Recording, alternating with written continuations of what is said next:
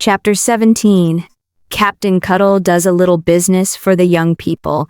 Captain Cuttle, in the exercise of that surprising talent for deep-laid and unfathomable scheming, with which, as is not unusual in men of transparent simplicity, he sincerely believed himself to be endowed by nature, had gone to Mr. Dombey's house on the eventful Sunday, winking all the way as a vent for his superfluous sagacity, and had presented himself in the full luster of the ankle-jacks before the eyes of Towlinson, hearing from that individual, to his great concern, of the impending calamity. Captain Cuttle, in his delicacy, sheered off again, confounded, merely handing in the nosegay as a small mark of his solicitude, and leaving his respectful compliments for the family in general, which he accompanied with an expression of his hope that they would lay their heads well to the wind under existing circumstances, and a friendly intimation that he would look up again tomorrow.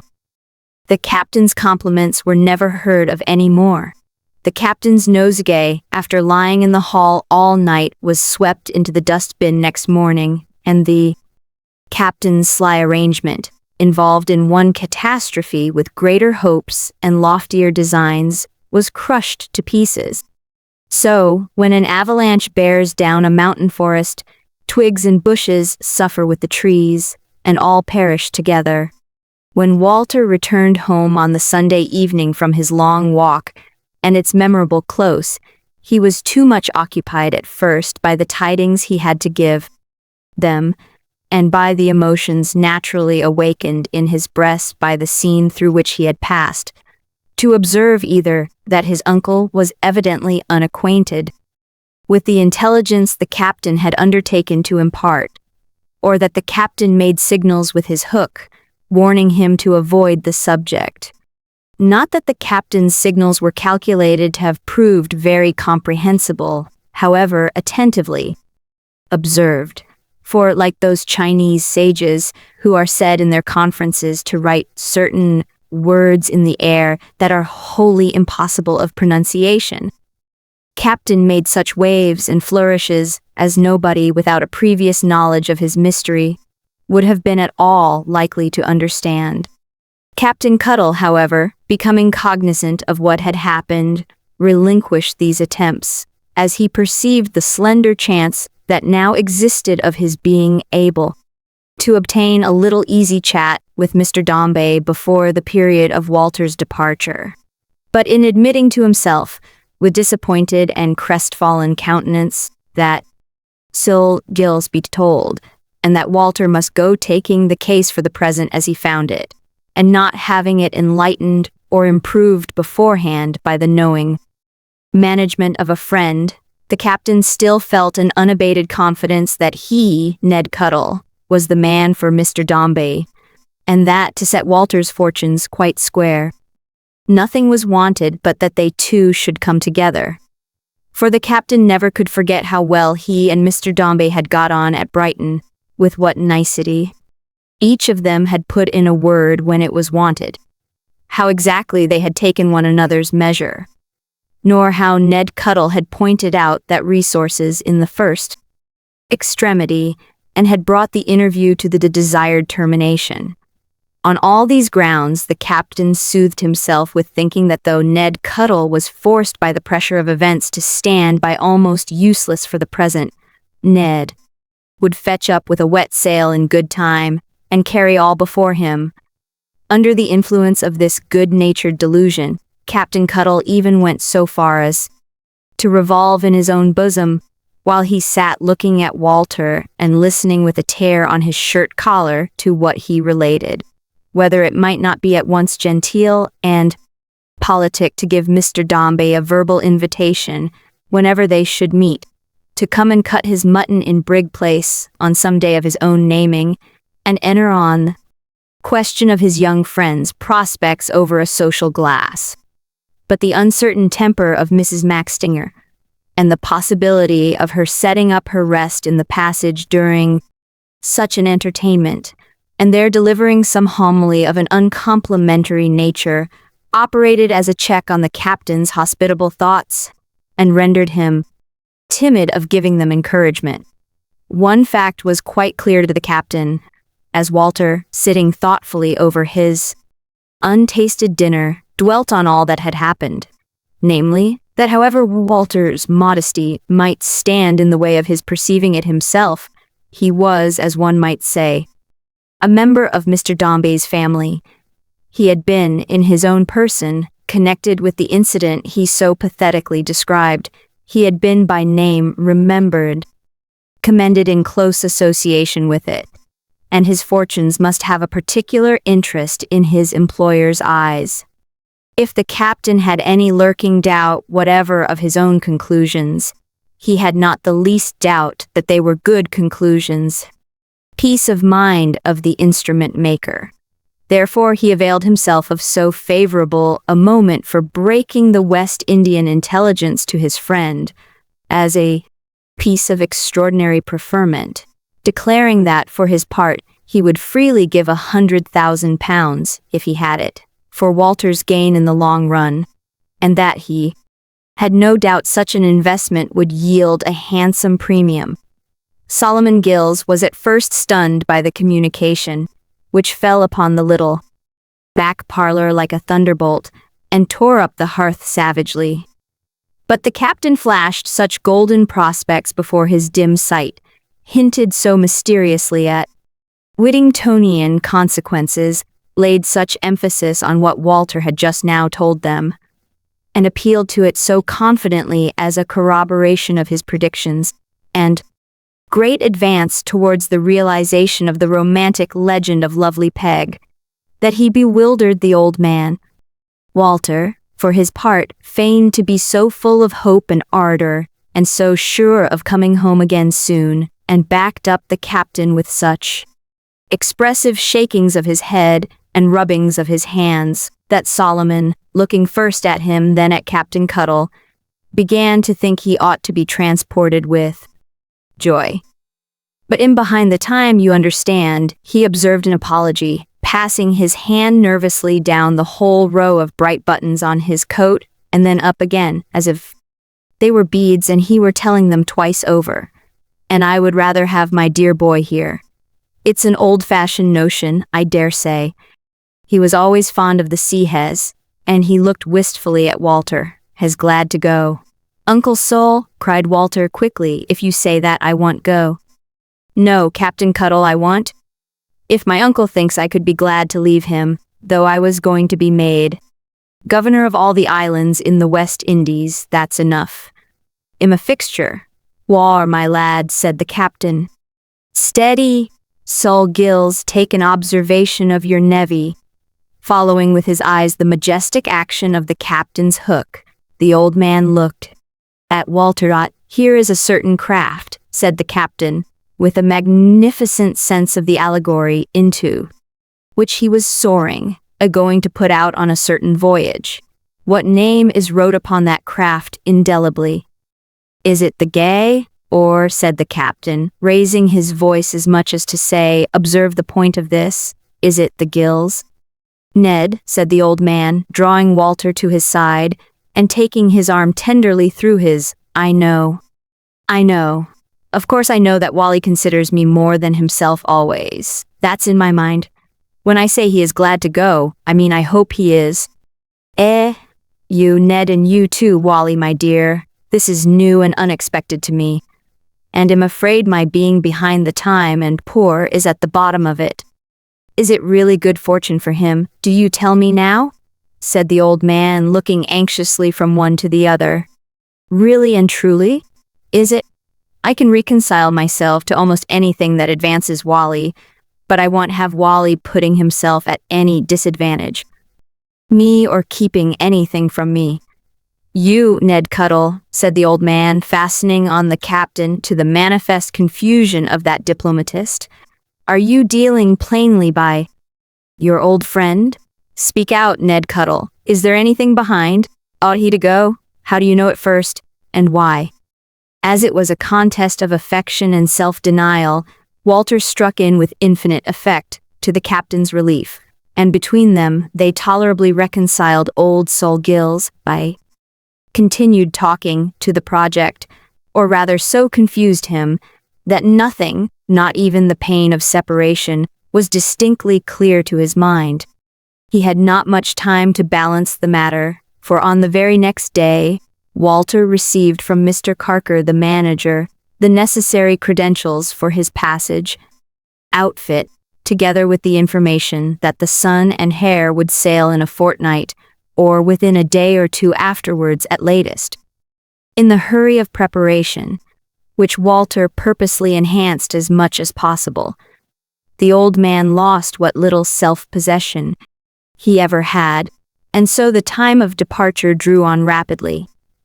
The captain, who did not fail to make himself acquainted with all that passed, through inquiries of Walter from day to day, found the time still tending on towards his going away, without any occasion offering itself, or seeming likely to offer itself, for a better understanding of his position. It was after much consideration of this fact, and much pondering over such an unfortunate combination of circumstances, that a bright idea occurred to the captain. Suppose he made a call on Mr. Carker, and tried to find out from him how the land really lay. Captain Cuttle liked this idea very much. It came upon him in a moment of inspiration, as he was smoking an early pipe in Brig Place after breakfast, and it was worthy of the tobacco. It would quiet his conscience, which was an honest one, and was made a little uneasy by what Walter had confided to him, and what Sol Gills had said, and it would be a deep, shrewd act of friendship. He would sound Mr. Carker carefully and say much or little, just as he read that gentleman's character, discovered that they got on well together or the reverse.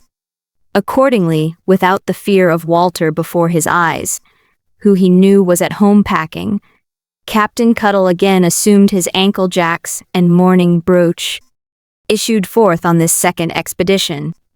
He purchased no propitiatory nosegay on the present occasion, as he was going to a place of business, but he put a small sunflower in his buttonhole to give himself an agreeable relish of the country, and with this, and the knobby stick, and the glazed hat, bore down upon the offices of Dombey and Son, after taking a glass of warm rum and water at a tavern close by.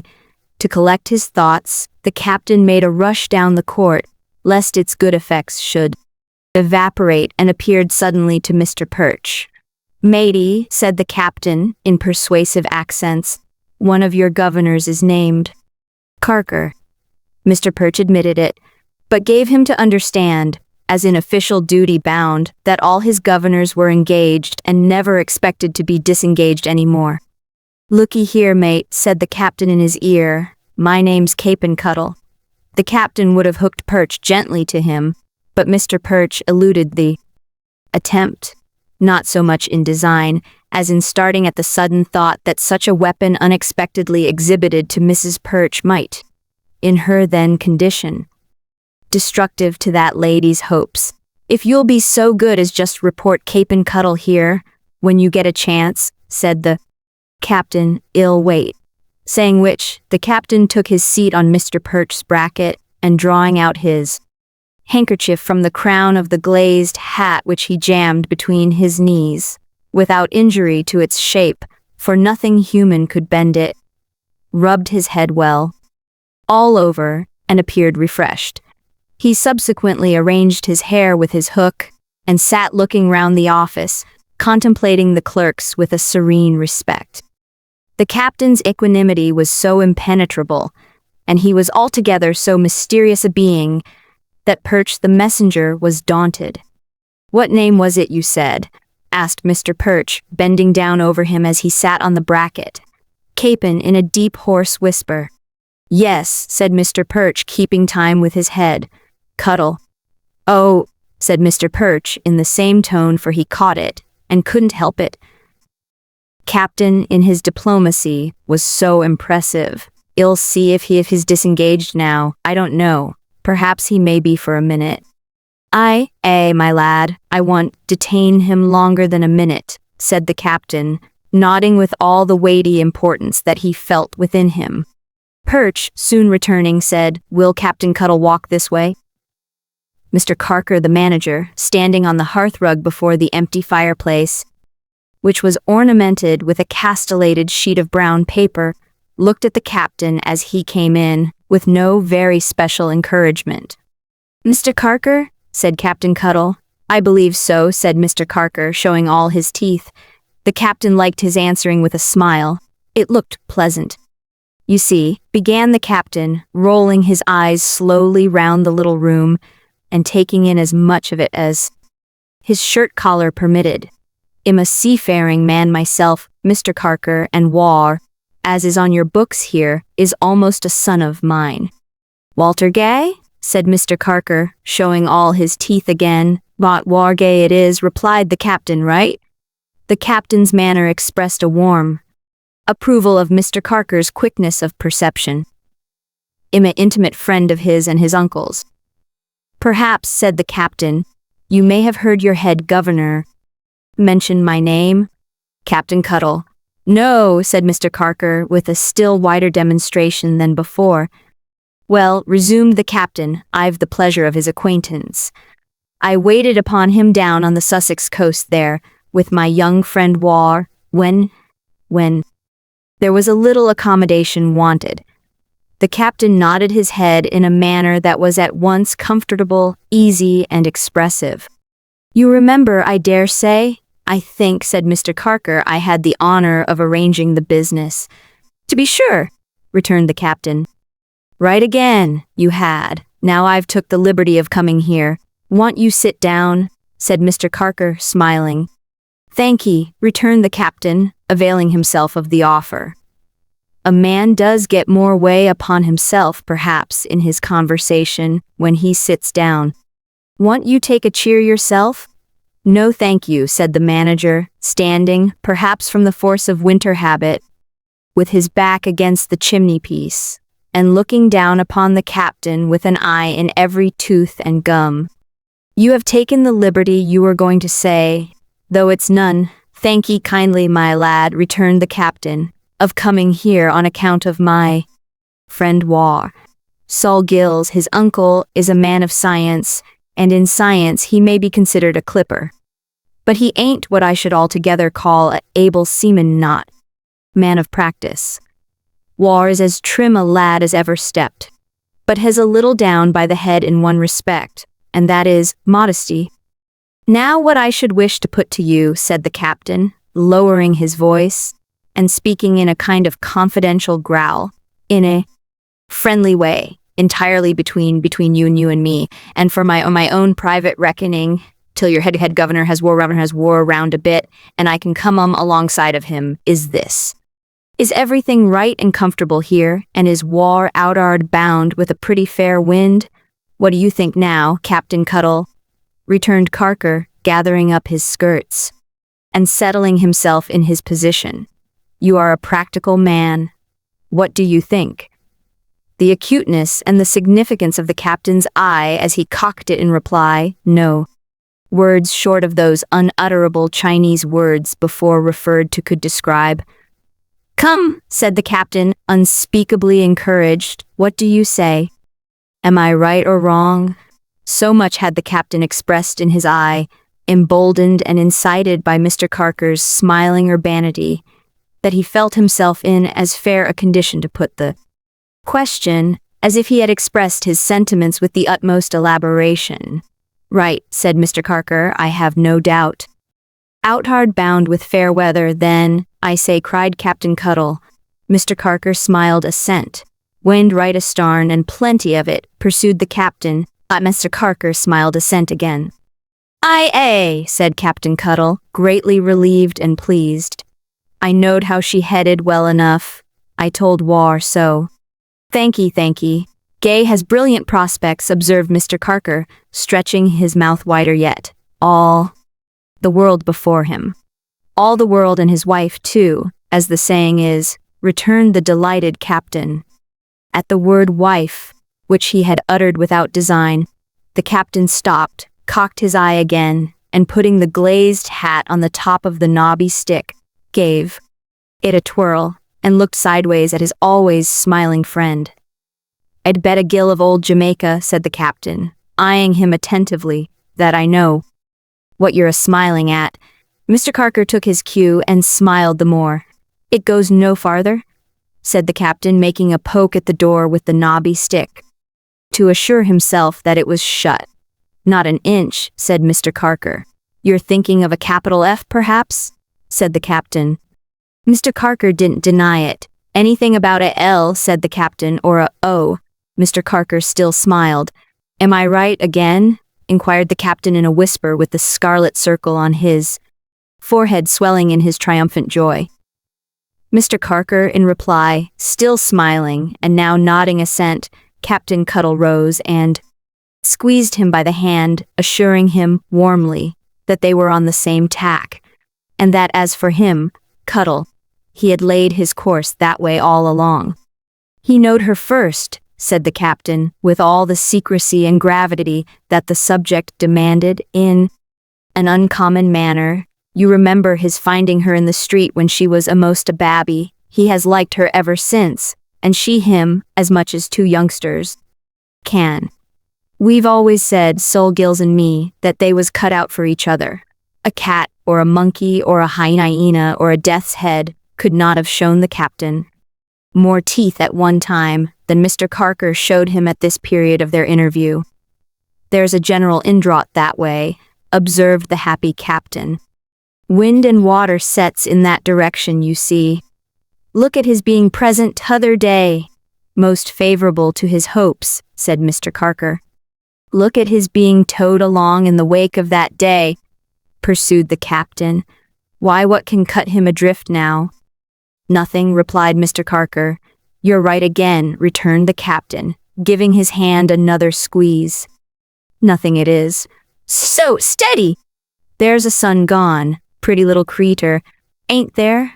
"Yes, there's a son gone," said the acquiescent Carker. "Pass the word, and there's another ready for you," quoth the captain.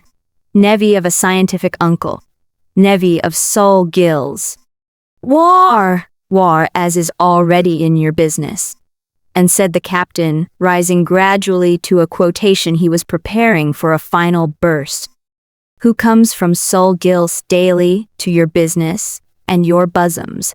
The captain's complacency as he gently jogged Mr. Carker with his elbow on, concluding each of the foregoing short sentences, could be surpassed by nothing but the exultation with which he fell back and eyed him when he had finished this brilliant display of eloquence and sagacity, his great blue waistcoat heaving with the throes of such a masterpiece, and his nose in a state of violent inflammation from the same cause. "Am I right?" said the captain.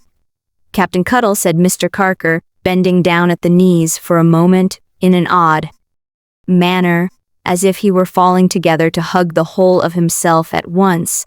"Your views in reference to Walter Gay are thoroughly and accurately right.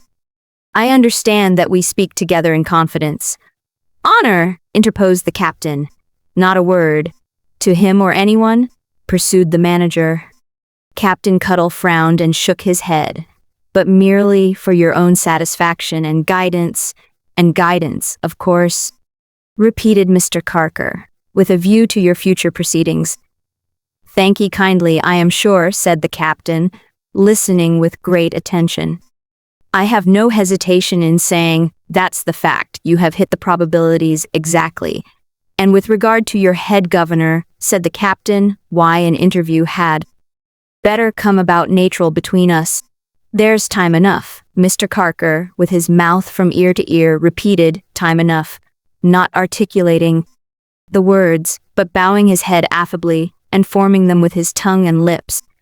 "And as I know, it's what I always said. That war's in a way to make his fortune," said the captain. "To make his fortune," Mr. Carker repeated, in the same dumb manner. "And as war's going on this little voyage is, as I may say, in his day's work, and part of his general expectations here," said the captain. "Of his general expectations here," assented Mr. Carker, dumbly as before. "Why, so long as I know that," pursued the captain, "there's no hurry, and my mind's at ease." Mr. Carker still blandly assenting in the same voiceless manner, Captain Cuttle was strongly confirmed in his opinion that he was one of the most agreeable men he had ever met, and that even Mr. Dombey might improve himself on such a model. With great heartiness, therefore, the captain once again extended his enormous hand, not unlike an old block in color, and gave him a grip that left upon his smoother flesh proof impression of the chinks and crevices with which the captain's palm was liberally tattooed. "Farewell," said the captain. "I ain't a man of many words, but I take it very kind of you to be so friendly and above board. You'll excuse me if I've been at all intruding." "Will you?" said the captain. "Not at all," returned the other. "Thank ye. My berth ain't very roomy," said the captain, turning back again, "but it's tolerably snug, and if you was to find yourself near Brig Place, number 9, at any time, will you make a note of it, and would come upstairs without minding what was said by the person at the door? I should be proud to see you." With that hospitable invitation, the captain said good day, and walked out and shut the door, leaving Mr. Carker still reclining against the chimney-piece, in whose sly look and watchful manner, in whose false mouth stretched but not laughing, in whose spotless cravat and very whiskers, even in whose silent passing of his soft hand over his white linen and his smooth face, there was something desperately cat-like. The unconscious captain walked out in a state of self-glorification that imparted quite a new cut to the broad blue suit. "Stand by, Ned!" said the captain to himself. "You've done a little business for the youngsters today, my lad." In his exultation, and in his familiarity, present and prospective with the house, the captain, when he reached the outer office, could not refrain from rallying Mr. Perch little and asking him whether he thought everybody was still engaged. But not to be bitter on a man who had done his duty, the captain whispered in his ear that if he felt disposed for a glass of rum and water, and would follow, he would be happy to bestow the same upon him. Before leaving the premises, the captain, somewhat to the astonishment of the clerks, looked round from a central point of view, and took a general survey of the officers part and parcel of a project in which his young friend was nearly interested. The strong room excited his especial admiration. That he might not appear too particular, he limited himself to an approving glance, and, with a graceful recognition of the clerks as a body that was full of politeness and patronage, passed out into court. Being promptly joined by Mr. Perch, he conveyed that gentleman to the tavern, and fulfilled his pledge hastily, for Perch's time was precious. "I'll give you for a toast," said the captain. "War." "Who?" submitted Mr. Perch. "War," repeated the captain in a voice of thunder. Mr. Perch, who seemed to remember having heard in infancy that there was once a poet of that name, made no objection, but he was much astonished at the captain's coming into the city to propose a poet. Indeed, if he had proposed to put a poet's statue up, say Shakespeare's for example, in a civic thoroughfare, he could hardly have done a greater outrage to Mr. Perch's experience. On the whole, he was such a mysterious and incomprehensible character that Mr. Perch decided not to mention him to Mrs. Perch at all, in case of giving rise to any disagreeable consequences. Mysterious and incomprehensible, the captain, with that lively sense upon him of having done a little business for the youngsters, remained all day, even to his most intimate friends, and that Walter attributed his winks and grins, and other such pantomimic reliefs of himself, to his satisfaction in the success of their innocent deception upon old Sol Gills. He would assuredly have betrayed himself before night. As it was, however, he kept his own secret, and went home late from the instrument-maker's house, wearing the glazed hat so much on one side, and carrying such a beaming expression in his eyes that Mrs. Max Stinger, who might have been brought up at Dr. Blimber's, she was such a Roman matron, fortified herself at the first glimpse of him behind the open street door, and refused to come out to the contemplation of her blessed infants, until he was securely lodged in his own room. Chapter 18. Father and Daughter. There is a hush through Mr. Dombey's house. Servants gliding up and down stairs. Rustle, but make no sound of footsteps. They talk together constantly and sit long at meals, making much of their meat and drink and enjoying themselves after a grim, unholy fashion. Mrs. Wickham, with her eyes suffused with tears, relates melancholy anecdotes and tells them how she always said at Mrs. Pipchin's that it would be so, and takes more table ale than usual and is very sorry but sociable. Cook's state of mind is similar. She promises a little fry for supper and struggles about equally against her feelings and the onions. Towlinson begins to think there's a fate in it and wants to know if anybody can tell him of any good that ever came of living in a corner house. It seems to all of them as having happened a long time ago, though yet the child lies calm and beautiful upon his little bed. After dark there come some visitors, noiseless visitors with shoes of felt, who have been there before, and with them comes that bed of rest which is so strange a one for infant sleepers.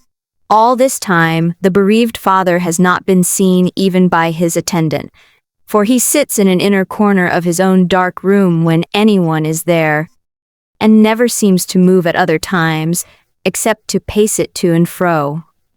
But in the morning it is whispered among the household that he was heard to go upstairs in the dead night, and that he stayed there, in the room until the sun was shining. At the offices in the city, the ground-glass windows are made more dim by shutters, and while the lighted lamps upon the desks are half extinguished by the day that wanders in, the day is half extinguished by the lamps, and an unusual gloom prevails. There is not much business done. The clerks are indisposed to work, and they make assignations to eat chops in the afternoon and go up the river. Perch, the messenger, stays long upon his errands and finds himself in bars of public houses, invited thither by friends and holding forth on the uncertainty of human affairs. He goes home to Ball's Pond earlier in the evening than usual and treats Mrs. Perch to a veal cutlet and Scotch ale. Mr. Carker, the manager, treats no one. Neither is he treated, but alone in his own room he shows his teeth all day, and it would seem that there is something gone from Mr. Carker's path, some obstacle removed, which clears his way before him. Now the rosy children living opposite to Mr. Dombey's house peep from their nursery windows down into the street, for there are 4 black horses at his door, with feathers on their heads, and feathers tremble on the carriage that they draw, and these, and an array of men with scarves and staves, attract a crowd. The juggler who is going to twirl the basin puts his loose coat on again over his fine dress. His trudging wife, one-sided with her heavy baby in her arms, loiters to see the company come out, but closer to her dingy breast she presses her baby, when the burden that is so easily carried is borne forth, and the youngest of the rosy children at the high window opposite needs no restraining hand to check her in her glee, when, pointing with her dimpled finger, she looks into her nurse's face and asks, "What's that?" And now, among the knot of servants dressed in mourning and the weeping women, Mr. Dombey passes through the hall to the other carriage that is waiting to receive him. He is not brought down, these observers think, by sorrow and distress of mind. His walk is as erect, his bearing is as stiff as ever it has been. He hides his face behind no handkerchief and looks before him. But that his face is something sunk and rigid, and is pale, it bears the same expression as of old. He takes his place within the carriage, and 3 other gentlemen follow. Then the grand funeral moves slowly down the street. The feathers are yet nodding in the distance, when the juggler has the basin spinning on a cane, and has the same crowd to admire it. But the juggler's wife is less alert than usual with the money box, for a child's burial has set her. Thinking that perhaps the baby underneath her shabby shawl may not grow up to be a man, and wear a sky-blue fillet round his head, and salmon-colored worsted drawers, and tumble in the mud. The feathers wind their gloomy way along the streets, and come within the sound of a church bell. In this same church, the pretty boy received all that will soon be left of him on earth, a name, all of him that is dead. They lay there, near the perishable substance of his mother. It is well. Their ashes lie where Florence in her walks. Lonely, lonely walks, may pass them any day. The service over, and the clergyman withdrawn, Mr. Dombey looks round, demanding in a low voice whether the person who has been requested to attend to receive instructions for the tablet is there. Someone comes forward and says yes. Mr. Dombey intimates where he would have it placed, and shows him with his hand upon the wall the shape and size, and how it is to follow the memorial. Then, with his pencil, he writes out the inscription, and gives it to him, adding, "Wish to have it done at once. It shall be done immediately, sir. There is really nothing to inscribe but name and age, you see." The man bows, glancing at the paper, but appears to hesitate. Mr. Dombey, not observing his hesitation, turns away, and leads towards the porch. "I beg your pardon, sir." A touch falls gently on his morning cloak. "But as you wish it done immediately, and it may be put in hand when I get back. Well, will you be so good as read it over again? I think there's a mistake." Where, the statuary gives him back the paper, and points out with his pocket rule, "Words, beloved and only child.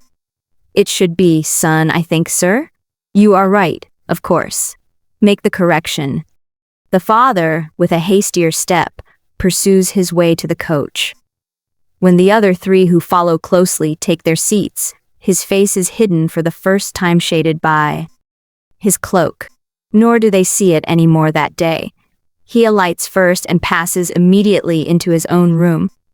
The other mourners, who are only Mr. Chick and two of the medical attendants, proceed upstairs to the drawing room to be received by Mrs. Chick and Miss Tox.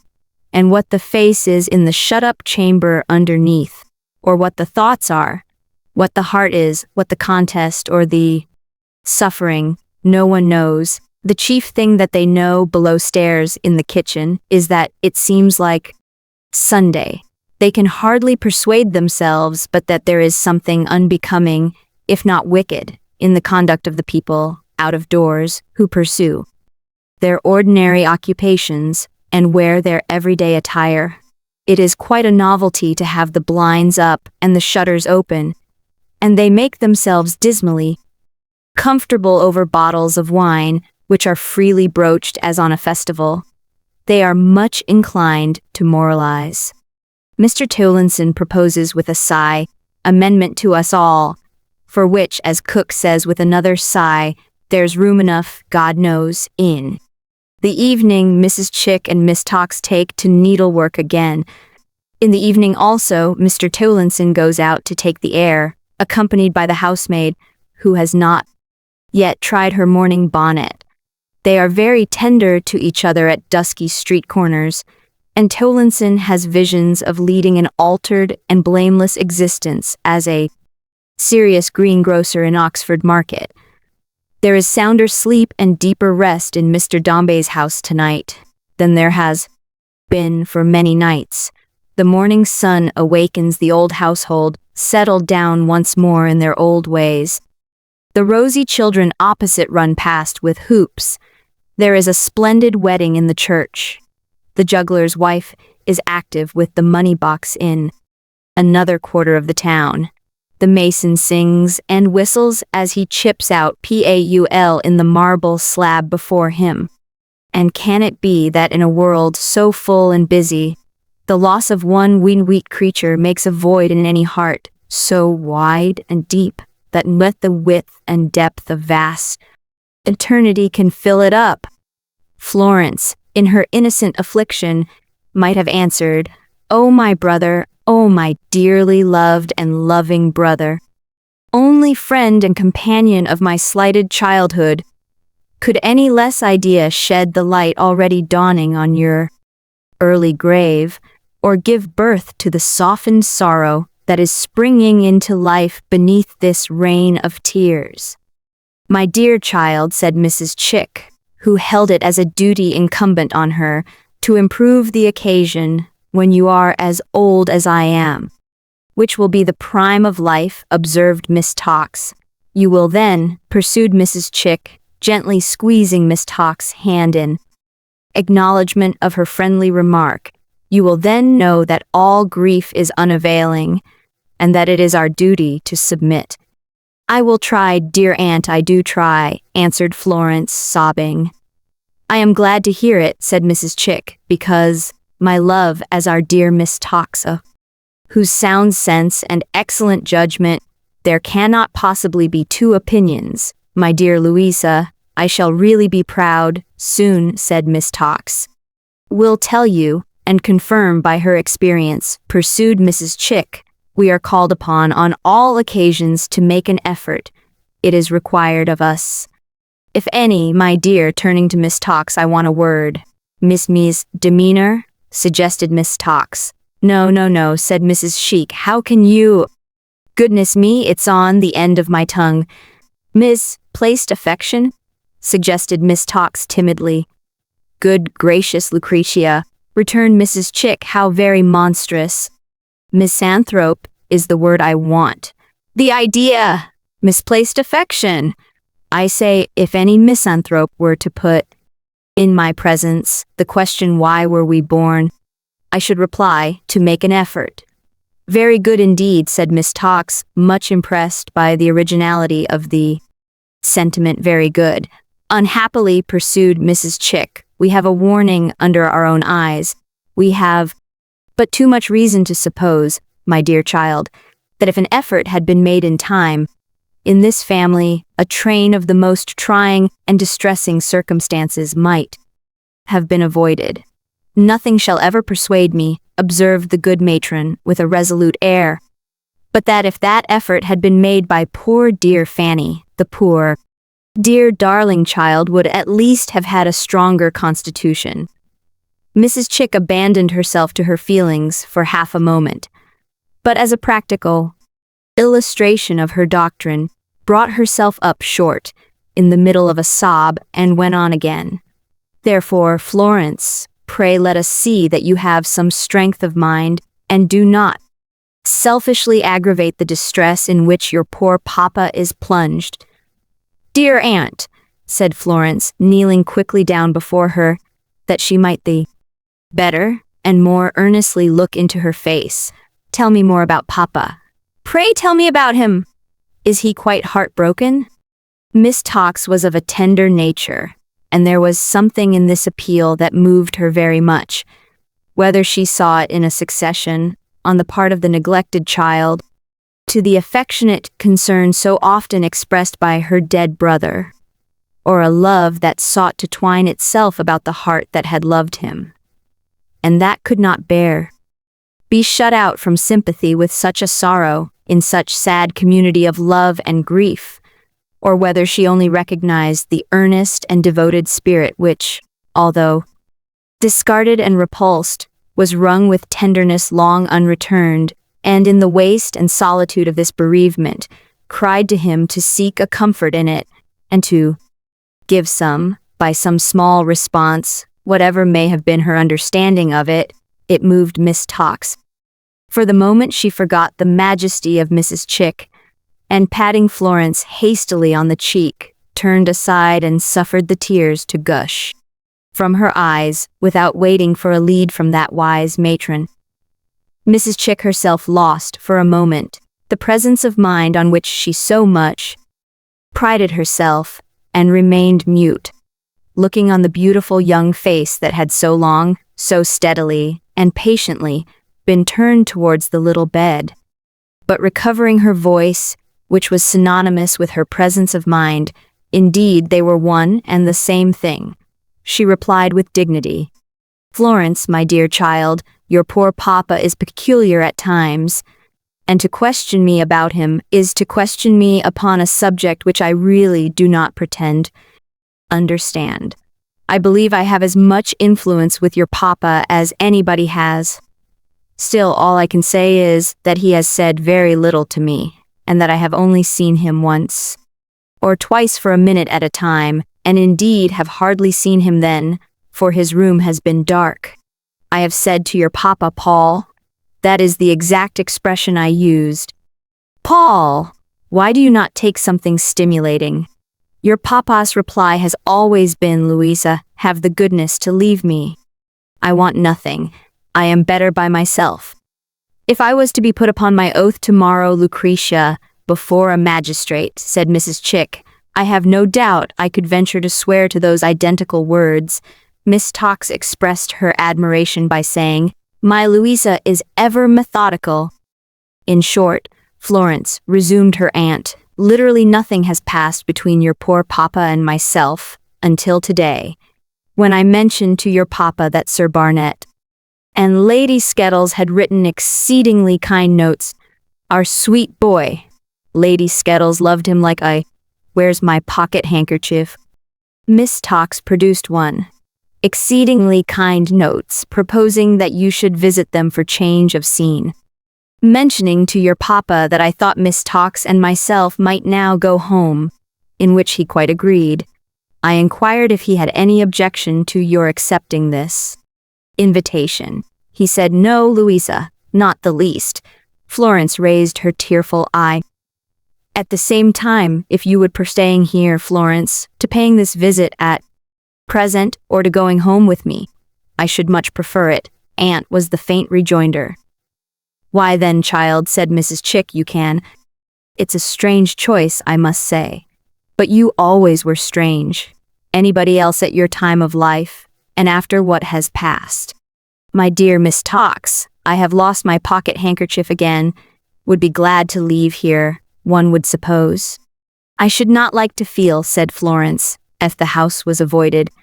I should not like to think that the rooms upstairs were quite empty and dreary, aunt. I would rather stay here for the present. Oh, my brother! Oh, my brother! It was a natural emotion not to be suppressed, and it would make way even between the fingers of the hands with which she covered up her face. The overcharged and heavy-laden breast must sometimes have that vent, or the poor wounded solitary heart within it would have fluttered like a bird with broken wings and sunk down in the dust. Well, child, said Mrs. Chick, after a pause, I wouldn't on any account say anything unkind to you, and that I'm sure you know. You will remain here then and do exactly as you like. No one will interfere with you, Florence, or wish to interfere with you, I'm sure. Florence shook her head in sad assent. I had no sooner begun to advise your poor papa that he really ought to seek some distraction and restoration in a temporary change, said Mrs. Chick. Then he told me he had already formed the intention of going into the country for a short time. I'm sure I hope he'll go very soon. He can't go too soon. But I suppose there are some arrangements connected with his private papers and so forth, consequent on the affliction that has tried us all so much. I can't think what's become of mine. Lucretia, lend me yours, or my dear, that may occupy him for 1 or 2 evenings in his own room. Your papa's a Dombey child, if ever there was one, said Mrs. Chick, drying both her eyes at once with great care on opposite corners of Miss Tox's handkerchief. He'll make an effort. There's no fear of him. Is there nothing, aunt, said Florence, trembling, I might do to— Lord, my dear child, interposed Mrs. Chick hastily. What are you talking about? If your papa said to me, I have given you his exact words, Louisa, I want nothing. I am better by myself. What do you think he'd say to you? You mustn't show yourself to him, child. Don't dream of such a thing. Aunt, said Florence, I will go and lie down on my bed. Mrs. Chick approved of this resolution and dismissed her with a kiss. But Miss Tox, on a faint pretense of looking for the mislaid handkerchief, went upstairs after her, and tried in a few stolen minutes to comfort her, in spite of great discouragement from Susan Nipper. For Miss Nipper, in her burning zeal, disparaged Miss Tox as a crocodile, yet her sympathy seemed genuine, and had at least the vantage ground of disinterestedness. There was little favor to be won by it, and was there no one nearer and dearer than Susan to uphold the striving heart in its anguish? Was there no other neck to clasp, no other face to turn to? No one else to say a soothing word to such deep sorrow? Was Florence so alone in the bleak world that nothing else remained to her? Nothing. Stricken motherless and brotherless at once. For in the loss of little Paul, that first and greatest loss fell heavily upon her. This was the only help she had. Oh, who can tell how much she needed help at first? At first, when the house subsided into its accustomed course, and they had all gone away, except the servants, and her father shut up in his own rooms, Florence could do nothing but weep and wander up and down, and sometimes, in a sudden pang of desolate remembrance, fly to her own chamber, wring her hands, lay her face down on her bed, and know no consolation, nothing but the bitterness and cruelty of grief. This commonly ensued upon the recognition of some spot or object very tenderly associated with him, and it made the miserable house at first a place of agony. But it is not in the nature of pure love to burn so fiercely and unkindly long. The flame that in its grosser composition has the taint of earth may prey upon the breast that gives it shelter, but the fire from heaven is as gentle in the heart as when it rested on the heads of the assembled 12, and showed each man his brother, brightened and unhurt. The image conjured up, there soon returned the placid face, the softened voice, the loving looks, the quiet trustfulness and peace, and Florence, though she wept still, wept more tranquilly, and courted the remembrance. It was not very long before the golden water, dancing on the wall in the old place, the old serene time, had her calm eye fixed upon it as it ebbed away. It was not very long before that room again knew her, often, sitting there alone, as patient and as mild as when she had watched beside the little bed. When any sharp sense of its being empty smote upon her, she could kneel beside it and pray God. It was the pouring out of her full heart to let one angel love her and remember her. It was not very long before, in the midst of the dismal house so wide and dreary, low voice in the twilight, slowly and stopping sometimes, touched the old air to which he had so often listened, with his drooping head upon her arm.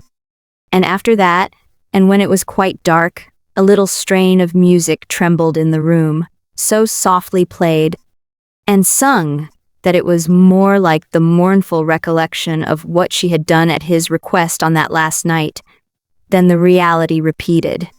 But it was repeated often, very often, in the shadowy solitude, and broken murmurs of the strain still trembled on the keys when the sweet voice was hushed in tears. Thus she gained heart to look upon the work with which her fingers had been busy by his side on the seashore, and thus it was not very long before she took to it again, with something of a human love for it, as if it had been sentient and had known him, and, sitting in a window near her mother's picture, in the unused room so long deserted, wore away the thoughtful hours. Why did the dark eyes turn so often from this work to where the rosy children lived? They were not immediately suggestive of her loss, for they were all girls, 4 little sisters. But they were motherless like her, and had a father. It was easy to know when he had gone out and was expected home, for the elder child was always dressed and waiting for him at the drawing-room window, or on the balcony, and when he appeared her expectant face lighted up with joy, while the others at the high window, and always on the watch too, clapped their hands and drummed them on the sill and called to him. The elder child would come down to the hall and put her hand in his and lead him up the stairs, and Florence would see her afterwards sitting by his side or on his knee or hanging coaxingly about his neck and talking to him, and though they were always gay together, he would often watch her face as if he thought her like her mother that was dead. Florence would sometimes look no more at this, and bursting into tears would hide behind the curtain as if she were frightened or would hurry from the window. Yet she could not help returning, and her work would soon fall unheeded from her hands again. It was the house that had been empty years ago. It had remained so for a long time. At last, and while she had been away from home, this family had taken it, and it was repaired and newly painted, and there were birds and flowers about it, and it looked very different from its old self. But she never thought of the house.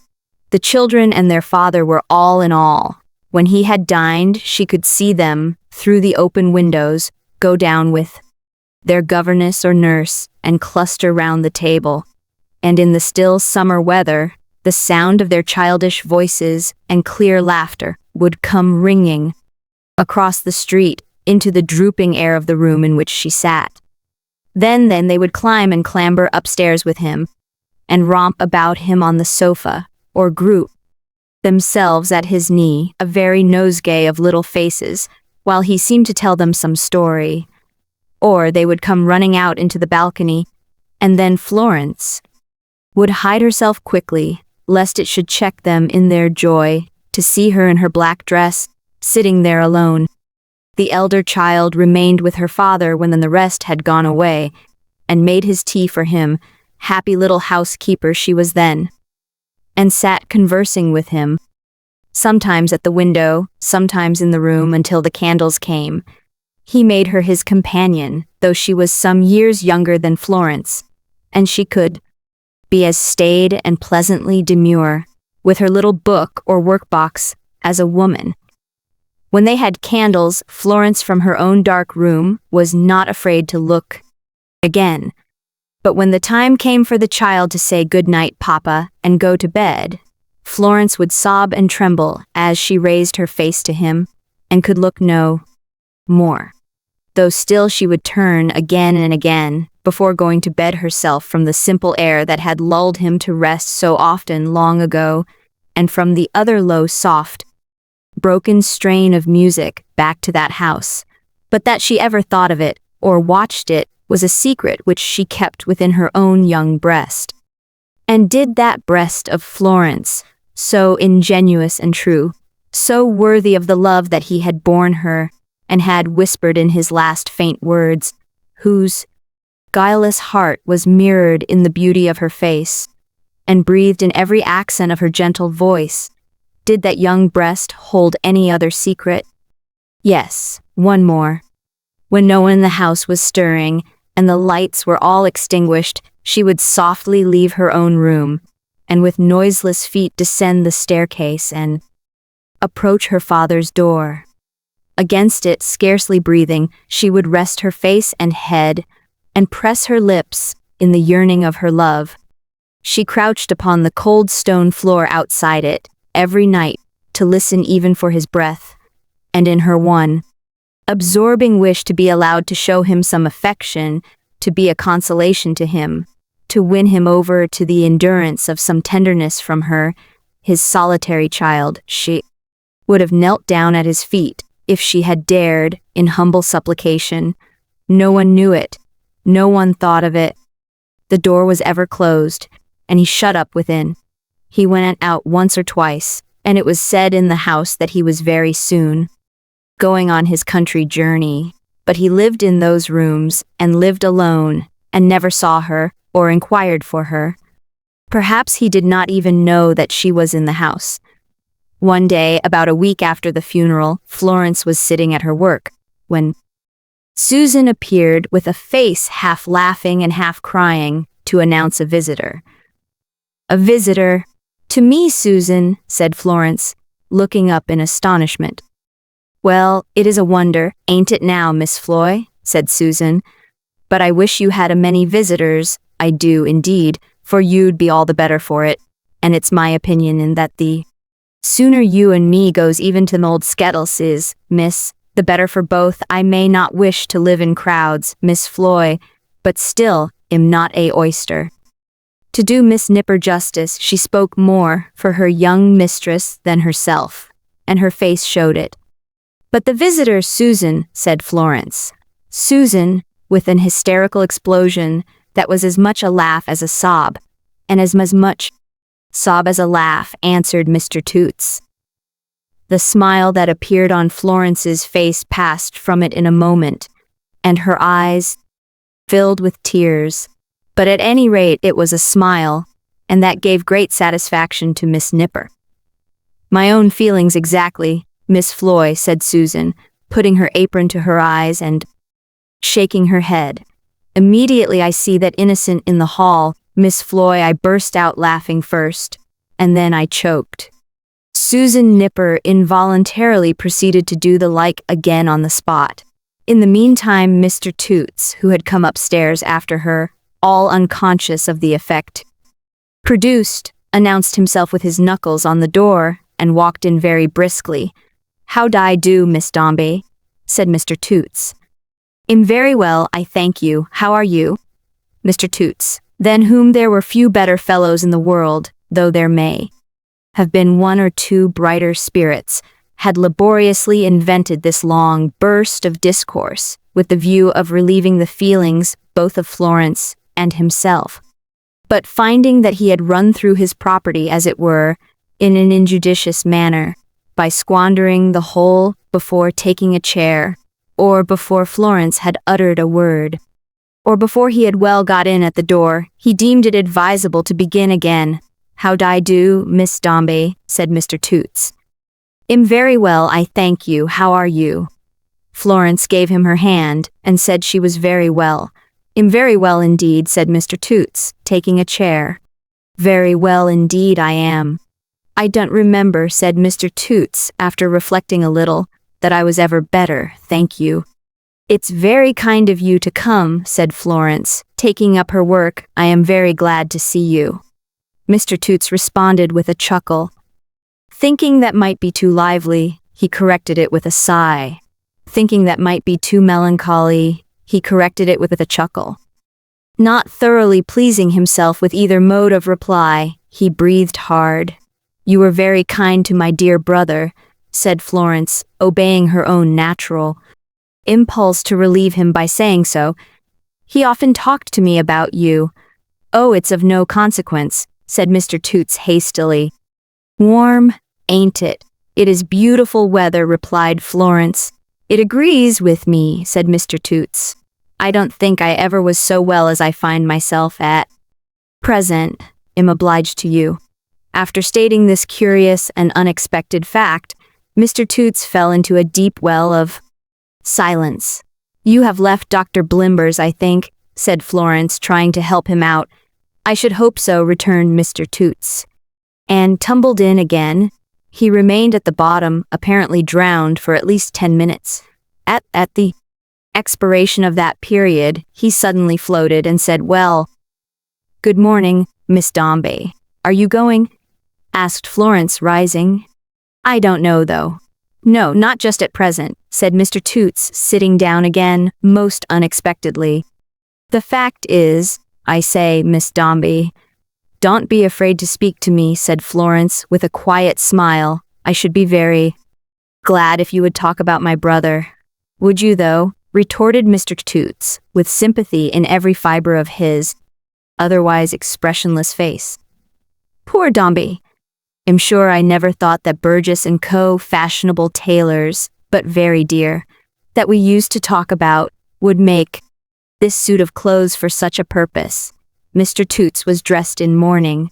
Poor Dombey. I say, Miss Dombey, blubbered Toots. Yes, said Florence. There's a friend he took to very much at last. I thought you'd like to have him, perhaps as a sort of keepsake. You remember his remembering Diogenes? Oh yes, cried Florence. Poor Dombey! So do I, said Mr. Toots. Mr. Toots, seeing Florence in tears, had great difficulty in getting beyond this point, and had nearly tumbled into the well again. But a chuckle saved him on the brink. I say, he preceded Miss Dombey. I could have had him stolen for 10 shillings if they hadn't given him up, and I would, but they were glad to get rid of him, I think. If you'd like to have him, he's at the door. I brought him on purpose for you. He ain't a lady's dog, you know, said Mr. Toots, but you won't mind that, will you? In fact, Diogenes was at that moment, as they presently ascertained from looking down into the street, staring through the window of a hackney cabriolet, into which, for conveyance to that spot, he had been ensnared on a false pretense of rats among the straw. Sooth to say, he was as unlike a lady's dog as might be, and in his gruff anxiety to get out presented an appearance sufficiently unpromising, as he gave short yelps out of one side of his mouth, and overbalancing himself by the intensity of every one of those efforts, tumbled down into the straw, and then sprung panting up again, putting out his tongue, as if he had come express to a dispensary to be examined for his health. But though Diogenes was ridiculous a dog, as one would meet with on a summer's day, a blundering, ill-favored, clumsy, bullet-headed dog, continually acting on a wrong idea that there was an enemy in the neighborhood whom it was meritorious to bark at, and though he was far from good-tempered and certainly was not clever, and had hair all over his eyes, and a comic nose, and an inconsistent tail, and a gruff voice, he was dearer to Florence in virtue of that parting remembrance of him, and that request that he might be taken care of, than the most valuable and beautiful his kind. So dear indeed was this same ugly Diogenes, and so welcome to her, that she took the jeweled hand of Mr. Toots and kissed it in her gratitude. And when Diogenes, released, came tearing up the stairs and bouncing into the room, such a business as there was first to get him out of the cabriolet, dived under all furniture, and wound a long iron chain that dangled from his neck, round legs of chairs and tables, and then tugged at it until his eyes became unnaturally visible, in consequence of their nearly starting out of his head, and when he growled at Mr. Toots, who affected familiarity, and went pell-mell at Towlinson, morally convinced that he was the enemy whom he had barked at round the corner all his life, and had never seen yet. Florence was as pleased with him as if he had been a miracle of discretion. Mr. Toots was so overjoyed by the success of his present, and was so delighted to see Florence bending down over Diogenes, smoothing his coarse back with her little, delicate hand, Diogenes graciously allowing it from the first moment of their acquaintance, that he felt it difficult to take leave, and would no doubt have been a much longer time in making up his mind to do so, if he had not been assisted by Diogenes himself, who suddenly took it into his head to bay Mr. Toots, and to make short runs at him with his mouth open, not exactly seeing his way to the end of these demonstrations, and sensible that they placed the pantaloons constructed by the art of Burgess and Co. in jeopardy. Mr. Toots, with chuckles, lapsed out at the door, by which, after looking in again 2 or 3 times, without any object at all, and being on each occasion greeted with a fresh run from Diogenes, he finally took himself off and got away. Come then, dear, make friends with your new mistress. Let us love each other, Di, said Florence, fondling his shaggy head. And Di, the rough and gruff, as if his hairy hide were pervious to the tear that dropped upon it, and his dog's heart melted as it fell, put his nose up to her face, and swore fidelity. Diogenes the man did not speak plainer to Alexander the Great than Diogenes' dog spoke to Florence. He subscribed to the offer of his little mistress cheerfully, and devoted himself to her service. A banquet was immediately provided for him in a corner, and when he had eaten and drunk his fill, he went to the window where Florence was sitting, looking on, rose up on his hind legs, with his awkward forepaws on her shoulders, licked her face and hands, nestled his great head against her heart, and wagged his tail till he was tired. Finally, Diogenes coiled himself up at her feet and went to sleep. Although Miss Nipper was nervous in regard of dogs, and felt it necessary to come into the room with her skirts carefully collected about her, as if she were crossing brook on stepping stones, also to utter little screams and stand up on chairs when Diogenes stretched himself, she was in her own manner affected by the kindness Mr. Toots, and could not see Florence so alive to the attachment and society of this rude friend of little Paul's, without some mental comments thereupon, that brought the water to her eyes. Mr. Dombey, as a part of her reflections, may have been in the association of ideas connected with the dog, but at any rate, after observing Diogenes and his mistress all the evening, and after exerting herself with much goodwill to provide Diogenes a bed in an ante-chamber outside his mistress' door, she said hurriedly to Florence, before leaving her for the night, "Your pa's a-going off, Miss Floy, tomorrow morning." "Tomorrow morning, Susan?" "Yes, miss, that's the orders." "Do you know," asked Florence without looking at her, "where Papa is going, Susan?" "Not exactly, miss. He's going to meet that precious major first, and I must say if I was acquainted with any major myself, which heavens forbid, it shouldn't be a blue one." "Hush, Susan," urged Florence gently. "Well, Miss Floy," returned Miss Nipper, who was full of burning indignation and minded her stops even less than usual. "I can't help it, blue he is, and while I was a Christian, although humble, I would have natural-colored friends or none." It appeared from what she added and had gleaned downstairs that Mrs. Chick had proposed the Major for Mr. Dombey's companion, and that Mr. Dombey, after some hesitation, had invited him. "Talk of him being a change, indeed," observed Miss Nipper to herself with boundless contempt. "If his a change, give me a constancy." "Good night, Susan," said Florence. "Good night, my darling dear Miss Floy." Her tone of commiseration smote the chord so often roughly touched, but never listened to while she or anyone looked on. Florence, left alone, laid her head upon her hand, and pressing the other over her swelling heart, held free communication with her sorrows. It was a wet night, and the melancholy rain fell pattering and dropping with a weary sound. A sluggish wind was blowing and went moaning round the house as if it were in pain or grief. A shrill noise quivered through the trees. While she sat weeping, it grew late and dreary midnight tolled out from the steeples. Florence was little more than a child in years, not yet 14, and the loneliness and gloom of such an hour in the great house, where death had lately made its own tremendous devastation, might have set an older fancy brooding on vague terrors. But her innocent imagination was too full of one theme to admit them. Nothing wandered in her thoughts but love, a wandering love indeed and castaway, but turning always to her father.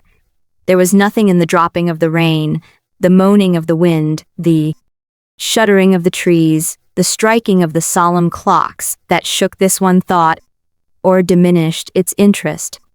Her recollections of the dear dead boy, and they were never absent, were itself the same thing. And oh, to be shut out, to be so lost, never to have looked into her father's face or touched him, since that hour. She could not go to bed, poor child, and never had gone yet, since then, without making her nightly pilgrimage to his door. It would have been a strange, sad sight to see her now, stealing lightly down the stairs through the thick gloom, and stopping at it with a beating heart, and blinded eyes, and hair that fell down loosely and unthought of, and touching it outside with her wet cheek. But the night covered it, and no one knew. The moment that she touched the door on this night, Florence found that it was open. For the first time it stood open, though by but a hair's breadth, and there was light within. The first impulse of the timid child, and she yielded to it, was to retire swiftly, her next to go back and to enter, and this second impulse held her in irresolution on the staircase. In its standing open, even by so much as that chink, there seemed to be hope. There was encouragement in seeing a ray of light from within, stealing through the dark stern doorway, and falling in a thread upon the marble floor. She turned back, hardly knowing what she did, but urged on by the love within her, and the trial they had undergone together but not shared, and with her hands a little raised and trembling, glided in. Her father sat at his old table in the middle room. He had been arranging some papers and destroying others, and the latter lay in fragile ruins before him. The rain dripped heavily upon the glass panes in the outer room, where he had so often watched poor Paul, a baby, and the low complainings of the wind were heard. Without, but not by him. He sat with his eyes fixed on the table, so immersed in thought that a far heavier tread than the light foot of his child could make might have failed to rouse him. His face was turned towards her. By the waning lamp, and at that haggard hour, it looked worn and dejected, and in the utter loneliness surrounding him there was an appeal to Florence that struck home. "Papa, Papa, speak to me, dear Papa." He started at her voice and leaped up from his seat. She was close before him with extended arms, but he fell back. "What is the matter?" he said sternly. "Why do you come here? What has frightened you?" If anything had frightened her, it was the face he turned upon her. The glowing love within the breast of his young daughter froze before it, and she stood and looked at him as if stricken into stone. There was not one touch of tenderness or pity in it. There was not one gleam of interest, parental recognition, or relenting in it. There was a change in it, but not of that kind. The old indifference and cold constraint had given place to something. What, she never thought and did not dare to think, and yet she felt it in its force, and knew it well without a name. That as it looked upon her, seemed to cast a shadow on her head. Did he see before him the successful rival of his son in health and life? Did he look upon his own successful rival in that son's affection? Did a mad jealousy and withered pride poison sweet remembrances that should have endeared and made her precious to him? Could it be possible that it was gall to him to look upon her in her beauty and her promise, thinking of his infant boy? Florence had no such thoughts, but love is quick to know when it is spurned and hopeless, and hope died out of hers as she stood looking in her father's face. "I ask you, Florence, are you frightened? Is there anything the matter that you come here?" "I came, Papa, against my wishes." Why? She saw he knew why.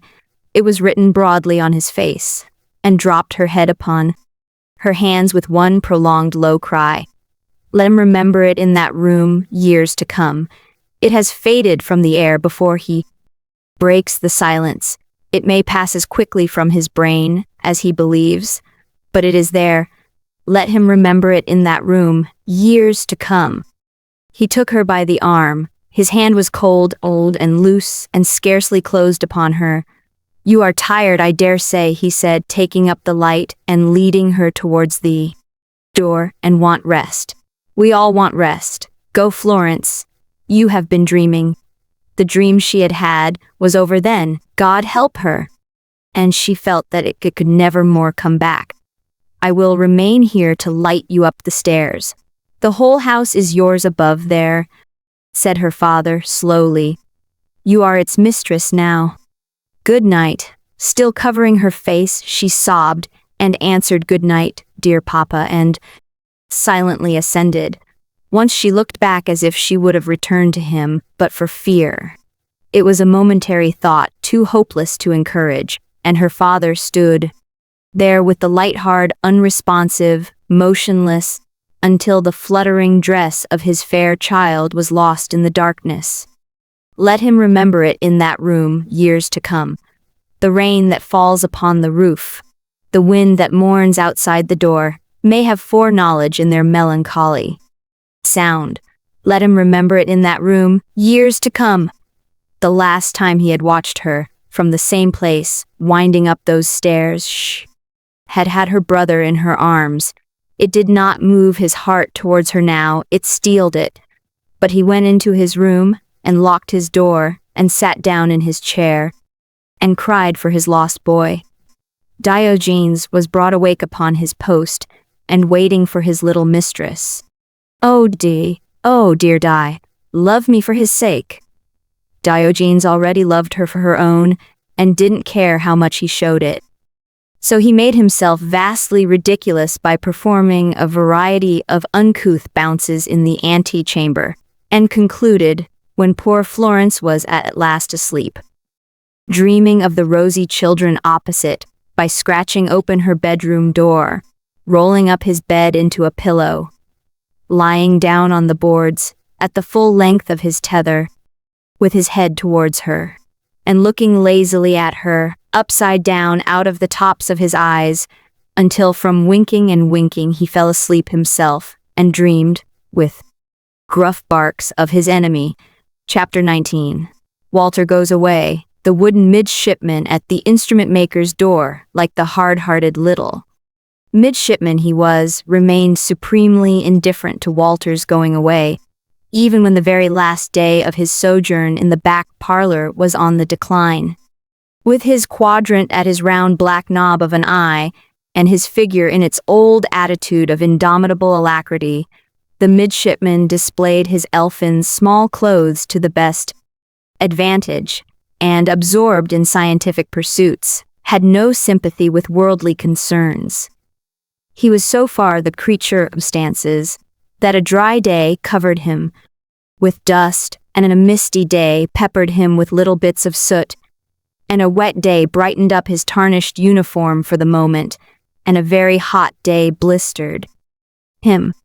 But otherwise he was a callous, obdurate, conceited midshipman, intent on his own discoveries, and caring as little for what went on about him, terrestrially. Archimedes at the taking of Syracuse. Such a midshipman he seemed to be, at least, in the then position of domestic affairs. Walter eyed him kindly many a time in passing in and out, and poor old soul, when Walter was not there, would come and lean against the doorpost, resting his weary wig as near the shoe buckles of the guardian genius of his trade and shop as he could. But no fierce idol with a mouth from ear to ear, and a murderous visage made of parrot's feathers, was ever more indifferent to the appeals of its savage votaries than was the midshipman to these marks of attachment. Walter's heart felt heavy as he looked round his old bedroom, up among the parapets and chimney pots, and thought that one more night already darkening would close his acquaintance with it, perhaps forever. Dismantled of his little stock of books and pictures, it looked coldly and reproachfully on him for his desertion, and had already a foreshadowing upon it of its coming strangeness. A few hours more, thought Walter, and no dream I ever had here, when I was a schoolboy, will be so little mine as this old room. The dream may come back in my sleep, and I may return waking to this place, it may be, but the dream at least will serve no other master, and the room may have a score, and every one of them may change, neglect, misuse it. But his uncle was not to be left alone in the little back parlor, where he was then sitting by himself, for Captain Cuttle, considerate in his roughness, stayed away against his will, purposely that they should have some talk together unobserved. So Walter, newly returned home from his last day's bustle, descended briskly to bear him company. "Uncle," he said gaily, laying his hand upon the old man's shoulder, "what shall I send you home from Barbados?" "Hope, my dear Wally. Hope that we shall meet again on this side of the grave. Send me as much of that as you can." "So I will, uncle. I have enough and to spare. Ill not be chary of it. And as to lively turtles, and limes for Captain Cuttle's punch, and preserves for you on Sundays, and all that sort of thing, why ill send you shiploads, uncle, when I'm rich. Enough. Old Soul wiped his spectacles, and faintly smiled. That's right, uncle, cried Walter, merrily, and clapping him 6 times more upon the shoulder. You cheer up me, I'll cheer up you. We'll be as gay as larks tomorrow morning, uncle, and well fly as high. As to my anticipations, they are singing out of sight now. Wally, my dear boy, returned the old man, I'll do my best, I'll do my best. And your best, uncle, said Walter, with his pleasant laugh, is the best that I know.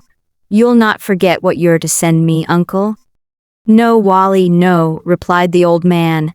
Everything I hear about Miss Dombey, now that she is left alone, poor lamb, ill right. I fear it won't be much though, Wally. Why, I'll tell you what, uncle, said Walter, after a moment's hesitation, I have just been up there. Eh, murmured the old man, raising his eyebrows, and his spectacles with them.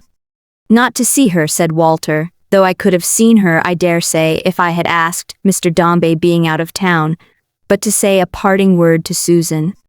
I thought I might venture to do that, under the circumstances, and remembering when I saw Miss Dombey last.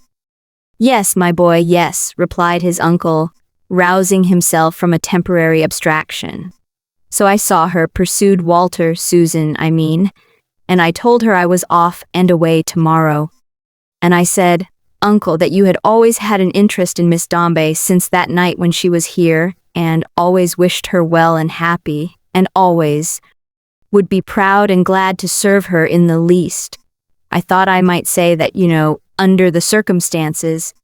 Don't you think so? Yes, my boy, yes, replied his uncle in the tone as before. And I added, pursued Walter, that if she, Susan, could ever let you know, either through herself or Mrs. Richards, or anybody else who might be coming this way, that Miss Dombey was well and happy, you would take it very kindly, and would write so much to me, and I should take it very kindly too. There.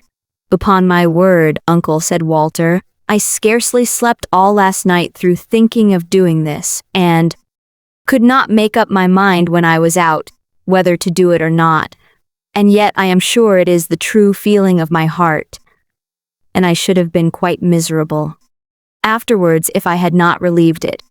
His honest voice and manner corroborated what he said, and quite established its ingenuousness. So if you ever see her, uncle, said Walter, Miss Dombey now, and perhaps you may, who knows, tell her how much I felt for her, how much I used to think of her when I was here, how I spoke of her, with the tears in my eyes, uncle, on this last night before I went away. Tell her that I said I never could forget her gentle manner, or her beautiful face, or her sweet kind disposition that was better than all. And as I didn't take them from a woman's feet, or a young lady's, only a little innocent child, said Walter. Tell her, if you don't mind, uncle, that I kept those shoes shell.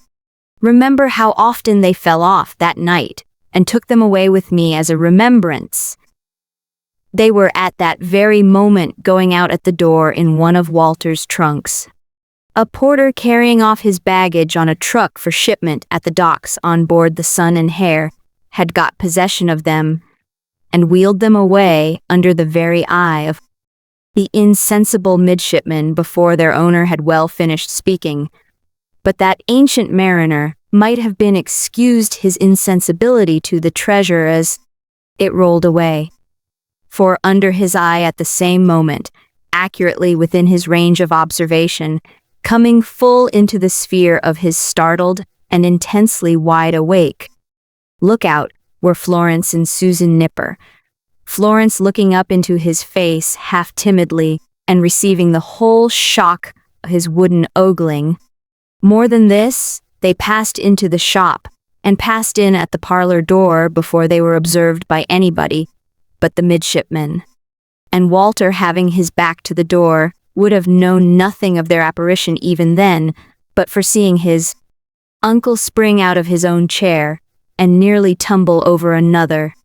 "Why, uncle," exclaimed Walter. "What's the matter?" Old Solomon, replied Miss Dombey. "Is it possible?" cried Walter, looking round and starting up in his turn. "Here!"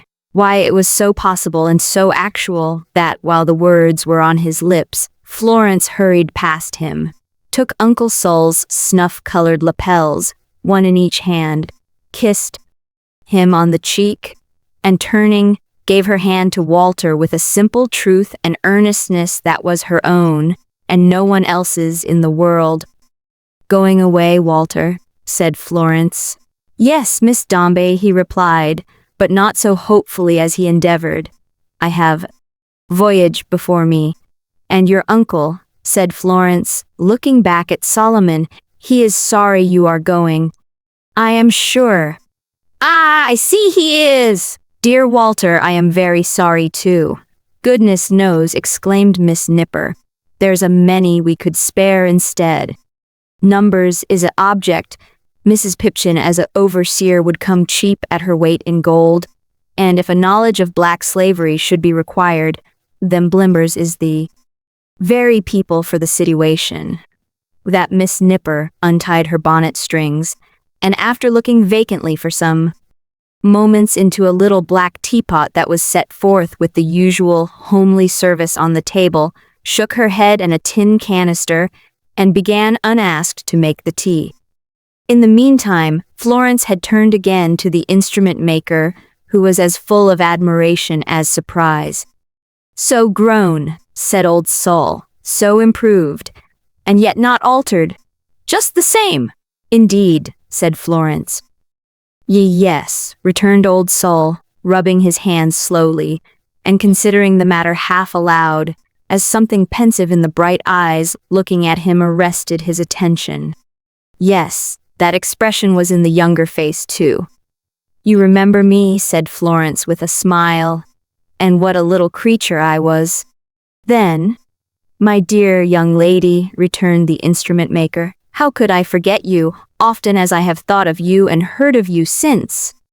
At the very moment, indeed, when you came in, Wally was talking about you to me, and leaving messages for you, and—" "Was he?" said Florence. "Thank you, Walter." "Oh, thank you, Walter. I was afraid you might be going away and hardly thinking of me."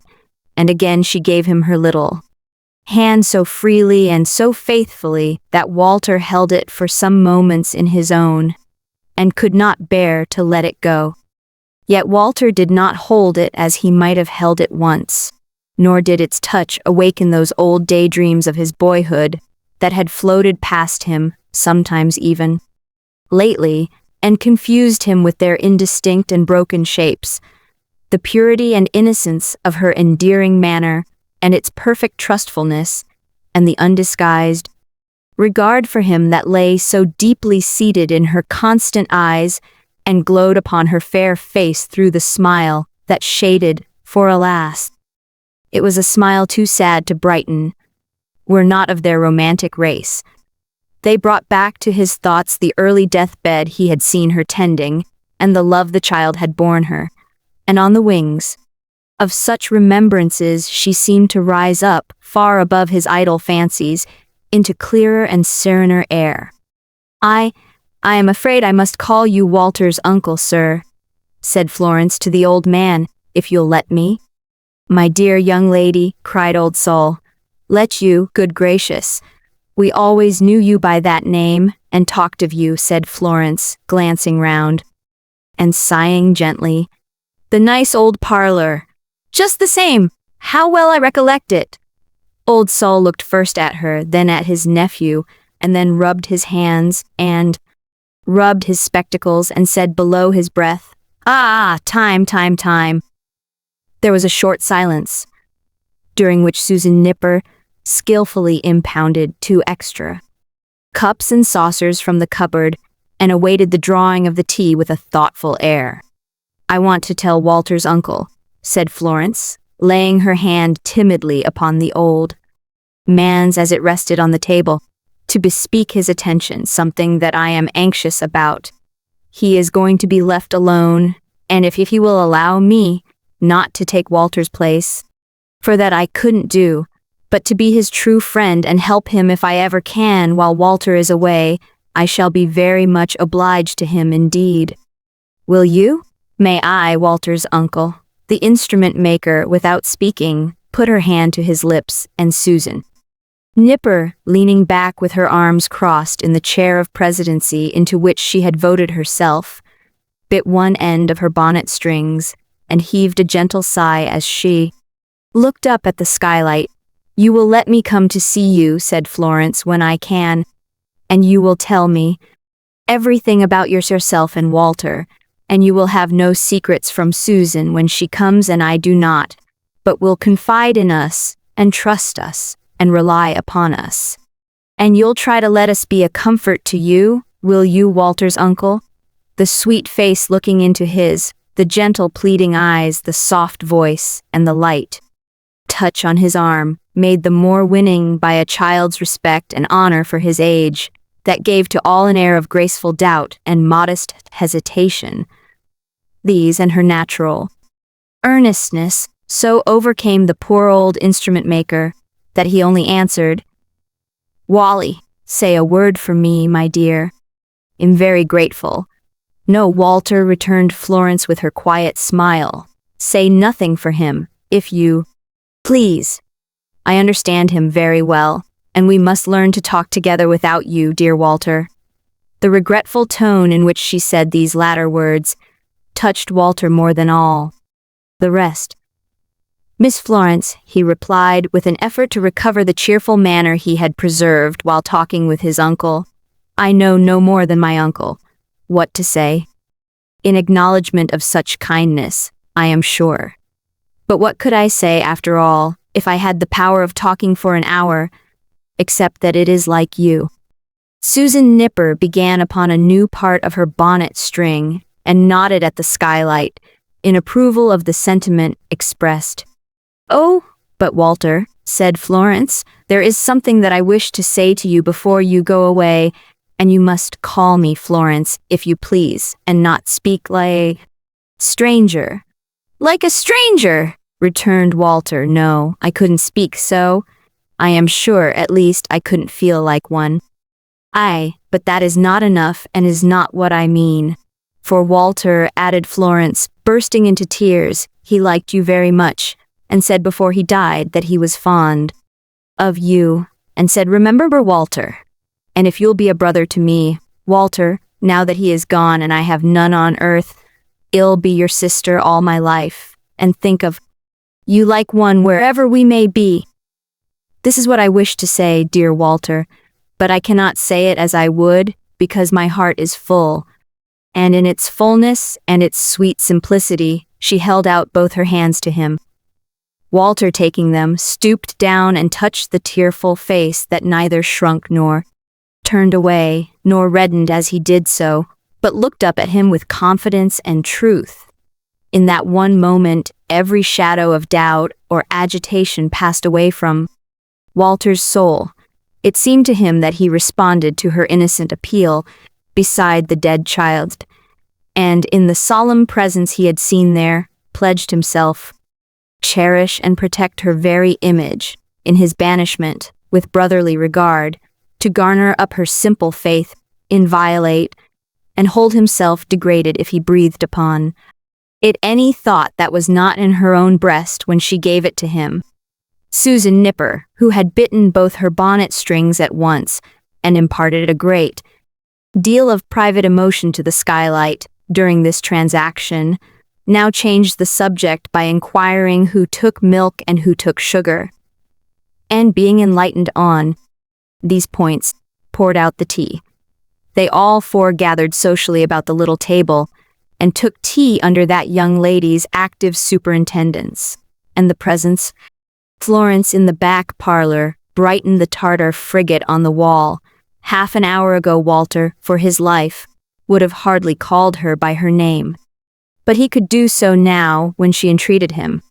He could think of her being there, without a lurking misgiving that it would have been better if she had not come. He could calmly think how beautiful she was, how full of promise, what a home some happy man would find in such a heart one day.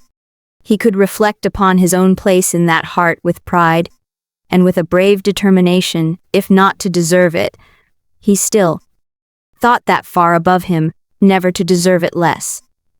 Some fairy influence must surely have hovered round the hands of Susan Nipper when she made the tea, engendering the tranquil air that reigned in the back parlor during its discussion. Some counter-influence surely have hovered round the hands of Uncle Sol's chronometer and moved them faster than the Tartar frigate ever went before the wind.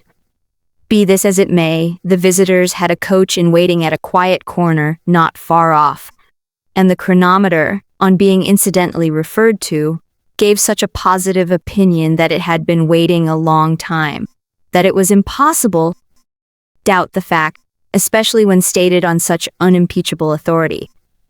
If Uncle Sol had been going to be hanged by his own time, he never would have allowed that the chronometer was too fast, by the least fraction of a second. Florence at parting recapitulated to the old man all that she had said before and bound him to their compact. Uncle Sol attended her lovingly to the legs of the wooden midshipman, and there resigned her to Walter, who was ready to escort her, and Susan Nipper to the coach. Walter, said Florence, by the way, I have been afraid to ask before your uncle. Do you think you will be absent very long?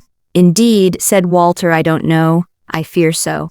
Mr. Dombey signified as much thought when he appointed me. Is it a favor, Walter?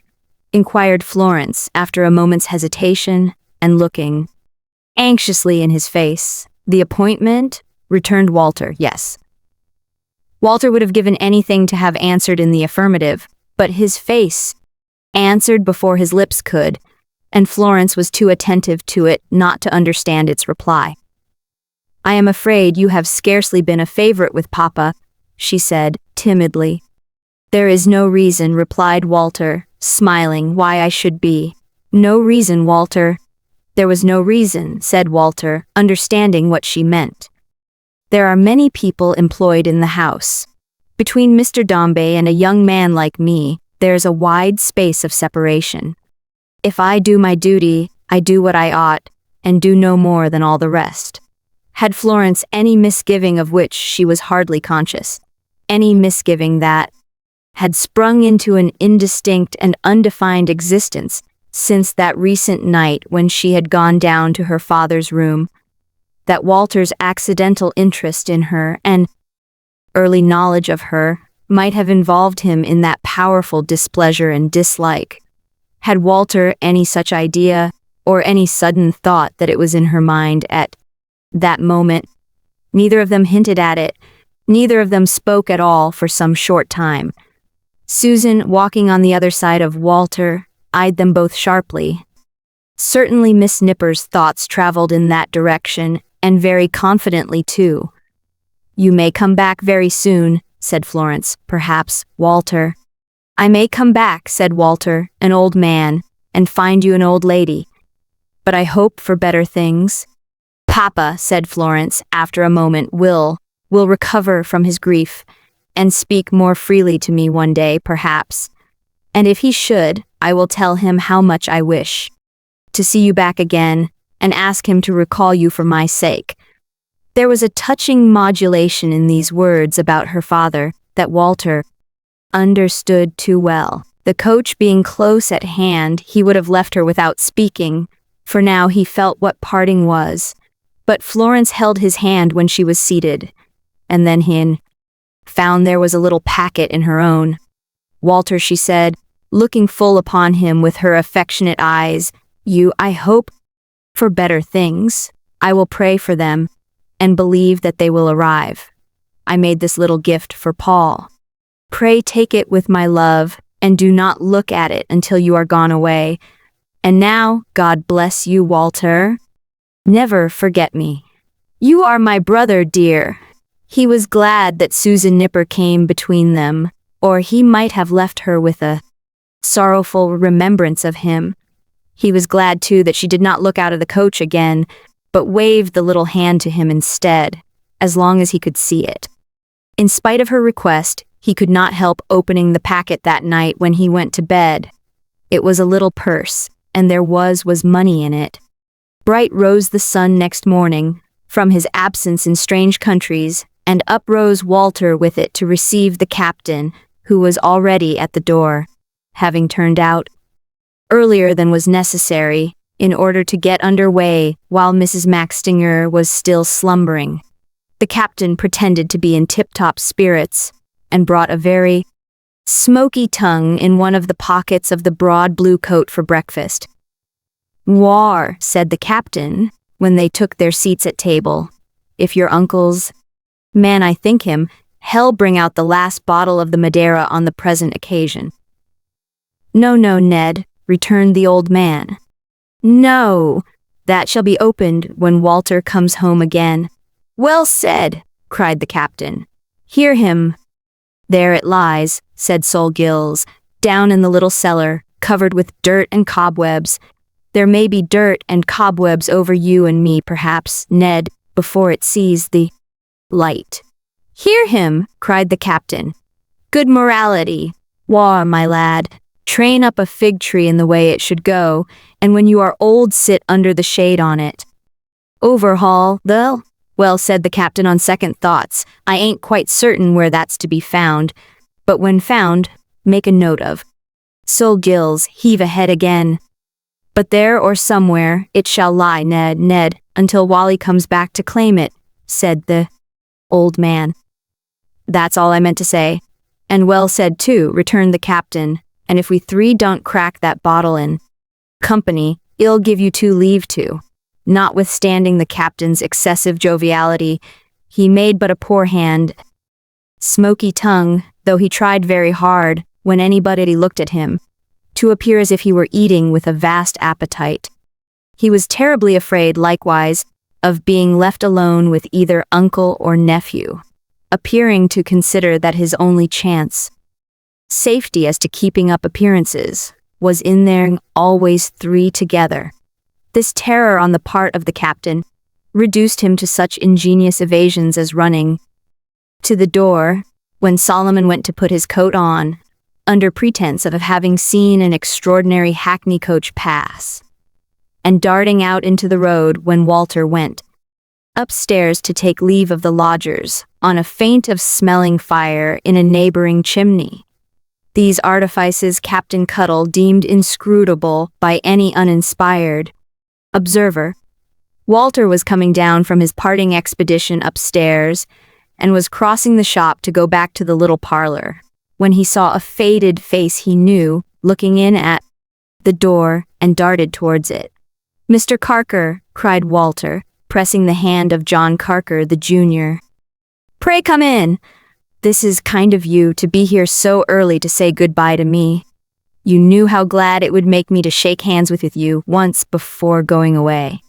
I cannot say how glad I am to have this opportunity. Pray come in." "It is not likely that we may ever meet again, Walter," returned the other, gently, resisting his invitation, "and I am glad of this opportunity too. I may venture to speak to you, and to take you by the hand on the eve of separation. I shall not have to resist your frank approaches, Walter, any more." There was a melancholy in his smile as he said it, that showed he had found some company and friendship for his thoughts even in that.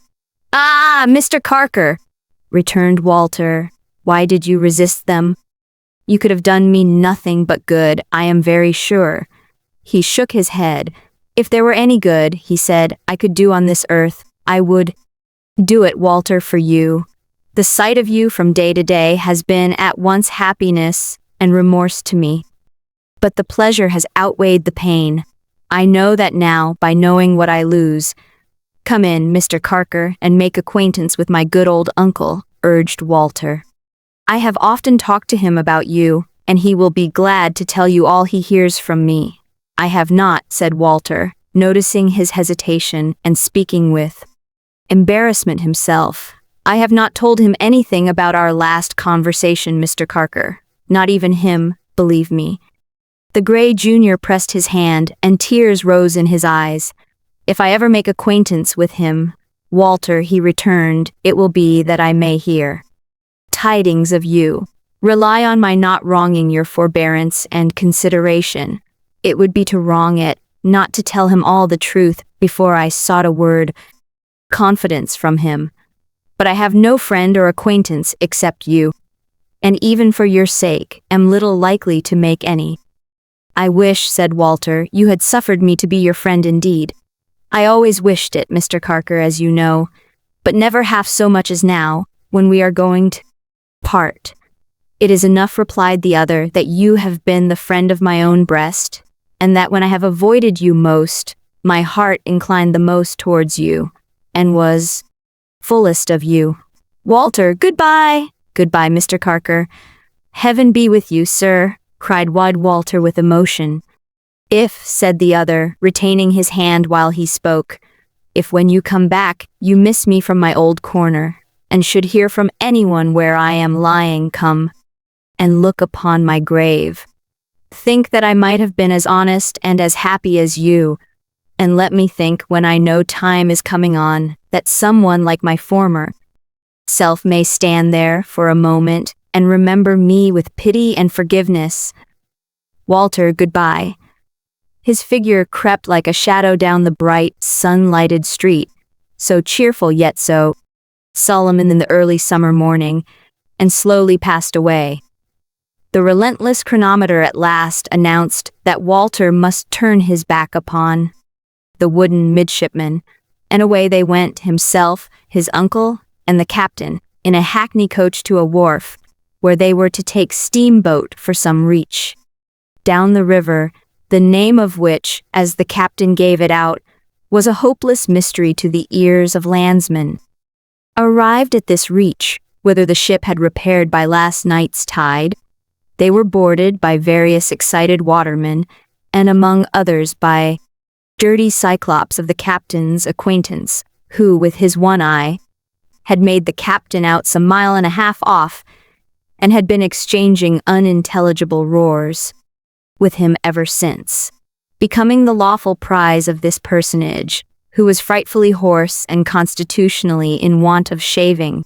They were all three put aboard the Son and Hare, and the Son and Hare was in a pretty state of confusion, with sails lying all bedraggled on the wet decks, loose ropes tripping people up, men in red shirts running barefoot to and fro, casks blockading every foot of space, and in the thickest of the fray, a black cook in a black caboose up to his eyes in vegetables and blinded with smoke. The captain immediately drew Walter into a corner, and with a great effort that made his face very red, pulled up the silver watch, which was so big and so tight in his pocket that it came out like a bung. "War," said the captain, handing it over and shaking him heartily by the hand. "Parting gift, my lad. Put it back half an hour every morning, and about another quarter towards the arternoon, and it's a watch that'll do you credit." "Captain Cuttle, I couldn't think of it," cried Walter, detaining him, for he was running away. "Pray take it back. I have one already." "Then war," said the captain, suddenly diving into one of his pockets and bringing up the 2 teaspoons and the sugar tongs, with which he had armed himself to meet such an objection. "Take this here trifle of plate instead." No, I couldn't indeed," cried Walter, "1,000 thanks. Don't throw them away, Captain Cuttle," for the captain was about to jerk them overboard. "They'll be of much more use to you than me. Give me your stick. I have often thought I should like to have it. There! Goodbye, Captain Cuttle. Take care of my uncle. Uncle Sol, God bless you." They were over the side in the confusion, before Walter caught another glimpse either, and when he ran up to the stern and looked after them, he saw his uncle hanging down his head in the boat, and Captain Cuttle rapping him on the back with the great silver watch. It must have been very painful, and gesticulating hopefully with the teaspoons and sugar tongs. Catching sight of Walter, Captain Cuttle dropped the property into the bottom of the boat with perfect unconcern, being evidently oblivious of its existence, and pulling off the glazed hat hailed him lustily. The glazed hat made quite a show in the sun with its glistening, and the captain continued to wave it until he could be seen no longer. Then the confusion on board, which had been rapidly increasing, reached its height. 2 or 3 other boats went away with a cheer. The sails shone bright and full above, as Walter watched them spread their surface to the favorable breeze. The water flew in sparkles from the prow, and off upon her voyage went the Son and Hare, as hopefully and trippingly as many another son and heir, gone down, had started on his way before her. Day after day, Old Sol and Captain Cuttle kept her reckoning in the little hack parlor and worked out her course, with the chart spread before them on the round table. At night, when Old Sol climbed upstairs, so lonely, to the attic where it sometimes blew great guns, he looked up at the stars and listened to the wind, and kept a longer watch than would have fallen to his lot on board the ship. The last bottle of the old Madeira, which had had its cruising days and known its dangers of the deep, lay silently beneath its dust and cobwebs, in the meanwhile, undisturbed. Chapter 20. Mr. Dombey goes upon a journey. Mr. Dombey, sir, said Major Bagstock, Joey B. is not in general a man of sentiment, for Joseph is tough. But Joe has his feelings, sir, and when they are awakened— Damn, Mr. Dombey, cried the Major with sudden ferocity, this is weakness, and want, submit to it. Major Bagstock delivered himself of these expressions on receiving Mr. Dombey, his guest, at the head of his own staircase in Princess Place. Mr. Dombey had come to breakfast with the Major previous to their setting forth on their trip, and the ill-starved native had already undergone a world of misery arising out of the muffins, while in connection with the general question of boiled eggs, life was a burden to him. It is not for an old soldier of the Bagstock breed, observed the Major, relapsing into a mild state, to deliver himself up, a prey to his own emotions. But damn, sir, cried the Major in another spasm of ferocity, I condole with you. The Major's purple visage deepened in its hue, and the Major's lobster eyes stood out in bolder relief, as he shook Mr. Dombey by the hand, imparting to that peaceful action as defiant a character as if it had been the prelude to his immediately boxing Mr. Dombey for £1,000 a side and the championship of England. With a rotatory motion of his head, and a wheeze very like the cough of a horse, the Major then conducted his visitor to the sitting-room, and there welcomed him, having now composed his feelings, with the freedom and frankness of a traveling companion. Dombey, said the Major, am glad to see you. Am proud to see you. There are not many men in Europe to whom J. Bagst would say that for Josh is blunt. Sir, it's his nature, but Joey B. is proud to see you, Dombey. Major, returned Mr. Dombey, you are very obliging. No, sir, said the Major, devil a bit. That's not my character.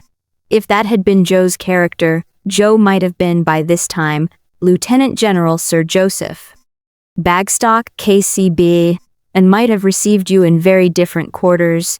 You don't know old Joe yet, I find. But this occasion, being special, is a source of pride to me. By the Lord, sir, said the Major resolutely, it's an honor to me. Mr. Dombey, in his estimation of himself and his money, felt that this was very true, and therefore did not dispute the point. But the instinctive recognition of such a truth by the Major, and his plain avowal of it, were very able.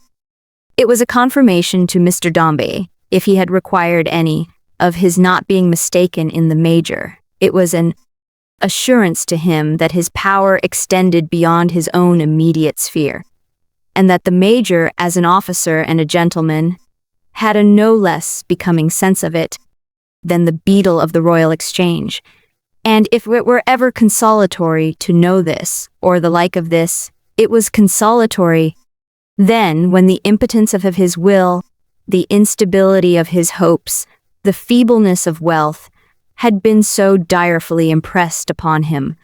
What could it do, his boy had asked him. Sometimes, thinking of the baby question, he could hardly forbear inquiring himself what could it do indeed, what had it done. But these were lonely thoughts, bred late at night in the sullen despondency and gloom of his retirement, and pride easily found its reassurance in many testimonies to the truth, as unimpeachable and precious as the Major's. Mr. Dombey, in his friendlessness, inclined to the Major. It cannot be said that he warmed towards him, but he thought a little the Major had had some part, and not too much, in the days by the seaside. He was a man of the world and knew some great people. He talked much and told stories, and Mr. Dombey was disposed to regard him as a choice spirit who shone in society, and who had not that poisonous ingredient of poverty with which choice spirits in general are too much adulterated. His station was undeniable. Altogether, the Major was a creditable companion, well accustomed to a life of leisure, and to such places as that they were about to visit, and having an air of gentlemanly ease about him that mixed well enough with his own city character, and did not compete with it at all. If Mr. Dombey had any lingering idea that the Major, as a man accustomed in the way of his calling to make light of the ruthless hand that had lately crushed his hopes, might unconsciously impart some useful philosophy to him, and scare away his weak regrets, he hid it from himself and left it lying at the bottom of his pride unexamined. "Where is my scoundrel?" said the Major, looking wrathfully round the room. The native, who had no particular name, but answered to any vituperative epithet, presented himself instantly at the door, and ventured to come no nearer. "You villain," said the choleric Major, "where's the breakfast?" The dark servant disappeared in search of it, and was quickly heard reascending the stairs in such a tremulous state that the plates and dishes on the tray he carried, trembling sympathetically as he came, rattled again all the way up. "Dombey," said the Major, glancing at the native as he arranged the table, and encouraging him with an awful shake of his fist when he upset a spoon, "here is a deviled grill, a savory pie, a dish of kidneys, and so forth. Pray sit down. Old Joe can give you nothing but camp fare, you see."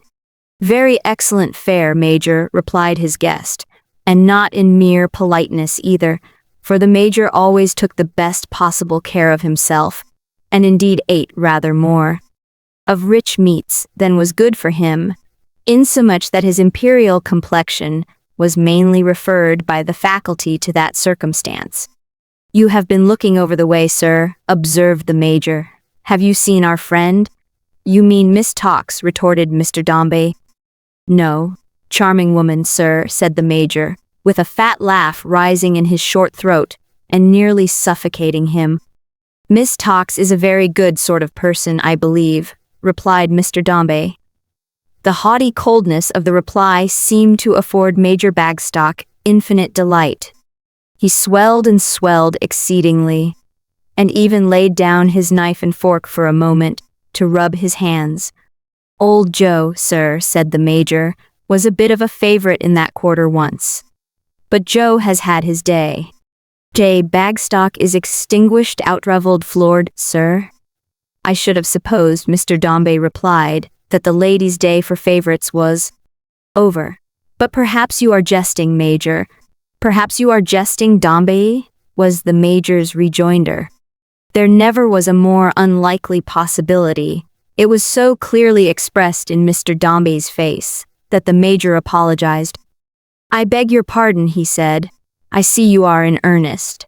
I tell you what, Dombey." The Major paused in his eating and looked mysteriously indignant. "That's a devilish ambitious woman, sir." Mr. Dombey said, "Indeed?" with frigid indifference, mingled perhaps with some contemptuous incredulity as to Miss Tox having the presumption to harbor such a superior quality. "That woman, sir," said the Major, "is, in her way, a Lucifer. Joey B has had his day, sir, but he keeps his eyes. He sees, does Joe. His Royal Highness, the late Duke of York, observed of Joey at a levee that he saw. The Major accompanied this with such a look, and between eating, drinking, hot tea, deviled grill, muffins, and meaning, was altogether so swollen and inflamed about the head, that even Mr. Dombey showed some anxiety for him. That ridiculous old spectacle, sir, pursued the Major, aspires.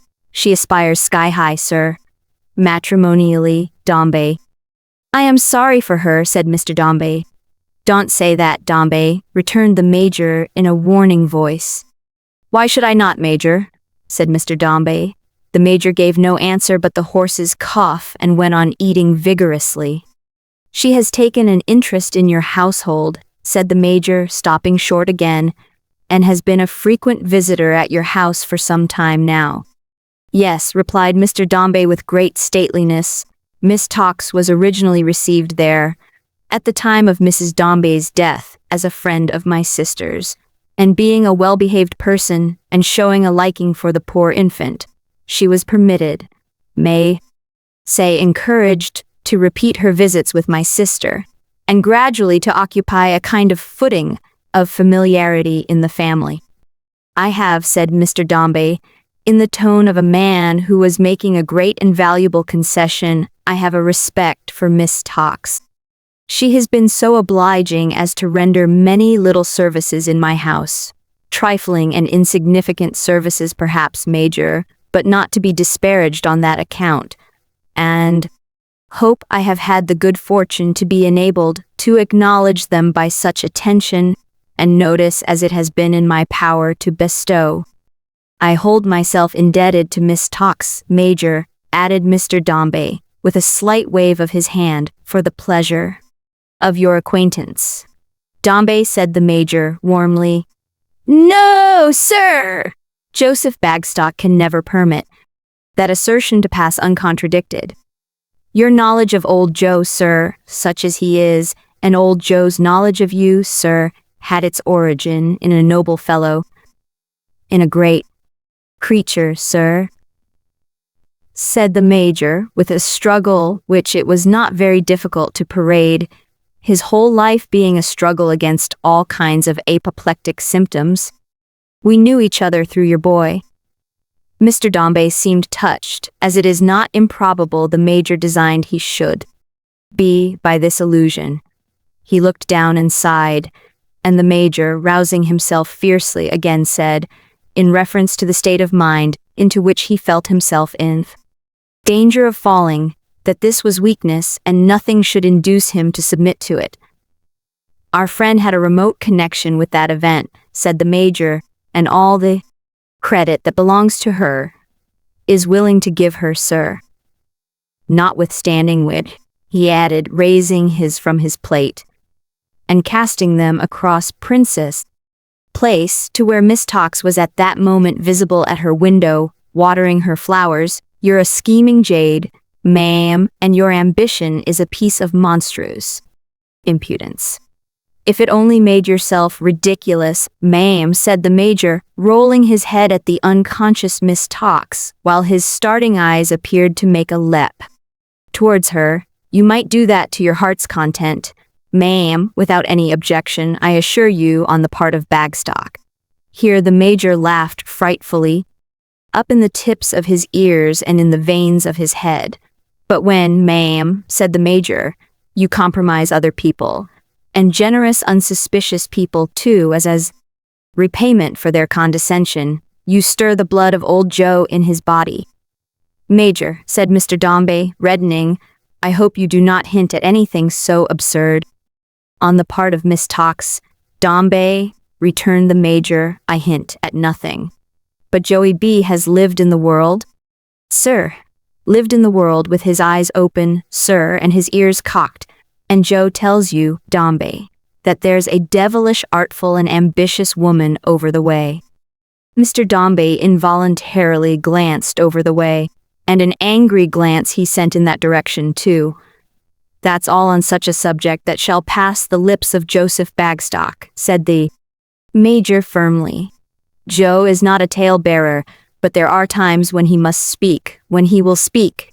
"Confound your arts, ma'am," cried the Major, again apostrophizing his fair neighbor with great ire, when the provocation is too strong to admit of his remaining silent. The emotion of this outbreak threw the Major into a paroxysm of horse's coughs, which held him for a long time. On recovering he added, "And now, Dombey, as you have invited old Joe, who has no other merit, sir, but that he is tough and hearty, to be your guest and guide at Leamington, command him in any way you please, and he is wholly yours." "I don't know, sir," said the Major, wagging his double chin with a jocose air, "what it is you people see in Joe to make you hold him in such great request, all of you. But this I know, sir, that if he wasn't pretty tough and obstinate in his refusals, you'd kill him among you with your invitations and so forth, in double quick time." Miss Dombey, in a few words, expressed his sense of the preference he received over those other distinguished members of society who were clamoring for the possession of Major Bagstock. But the Major cut him short by giving him to understand that he followed his own inclinations, and that they had risen up in body, and said with one accord, "J.B., Dombey is the man for you to choose as a friend." The Major being by this time in a state of repletion, with essence of savory pie oozing out at the corners of his eyes, and deviled grill and kidneys tightening his cravat, and the time moreover approaching for the railway train to Birmingham, by which they were to leave town, the native got him into his greatcoat with immense difficulty, and buttoned him up until his face looked staring and gasping over the top of that garment, as if he were in a barrel. The native then handed him separately, and with a decent interval between each supply, his wash-leather gloves, his thick stick, and his hat, which latter article the Major wore with a rakish air on one side of his head by way of toning down his remarkable visage. The native had previously packed, in all possible and impossible parts of Mr. Dombey's chariot, which was in waiting, an unusual quantity of carpet-bags and small portmanteaus, no less apoplectic in appearance than the Major himself, and having filled his own pockets with seltzer water, East India sherry, sandwiches, shawls, telescopes, maps, and newspapers, any or all of which light baggage the Major might require at any instant of the journey, he announced that everything was ready to complete the equipment of this unfortunate foreigner, currently believed to be a prince in his own country. When he took his seat in the rumble by the side of Mr. Towlinson, a pile of the Major's cloaks and greatcoats was hurled upon him by the landlord, who aimed at him from the pavement with those great missiles like a Titan, and so covered him up, that he proceeded, in a living tomb, to the railroad station. But before the carriage moved away, and while the native was in the act of sepulture, Miss Tox, appearing at her window, waved a lily-white handkerchief. Mr. Dombey received this parting salutation very coldly even for him, and honoring her with the slightest possible inclination of his head, leaned back in the carriage, with a very discontented look. His marked behavior seemed to afford the Major, who was all politeness in his recognition of Miss Tox, unbounded satisfaction. He sat for a long time afterwards leering and choking, like an overfed Mephistopheles.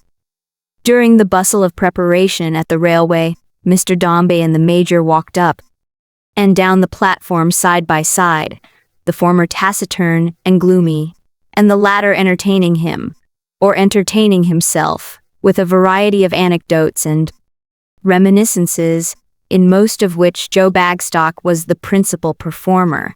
Neither of the two observed that in the course of these walks, they attracted the attention of working man who was standing near the engine and who touched his hat every time they passed.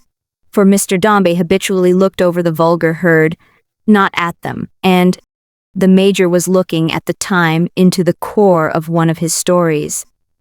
At length, however, this man stepped before them as they turned round, and pulling his hat off, and keeping it off, ducked his head to Mr. Dombey.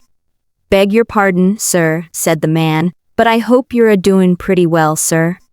He was dressed in a canvas suit abundantly besmeared with coal dust and oil, and had cinders in his whiskers, and a smell of half-slaked ashes all over him.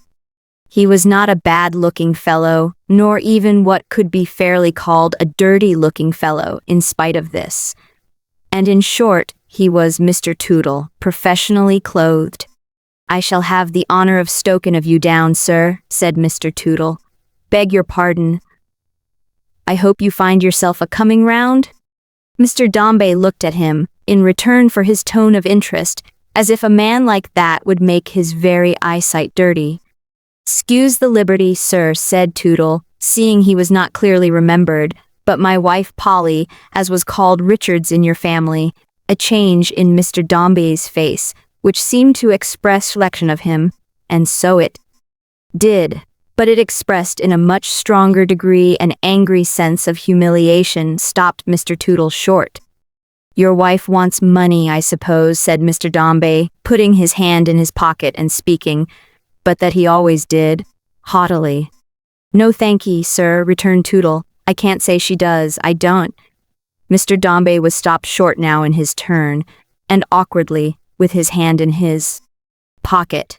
"No, sir," said Tootle, turning his oilskin cap round and round. "We're a-doin' pretty well, sir. We haven't no cause to complain in the worldly way, sir. We've had 4 more since then, sir, but we rubs on."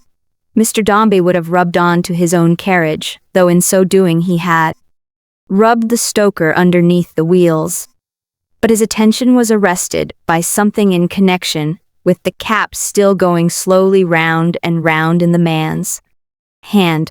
"We lost one babby," observed Tootle, "there's no denyin'." "Lately," added Mr. Dombey, looking at the cap. "No, sir, a part of 3 years ago, but all the rest is hearty." "And in the matter o' readin', sir," said Tootle, ducking again, as if to remind Mr. Dombey of what had passed between them on that subject long ago, "them boys o' mine, they learned me among 'em, arter all. They've made a werry tolerable scholar of me, sir, them boys." "Come, Major," said Mr. Dombey. "Beg your pardon, sir," resumed Tootle, taking a step before them, and deferentially stopping them again, still cap in hand. "I wouldn't have troubled you with such a pint, except as a way of gettin' in the name of my son, christened Robin him as you was so good as to make a charitable grinder on." "Well, man," said Mr. Dombey in his severest manner. "What about him?" "Why, sir," returned Tootle, shaking his head with a face of great anxiety and distress, "I'm forced to say, sir, that he's gone wrong." "He has gone wrong, has he?" said Mr. Dombey, with a hard kind of satisfaction. "He has fell into bad company, you see, gentlemen," pursued the father, looking wistfully at both, and evidently taking the Major into the conversation with the hope of having his sympathy. "He has got into bad ways. God send he may come to again, gentlemen, but has on the wrong track now. You could hardly be off hearing of it somehow, sir," said Tootle, again addressing Mr. Dombey individually. "And it's better I should out and say my boy's gone rather wrong. Polly's dreadful down about it, gentlemen," said Tootle with the same dejected look, and another appeal to Major. "A son of this man's whom I caused to be educated, Major," said Mr. Dombey, giving him his arm. "The usual return. Take advice from plain old Joe, and never educate that sort of people, sir," returned the Major. "Damn, sir, it never does. It always fails." The simple father was beginning to submit that he hoped his son, the quondam grinder, huffed and cuffed, and flogged and badged, and taught as parrots are by a brute jobbed into his place of schoolmaster with as much fitness for it as a hound, might not have been educated on quite a right plan in some undiscovered respect, when Mr. Dombey, angrily repeating the usual return, led the Major away. And the Major, being heavy to hoist into Mr. Dombey's carriage, elevated in mid-air, and having to stop and swear that he would flay the native alive and break every bone in his skin and visit other physical torments upon him every time he couldn't get his foot on the step and fell back on that dark exile, had barely time before they started to repeat hoarsely that it would never do, that it always failed, and that if he were to educate his own vagabond, he would certainly be hanged. Mr. Dombey assented bitterly, but there was something more in his bitterness and in his moody way of falling back in the carriage and looking with knitted brows at the changing objects without than the failure of that noble educational system administered by the Grinders' Company. He had seen upon the man's rough cap a piece of new crape, and he had assured himself, from his manner and his answers, that he wore it for his son. Sull from high to low, at home or abroad, from Florence in his great house to the coarse churl who was feeding the fire then smoking before them, everyone set up some claim or other to a share in his dead boy, and was a bitter against him. Could he ever forget how that woman had wept over his pillow and called him her own child?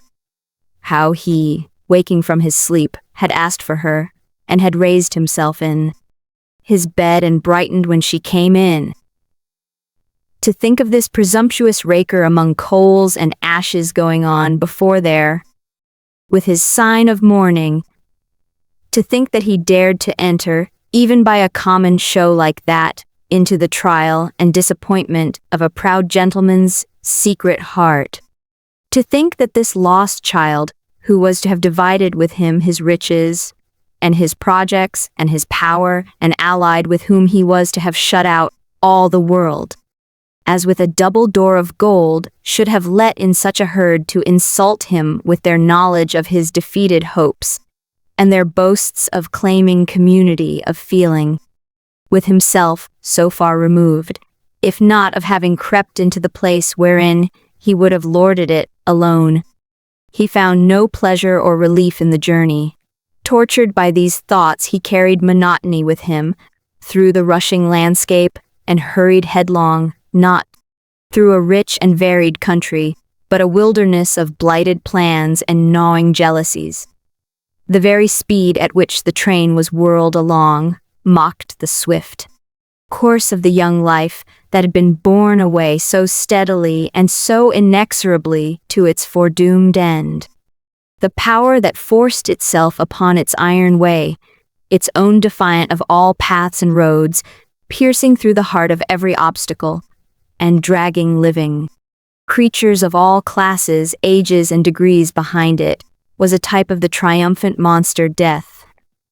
Away with a shriek and a roar and a rattle from the town, burrowing among the dwellings of men and making the streets hum, flashing out into the meadows for a moment, mining in through the damp earth, booming on in darkness and heavy air, bursting out again into the sunny day so bright and wide, away with a shriek and a roar and a rattle through the fields, through the woods, through the corn, through the hay, through the chalk, through the mold, through the clay, through the rock, among objects close at hand and almost in the grasp, ever flying from the traveler, and a deceitful distance ever moving slowly within him, like as in the track of the remorseless monster Death, through the hollow, on the height, by the heath, by the orchard, by the park, by the garden, over the canal, across the river, where the sheep are feeding, where the mill is going,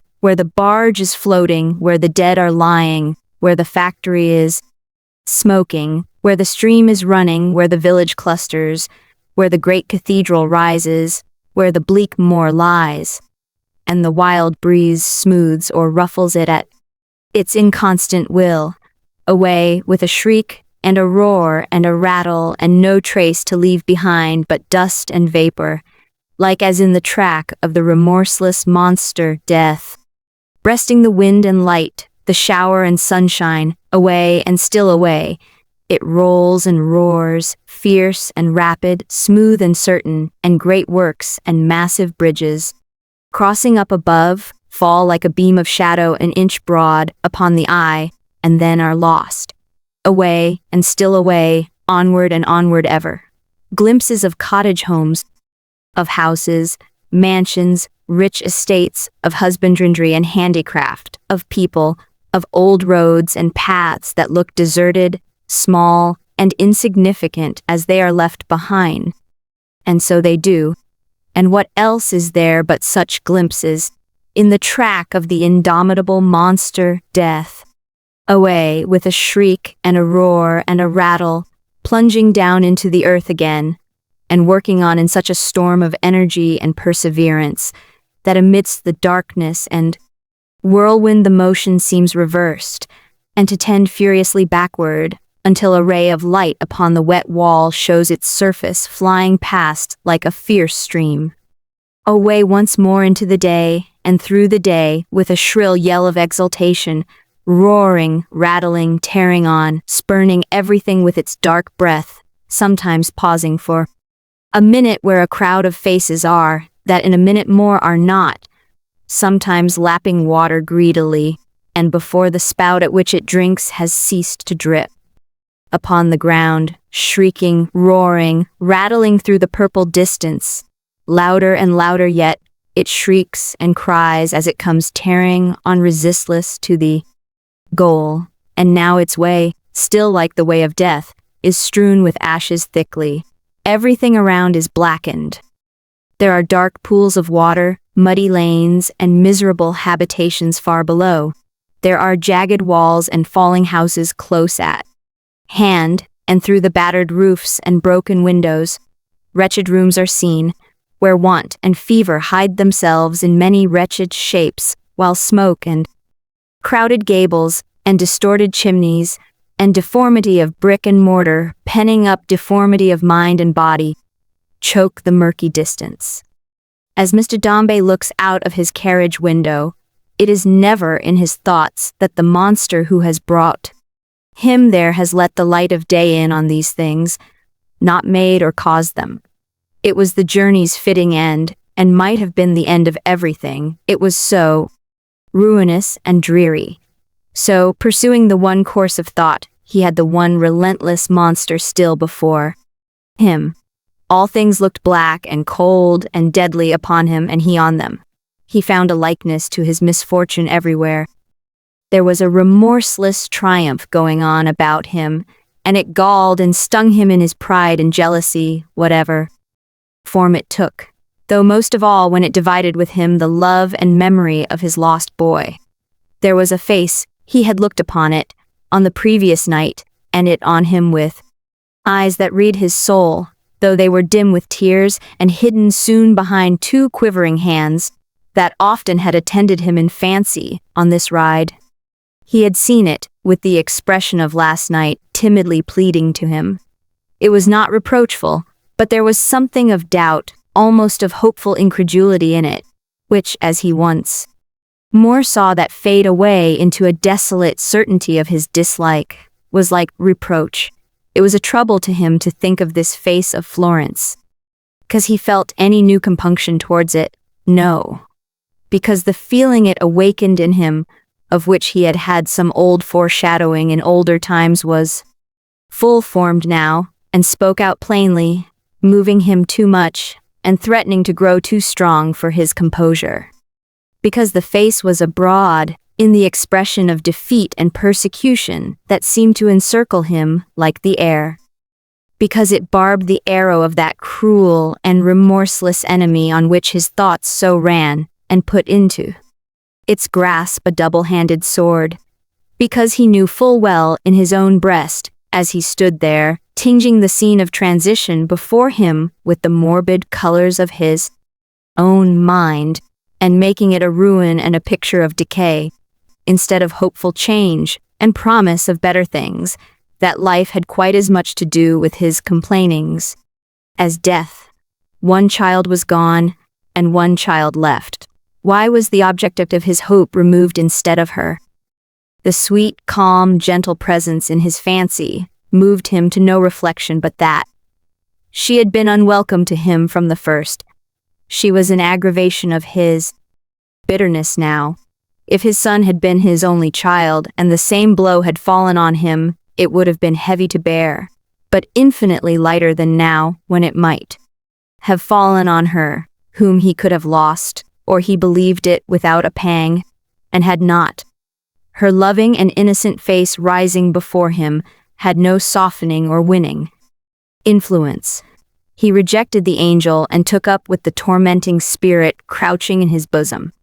Her patience, goodness, youth, devotion, love were as so many atoms in the ashes upon which he set his heel. He saw her image in the blight and blackness all around him, not irradiating but deepening the gloom. More than once upon this journey, and now again as he stood pondering at this journey's end, tracing figures in the dust with his stick, the thought came into his mind, what was there he could interpose between himself and it? The major, who had been blowing and panting all the way down, like another engine, and whose eye had often wandered from his newspaper to leer at the prospect, as there were a procession of discomfited Miss Toxes pouring out in the smoke of the train, and flying away over the fields to hide themselves in any place of refuge, aroused his friends by informing him that the post horses were harnessed and the carriage ready. "Dombey," said the major, rapping him on the arm with his cane, "don't be thoughtful. It's a bad habit. Old Joe, sir, wouldn't be as tough as you see him if he had ever encouraged it. You are too great a man, Dombey, to be thoughtful.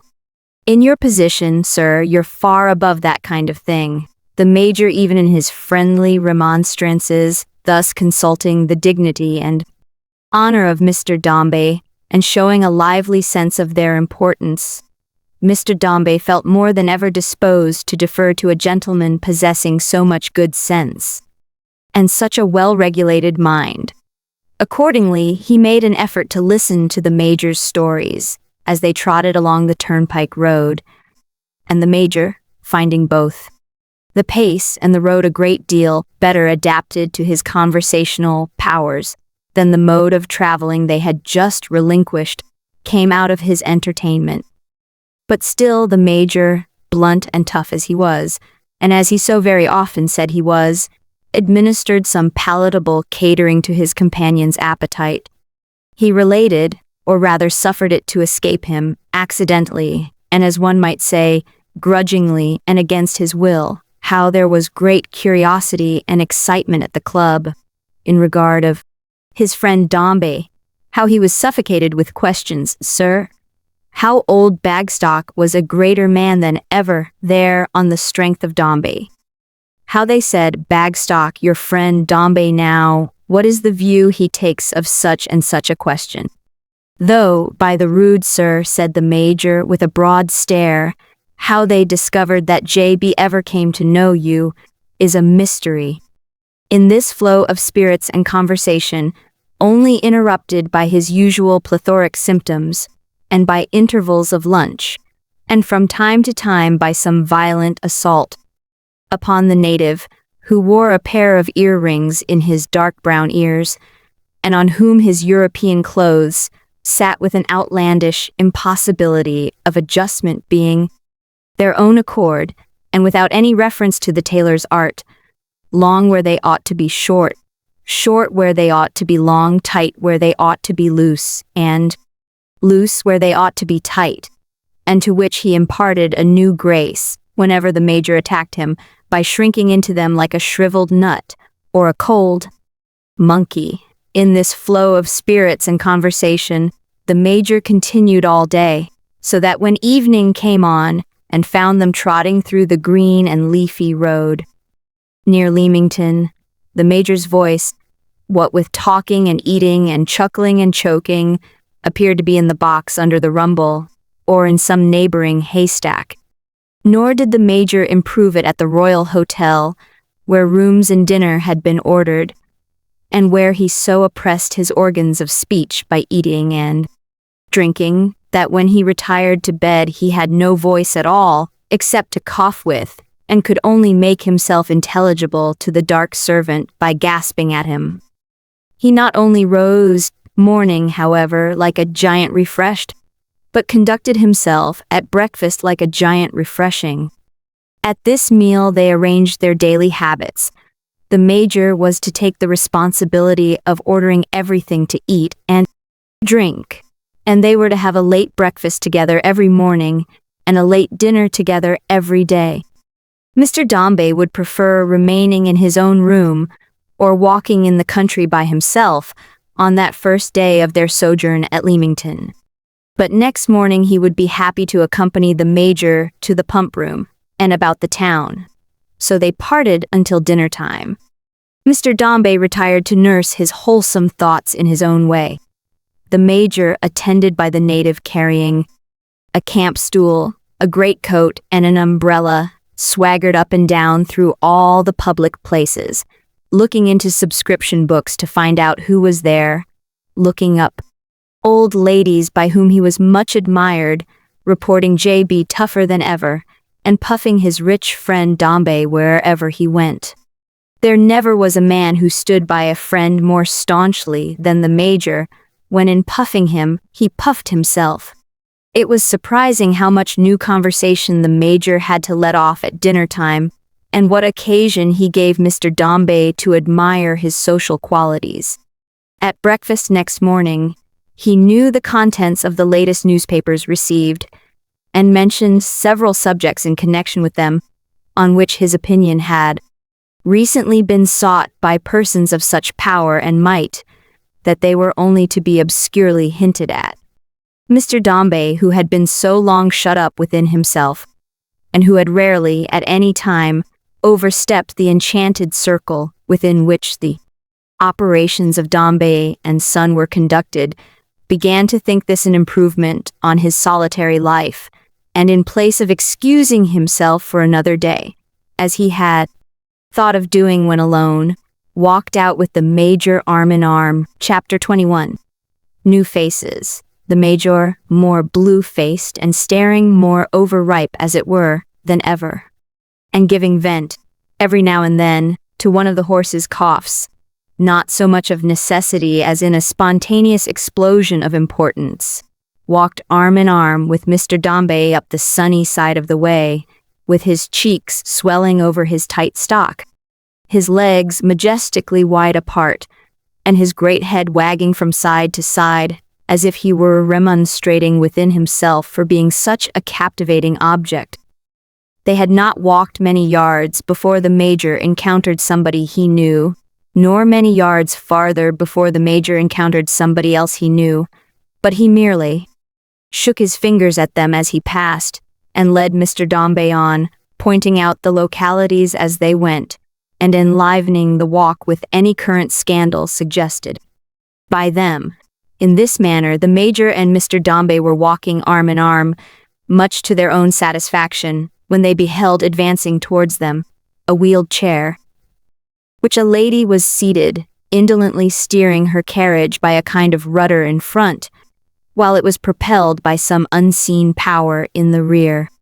Although the lady was not young, she was very blooming in the face, quite rosy, and her dress and attitude were perfectly juvenile.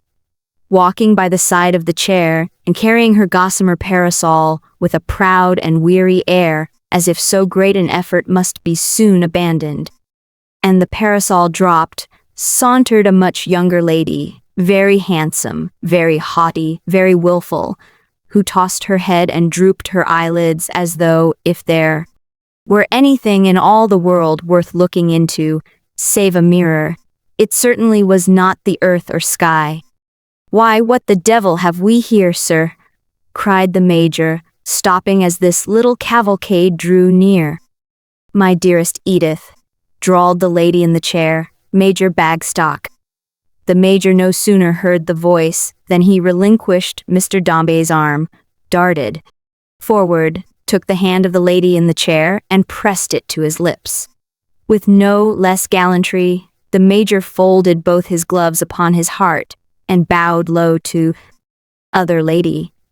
And now, the chair having stopped, the motive power became visible in the shape of a flushed page pushing behind, who seemed to have in part outgrown and in part outpushed his strength, for when he stood upright he was tall and wan and thin, and his plight appeared the more forlorn from his having injured the shape of his hat by butting at the carriage with his head to urge it forward, as is sometimes done by elephants in Oriental countries. Joe Bagstock, said the major to both ladies, is a proud and happy man for the rest of his life. You false creature, said the old lady in the chair insipidly. Where do you come from? I can't bear you. Then suffer old Joe to present a friend, ma'am, said the major promptly. Reason for being tolerated.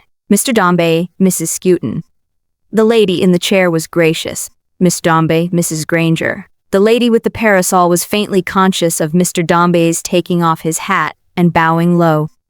I am delighted, sir, said the major, to have this opportunity. The major seemed in earnest, for he looked at all the three and leered in his ugliest manner. Mrs. Skewton Dombey, said the major, makes havoc in the heart of old Josh. Mr. Dombey signified that he didn't wonder at it. You perfidious goblin, said the lady in the chair, have done. How long have you been here, bad man? 1 day, replied the major. And can you be a day or even a minute? Returned the lady, slightly settling her false curls and false eyebrows with her fan, and showing her false teeth, set off by her false complexion, in the garden of what's its name. Eden, I suppose, mamma, interrupted the younger lady scornfully. My dear Edith, said the other, I cannot help it. I never can remember those frightful names without having your whole soul and being inspired by the sight of nature. By the perfume, said Mrs. Skewton, rustling a handkerchief that was faint and sickly with essences of her artless breath. You creature. The discrepancy between Mrs. Skewton's fresh enthusiasm of words and forlornly faded manner was hardly less observable than that between her age, which was about 70, and her dress, which would have been youthful for 27. Her attitude in the wheeled chair, which she never varied, was one in which she had been taken in a barouche some 50 years before by a then fashionable artist who had appended to his published sketch the name of Cleopatra in consequence of a discovery made by the critics of the time that it bore an exact resemblance to that princess as she reclined on board her galley. Mrs. Skewton was a beauty then, and bucks threw wine glasses over their heads by dozens in her honor. The beauty and the barouche had both passed away, but she still preserved the attitude, and for this reason expressly maintained the wheeled chair and the butting page, there being nothing whatever, except the attitude, to prevent her from walking. Mr. Dombey is devoted to nature, I trust, said Mrs. Skewton, settling her diamond brooch. And by the way, she chiefly lived upon the reputation of some diamonds, her family connections. My friend Dombey, ma'am, returned the major, may be devoted to her in secret, but a man who is paramount in the greatest city in the universe, no one can be a stranger, said Mrs. Skewton, to Mr. Dombey's immense influence.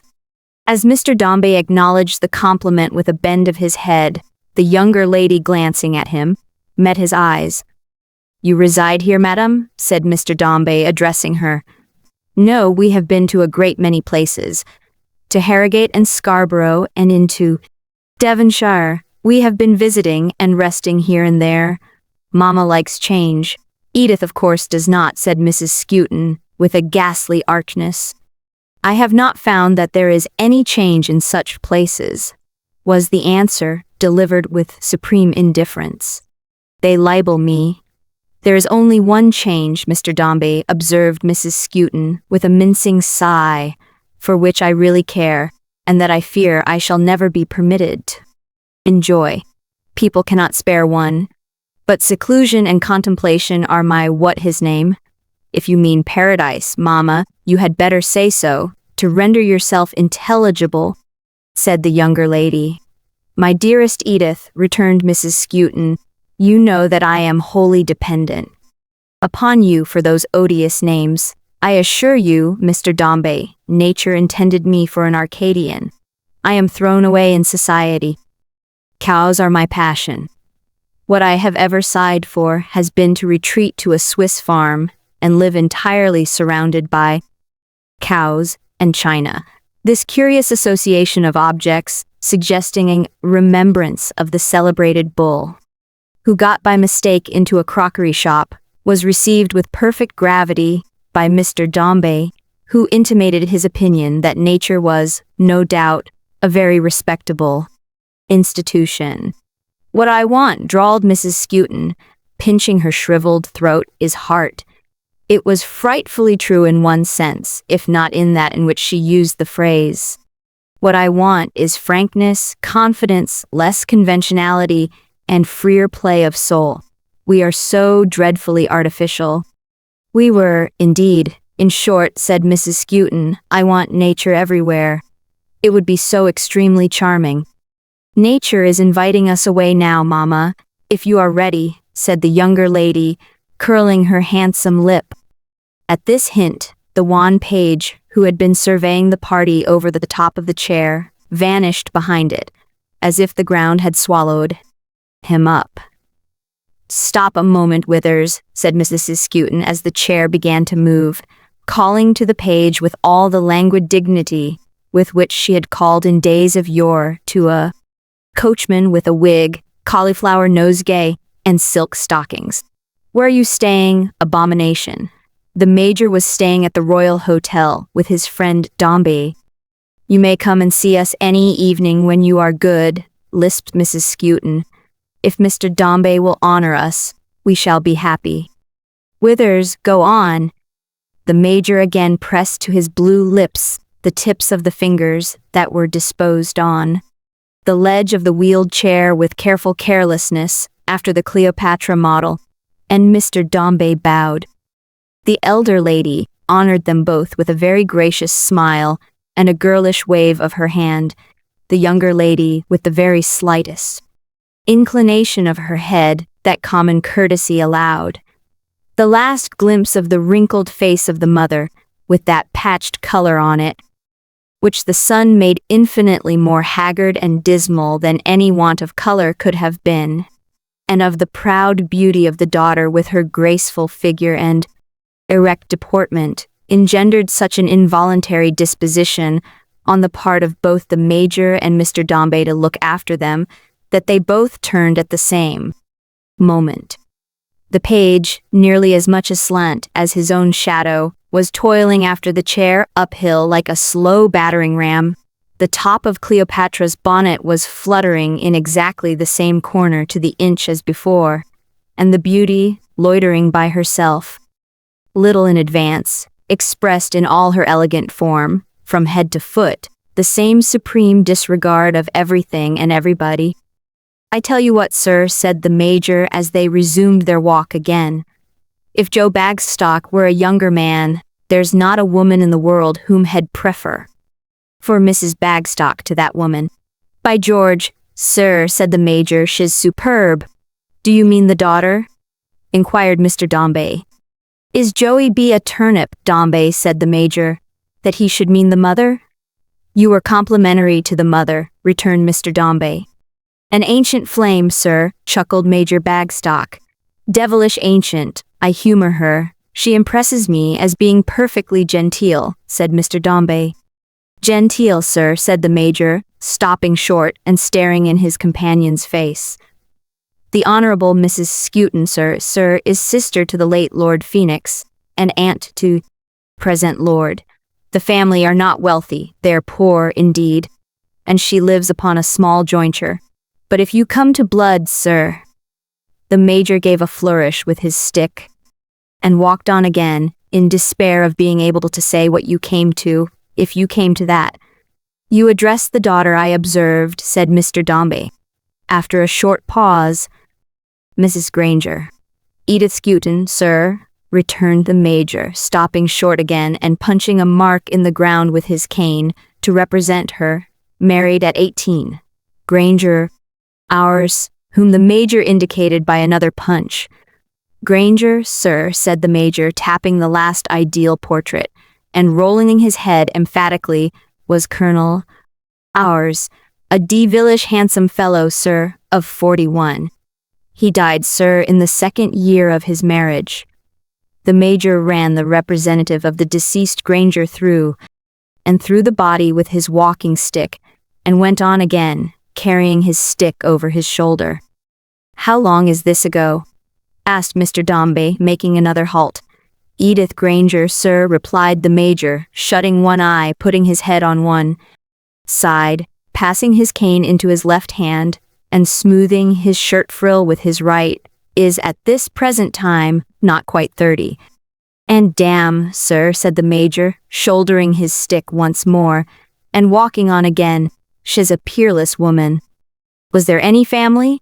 Asked Mr. Dombey presently. Yes, sir, said the major. There was a boy. Mr. Dombey's eyes sought the ground, and a shade came over his face. Who was drowned, sir, pursued the major. When a child of 4 or 5 years old. Indeed, said Mr. Dombey, raising his head. By the upsetting of a boat in which his nurse had no business to have put him, said the major. That's his history. Edith Granger is Edith Granger still, but if tough old Joey B., sir, were a little younger and a little richer, the name of that immortal paragon should be Bagstock. The major heaved his shoulders and his cheeks, and laughed more like an overfed Mephistopheles than ever, as he said the words, provided the lady made no objection, I suppose, said Mr. Dombey coldly. By gad, sir, said the major, the Bagstock breed are not accustomed to that sort of obstacle. Though it's true enough that Edith might have married 20 times. For being proud, sir, proud. Mr. Dombey seemed by his face to think no worse of her for that. It's a great quality after all, said the major. By the Lord, it's a high quality. Dombey, you are proud yourself, and your friend, old Joe, respects you for it, sir. With this tribute to the character of his ally, which seemed to be wrung from him by the force of circumstances and the irresistible tendency of their conversation, Major closed the subject and glided into a general exposition of the extent to which he had been beloved and doted on by splendid women and brilliant creatures. On the next day but one, Mr. Dombey and the major encountered the Honorable Mrs. Skewton and her daughter in the pump room. On the day after, they met them, again very near the place where they had met them first. After meeting them thus 3 or 4 times in all, it became a point of mere civility to old acquaintances. The major should go there one evening. Mr. Dombey had not originally intended to pay visits, but on the major announcing this intention, he said he would have pleasure of accompanying him. So the major told the native to go round before dinner and say with his and Mr. Dombey's compliments that they would have the honor of visiting the ladies that same evening if the ladies were alone. In answer to which message, the native brought back a very small note with a very large quantity of scent about it, indited by the Honorable Mrs. Skewton to Major Bagstock, and briefly saying, "You are a shocking bear, and I have a great mind not forgive you. But if you are very good indeed," which was underlined, "you may come." Compliments, in which Edith unites, to Mr. Dombey. The Honorable Mrs. Skewton and her daughter, Mrs. Granger, resided, while at Leamington, in lodgings that were fashionable enough and dear enough, but rather limited in point of space and conveniences, so that the Honorable Mrs. Skewton, being in bed, had her feet in the window and her head in the fireplace, while the Honorable Mrs. Skewton's maid was quartered in a closet within the drawing-room, so extremely small that, to avoid developing the whole of its accommodations, was obliged to writhe in and out of the door like a beautiful serpent. Withers, The wan page slept out of the house immediately under the tiles at a neighboring milk shop. And the wheeled chair, which was the stone of that young Sisyphus, passed the night in a shed belonging to the same dairy, where new-laid eggs were produced by poultry connected with the establishment, who roosted on a broken donkey cart, persuaded to all appearance that it grew there and was a species of tree.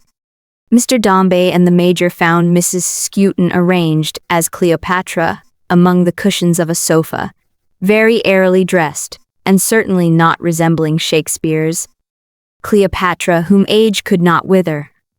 On their way upstairs they had heard the sound of a harp, but it had ceased on their being announced, and Edith now stood beside it, handsomer and haughtier than ever.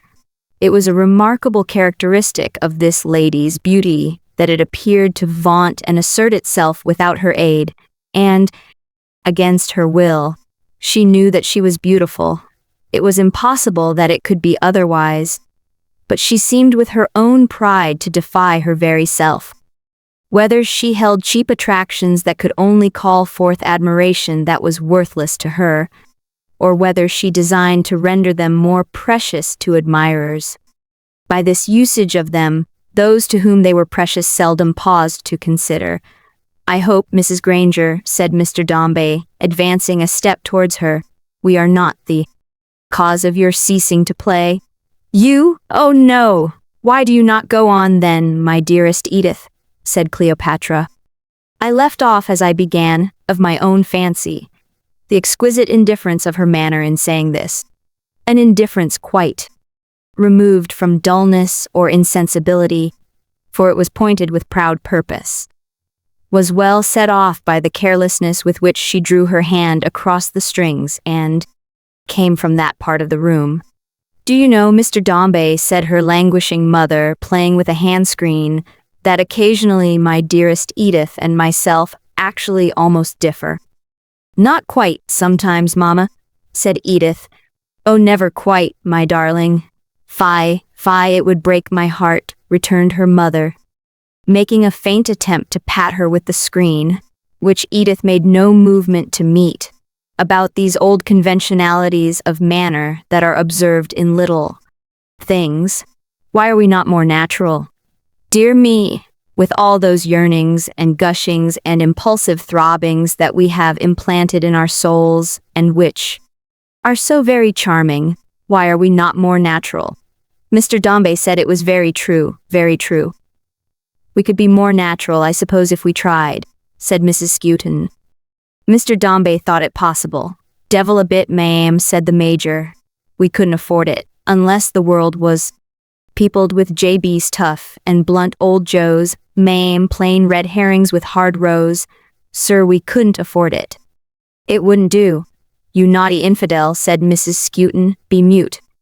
"Cleopatra commands," returned the Major, kissing his hand, and Antony Bagstock obeys. "The man has no sensitiveness," said Mrs. Skewton, cruelly holding up the hand-screen so as to shut the Major out. "No sympathy. And what do we live for but sympathy? What else is so extremely charming, without that gleam of sunshine on our cold, cold earth?" said Mrs. Skewton, arranging her lace tucker and complacently observing the effect of her bare, lean arm, looking upward from the wrist. "How could we possibly bear it? In short, obdurate man," glancing at the Major round the screen, "I would have my world all heart, and faith is so excessively charming that I want allow you to disturb it, do you hear?" The Major replied that it was hard in Cleopatra to require the world to be all heart, and yet to appropriate to herself the hearts of all the world, which obliged Cleopatra to remind him that flattery was insupportable to her, and that if he had the boldness to address her in that strain any more, she would positively send him home. Withers the wan at this period, handing round the tea. Mr. Dombey again addressed himself to Edith. "There is not much company here, it would seem," said Mr. Dombey in his own portentous gentlemanly way. "I believe not. We see none." "Why, really," observed Mrs. Skewton from her couch, There are no people here just now with whom we care to associate. They have not enough heart, said Edith with a smile. The very twilight of a smile. So singularly were its light and darkness blended. My dearest Edith rallies me, you see, said her mother, shaking her head, which shook a little of itself sometimes, as if the palsy twinkled now and then opposition to the diamonds. Wicked one! You have been here before, if I am not mistaken, said Mr. Dombey, still to Edith. Oh, several times. I think we have been everywhere. A beautiful country, I suppose it is, everybody says so. Your cousin Phoenix raves about it, Edith interposed her mother from her couch. The daughter slightly turned her graceful head, and raising her eyebrows by a hair's breadth, as if her cousin Phoenix were of all the mortal world the least to be regarded, turned her eyes again towards Mr. Dombey. I hope, for the credit of my good taste, that I am tired of the neighborhood, she said. You have almost reason to be, madam, he replied, glancing at a variety of landscape drawings, of which he had already recognized several as representing neighboring points of view, and which were strewn abundantly about the room, if these beautiful productions are from your hand. She gave him no reply, but sat in a disdainful beauty, quite amazing. Have they that interest? Said Mr. Dombey. Are they yours? Yes. And you play, I already know. Yes. And sing? Yes. She answered all these questions with a strange reluctance, and with that remarkable air of opposition to herself, already noticed as belonging to her beauty. Yet she was not embarrassed, but wholly self-possessed. Neither did she seem to wish to avoid the conversation, for she addressed her face, and so far as she could, her manner, also to him, and continued to do so when he was silent. You have many resources against weariness, at least, said Mr. Dombey.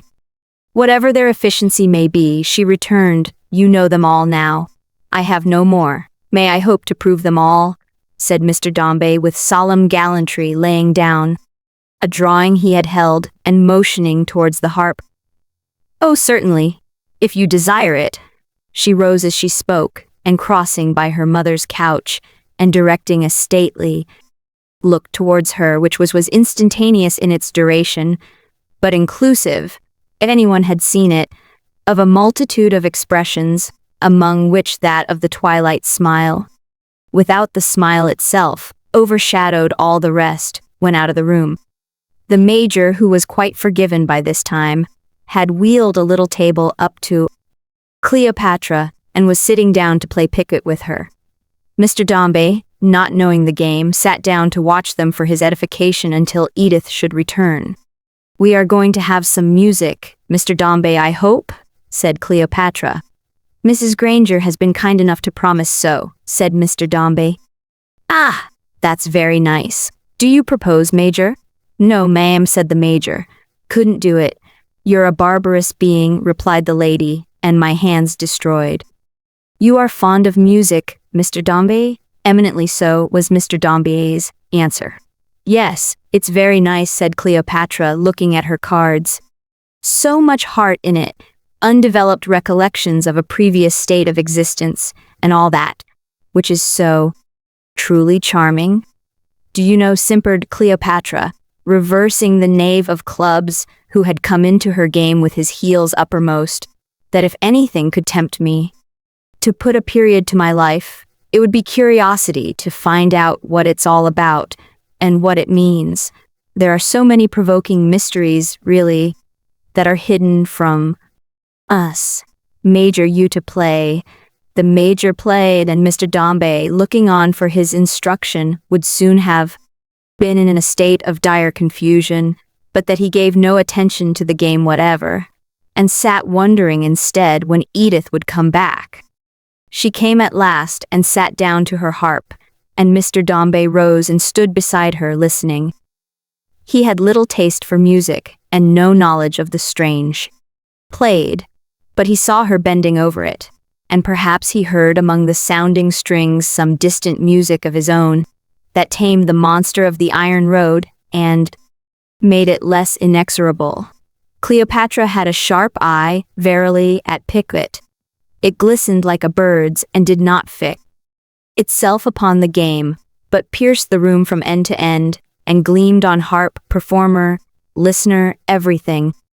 When the haughty beauty had concluded, she arose, and receiving Mr. Dombey's thanks and compliments in exactly the same manner as before, went with scarcely any pause to the piano, and began there. Edith Granger, any song but that.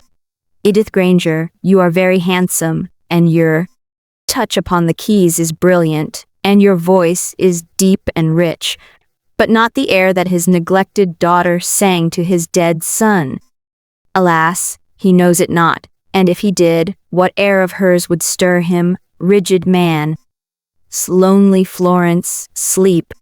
Peace in thy dreams, although the night has turned dark, and the clouds are gathering, and threaten to discharge themselves in hail. Chapter 22. A Trifle of Management by Mr. Carker the Manager. Mr. Carker the manager sat his desk, smooth and soft as usual, reading those letters which were reserved for him to open, backing them occasionally with such memoranda and references as their business purport required, and parceling them out into little heaps for distribution through the several departments of the house. The post had come in heavy that morning, and Mr. Carker the manager had a good deal to do. The general action of a man so engaged pausing to look over a bundle of papers in his hand, dealing them round in various portions, taking up another bundle and examining its contents with knitted brows and pursed-out lips, dealing and sorting and pondering by turns, would easily suggest some whimsical resemblance to a player at cards. The face of Mr. Carker the manager was in good keeping with such a fancy. It was the face of a man who studied his play warily, who made himself master of all the strong and weak points of the game, who registered the cards in his mind as they fell about him, knew exactly what was on them, what they missed, and what they made, who was crafty to find out what the other players held, and who never betrayed his own hand. The letters were in various languages, but Mr. Carker the manager read them all. If there had been anything in the offices of Dombey and Son that he could read, there would have been a card wanting in the pack. He read almost at a glance, and made combinations of one letter with another, and one business with another, as he went on, adding new matter to the heaps, much as a man would know the cards at sight, and work out their combinations in his mind after they were turned. Something too deep for a partner, and much too deep for an adversary, Mr. Carker the manager sat in the rays of the sun that came down slanting on him through the skylight, playing his game alone. And although it is not among the instincts, wild or domestic, of the cat tribe to play at cards, feline from sole to crown was Mr. Carker the manager, as he basked in the strip of summer light and warmth that shone upon his table and the ground as if they were a crooked dial plate, and himself the only figure on it, with hair and whiskers deficient in color at all times, but feebler than common in the rich sunshine, more like the coat of a sandy tortoiseshell cat, with long nails nicely pared and sharpened, with a natural antipathy to any speck of dirt, which made him pause sometimes and watch the falling motes of dust, and rub them off his smooth white hand or glossy linen. Mr. Carker the manager, sly of manner, sharp of tooth, soft of foot, watchful of eye, oily of tongue, cruel of heart, nice of habit, sat with a dainty steadfastness and patience at his work, as if he were waiting at a mouse's hole. At length the letters were disposed of, excepting one which he reserved for a particular audience. Having locked the more confidential correspondence in a drawer, Mr. Carker the manager rang his bell. "Why do you answer it?" was his reception of his brother. "The messenger is out, and I am the next," was the submissive reply. "You are the next?" muttered the manager. "Yes, creditable to me. There, Pointing to the heaps of opened letters, he turned disdainfully away in his elbow chair and broke the seal of that one which he held in his hand. "I am sorry to trouble you, James," said the brother, gathering them up, "but, oh, you have something to say." "I knew that." Mr. Carker, the manager, did not raise his eyes or turn them on his brother, but kept them on his letter, though without opening it. He repeated sharply, "I am uneasy about Harriet." "Harriet who? What Harriet? I know nobody of that name. She is not well and has changed very much of late." "She changed very much, a great many years ago," replied the manager, "and that is all I have to say." "I think if you would hear me, why should I hear you, Brother John?" returned the manager, laying a sarcastic emphasis on those two words and throwing up his head, but not lifting his eyes. "I tell you, Harriet Carker made her choice many years ago between her two brothers. She may repent it, but she must abide by it. Don't mistake me. I do not say she does repent it. It would be black ingratitude me to hint at such a thing," returned the other. "Though believe me, James, I am as sorry for her sacrifice as you." "As I," exclaimed the manager. "As sorry for her choice, for what you call her choice, as you are angry at it," said Junior. "Angry?" repeated the other with a wide show of his teeth. "Displeased, whatever word you like best. You know my meaning. There is no offense in my intention. There is offense in everything you do," replied his brother, glancing at him with sudden scowl, which in a moment gave place to a wider smile than the last. "Carry those papers away, if you please. I am busy." His politeness was so much more cutting than his wrath, that the junior went to the door. But stopping at it and looking round, he said, "When Harriet tried in vain to plead for me with you, on your first just indignation, and my first disgrace, and when she left you, James, to follow my broken fortunes, and devote herself, in her mistaken affection, to a ruined brother, because without her he had no one, and was lost, she was young and pretty.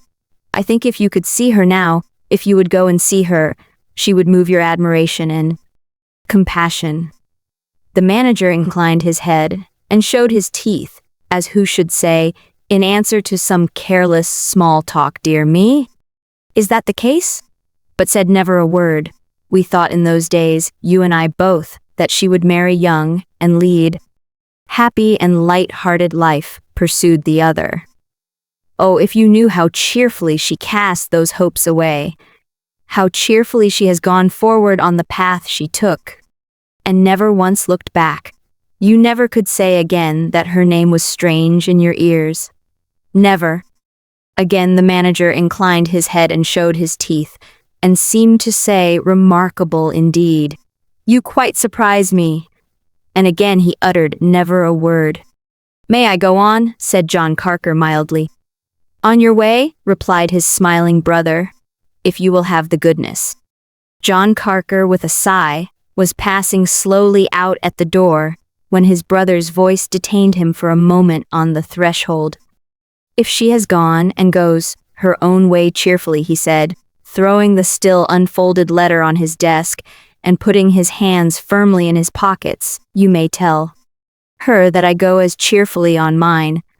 If she has never once looked back, you may tell her that I have, sometimes to recall her taking part with you, and that my resolution is no easier to wear away." He smiled very sweetly here, than marble. "I tell her nothing of you. We never speak about you. Once a year, on your birthday, Harriet says always, 'Let us remember James by name and wish him happy,' but we say no more." "Tell it then, if you please," returned the other, "to yourself. You can't repeat it too often, as a lesson to you to avoid the subject in speaking to me. I know no Harriet Carker. There is no such person. You may have a sister, make much of her. I have none." Mr. Carker, the manager, took up the letter again, and waved it with a smile of mock courtesy towards the door, unfolding it as his brother withdrew, and looking darkly after him as he left the room, He once more turned round in his elbow chair and applied himself to a diligent perusal of its contents. It was in the writing of his great chief, Mr. Dombey, and dated from Leamington. Though he was a quick reader of all other letters, Mr. Carker read this slowly, weighing the words as he went, and bringing every tooth in his head to bear upon them. When he had read it through once, he turned it over again, and picked out these passages. I find myself benefited by the change, and am not yet inclined. Name any time for my return. I wish, Carker, you would arrange to come down once and see me here and let me know how things are going on in person. I omitted to speak to you about young Gay. If not gone per Son and Hare, or if Son and Hare still lying in the docks, appoint some other young man and keep him in the city for the present. I am not decided. Now that's unfortunate, said Mr. Carker, the manager, expanding his mouth as if it were made of India rubber, for his far away. Still that passage, which was in a postscript, attracted his attention and his teeth once more. I think he said, my good friend Captain Cuttle mentioned something about being towed along in the wake of that day. What a pity he's so far away. He refolded the letter and was sitting trifling with it, standing it longwise and broadwise on his table and turning it over and over on all sides, doing pretty much the same thing, perhaps, by its contents, when Mr. Perch, the messenger, knocked softly at the door, and coming in on tiptoe, bending his body at every step as if it were the delight of his life to bow, laid some papers on the table. Would you please to be engaged, sir? Asked Mr. Perch, rubbing his hands and deferentially putting his head on one side, like a man who felt he had no business to hold it up in such a presence, and would keep it as much out of the way as possible. Who wants me? Why, sir, said Mr. Perch, in a soft voice, really nobody, sir, to speak of at present. Mr. Gills, the ship's instrument maker, sir, has looked in about a little matter of payment, he says, but I mentioned to him, sir, that you was engaged several deep. Several deep. Mr. Perch coughed once behind his hand, and waited for further orders. Anybody else? Well, sir, said Mr. Perch, I wouldn't of my own self take the liberty of mentioning, sir, that there was anybody else. But that same young lad that was here yesterday, sir, and last week has been hanging about the place, and it looks, sir, added Mr. Perch, stopping to shut the door, dreadful unbusinesslike to see him whistling the sparrows down the court and making of him answer him. You said he wanted something to do, didn't you, Perch? Asked Mr. Carker, leaning back in his chair and looking at that officer. Why, sir, said Mr. Perch, coughing behind his hand again, his expression certainly were that he was in wants of a situation, and that he considered something might be done for him at the docks, being used to fishing with a rod and line. Mr. Perch shook his head very dubiously indeed. What does he say when he comes? Asked Mr. Carker. Indeed, sir, said Mr. Perch, coughing another cough behind his hand, which was always his resource as an expression of humility when nothing else occurred to him. His observation generally air that he would humbly wish to see one of the gentlemen, and that he wants to earn a living. But you see, sir, added Perch, dropping his voice to a whisper, and turning in the inviolable nature of his confidence to give the door a thrust with his hand and knee, as if that would shut it any more, when it was shut already. It's hardly to be bore, sir, that a common lad like that should come prowling here and saying that his mother nursed our house's young gentleman, and that he hopes our house will give him a chance on that account. I am sure, sir, observed Mr. Pert, that although Mrs. Perch was at that time nursing as thriving a little girl, sir, as we've ever took the liberty of adding to our family, I wouldn't have made so free as drop a hint of her being capable of imparting nourishment, not if it was never so. Mr. Carker grinned at him like a shark, but in an absent, thoughtful manner. Whether, submitted Mr. Perch, after a short silence and another cough, It mightn't be best for me to tell him that if he was seen here any more he would be given into custody, and to keep to it. With respect to bodily fear, said Mr. Perch, I'm so timid myself by nature, sir, and my nerves is so unstrung by Mrs. Perch's state, that I could take my affidavit easy. Let me see this fellow, Perch, said Mr. Carker. Bring him in. Yes, sir. Begging your pardon, sir, said Mr. Perch, hesitating at the door, his rough, sir, in appearance. Never mind. If he's there, bring him in. I'll see Mr. Gills directly. Ask him to wait. Mr. Perch bowed, and shutting the door as precisely and carefully as if he were not coming back for a week, went on his quest among the sparrows in the court. While he was gone, Mr. Carker assumed his favorite attitude before the fireplace and stood, looking at the door, presenting with his under lip tucked into the smile that showed his whole row of upper teeth, a singularly crouching apace. The messenger was not long in returning, followed by a pair of heavy boots that came bumping along the passage like boxes. With the unceremonious words, "Come along with you," a very unusual form of introduction from his lips, Mr. Perch then ushered into the presence a strong-built lad of 15, with a round red face, a round sleek head, round black eyes, round limbs, and round body.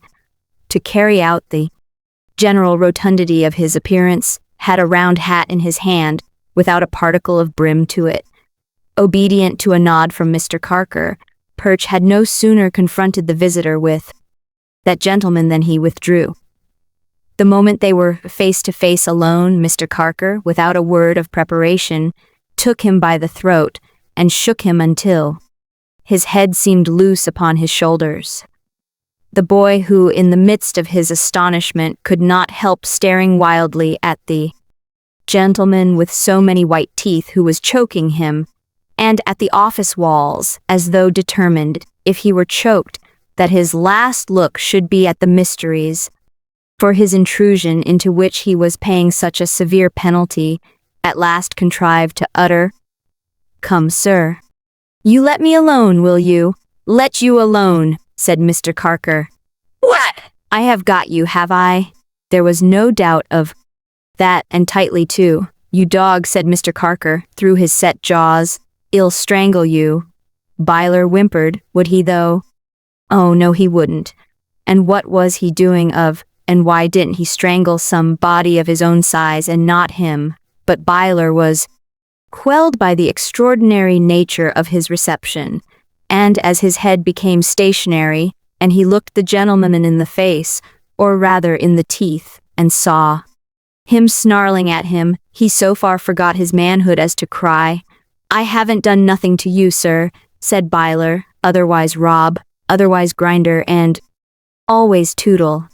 "You young scoundrel," replied Mr. Carker, slowly releasing him and moving back a step into his favorite position. "What do you mean by daring to come here?" "I didn't mean no harm, sir," whimpered Rob, putting one hand to his throat and the knuckles of the other to his eyes. "I'll never come again, sir. I only wanted work." "Work, young Cain that you are," repeated Mr. Carker, eyeing him narrowly. "Ain't you the idlest vagabond in London?"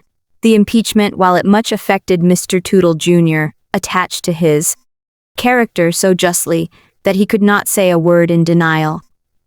He stood looking at the gentleman, therefore, with a frightened, self-convicted, and remorseful air. As to his looking at him, it may be observed that he was fascinated by Mr. Carker, and never took his round eyes off him for an instant. "Ain't you a thief?" said Mr. Carker, with his hands behind him in his pockets. "No, sir," pleaded Rob. "You are," said Mr. Carker. "I ain't indeed, sir," whimpered Rob. "I never did such a thing as thieve, sir, if you'll believe me. I know I've been a-going wrong, sir, ever since I took to bird-catching and walking-matching." "I'm sure a cove might think," said Mr. Tootle Jr., with a burst of penitence, "that singing birds was innocent company, but nobody knows what harm is in them little creeters, and what they brings you down to. They seemed to have brought him down to a velveteen jacket and trousers very much the worse for wear, a particularly small red waistcoat like a gorget, an interval of blue check, and the hat before mentioned. "I ain't been home 20 times since them birds got their will of me," said Rob, "and that's 10 months. How can I go home when everybody's miserable to see me?" "I wonder," said Byler, blubbering outright and smearing his eyes with his coat cuff, "that I haven't been and drowned myself over and over again." All of which, including his expression of surprise at not having achieved this last scarce performance, the boy said, just as if the teeth of Mr. Carker drew it out of him, and he had no power of concealing anything with that battery of attraction in full play. "You're a nice young gentleman," said Mr. Carker, shaking his head at him. "There's hemp seed sown for you, my fine fellow." "I'm sure, sir," returned the wretched Byler, blubbering again, and again having recourse to his coat cuff. "I shouldn't care, sometimes, if it was growed too. My misfortunes all began in wagging, sir, but what could I do except in wag?" "Excepting what?" said Mr. Carker. "Wag, sir. Wagging from school." "Do you mean pretending to go there and not going?" said Mr. Carker. "Yes, sir, that's wagging, sir," returned the quondam grinder, much affected. "I was chivied through the streets, sir, when I went there, and pounded when I got there. So I wagged and hid myself, and that began it." "And you mean to tell me," said Mr. Carker, taking him by the throat again, holding him out at arm's length, and surveying him in silence for some moments, "that you want a place, do you?" "I should be thankful to be tried, sir," returned Tootle Jr. faintly. Mr. Carker, the manager, pushed him backward into a corner, the boy submitting quietly, hardly venturing to breathe, and never once removing his eyes from his face, and rang the bell. "Tell Mr. Dills to come here." Was too deferential to express surprise or recognition of the figure in the corner, and Uncle Sol appeared immediately. "Mr. Dills," said Carker, with a smile, "sit down. How do you do? You continue to enjoy your health, I hope." "Thank you, sir," returned Uncle Sol, taking out his pocketbook and handing over some notes as he spoke. "Nothing ails me in body but old age. 25, sir." "You are as punctual and exact, Mr. Dills," replied the smiling manager, taking a paper from one of his many drawers and making an endorsement on it, while Uncle Sol looked over him, "as one of your own chronometers." "Quite right. The son and heir has not been spoken, I find by the list, sir," said Uncle Sol, with slight addition to the usual tremor in his voice. "The son and heir has not been spoken," returned Carker. "There seems to have been tempestuous weather, Mr. Dills, and she has probably been driven out of her course." "She is safe, I trust in heaven," said Old Sol. "She is safe, I trust in heaven," assented Mr. Carker in that voiceless manner of his, which made the observant young Tootle tremble again. "Mr. Dills," he added aloud, throwing himself back in his chair, "you must miss your nephew very much?" Uncle Sol, standing by him, shook his head and heaved a deep sigh. "Mr. Dills," said Carker, with his soft hand playing round his mouth, and looking up into the instrument maker's face, "it would be company to you to have a young fellow in your shop just now, and it would be obliging me if you would give one house room for the present. No, to be sure," he added quickly, in anticipation of what the old man was going to say, "there's not much business doing there, I know, but you can make him clean the place out, polish up the instruments, drudge, Mr. Dills. That's the lad." Sol Gills pulled down his spectacles from his forehead to his eyes and looked at Tootle Jr. standing upright in the corner, his head presenting the appearance, which it always did, of having been newly drawn on out of a bucket of cold water, his small waistcoat rising and falling quickly in the play of his emotions, and his eyes intently fixed on Mr. Carker, without the least reference to his proposed master. "Will you give him house room, Mr. Dills?" said the manager. Old Sol, without being quite enthusiastic on the subject, replied that he was glad of any opportunity, however slight, to oblige Mr. Carker, whose wish on such a point was a command, and that the wooden midshipman would consider himself happy to receive in his berth any visitor of Mr. Carker's selecting. Mr. Carker bared himself to the tops and bottoms of his gums, making the watchful Tootle Jr. tremble more and more, and acknowledged the instrument-maker's politeness in his most affable manner. "Ill dispose of him so then, Mr. Gills," he answered, rising and shaking the old man by the hand, "until I make up my mind what to do with him, and what he deserves. As I consider myself responsible for him, Mr. Gills," here he smiled a wide smile at Rob, who shook before it, "I shall be glad if you'll look sharply after him, and report his behavior to me. I'll ask a question or two of his parents as I ride home this afternoon, respectable people, to confirm some particulars in his own account himself. And that done, Mr. Gills, I'll send him round to you tomorrow morning. Bye." His smile at parting was so full of teeth that it confused Old Sol and made him vaguely uncomfortable. He went home, thinking of raging seas, foundering ships, drowning men, an ancient bottle of Madeira never brought to light, and other dismal matters. "Boy," said Mr. Carker, putting his hand on young Tootle's shoulder and bringing him out into the middle of the room. "You have heard me?" Rob said, "Yes, sir. Perhaps you understand," pursued his patron, "that if you ever deceive or play tricks with me, you had better have drowned yourself, indeed, once for all, before you came here." There was nothing in any branch of mental acquisition that Rob seemed to understand better than that. "If you have lied to me," said Mr. Carker, "in anything, never come in my way again. If not, you may let me find you waiting for me somewhere near your mother's house this afternoon. I shall leave this at 5 o'clock and ride there on horseback. Now, give me the address." Rob repeated it slowly as Mr. Carker wrote it down. Rob even spelt it over a second time, letter by letter, as if he thought that the omission of a dot or scratch would lead to his destruction. Mr. Carker then handed him out of the room, and Rob, keeping his round eyes fixed upon his patron to the last, vanished for the time being. Mr. Carker, the manager, did a great deal of business in the course of the day, and bestowed his teeth upon a great many people. In the office, in the court, in the street, and on change, they glistened and bristled to a terrible extent.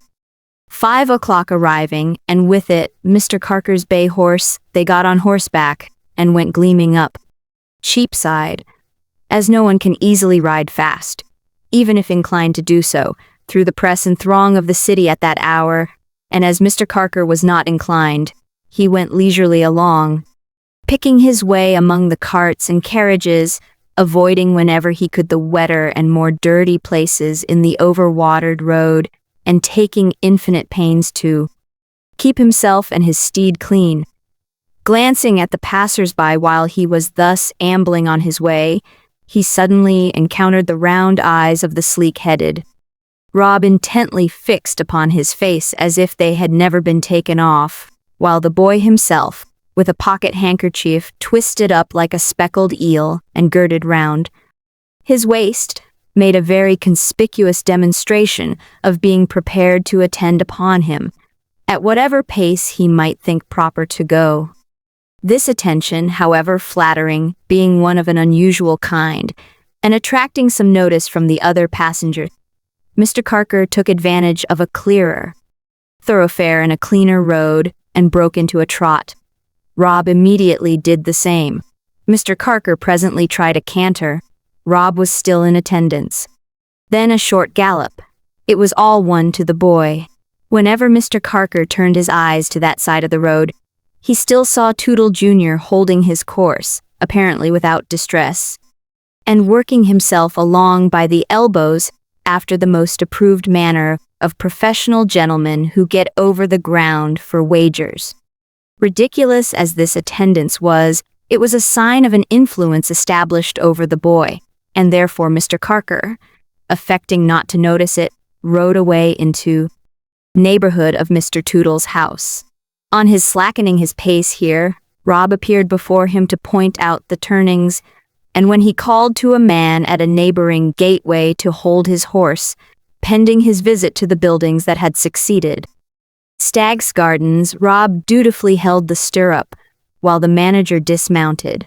"Now, sir," said Mr. Carker, taking him by the shoulder, "come along."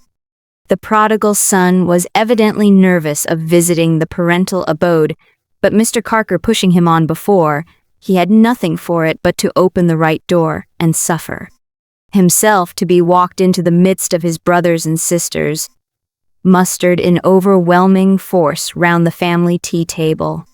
At sight of the prodigal in the grasp of a stranger, these tender relations united in a general howl, which smote upon the prodigal's breast so sharply when he saw his mother stand up among them, pale and trembling, with the baby in her arms, that he lent his own voice to the chorus. Nothing doubting now that the stranger, if not Mr. Ketch in person, was one of that company, the whole of the young family wailed the louder, while its more infantine members, unable to control the transports of emotion appertaining to their time of life, threw themselves on their backs like young birds when terrified by a hawk, and kicked violently. At length, poor Polly making herself audible, with quivering lips, "Oh, Rob, my poor boy, what have you done at last?" "Nothing, mother," cried Rob, in a piteous voice. "Ask the gentleman." "Don't be alarmed," said Mr. Carker, "I want to do him good." At this announcement, Polly, who had not cried yet, began to do so. The elder Toodles, who appeared to have been meditating a rescue, unclenched their fists. The younger Toodles clustered round their mother's gown and peeped from under their own chubby arms at their desperado brother and his unknown friend. Everybody blessed the gentleman with the beautiful teeth, who wanted to do good. "This fellow," said Mr. Carker to Polly, giving him a gentle shake, "is your son, ma'am?" "Yes, sir," sobbed Polly with a curtsy. "Yes, sir." "A bad son, I am afraid," said Mr. Carker. "Never a bad son to me, sir," returned Polly. "To whom then?" demanded Mr. Carker. "He has been a little wild, sir," returned Polly, checking the baby, who was making convulsive efforts with his arms and legs to launch himself on Byler through the ambient air, and has gone with wrong companions. But I hope he has seen the misery of that, sir, and will do well again." Mr. Carker looked at Polly, and the clean room, and the clean children, and the simple Toodle face, combined of father and mother, that was reflected and repeated everywhere about him, and seemed to have achieved the real purpose of his visit. "Your husband, I take it, is not at home?" he said. "No, sir," replied Polly. "He's down the line at present." The prodigal Rob seemed very much relieved to hear it. Though still in the absorption of all his faculties in his patron, he hardly took his eyes from Mr. Carker's face, unless, for a moment at a time, to steal a sorrowful glance at his mother. "Then," said Mr. Carker, "I'll tell you how I have stumbled on this boy of yours, and who I am and what I am going to do for him." This Mr. Carker did in his own way, saying that he at first intended to have accumulated nameless terrors on his presumptuous head for coming to the whereabout of Dombey and Son, that he had relented in consideration of his youth, his professed contrition, and his friends, that he was afraid he took a rash step in doing anything for the boy, and one that might expose him to the censure of the prudent, but that he did it of himself and for himself, and risked the consequences single-handed, and that his mother's past connection with Mr. Dombey's family had nothing to do with it, and that Mr. Dombey had nothing to do with it, but that he, Mr. Carker, was the be-all in the end, all of this business. Taking great credit to himself for his goodness, and receiving no less from all the family then present, Mr. Carker signified indirectly but still pretty plainly that Rob's implicit fidelity, attachment, and devotion were forevermore his due, and the least homage he could receive. And with this great truth Rob himself was so impressed that, standing gazing on his patron, with tears rolling down his cheeks, he nodded his shiny head until it seemed almost as loose as it had done under the same patron's hands that morning. Polly, who had passed heaven knows how many sleepless nights on account of this, her dissipated firstborn, and had not seen him for weeks and weeks, could have almost kneeled to Mr. Carker the manager as to a good spirit, in spite of his teeth. But Mr. Carker rising to depart, she only thanked him with her mother's prayers and blessings, thanks so rich when paid out of the heart's mint, especially for any service Mr. Carker had rendered, that he might have given back a large amount of change, and yet been overpaid. As that gentleman made his way among the crowding children to the door, Rob retreated on his mother, and took her and the baby in the same repentant hug. "I'll try hard, dear mother, now. Upon my soul I will," said Rob. "Oh, do, my dear boy. I am sure you will, for our sakes and your own," cried Polly, kissing him. "But you're coming back to speak to me when you have seen the gentleman away?" "I don't know, mother." Rob hesitated and looked down. "Father, when's he coming home?" "Not till 2 o'clock tomorrow morning. I'll come back, mother dear," cried Rob. And passing through the shrill cry of his brothers and sisters in reception of this promise, he followed Mr. Carker out. "What?" said Mr. Carker, who had heard this. "You have a bad father, have you?" "No, sir," returned Rob, amazed. "There ain't a better nor a kinder father going than mine is." "Why don't you want to see him then?" inquired his patron. "There's such a difference between a father and a mother," said Rob, after faltering for a moment. He couldn't hardly believe yet that I was doing to do better, though I know had tried to, but a mother, she always believes what's good, sir. "Least, I know my mother does, God bless her." Mr. Carker's mouth expanded, but he said no more until he was mounted on his horse, and had dismissed the man who held it, when, looking down from the saddle steadily into the attentive and watchful full face of the boy, he said, "You'll come to me tomorrow morning, and you shall be shown where that old gentleman lives. That old gentleman who was with me this morning, where you are going, as you heard me say." "Yes, sir," returned Rob. "I have a great interest in that old gentleman, and in serving him you serve me, boy. Do you understand? Well," he added, interrupting him, for he saw his round face brighten when he was told that. "I see you do. I want to know all about that old gentleman and how he goes on from day to day, for I am anxious to be of service. Him, and especially who comes there to see him. Do you understand?" Rob nodded his steadfast face and said, "Yes, sir," again. "I should like to know that he has friends who are attentive to him, and that they don't desert him, for he lives very much alone now, poor fellow, but that they are fond of him, and of his nephew who has gone abroad. There is a very young lady who may perhaps come to see him. I want particularly to know all about her." "I'll take care, sir," said the boy. "And take care," returned his patron, bending forward to advance his grinning face closer to the boy's and pat him on the shoulder with the handle of his whip. "Take care you talk about affairs of mine to nobody but me." "To nobody in the world, sir," replied Rob, shaking his head. "Neither there," said Mr. Carker, pointing to the place they had just left, "nor anywhere else. I'll try how true and grateful you can be. I'll prove you," making this, by his display of teeth, and by the action of his head, as much a threat as a promise, turned from Rob's eyes, which were nailed upon him as if he had won the boy by a charm, body and soul, and rode away. But again becoming conscious, after trotting a short distance, that his devoted henchman, girt as before, was yielding him the same attendance, to the great amusement of sundry spectators, he reined up and ordered him off. To ensure his obedience, he turned in the saddle and watched him as he retired. It was curious to see that even then Rob could not keep his eyes wholly averted from his patron's face, but, constantly turning and turning again to look after him, involved himself in a tempest of buffetings and jostlings from the other passengers in the street, of which, in the pursuit of the one paramount idea, he was perfectly heedless. Mr. Carker, the manager, rode on at a foot pace, with the easy air of one who had performed all the business of the day in a satisfactory manner and got it comfortably off his mind.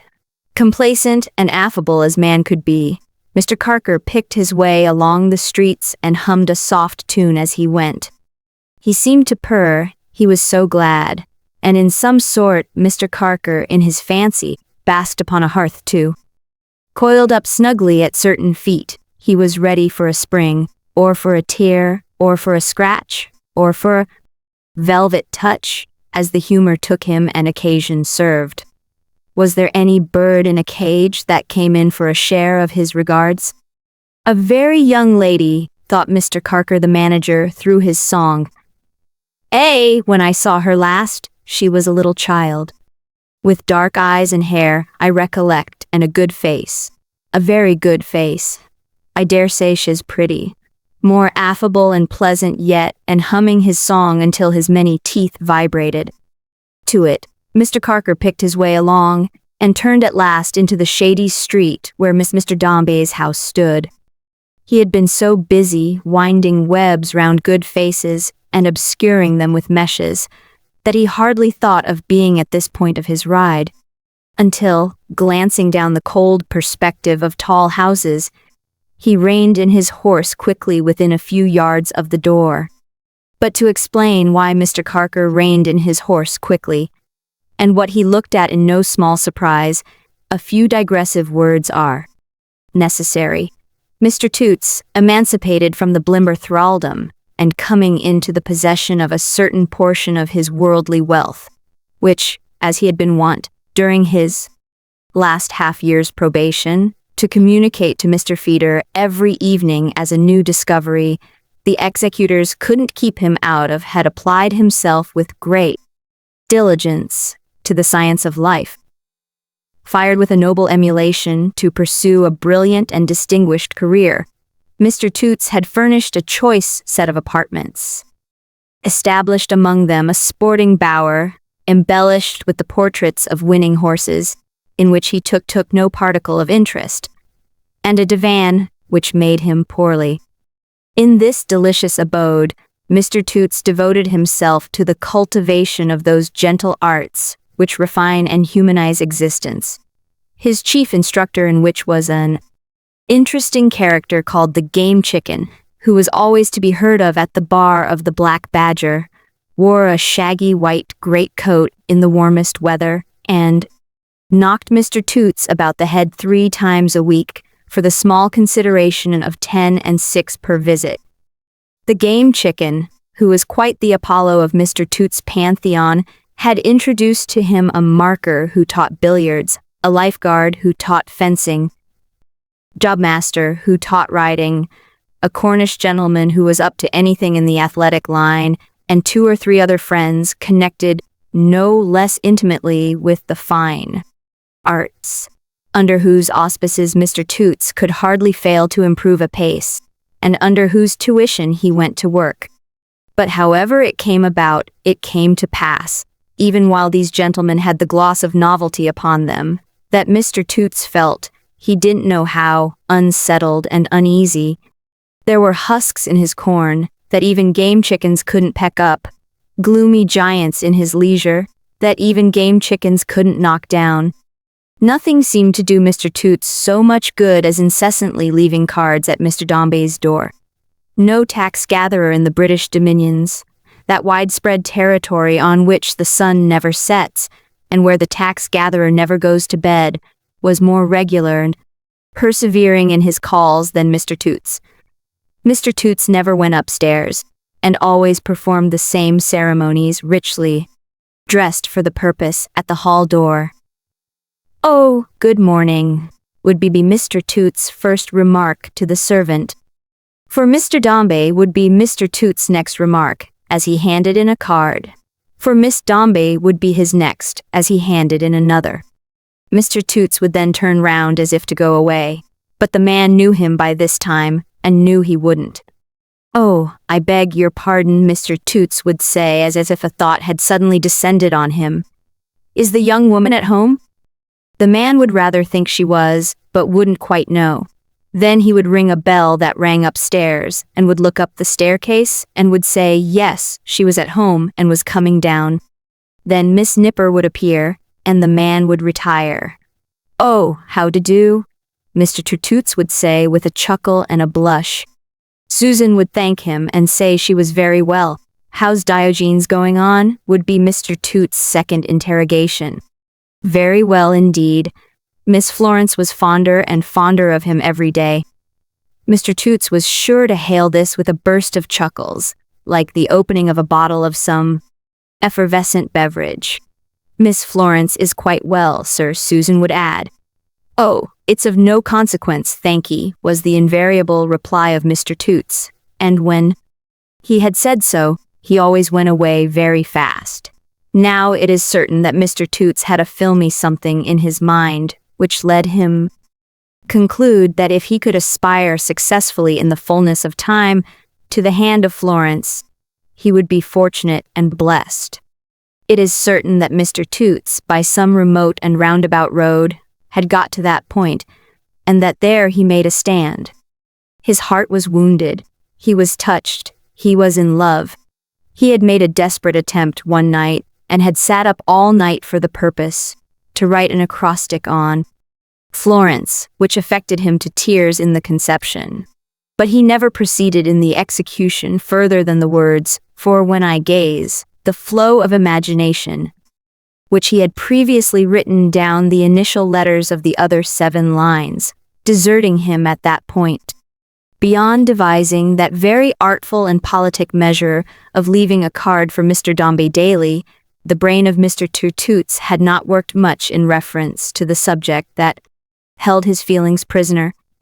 But deep consideration at length assured Mr. Toots that an important step to gain was the conciliation of Miss Susan Nipper, preparatory to giving her some inkling of his state of mind. A little light and playful gallantry towards this lady seemed the means to employ in that early chapter of the history for winning her to his interests. Not being able quite to make up his mind about it, he consulted the chicken without taking that gentleman into his confidence, merely informing him that a friend in Yorkshire had written to him, Mr. Toots, for his opinion on such a question. The chicken replying that his opinion always was, "Go in and win, and further, when your man's before you and your work cut out, go in and do it."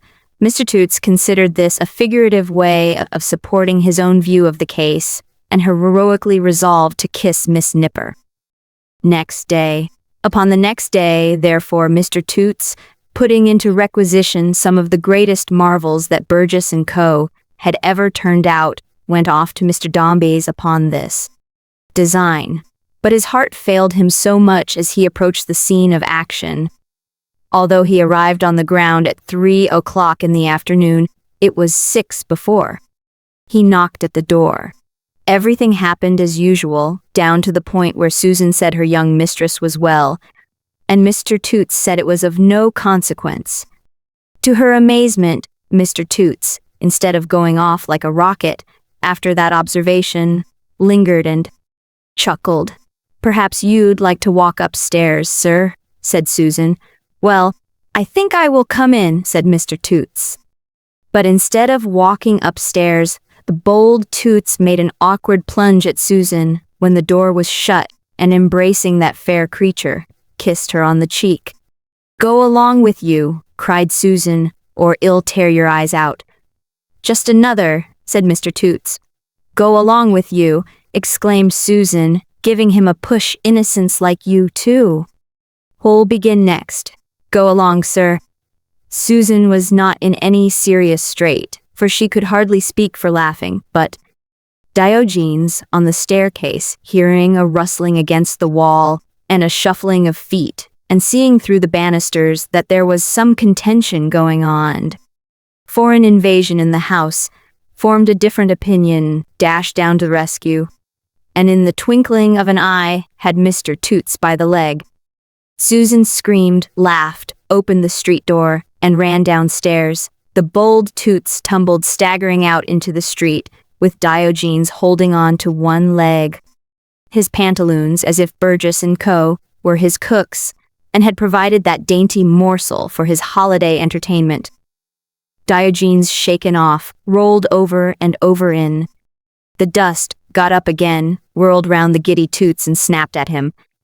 And all this turmoil, Mr. Carker, reining up his horse and sitting a little at a distance, saw to his amazement issue from the stately house of Mr. Dombey.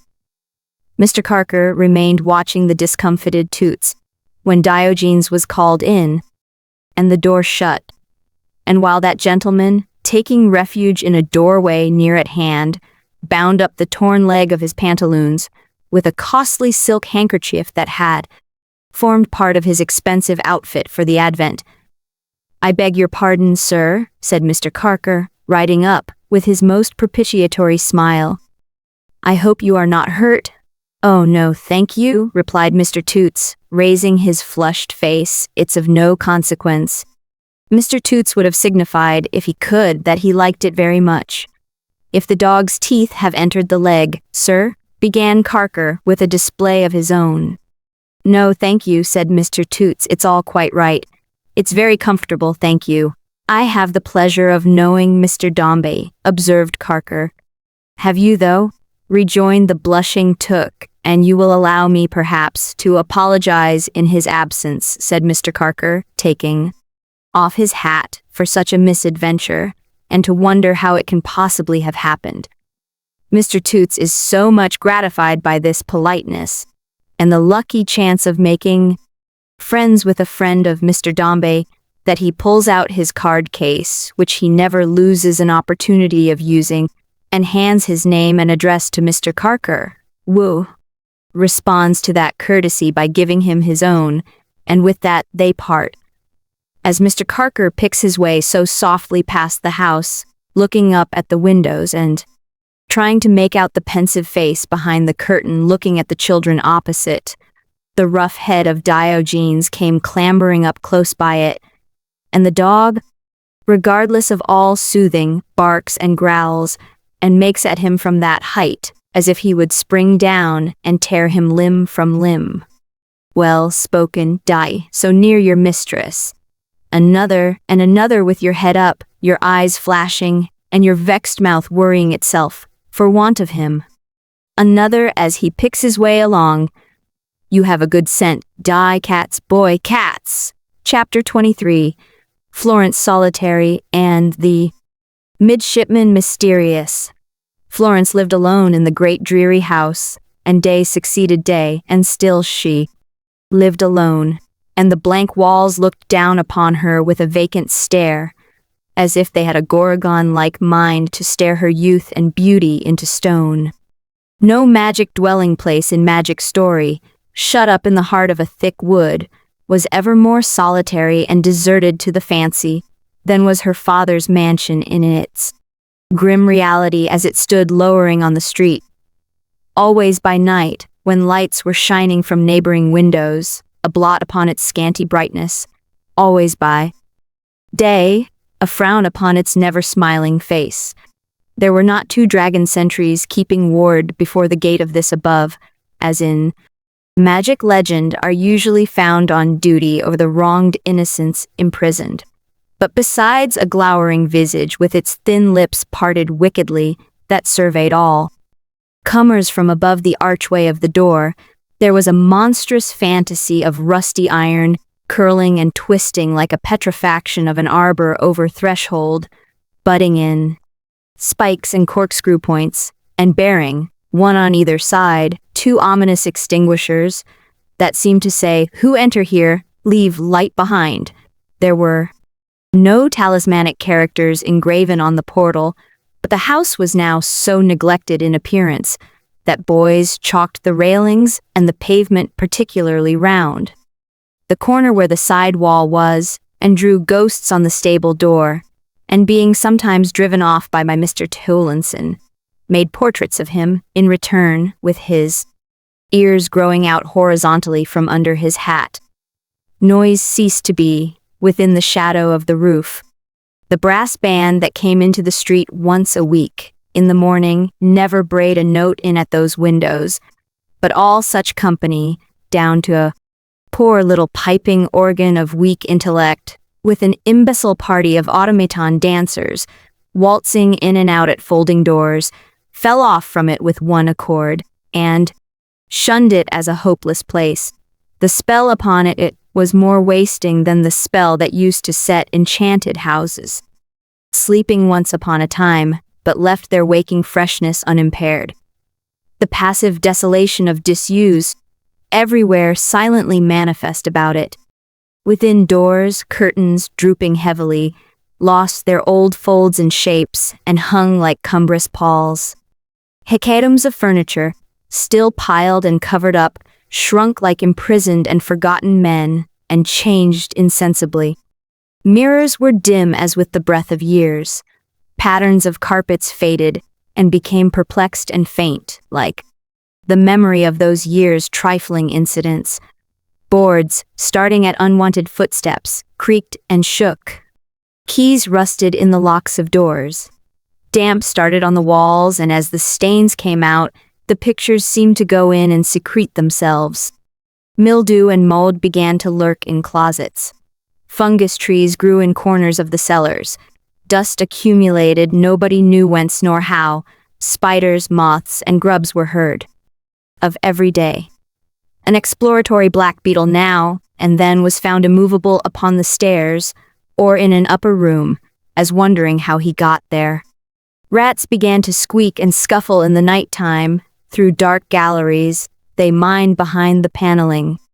The dreary magnificence of the staterooms, seen imperfectly by the doubtful light admitted through closed shutters, would have answered well enough for an enchanted abode, such as the tarnished paws of gilded lions stealthily put out from beneath their wrappers, the marble lineaments of busts on pedestals, fearfully revealing themselves through veils, the clocks that never told the time, or if wound up by any chance, told it wrong and struck unearthly numbers, which are not upon the dial, the accidental tinklings among the pendant lustres, more startling than alarm bells, the softened sounds and laggard air that made their way among these objects, and a phantom crowd of others, shrouded and hooded, and made spectral of shape. But besides, there was the great staircase, where the lord of the place so rarely set his foot, and by which his little child had gone up to heaven. There were other staircases and passages where no one went for weeks together. There were two closed rooms associated with dead members of the family, and with whispered recollections of them. And to all the house but Florence, there was a gentle figure, moving through the solitude and gloom, that gave to every lifeless thing a touch of present human interest and wonder. For Florence lived alone in the deserted house, and day succeeded day, and still she lived alone, and the cold walls looked down upon her with a vacant stare, as if they had a Gorgon-like mind to stare her youth and beauty into stone. The grass began to grow upon the roof, and in the crevices of the basement paving, a scaly, crumbling vegetation sprouted round the windowsills. Fragments of mortar lost their hold upon the insides of the unused chimneys and came dropping down. The two trees with the smoky trunks were blighted high up, and the withered branches domineered above the leaves. Through the whole building white had turned. Yellow, nearly black, and since the time when the poor lady died, it had slowly become a dark gap in the long, monotonous street. But Florence bloomed there, like the king's fair daughter in the story. Her books, her music, and her daily teachers were her only real companions, Susan Nipper and Diogenes excepted, of whom the former, in her attendance on the studies of her young mistress, began to grow quite learned herself, while the latter, softened, possibly by the same influences, would lay his head upon the window ledge and placidly open and shut his eyes upon the street, all through a summer morning, sometimes pricking up his head to look with great significance after some noisy dog in a cart who was barking his way along, and sometimes with an exasperated, unaccountable recollection of his supposed enemy in the neighborhood rushing to the door, whence, after a deafening disturbance, he would come jogging back with ridiculous complacency that belonged to him, and lay his jaw upon the window ledge again, with the air of a dog who had done a public service. So Florence lived in her wilderness of a home, within the circle of her innocent pursuits and thoughts, and nothing harmed her. She could go down to her father's rooms now, and think of him, and suffer her loving heart humbly to approach him, without fear of repulse. She could look upon the objects that had surrounded him in his sorrow, and could nestle near his chair, and not dread the glance that she so well remembered. She could render him such little tokens of her duty and service, as putting everything in order for him with her own hands, binding little nosegays for table, changing them as one by one they withered and he did not come back, preparing something for him every day, and leaving some timid mark of her presence near his usual seat. Today it was a little painted stand for his watch. Tomorrow she would be afraid to leave it, and would substitute some other trifle of her making not so likely to attract his eye. Waking in the night, perhaps, she would tremble at the thought of his coming home and angrily rejecting it, and would hurry down with slippered feet and quickly beating heart and bring it away.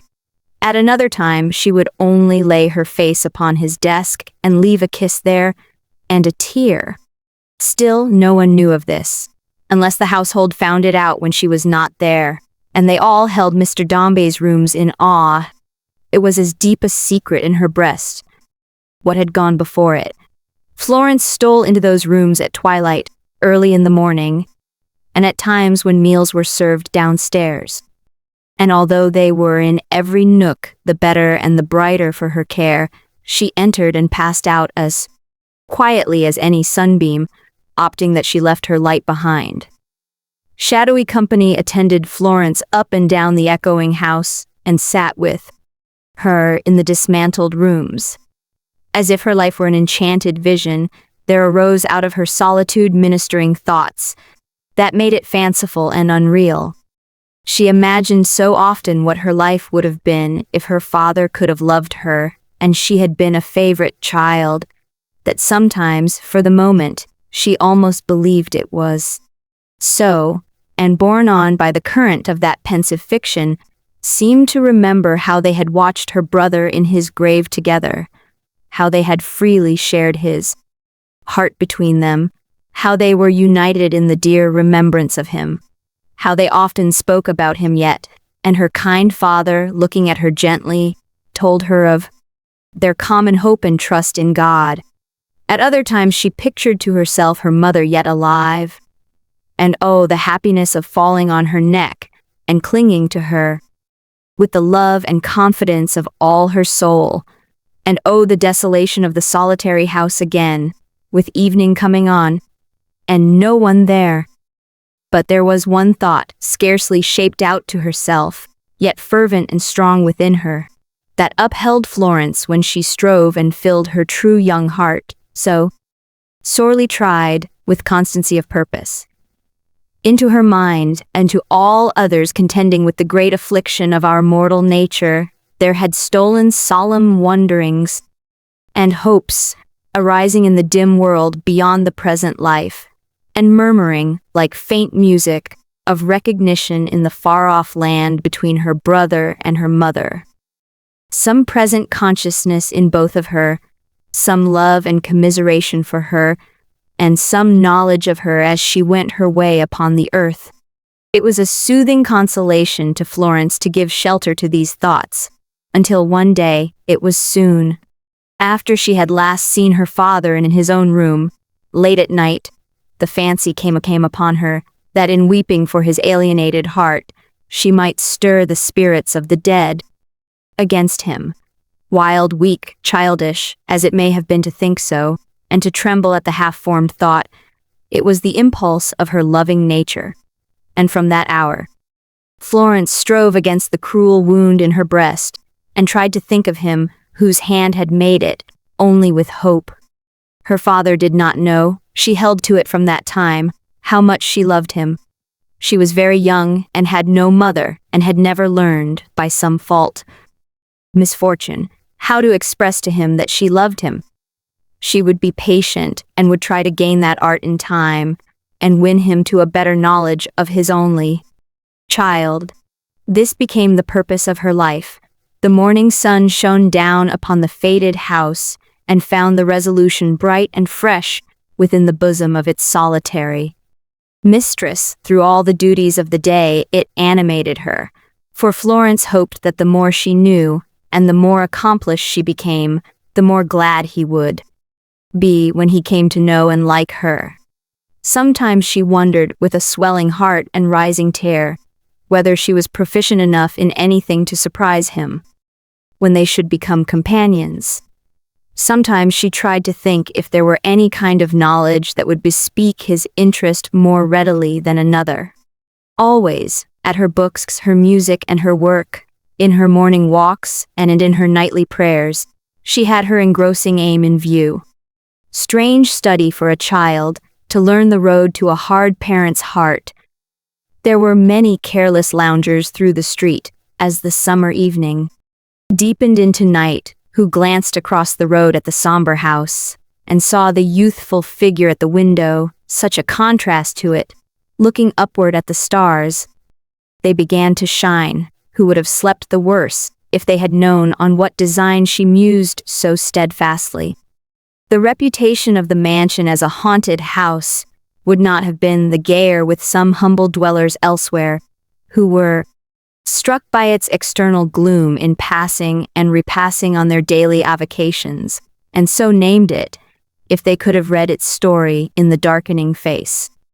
But Florence held her sacred purpose, unsuspected and unaided, and studied only how to bring her father to the understanding that she loved him, and made no appeal against him any wandering thought. Thus Florence lived alone in the deserted house, and day succeeded day, and still she lived alone, and the monotonous walls looked down upon her with a stare, as if they had a Gorgon-like intent to stare her youth and beauty into stone.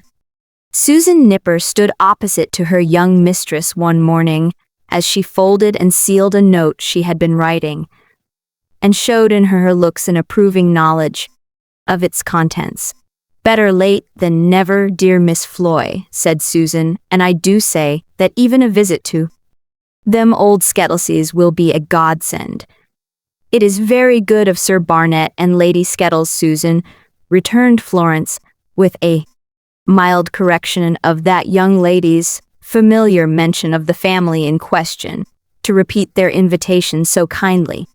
Miss Nipper, who was perhaps the most thoroughgoing partisan on the face of the earth, and who carried her partisanship into all matters great or small, and perpetually waged war with it against society, screwed up her lips and shook her head, as a protest against any recognition of disinterestedness in the Skettleses, and a plea in bar that they would have valuable consideration for their kindness in the company of Florence.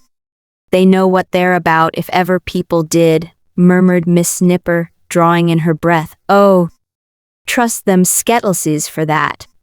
I am not very anxious to go to Fulham, Susan, I confess," said Florence thoughtfully. "But it will be right to go. I think it will be better." "Much better," interposed Susan, with another emphatic shake of her head. "And so," said Florence, "though I would prefer to have gone when there was no one there, instead of in this vacation time, when it seems there are some young people staying in the house, I have thankfully said yes. For which I say, Miss Floy, oh, be joyful," returned Susan. Ah, This last ejaculation, with which Miss Nipper frequently wound up a sentence, at about that epoch of time, was supposed below the level of the hall to have a general reference to Mr. Dombey, and to be expressive of a yearning in Miss Nipper to favor that gentleman with a piece of her mind. But she never explained it, and it had, in consequence, the charm of mystery in addition to the advantage of the sharpest expression. "How long it is before we have any news of Walter?" observed Florence, after a moment's silence. "Long indeed, Miss Floy," replied her maid, and Perch said when he came just now to see for letters. "But what signifies what he says?" exclaimed Susan, reddening and breaking off. "Much he knows about it." Florence raised her eyes quickly, and a flush overspread her face. "If I hadn't," said Susan Nipper, evidently struggling with some latent anxiety and alarm, and looking full at her young mistress, while endeavoring to work herself into a state of resentment with the unoffending Mr. Perch's image. "If I hadn't more manliness than that insipidest of his sex, I'd never take pride in my hair again, but turn it up behind my ears, and wear coarse caps without a bit of border, until death released me from my insignificance. I may not be an Amazon, Miss Floy, and wouldn't so demean myself by such disfigurement, but anyways, am not a giver up, I hope." "Give up!" cried Florence with a face of terror. "Nothing, miss," said Susan. "Gracious, nothing. It's only that wet curl paper of a man, Perch, that anyone might almost make away with a touch. Really, it would be a blessed event for all parties if someone would take pity on him and would have the goodness." "Does he give up the ship, Susan?" inquired Florence, very pale. "No, miss," returned Susan. "I should like to see him make so bold as do it to my face." "No, miss, but he goes on about some bothering ginger that Mr. Walter was to send to Mrs. Perch, and shakes his dismal head, and says he hopes it may be coming. Anyhow, he says it can't come now in time for the intended occasion, but may do for next, which really," said Miss Nipper, with aggravated scorn, "puts me out of patience with the man, for though I can bear a great deal, I am not a camel, neither am I," added Susan, after a moment's consideration, "if I know myself, a dromedary neither." "What else does he say, Susan?" inquired Florence earnestly. "Want you tell me?" "As if I wouldn't tell you anything, Miss Floy, and everything," said Susan. "Why, nothing, miss. He says that there begins to be a general talk about the ship, and that they have never had a ship on that voyage half so long unheard of, and that the captain's wife was at the office yesterday, and seemed a little put out about it, but anyone could say that. We knew nearly that before." "I must visit Walter's uncle," said Florence, hurriedly, "before I leave home. I will go and see him this morning." "Let us walk there directly, Susan." Miss Nipper having nothing to urge against the proposal, but being perfectly acquiescent, they were soon equipped, and in the streets, and on their way towards the little midshipman. The state of mind in which poor Walter had gone to Captain Cuttle's on the day when Brogley, the broker, came into possession, and when there seemed to him to be an execution in the very steeples, was pretty much the same as that in which Florence now took her way to Uncle Sol's, with this difference, that Florence suffered the added pain of thinking that she had perhaps the innocent occasion of involving Walter in peril, and all to whom he was dear, herself included, in an agony of suspense. For the rest, uncertainty and danger seemed written upon everything. The weathercocks on spires and housetops were mysterious with hints of stormy wind, and pointed, like so many ghostly fingers, out to dangerous seas, where fragments of great wrecks were drifting, perhaps, and helpless men were rocked upon them into a sleep as deep as the unfathomable waters. When Florence came into the city, and past gentlemen who were talking together, she dreaded to hear them speaking of the ship, and saying it was lost. Pictures and prints of vessels fighting with the rolling waves filled her with alarm. The smoke and clouds, though moving gently, moved too fast for her apprehensions and made her fear there was a tempest blowing at that moment on the ocean. Susan Nipper may or may not have been affected similarly, but having her attention, much engaged in struggles with boys, whenever there was any press of people, between that grade of humankind and herself, there was some natural animosity that invariably broke out whenever they came together.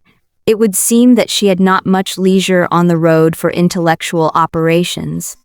Arriving in good time abreast of the wooden midshipman on the opposite side of the way, and waiting for an opportunity to cross the street, they were a little surprised at first to see, at the instrument-maker's door, a round-headed lad, with his chubby face addressed towards the sky, who, as they looked at him, suddenly thrust into his capacious mouth 2 fingers of each hand, and with the assistance of that machinery whistled, with astonishing shrillness, to some pigeons at a considerable elevation in the air. "Mrs. Richards' eldest, miss," said Susan, and the word of Mrs. Richards' life. As Polly had been to tell Florence of the resuscitated prospects of her son and heir, Florence was prepared for the meeting. So, a favorable moment presenting itself, they both hastened across, without any further contemplation of Mrs. Richards. Bain, that sporting character, unconscious of their approach, again whistled with his utmost might, and then yelled in a rapture of excitement, "Strays! Whoop!" Which identification had such an effect upon the conscience-stricken pigeons that, instead of going direct to some town in the north of England, as appeared to have been their original intention, they began to wheel and falter. Whereupon Mrs. Richards' firstborn pierced them with another whistle, and again yelled, in a voice that rose above the turmoil of the street, "Strays! Whoop! Oop! Strays!" From this transport, he was abruptly recalled to terrestrial objects by a poke from Miss Nipper, which sent him into the shop. "Is this the way you show your penitence, when Mrs. Richards has been fretting for you months and months?" said Susan, following the poke. "Where's Mr. Gills?" Rob, who smoothed his first rebellious glance at Miss Nipper when he saw Florence, following, put his knuckles to his hair in honor of the latter and said to the former that Mr. Gills was out. "Fetch him home," said Miss Nipper with authority, "and say that my young lady's here." "I don't know where he's gone," said Rob. "Is that your penitence?" cried Susan with stinging sharpness. "Why, how can I go and fetch him when I don't know where to go?" whimpered the baited Rob. "How can you be so unreasonable? Did Mr. Gills say when he should be home?" asked Florence. "Yes, miss," replied Rob, with another application of his knuckles to his hair. "He said he should be home early in the afternoon, in about a couple of hours from now." "Miss, is he very anxious about his nephew?" inquired Susan. "Yes, miss," returned Rob, preferring to address himself to Florence and slighting Nipper. "I should say he was, very much so. He ain't indoors, miss, not a quarter of an hour together.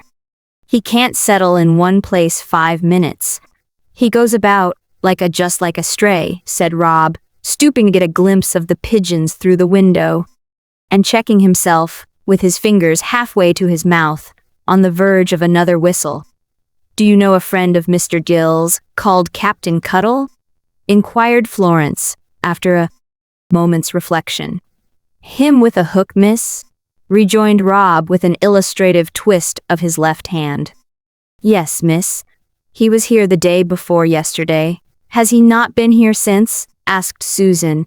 "No, miss," returned Rob, still addressing his reply to Florence. "Perhaps Walter's uncle has gone there, Susan," observed Florence, turning to her. "To Captain Cuttle's, miss?" interposed Rob. "No, he's not gone there, miss. Because he left particular word that if Captain Cuttle called, I should tell him how surprised he was, not to have seen him yesterday, and should make him stop till he came back. "Do you know where Captain Cuddle lives?" asked Florence. Rob replied in the affirmative, and turning to a greasy parchment book on the shop desk, read the address aloud. Florence again turned to her maid and took counsel with her in a low voice, while Rob, the round-eyed, mindful of his patron's secret charge, looked on and listened. Florence proposed that they could go to Captain Cuddle's house, hear from his own lips what he thought of the absence of any tidings of the son and heir, and bring him, if they could, to comfort Uncle Sol. Susan at first objected slightly on the score of distance, but a hackney coach being mentioned by her mistress withdrew that opposition and gave in her assent. There were some minutes of discussion between them before they came to this conclusion, during which the staring Rob paid close attention to both speakers and inclined his ear to each by turns, as if he were appointed arbitrator of the argument. In time, Rob was dispatched for a coach, the visitors keeping shop meanwhile, and when he brought it, they got into it, leaving word for Uncle Sol that they would be sure to call again on their way back. Rob, having stared after the coach until it was as invisible as the pigeons had now become, sat down behind the desk with a most assiduous demeanor, and in order that he might forget nothing of what had transpired, made notes of it on various small scraps of paper, with a vast expenditure of ink. There was no danger of these documents betraying anything if accidentally lost, for long before a word was dry, it became as profound a mystery to Rob as if he had had no part whatever in its production. While he was yet busy with these labors, the hackney coach, after encountering unheard of difficulties from swivel bridges, soft roads, impassable canals, caravans of casks, settlements of scarlet beans and little wash houses, and many such obstacles abounding in that country, stopped at the corner of Brigg Place. Alighting here, Florence and Susan Nipper walked down the street and sought out the abode of Captain Cuddle. It happened by evil chance to be one of Mrs. Maxtinger's great cleaning days. On these occasions, Mrs. Maxtinger was knocked up by the policeman at 3:15 in the morning, and rarely such before 12 o'clock next night. The chief object of this institution appeared to be that Mrs. Maxtinger should move all the furniture into the back garden at early dawn, walk about the house in pattens all day, and move the furniture back again after dark. These ceremonies greatly fluttered those doves, the young Maxtingers, who were not only unable at such times to find any resting place for the soles of their feet, but generally came in for a good deal of pecking from the maternal bird during the progress of the solemnities. At the moment when Florence and Susan Nipper presented themselves at Mrs. Maxtinger's door, that worthy but redoubtable female was in the act of conveying Alexander Maxtinger, aged 2 years and 3 months, along the passage for forcible deposition in a sitting posture on the street pavement.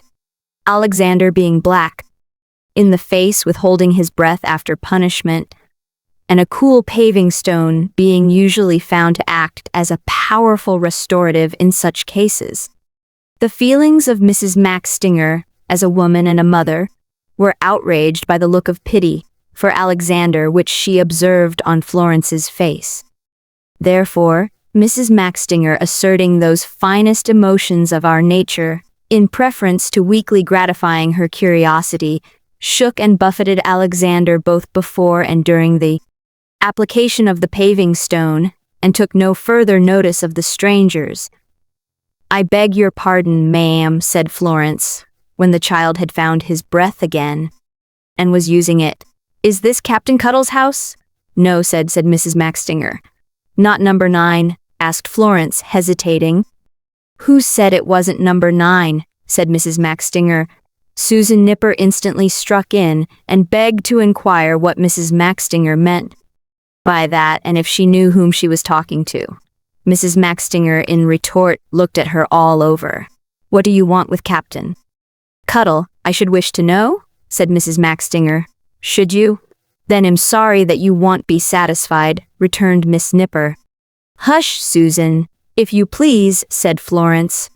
Perhaps you can have the goodness to tell us where Captain Cuddle lives, Mum, as he don't live here.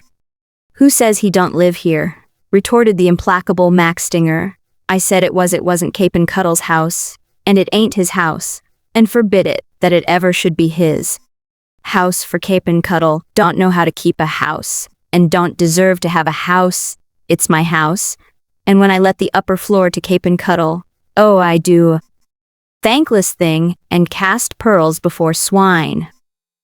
Mrs. Maxtinger pitched her voice for the upper windows in offering these remarks, and cracked off each clause sharply by itself, as if from a rifle possessing an infinity of barrels. After the last shot, the captain's voice was heard to say, in feeble remonstrance from his own room, steady below, "Since you want Cap'n Cuddle, there he is," said Mrs. Maxtinger, with an angry motion of her hand.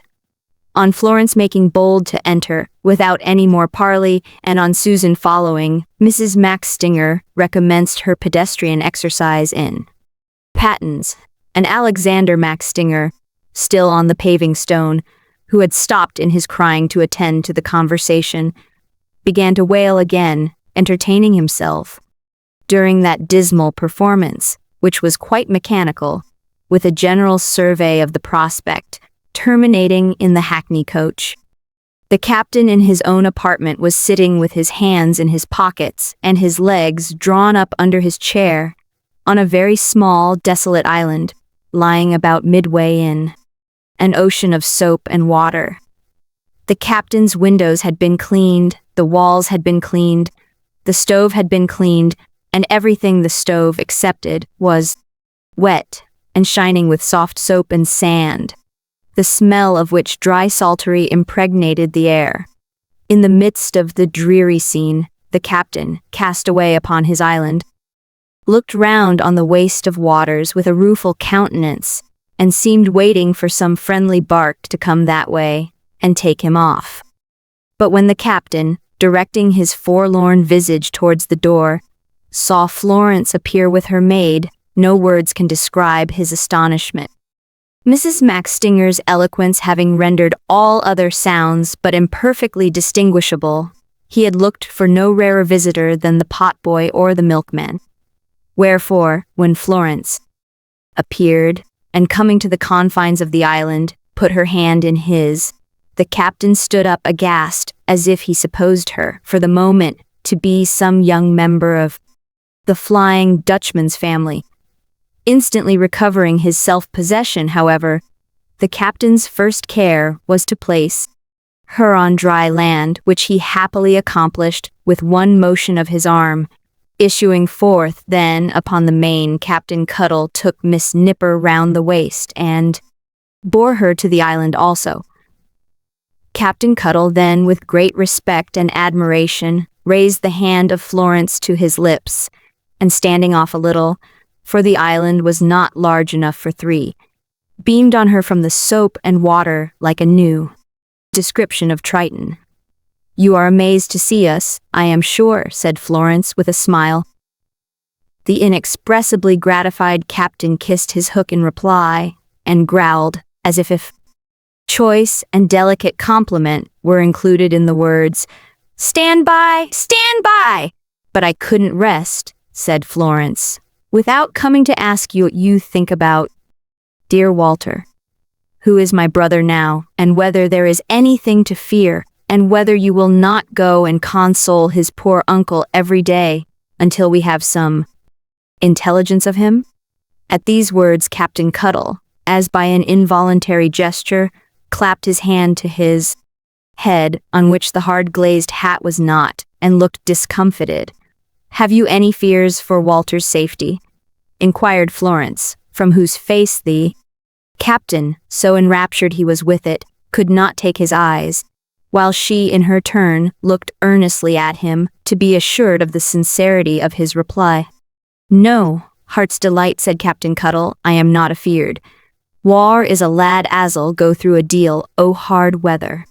War is a lad as'll bring as much success to that ere brig as a lad is capable on.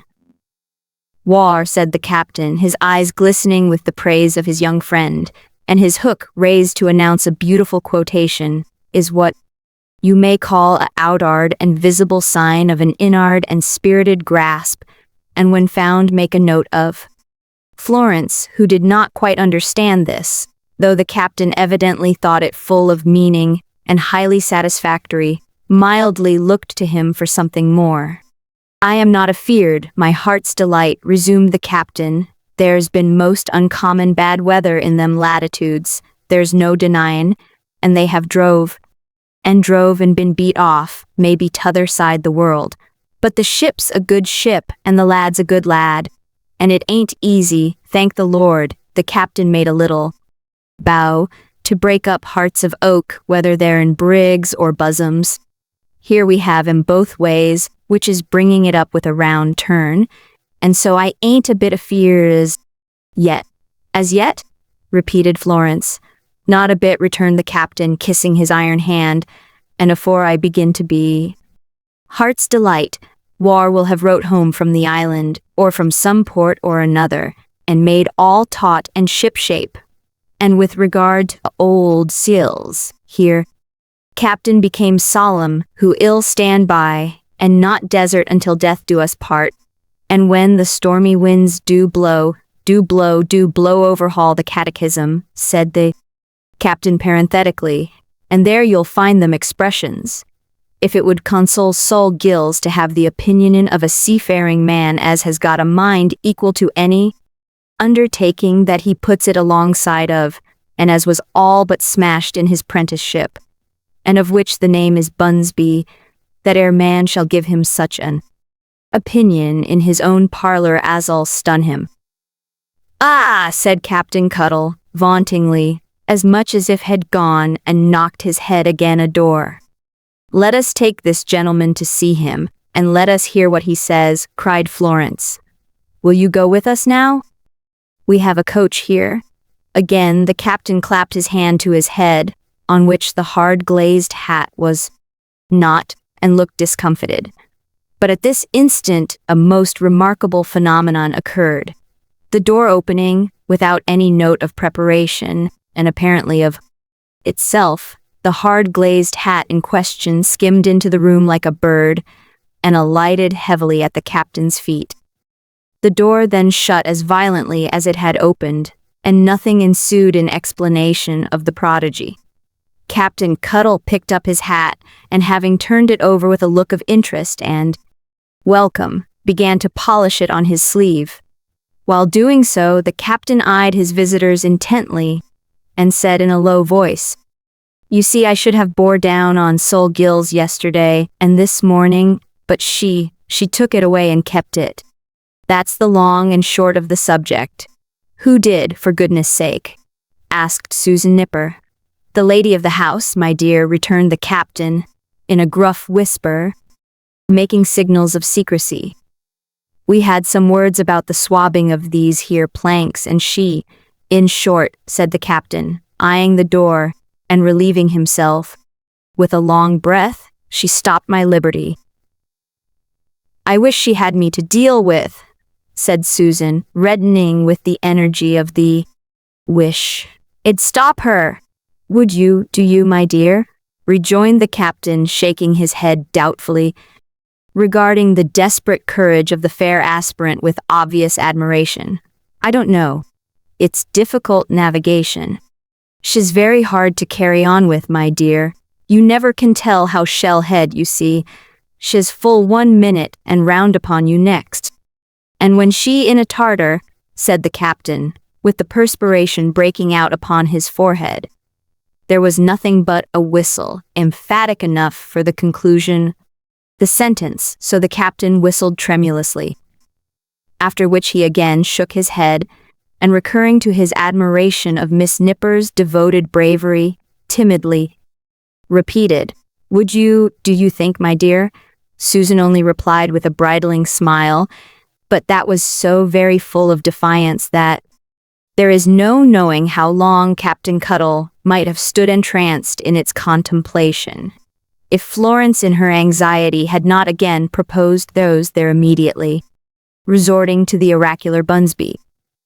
Thus reminded it of his duty, Captain Cuttle put on the glazed hat firmly, took up another knobby stick, with which he had supplied place of that one given to Walter, and offering his arm to Florence, prepared to cut his way through the enemy.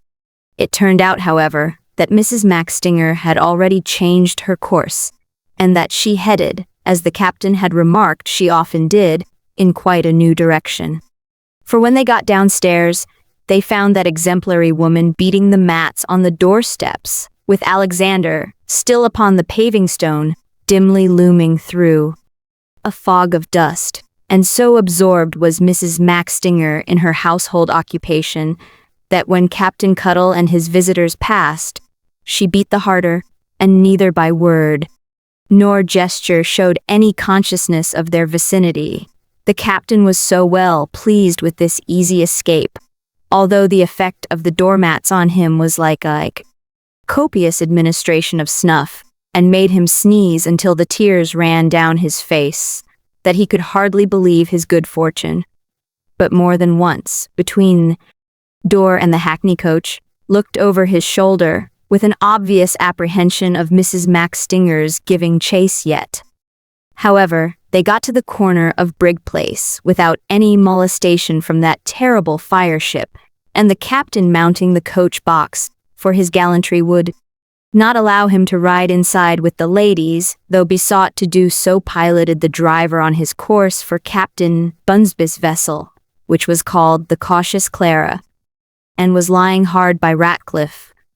Arrived at the wharf off which this great commander's ship was jammed in among some 500 companions, whose tangled rigging looked like monstrous cobwebs half swept down, Captain Cuttle appeared at the coach window, and invited Florence and Miss Nipper to accompany him on board, observing that Bunsby was to the last degree soft-hearted in respect of ladies, and that nothing would so much tend to bring his expansive intellect into a state of harmony as their presentation to the Cautious Clara.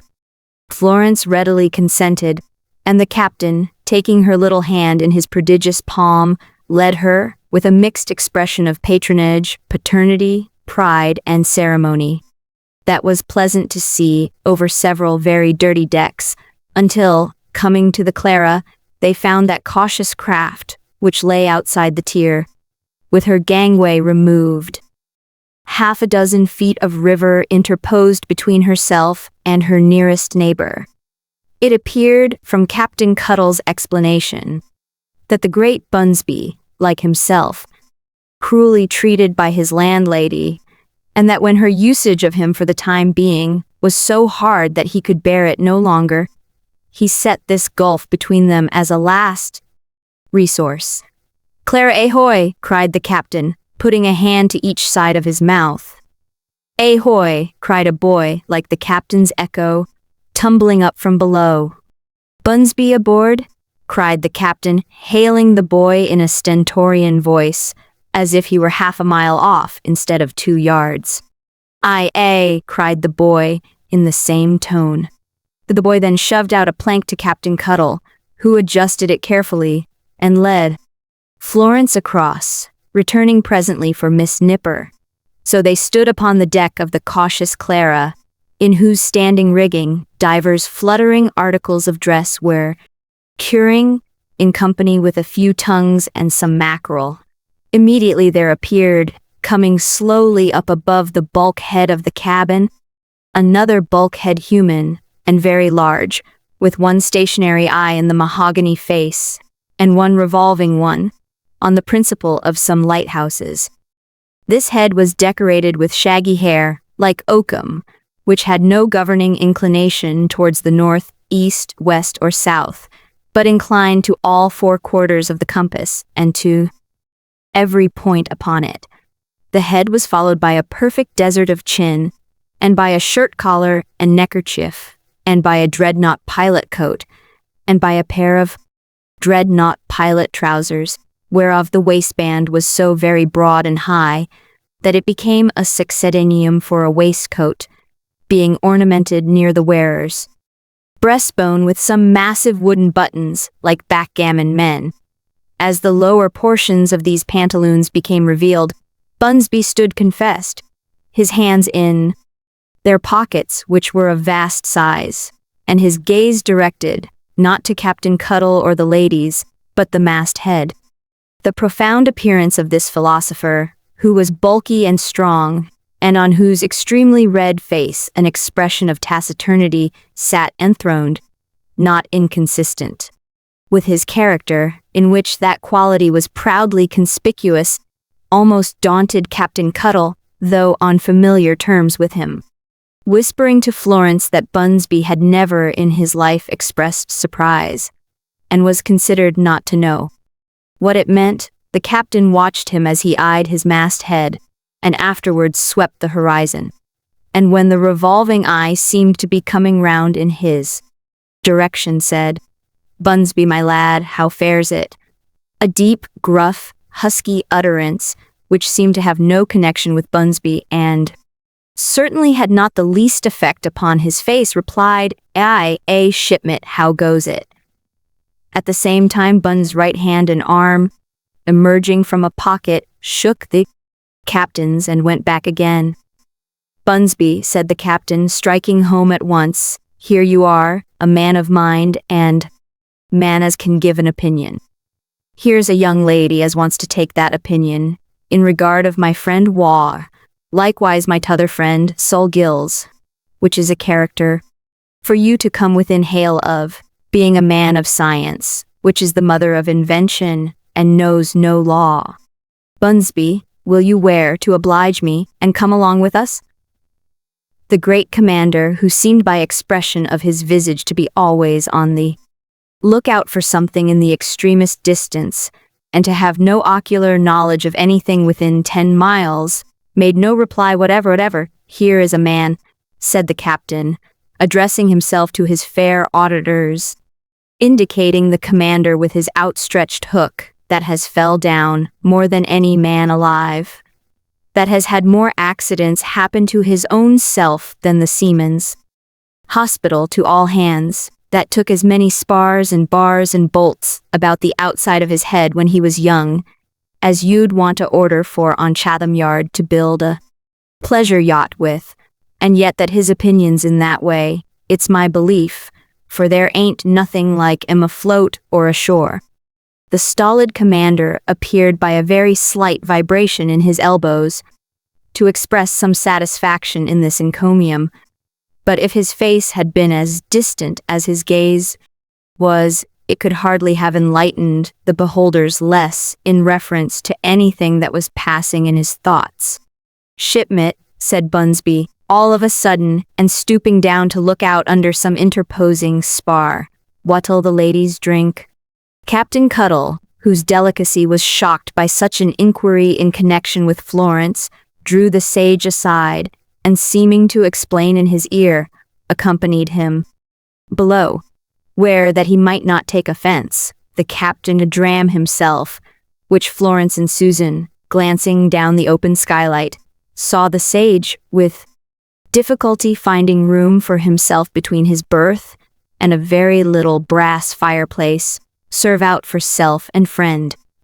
They soon reappeared on deck, and Captain Cuttle, triumphing in the success of his enterprise, conducted Florence back to the coach, while Bunsby followed, escorting Miss Nipper, whom he hugged upon the way, much to that young lady's indignation, with his pilot-coated arm, like a blue bear.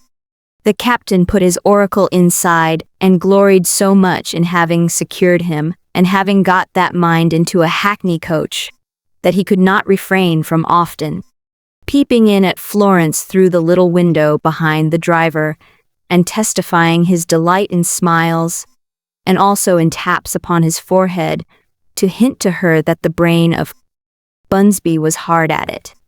In the meantime, Bunsby, still hugging Miss Nipper for his friend, the captain, had not exaggerated the softness of his heart, uniformly preserved his gravity of deportment, and showed no other consciousness of her or anything. Uncle Sol, who had come home, received them at the door and ushered them immediately into the little back parlor, strangely altered by the absence of Walter. On the table and about the room were the charts and maps on which the heavy-hearted instrument maker had again and again tracked the missing vessel across the sea, and on which, with a pair of compasses that he still had in his hand, he had been measuring a minute before how far she must have driven here, there, and trying to demonstrate that a long time must elapse before hope was exhausted. "Whether she can have run," said Uncle Sol, looking wistfully over the chart. "But no, that's almost impossible, or whether she can have been forced by stress of weather. But that's not reasonably likely. Or whether there is any hope she's so far changed her course as, but even I can hardly hope that, with such broken suggestions, poor old." Uncle Sol roamed over the great sheet before him, and could not find a speck of hopeful probability in it large enough to set one small point of the compasses upon. Florence saw immediately, it would have been difficult to help seeing, that there was a singular, indescribable change in the old man, and that while his manner was far more restless and unsettled than usual, there was yet a curious, contradictory decision in it that perplexed her very much. She fancied once that he spoke wildly and at random, for on her saying she regretted not to have seen him when she had been there before that morning, he at first replied that he had been to see her, and directly afterwards seemed to wish to recall that answer. "You have been to see me?" said Florence. "Today?" "Yes, my dear young lady," returned Uncle Sol, looking at her and away from her in a confused manner. "I wished to see you with my own eyes, and to hear you with my own ears, once more before." There he stopped. "Before when?" "Before what?" said Florence, putting her hand upon his arm. "Did I say before?" replied Old Sol. "If I did, I must have meant before we should have news of my dear boy." "You are not well," said Florence tenderly. "You have been so very anxious, I am sure you are not well." "I am as well," returned the old man, shutting up his right hand and holding it out.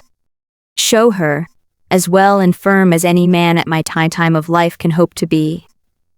See, it's steady. Is its master not as capable of resolution and fortitude as many a younger man? I think so. We shall see." There was that in his manner more than in his words, though they remained with her, too, which impressed Florence so much that she would have confided her uneasiness to Captain Cuttle at that moment, if the captain had not seized that moment for expounding the state of circumstance, on which the opinion of the sagacious Bunsby was requested, and entreating that profound authority to deliver the same. Bunsby, whose eye continued to be addressed to somewhere about the halfway house between London and Gravesend, 2 or 3 times put out his rough right arm, as seeking to wind it for inspiration round the fair form of Miss Nipper. But that young female, having withdrawn herself, in displeasure, to the opposite side of the table, the soft heart of the commander of the cautious Clara met with no response to its impulses. After sundry failures in this wise, the commander, addressing himself to nobody, thus spake, or rather the voice within him said of its own accord, and quite independent of himself, as if he were possessed by a gruff spirit. "My name's Jack Bunsby." "He was christened John," cried the delighted Captain Cuttle. "Hear him, and what I says," pursued the voice, after some deliberation, "I stands to."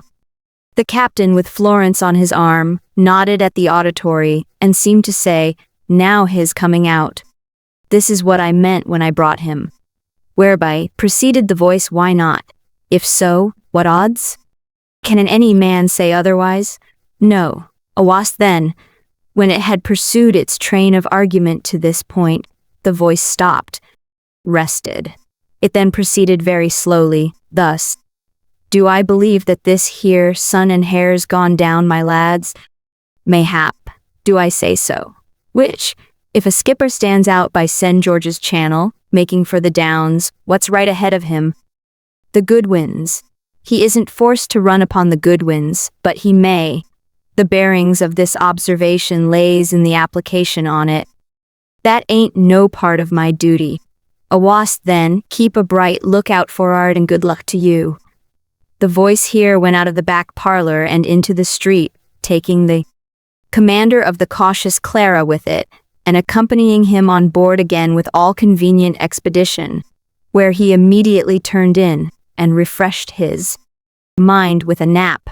The students of the sage's precepts, left to their own application of his wisdom upon a principle which was the main leg of the Bunsby tripod, as it is perchance of some other oracular stools, looked upon one another in a little uncertainty, while Rob the grinder, who had taken the innocent freedom of peering in and listening through the skylight in the roof, came softly down from the leads in a state of very dense confusion. Captain Cuttle, however, whose admiration of Bunsby was, if possible, enhanced by the splendid manner in which he had justified his reputation and come through this solemn reference, proceeded to explain that Bunsby meant nothing but confidence, that Bunsby had no misgivings, and that such an opinion as that man had given, coming from such a mind as his, was hope's own anchor, with good roads to cast it in. Florence endeavored to believe that the captain was right, but the nipper, with her arms tight folded, shook her head in resolute denial, and had no more trust in Bunsby than in Mr. Perch himself. The philosopher seemed to have left Uncle Sol pretty much where he had found him, for he still went roaming about the watery world, compasses in hand, and discovering no rest for them. It was in pursuance of a whisper in his ear from Florence, while the old man was absorbed in this pursuit, that Captain Cuttle laid his heavy hand upon his shoulder. "What cheer, Sol Gills?" cried the captain heartily. "But so, Ned," returned the instrument maker. "I have been remembering all this afternoon that on the very day when my boy entered Dombey's house and came home late to dinner, sitting just there where you stand, we talked of storm and shipwreck, and I could hardly turn him from the subject. But meeting the eyes of Florence, which were fixed with earnest scrutiny upon his face, the old man stopped and smiled. 'Stand by, old friend,' cried the captain. 'Look alive. I tell you what, Sol Gills, arter I've convoyed Heart's Delight safe home,' here the captain kissed his hook, 'Florence, I'll come back and take you in tow for the rest of this blessed day. You'll come and eat your dinner along with me, Sol, somewheres or another.' 'Not today, Ned,' said the old man quickly, and appearing to be unaccountably startled by the proposition. 'Not today. I couldn't do it.' 'Why not?' returned the captain, gazing at him in astonishment. I have so much to do. I mean to think of and arrange. I couldn't do it, Ned, indeed. I must go out again and be alone and turn my mind to many things today." The captain looked at the instrument maker and looked at Florence, and again at the instrument maker. "Tomorrow, then," he suggested at last. Yes, tomorrow," said the old man. "Think of me tomorrow." "Say tomorrow. I shall come here early, mind, Sol Gills," stipulated the captain. Yes. The first thing tomorrow morning," said old Sol. "And now goodbye, Ned Cuttle, and God bless you." Squeezing both the captain's hands with uncommon fervor as he said it, the old man turned to Florence, folded hers in his own, and put them to his lips, then hurried her out to the coach with very singular precipitation. Altogether, he made such an effect on Captain Cuttle that the captain lingered behind and instructed Ra to be particularly gentle and attentive to his master until the morning, which injunction he strengthened with the payment of 1 shilling down and the promise of another 6 pence before noon next day. This kind office performed Captain Cuttle, who considered himself the natural and lawful bodyguard of Florence, mounted the box with a mighty sense of his trust, and escorted her home. At parting, he assured her that he would stand by Sol Gills, close and true, and once again inquired of Susan. Nipper, unable to forget her gallant words in reference to Mrs. Maxtinger, did you think, my dear, though? When the desolate house had closed upon the two, the captain's thoughts reverted to the old instrument maker, and he felt uncomfortable. Therefore, instead of going home, he walked up and down the street several times, and eking out his leisure. Until evening, dined late at a certain angular little tavern in the city, with a public parlor like a wedge, to which glazed hats much resorted. The captain's principal intention was to pass Sol Gills after dark and look in through the window, which he did. The parlor door stood open, and he could see his old friend writing busily and steadily at the table within, while the little midshipman, already sheltered from the night dews, watched him from the counter, under which Rob the grinder made his own bed, preparatory to shutting the shop. Reassured by the tranquility that reigned within the precincts of the Wooden Mariner, the captain headed for Brig Place, resolving to weigh anchor betimes in the morning. Chapter 24. The Study a Loving Heart.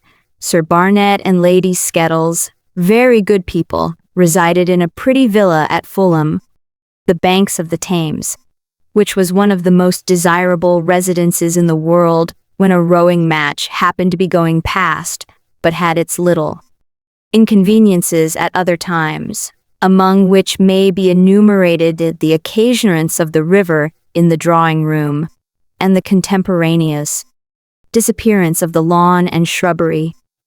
Sir Barnet Skettles expressed his personal consequence chiefly through an antique gold snuff-box and a ponderous silk pocket-kerchief, which he had an imposing manner of drawing out of his pocket like a banner and using with both hands at once.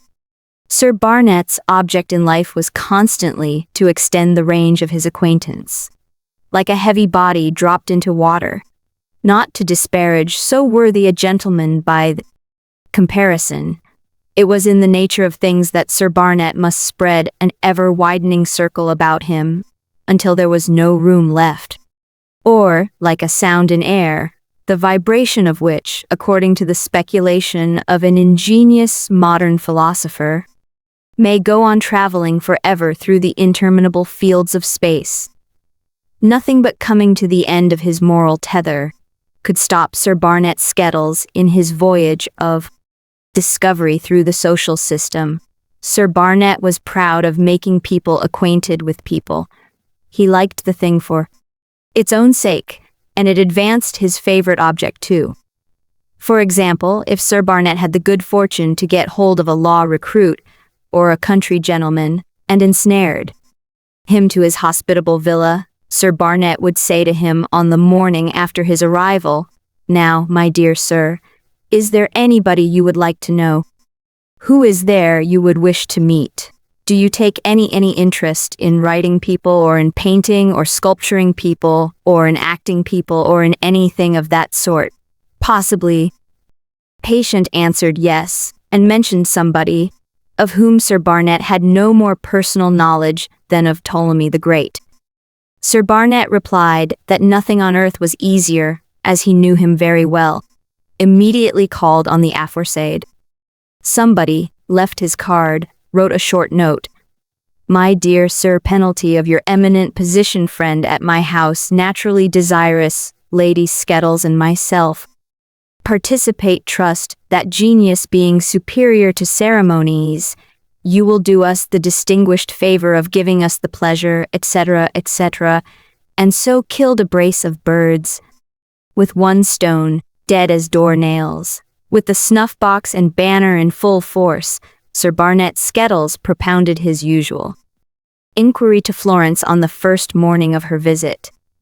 When Florence thanked him and said there was no one in particular whom she desired to see, it was natural she should think with a pang of poor lost Walter.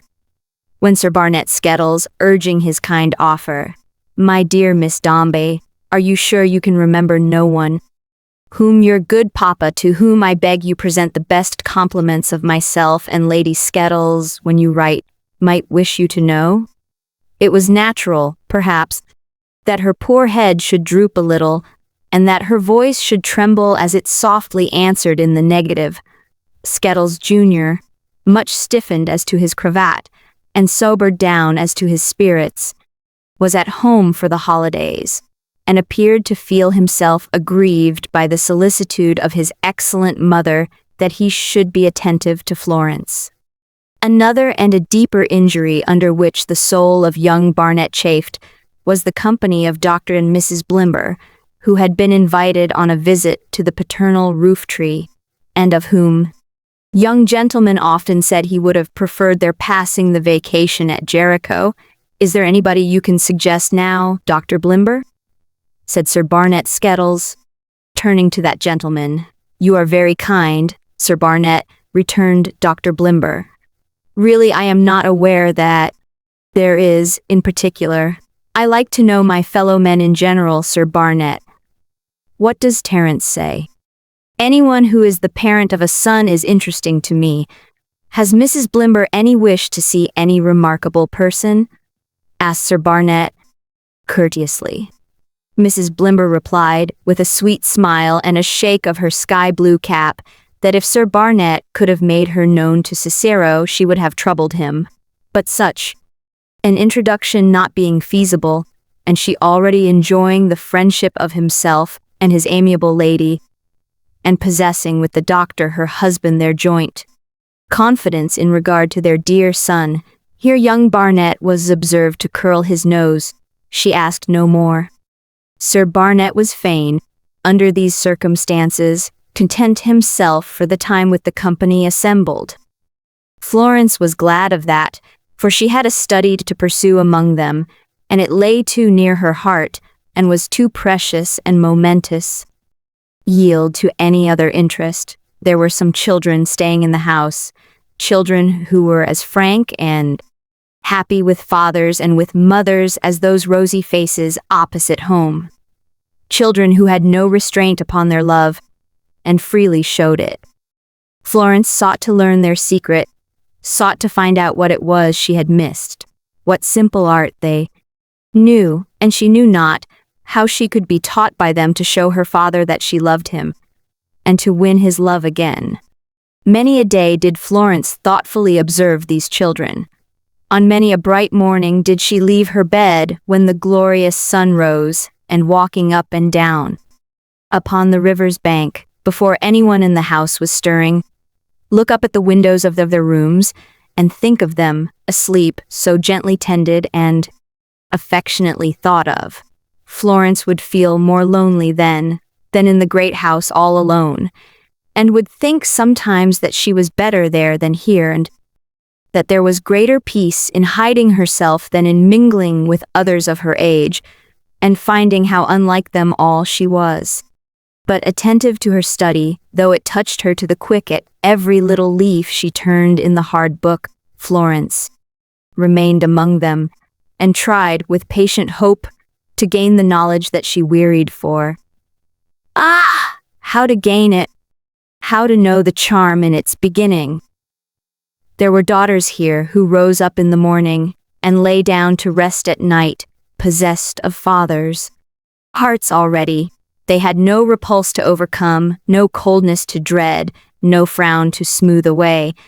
As the morning advanced and the windows opened one by one, and the dew began to dry upon the flowers, and youthful feet began to move upon the lawn, Florence, glancing round at the bright faces, thought what was there she could learn from these children. It was too late to learn from them. Each could approach her father fearlessly and put up her lips to meet the ready kiss, and wind her arm about the neck that bent down to caress her. She could not begin by being so bold. Could it be that there was less and less hope as she studied more and more? She remembered well that even the old woman who had robbed her when a little child, whose image and whose house, and all she had said and done, were stamped upon her recollection with the enduring sharpness of a fearful impression made at that early period of life, had spoken fondly of her daughter, and how terribly even she had cried out in the pain of hopeless separation from her child.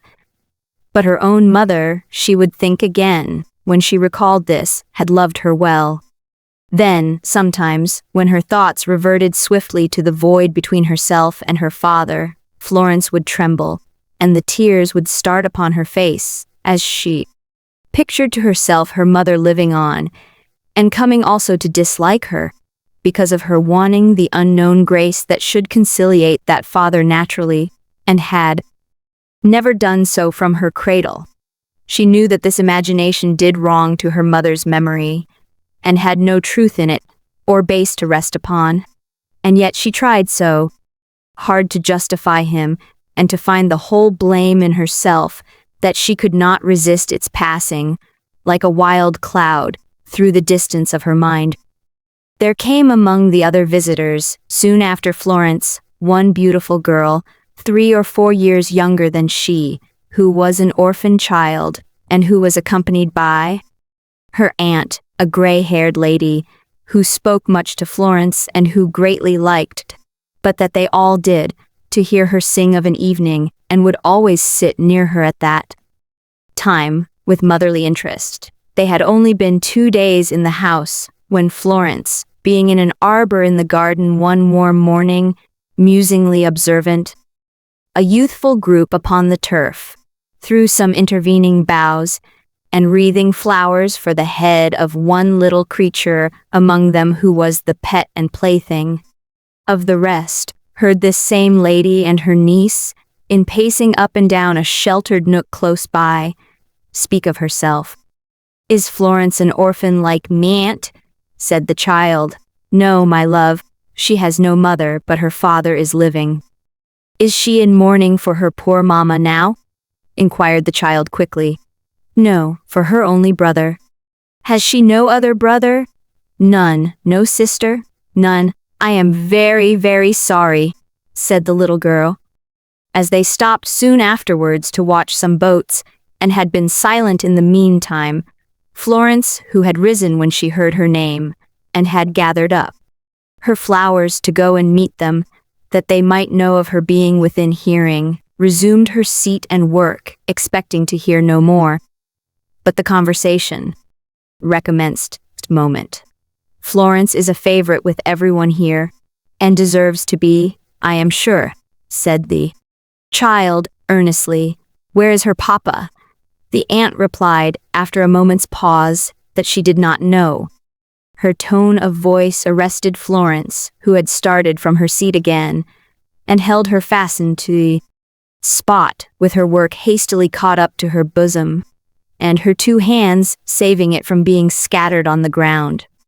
"He is in England, I hope, aunt?" said the child. "I believe so." "Yes, I know he is indeed. Has he ever been here?" "I believe not." "No." "Is he coming here to see her?" "I believe not." "Is he lame or blind or ill, aunt?" asked the child. The flowers that Florence held to her breast began to fall when she heard those words. So wonderingly spoke, she held them closer, and her face hung down upon them. "Kate," said the lady after another moment of silence, "I will tell you the whole truth about Florence as I have heard it, and believe it to be. Tell no one else, my dear, because it may be little known here, and your doing so would give her pain." "I never will," exclaimed the child. "I know you never will," returned the lady. "I can trust you as myself." "I fear then, Kate, that Florence's father cares little for her, very seldom sees her, never was kind to her in her life, and now quite shuns her and avoids her. She would love him dearly if he would suffer her, but he will not, though for no fault of hers, and she is greatly to be loved and pitied by all gentle hearts." More of the flowers that Florence held fell scattering on the ground. Those that remained were wet but not with dew, and her face dropped upon her laden hands. "Poor Florence! Dear, good Florence!" cried the child. "Do you know why I have told you this, Kate?" said the lady. "That I may be very kind to her and take great care to try to please her." "Is that the reason, aunt?" "Partly," said the lady, "but not all, though we see her so cheerful, with a pleasant smile for everyone, ready to oblige us all and bearing her part in every amusement here, she can hardly be quite happy. Do you think she can, Kate?" "I am afraid not," said the little girl. "And you can understand," pursued the lady, "why her observation of children have parents who are fond of them, and proud of them, like many here, just now, should make her sorrowful in secret." "Yes, dear aunt," said the child, "I understand that very well. Poor Florence!" More flowers strayed upon the ground, and those she yet held to her breast trembled, as if a wintry wind were rustling them. "My Kate," said the lady, whose voice was serious, but very calm and sweet, and had so impressed Florence from the first moment of her hearing it. "Of all the youthful people here, you are her natural and harmless friend. You have not the innocent means that happier children have. There are none happier, aunt," exclaimed the child, who seemed to cling about her, "as other children have, dear Kate, of reminding her of her misfortune. Therefore I would have you, when you try to be her little friend, try all the more for that and feel that the bereavement you sustained, thank heaven, before you knew its weight, gives you claim and hold upon her, Florence." "But I am not without a parent's love, aunt, and I never have been," said the child, "with you." "However that may be, my dear," returned the lady, "your misfortune is a lighter one than Florence's. For not an orphan in the wide world can be so deserted as the child who is an outcast from a living parent's love." The flowers were scattered on the ground like dust. The empty hands were spread upon the face, and orphaned Florence, shrinking down upon the ground, wept long and bitterly. But true of heart and resolute in her good purpose, Florence held to it as her dying mother held by her upon the day that gave Paul life. He did not know how much she loved him. However long the time in coming and however slow the interval, she must try to bring that knowledge to her father's heart one day or other. Meantime she must be careful in no thoughtless word, or look, or burst of feeling awakened by any chance circumstance, to complain against him, or to give occasion for these whispers to his prejudice. Even in the response she made the orphan child, to whom she was attracted strongly, and whom she had such occasion to remember, Florence was mindful of him. If she singled her out too plainly, Florence thought, from among the rest, she would confirm in one mind certainly, perhaps in more, the belief that he was cruel and unnatural. Her own delight was no set-off to this. What she had overheard was a reason, not for soothing herself, but for saving him, and Florence did it, in pursuance of the study of her heart. She did so always. If a book were read aloud, and there were anything in the story that pointed at an unkind father, she was in pain for their application of it to him, not for herself. So with any trifle of an interlude that was acted, or picture that was shown, or game that was played among them, the occasions for such tenderness towards him were so many that her mind misgave her often. It would indeed be better to go back to the old house, and live again within the shadow of its dull walls, undisturbed. How few who saw sweet Florence, in her spring of womanhood, the modest little queen of those small revels, imagined what a load of sacred care lay heavy in her breast. How few of those who stiffened in her father's freezing atmosphere suspected what a heap of fiery coals was piled upon his head. Florence pursued her study patiently, and failing to acquire the secret of the nameless grace she sought among the youthful company who were assembled in the house, often walked out alone, in the early morning, among the children of the poor. but still she found them all far advanced to learn from. They had won their household places long ago, and did not stand without as she did, with a bar across the door. There was one man whom she several times at work very early, and often with a girl of about her own age seated near him. He was a very poor man, who seemed to have no regular employment, but now went roaming about the banks of the river when the tide was low, looking out for bits and scraps in the mud, and now worked at the unpromising little patch of garden ground before his cottage, and now tinkered up a miserable old boat that belonged to him, or'd some job of that kind for a neighbor, as chance occurred. Whatever the man's labor, the girl was never employed, but sat when she was with him in a listless, moping state and idle. Florence had often wished to speak to this man, yet she had never taken courage to do so, as he made no movement towards her. But one morning, when she happened to come upon him suddenly, from a bypath among some pollard willows which terminated in the little shelving piece of stony ground that lay between his dwelling and the water, where he was bending over a fire he had made to caulk the old boat, which was lying bottom upwards close by, he raised his head at the sound of her footstep, and gave her good morning. "Good morning," said Florence, approaching nearer. "You are at work early." "I'd be glad to be often at work earlier, miss, if I had work to do." "Is it so hard to get?" asked Florence. "I find it so," replied the man. Florence glanced to where the girl was sitting, drawn together with her elbows on her knees and her chin on her hands, and said, "Is that your daughter?"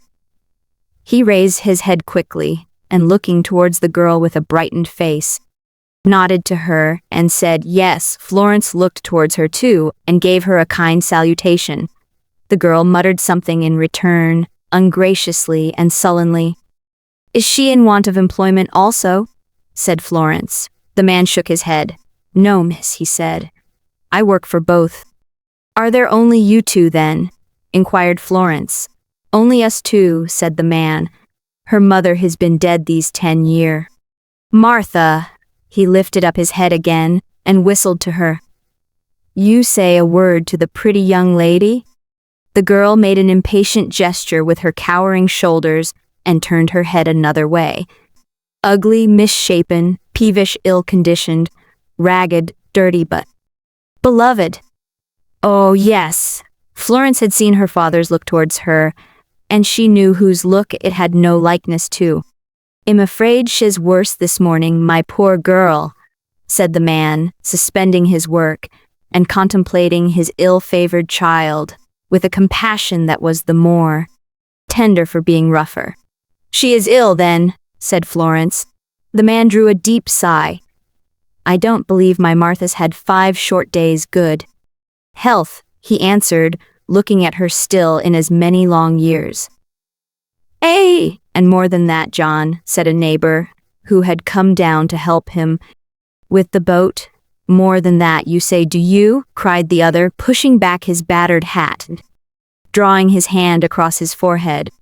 "Very like. It seems a long, long time. And the more the time," pursued the neighbor, "the more you've favored and humored her, John, till she's got to be a burden to herself and everybody else." "Not to me," said her father, falling to his work. "Not to me."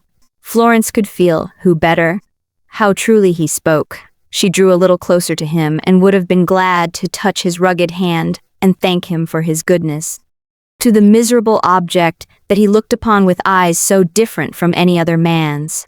"Who would favor my poor girl, to call it favoring, if I didn't?" said the father. "Aye, cried the neighbor. "In reason, John. But you rob yourself to give to her. You bind yourself hand and foot on her account. You make your life miserable along of her. And what does she care? You don't believe she knows it." The father lifted up his head again and whistled to her. Martha made the same impatient gesture with her crouching shoulders in reply, and he was glad and happy. Only for that, miss, said the neighbor, with a smile, in which there was more of secret sympathy than he expressed. Only to get that, he never lets her out of his sight. Because the day'll come, and has been coming a long while, observed the other, bending low over his work, when to get half as much from that unfortunate child of mine, to get the trembling of a finger, or the waving of a hair, would be to raise the dead. Florence softly put some money near his hand on the old boat, and left him. And now Florence began to think, if she were to fall ill, if she were to fade like her dear brother, would he then know that she had loved him? Would she then grow dear to him? Would he come to her bedside, when she was weak and dim of sight, and take her into his embrace, and cancel all the past? Would he so forgive her, in that changed condition, for not having been able to lay open her childish heart to him, to make it easy to relate with what emotions she had gone out of his room that night, what she had meant to say if she had had the courage, and how she had endeavored, afterwards, to learn the way she never knew in infancy? Yes, she thought if she were dying, he would relent.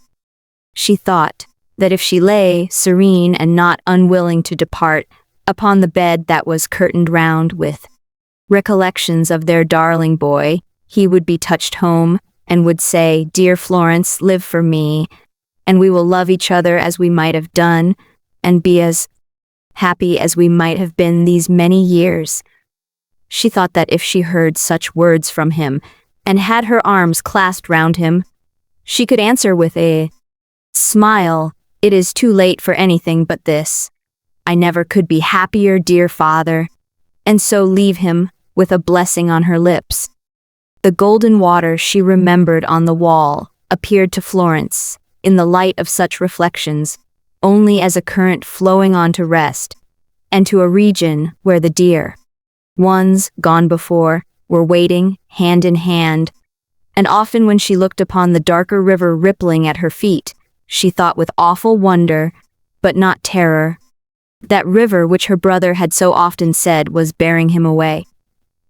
The father and his sick daughter were yet fresh in Florence's mind, and indeed that incident was not a week old, when Sir Barnet and his lady, going out walking in the lanes one afternoon, proposed to her to bear them company. Florence readily consenting, Lady Skettles ordered out young Barnet as a matter of course.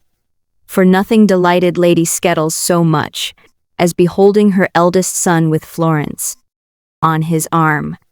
Barnet, to say the truth, appeared to entertain an opposite sentiment on the subject, and on such occasions frequently expressed himself audibly, though indefinitely, reference to a parcel of girls. As it was not easy to ruffle her sweet temper, however, Florence generally reconciled the young gentleman to his fate after a few minutes, and they strolled on amicably, Lady Skettles and Sir Barnet following, in a state of perfect complacency and high gratification. This was the order of procedure on the afternoon in question, and Florence had almost succeeded in overruling the present objections of Skettles, junior to his destiny, when a gentleman on horseback came riding by, looked at them earnestly as he passed, drew in his rein, wheeled round, and came riding back again, hat in hand. The gentleman had looked particularly at Florence, and when the little party stopped, on his riding back, he bowed to her before saluting Sir Barnet and his lady. Florence had no remembrance of having ever seen him, but she started involuntarily when he came near her, and drew back. "My horse is perfectly quiet, I assure you," said the gentleman. It was not that, but something in the gentleman himself Florence could not have said what, that made her recoil as if she had been stung. "I have the honor to address Miss Dombey, I believe," said the gentleman with a most persuasive smile. On Florence inclining her head, he added, "My name is Carker. I can hardly hope to be remembered by Miss Dombey, except by name." Carker. Florence, sensible of a strange inclination to shiver, though the day was hot, presented him to her host and hostess, by whom he was very graciously received. "I beg pardon," said Mr. Carker, "1,000 times. But I am going down tomorrow morning to Mr. Dombey at Leamington, and if Miss Dombey can entrust me with any commission, need I say how very happy I shall be?" Sir Barnet, immediately divining that Florence would desire to write a letter to her father, proposed to return, and besought Mr. Carker to come home and dine in his riding gear. Mr. Carker had the misfortune to be engaged to dinner, but if Miss Dombey wished to write, nothing would delight him more than to accompany them back, and to be her faithful slave in waiting as long as she pleased. As he said this with his widest smile and bent down close to her to pat his horse's neck, Florence, meeting his eyes, saw rather than heard him say, "There is no news of the ship." Confused, frightened, shrinking from him, and not even sure that he had said those words, for he seemed to have shown them to her in some extraordinary manner. Through his smile, instead of uttering them, Florence faintly said that she was obliged to him, but she would not write. She had nothing to say. "Nothing to send, Miss Dombey," said the man of teeth. "Nothing," said Florence, but my dear love, if you please." Disturbed as Florence was, she raised her eyes to his face with an imploring and expressive look that plainly besought him, if he knew, which he as plainly did, any message between her and her father was an uncommon charge, but that one, most of all, to spare her. Mr. Carker smiled and bowed low, and being charged by Sir Barnet with the best compliments of himself and Lady Skettles, took his leave and rode away, leaving a favorable impression on that worthy couple. Florence was seized with such a shudder as he went, that Sir Barnet, adopting the popular superstition, supposed somebody was passing over her grave. Mr. Carker, turning a corner on the instant, looked back and bowed and disappeared as if he rode off to the churchyard straight to do it. Chapter 25. Strange News of Uncle Sol. Captain Cuttle, though no sluggard, did not turn out so early on the morning after he had seen Sol Gills through the shop window, writing in the parlor, with the midshipman upon the counter, and Rob the grinder making up his bed below it, but that the clock struck 6 as he raised himself on his elbow and took a survey of his little chamber. The captain's eyes must have done severe duty, if he usually opened them as wide on awaking as he did that morning, and were but roughly rewarded for their vigilance, if he generally rubbed them half as hard. But the occasion was no common one, for Rob the grinder had certainly never stood in the doorway of Captain Cuttle's room before, and in it he stood then, panting at the captain, with a flushed and touzled air of bed about him, that greatly heightened both his color and expression. "Hullo!" roared the captain. "What's the matter?" Before Rob could stammer a word in answer, Captain Cuttle turned out, all in a heap, and covered the boy's mouth with his hand. "Steady, my lad," said the captain. "Don't speak a word to me as yet." The captain, looking at his visitor in great consternation, gently shouldered him into the next room, after laying this injunction upon him, and disappearing for a few moments, forthwith returned in the blue suit. Holding up his hand in token of the injunction not yet being taken off, Captain Cuttle walked up to the cupboard and poured himself out a dram, a counterpart of which he handed to the messenger. The captain then stood himself up in a corner, against the wall, as if to forestall possibility of being knocked backwards by the communication that was to be made to him, and having swallowed his liquor, with his eyes fixed on the messenger, and his face as pale as his face could be, requested him to heave ahead. "Do you mean tell you, Captain?" asked Rob, who had been greatly impressed by these precautions. Said the captain. "Well, sir," said Rob, "I ain't got much to tell. But look here." Rob produced a bundle of keys. The captain surveyed them, remained in his corner, and surveyed the messenger. "And look here," pursued Rob. The boy produced a sealed packet, which Captain Cuttle stared at as he had stared at the keys. "When I woke this morning, Captain," said Rob, which was about 5:15, "I found these on my pillow. The shop door was unbolted and unlocked, and Mr. Gill's gone." "Gone," roared the captain. "Flowed, sir," returned Rob. The captain's voice was so tremendous, and he came out of his corner with such way on him, that Rob retreated before him into another corner, holding out the keys packet to prevent himself from being run down. "For Captain Cuttle, sir," cried Rob, "is on the keys, and on the packet too." "Upon my word and honor, Captain Cuttle, I don't know anything more about it. I wish I may die if I do." "Here's a situation for a lad that's just got a situation," cried the unfortunate grinder, screwing his cuff into his face. His master bolted with his place, and him blamed for it. These lamentations had reference to Captain Cuttle's gaze, or rather glare, which was full of vague suspicions, threatenings, and denunciations. Taking the proffered packet from his hand, the captain opened it and read as follows: "My dear Ned Cuttle, enclosed is my will." The captain turned it over with a doubtful look. "And testament. Where's the testament?" said the captain, instantly impeaching the ill-fated grinder. "What have you done with that, my lad?" "I never see it," whimpered Rob. "Don't keep on suspecting an innocent lad, Captain. I never touched the testament."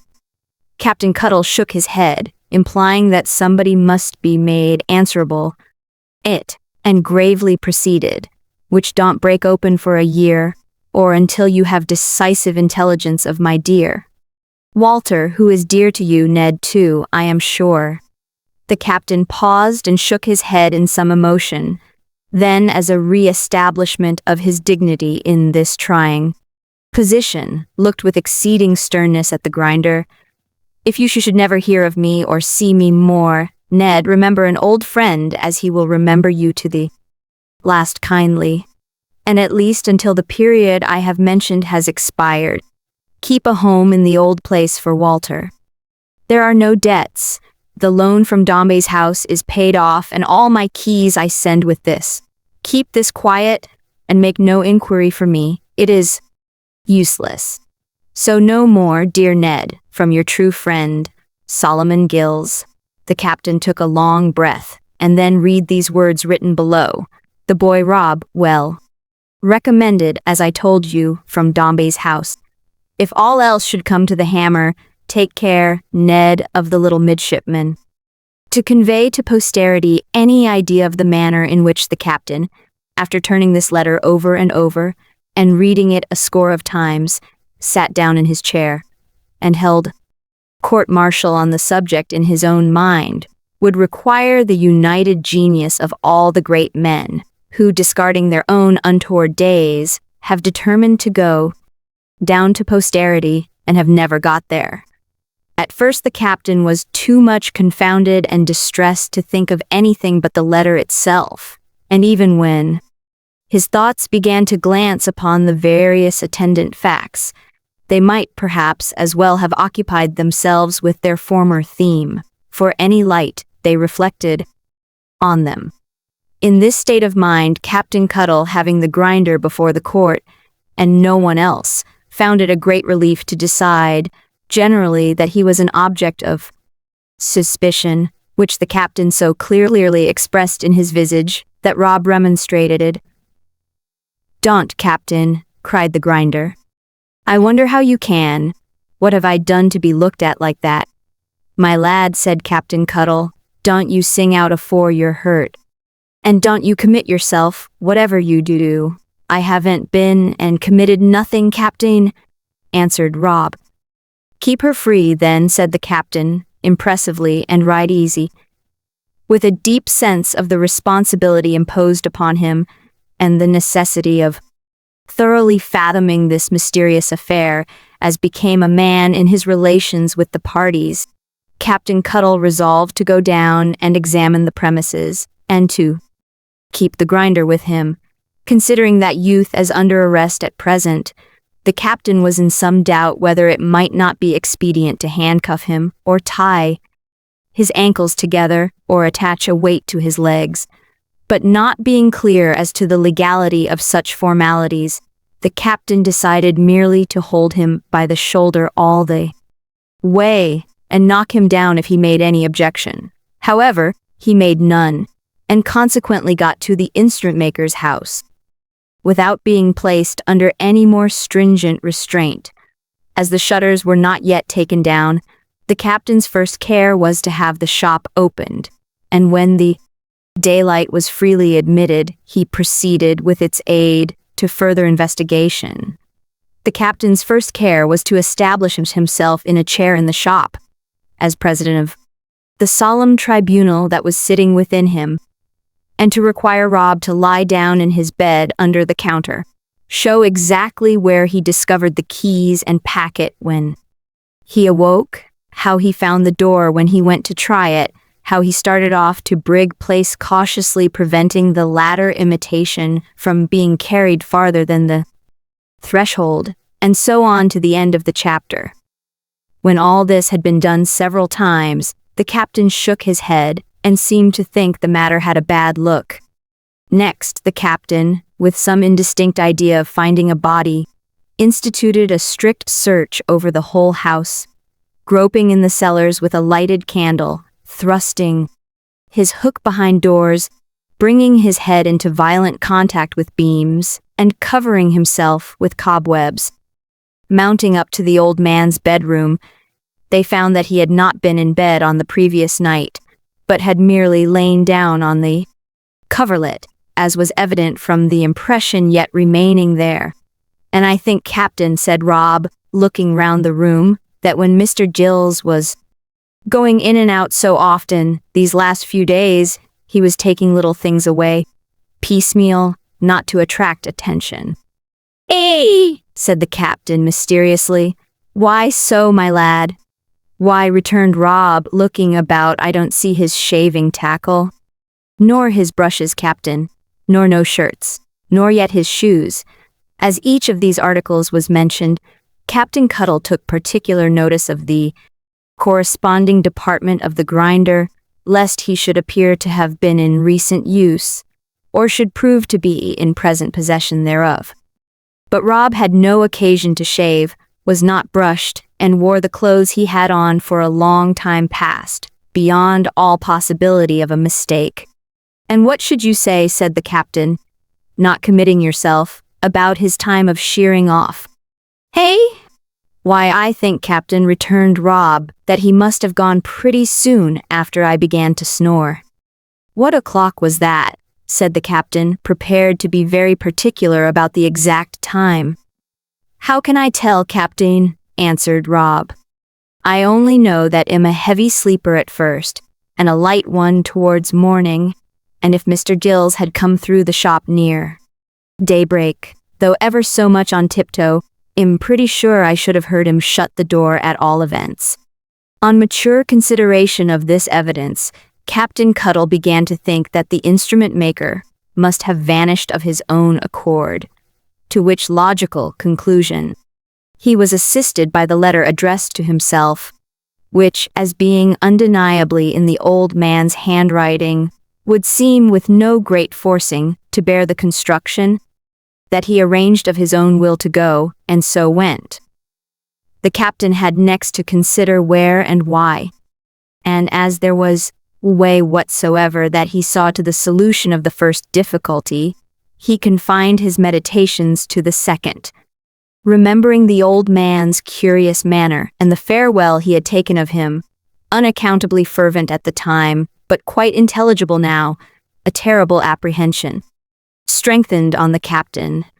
Overpowered by his anxieties and regrets for Walter, he had been driven to commit suicide.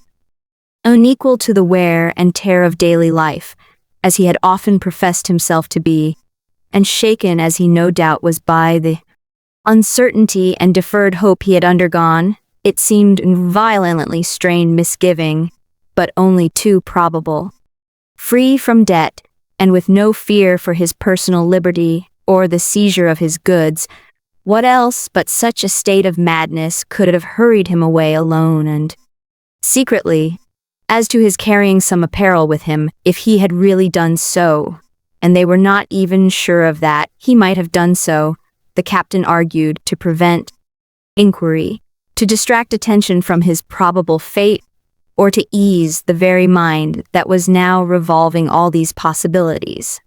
Such, reduced into plain language, and condensed within a small compass, was the final result and substance of Captain Cuttle's deliberations, which took a long time to arrive at this pass, and were, like some more public deliberations, very discursive and disorderly.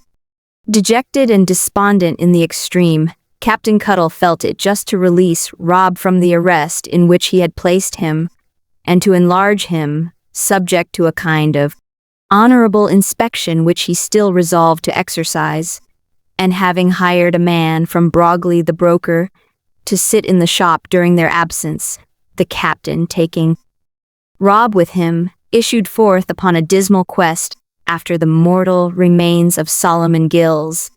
Not a station house or bone house or workhouse in the metropolis escaped visitation from the hard-glazed hat, along the wharves, among the shipping on the bankside, up the river, down the river, here, there, everywhere, it went gleaming, where men were thickest, like the hero's helmet in an epic battle.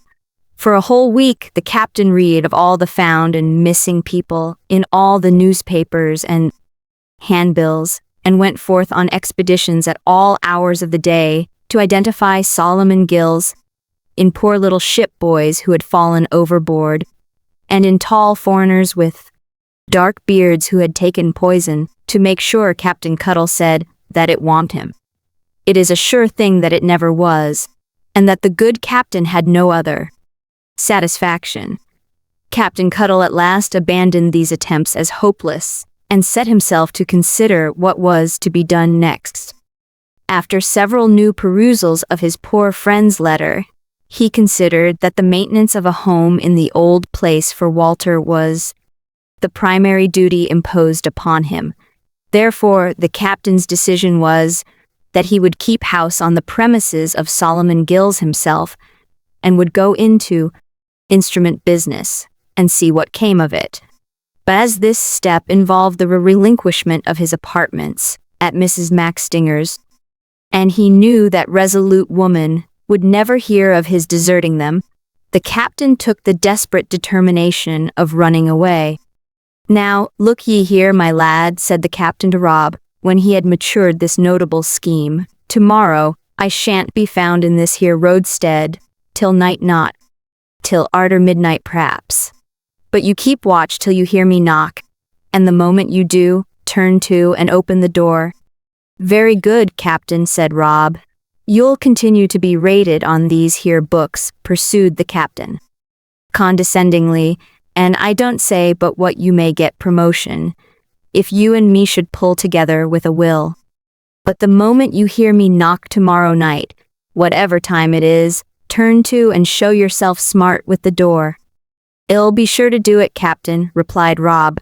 "Because you understand," resumed the captain, coming back again to enforce this charge upon his mind, "there may be, for anything I can say, a chase, and I might be took while I was waiting, if you didn't show yourself smart with the door." Rob again assured the captain that he would be prompt and wakeful, and the captain, having made this prudent arrangement, went home to Mrs. Maxtinger's for the last time. The sense the captain had of its being the last time, and of the awful purpose hidden beneath his blue waistcoat, inspired him with such a mortal dread of Mrs. Maxtinger that the sound of that lady's foot downstairs at any time of the day was sufficient to throw him into a fit of trembling. It fell out, too, that Mrs. Maxtinger was in a charming temper, mild and placid as a house lamb, and Captain Cuttle's conscience suffered terrible twinges when she came up to inquire if she could cook him nothing for his dinner. "A nice small kidney pudding now, Cap'n Cuttle," said his landlady, "or a sheep's heart. Don't mind my trouble." "No thankee, ma'am," returned the captain. "Have a roast fowl," said Mrs. Maxtinger, "with a bit of veal stuffing and some egg sauce. Come, Cape and Cuddle. Give yourself a little treat. No thank ye, ma'am, returned the captain very humbly. I'm sure you're out of sorts and want to be stimulated, said Mrs. Maxtinger. Why not have, for once in a way, a bottle of sherry wine? Well, ma'am, rejoined the captain, if you'd be so good as take a glass or two, I think I would try that. Would you do me the favor, ma'am, said the captain, torn to pieces by his conscience, to accept a quarter's rent ahead? And why so, Cape and Cuddle? Retorted Mrs. Maxtinger sharply, as the captain thought. The captain was frightened to death. If you would, ma'am, he said with submission. Would oblige me. I can't keep my money very well. It pays itself out. I should take it kind if you'd comply. Well, Cape and Cuddle, said the unconscious Maxtinger, rubbing her hands, you can do as you please. It's not for me, with my family, to refuse no more than it is to ask. And would you, ma'am, said the captain, taking down the tin canister in which he kept his cash from the top shelf of the cupboard, be so good as offer 18 pence apiece to the little family all round? If you could make it convenient, ma'am, to pass the word presently for them children to come for'ard in a body, I should be glad. C.M. These innocent Maxtingers were so many daggers to the captain's breast when they appeared in a swarm, and tore at him with the confiding trustfulness he so little deserved. The eye of Alexander Maxtinger, who had been his favorite, was insupportable to the captain. The voice of Juliana Maxtinger, who was the picture of her mother, made a coward of him. Captain Cuddle kept up appearances, nevertheless, tolerably well, and for an hour or two was very hardly used and roughly handled by the young Maxtingers, who, in their childish frolics, did a little damage also to the glazed hat, by sitting in it, too, at time, as in a nest, and drumming on the inside of the crown with their shoes. At length the captain sorrowfully dismissed them, taking leave of these cherubs with the poignant remorse and grief of a man who was going to execution. In the silence of night, the captain packed up his heavier property in a chest, which he locked, intending to leave it there, in all probability forever, but on the forlorn chance of one day finding a man sufficiently bold and desperate to come and ask for it. Of his lighter necessaries, the captain made a bundle, and disposed his plate about his person, ready for flight. At the hour of midnight, when Brig Place was buried in slumber, and Mrs. Maxtinger was lulled in sweet oblivion, with her infants around her, the guilty captain, stealing down on tiptoe, in the dark, opened the door, closed it softly after him, and took to his heels, pursued by the image of Mrs. Maxtinger springing out of bed, regardless of costume, following and bringing him back, pursued also by a consciousness of his enormous crime. Captain Cuddle held on at a great pace, and allowed no grass to grow under his feet, between Brig Place and the instrument-maker's door. It opened when he knocked, for Rob was on the watch, and when it was bolted and locked behind him, Captain Cuddle felt comparatively safe. "Whew!" cried the captain, looking round him. "It's a breather." "Nothing the matter, is there, Captain?" cried the gaping Rob. "No, no," said Captain Cuddle, after changing color, and listening to a passing footstep in the street. "But mind ye, my lad, if any lady, except either of them two as you see t'other day, ever comes and asks for Cape and Cuddle, be sure to report no person of that name known, nor never heard of here. Observe them orders, will you?" "I'll take care, Captain," returned Rob. "You might say, if you liked," hesitated the captain, "that you'd read in the paper that a captain of that name was gone to Australia, emigrating along with a whole ship's complement of people as had all swore never to come back no more." Rob nodded his as understanding these instructions, and Captain Cuddle, promising make a man of him if he obeyed orders, dismissed him, yawning, to his bed under the counter, and went aloft to the chamber of Solomon Gills, What the captain suffered next day, whenever a bonnet passed, or how often he darted out of the shop to elude imaginary max stingers and sought safety in the attic, cannot be told. But to avoid the fatigues attendant on this means of self-preservation, the captain curtained the glass door of communication between the shop and parlor on the inside, fitted a key to it from the bunch that had been sent to him, and cut a small hole of espial in the wall. The advantage of this fortification is obvious. On a bonnet appearing, the captain instantly slipped into his garrison, locked himself up, and took a secret observation of the enemy. Finding it a false alarm, the captain instantly slipped out again. And the bonnets in the street were so very numerous, and alarms were so inseparable from their appearance, that the captain was almost incessantly slipping in and out all day long. Captain Cuttle found time, however, in the midst of this fatiguing service to inspect the stock, in connection with which he had the general idea, very laborious to rob, that too much friction could not be bestowed upon it, and that it could not be made too bright. He also ticketed a few attractive-looking articles at a venture, at prices ranging from 10 shillings to £50, and exposed them in the window to the great astonishment of the public. After effecting these improvements, Captain Cuttle, surrounded by the instruments, began to feel scientific, and looked up at the stars at night through the skylight when he was smoking his pipe in the little back parlor before going to bed, as if he had established a kind of property in them. As a tradesman in the city, too, he began to have an interest in the Lord Mayor and the sheriffs and in public companies, and felt bound to read the quotations of the funds every day, though he was unable to make out, on any principle of navigation, what the figures meant, and could have very well dispensed with the fractions. Florence, the captain, waited on, with his strange news of Uncle Sol, immediately after taking possession of the midshipman, but she was away from home. So the captain sat himself down in his altered station of life, with no company but Rob the grinder, and losing count of time as men do, when great changes come upon them, thought musingly of Walter and of Solomon Gills, and even of Mrs. Maxtinger herself, as among the things that had been. Chapter 26. Shadows of the Past and Future. Your most obedient, sir, said the major. Damn, sir, a friend of my friend.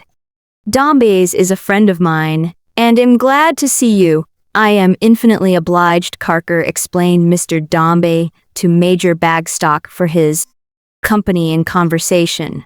Major Bagstock has rendered me great service, Carker.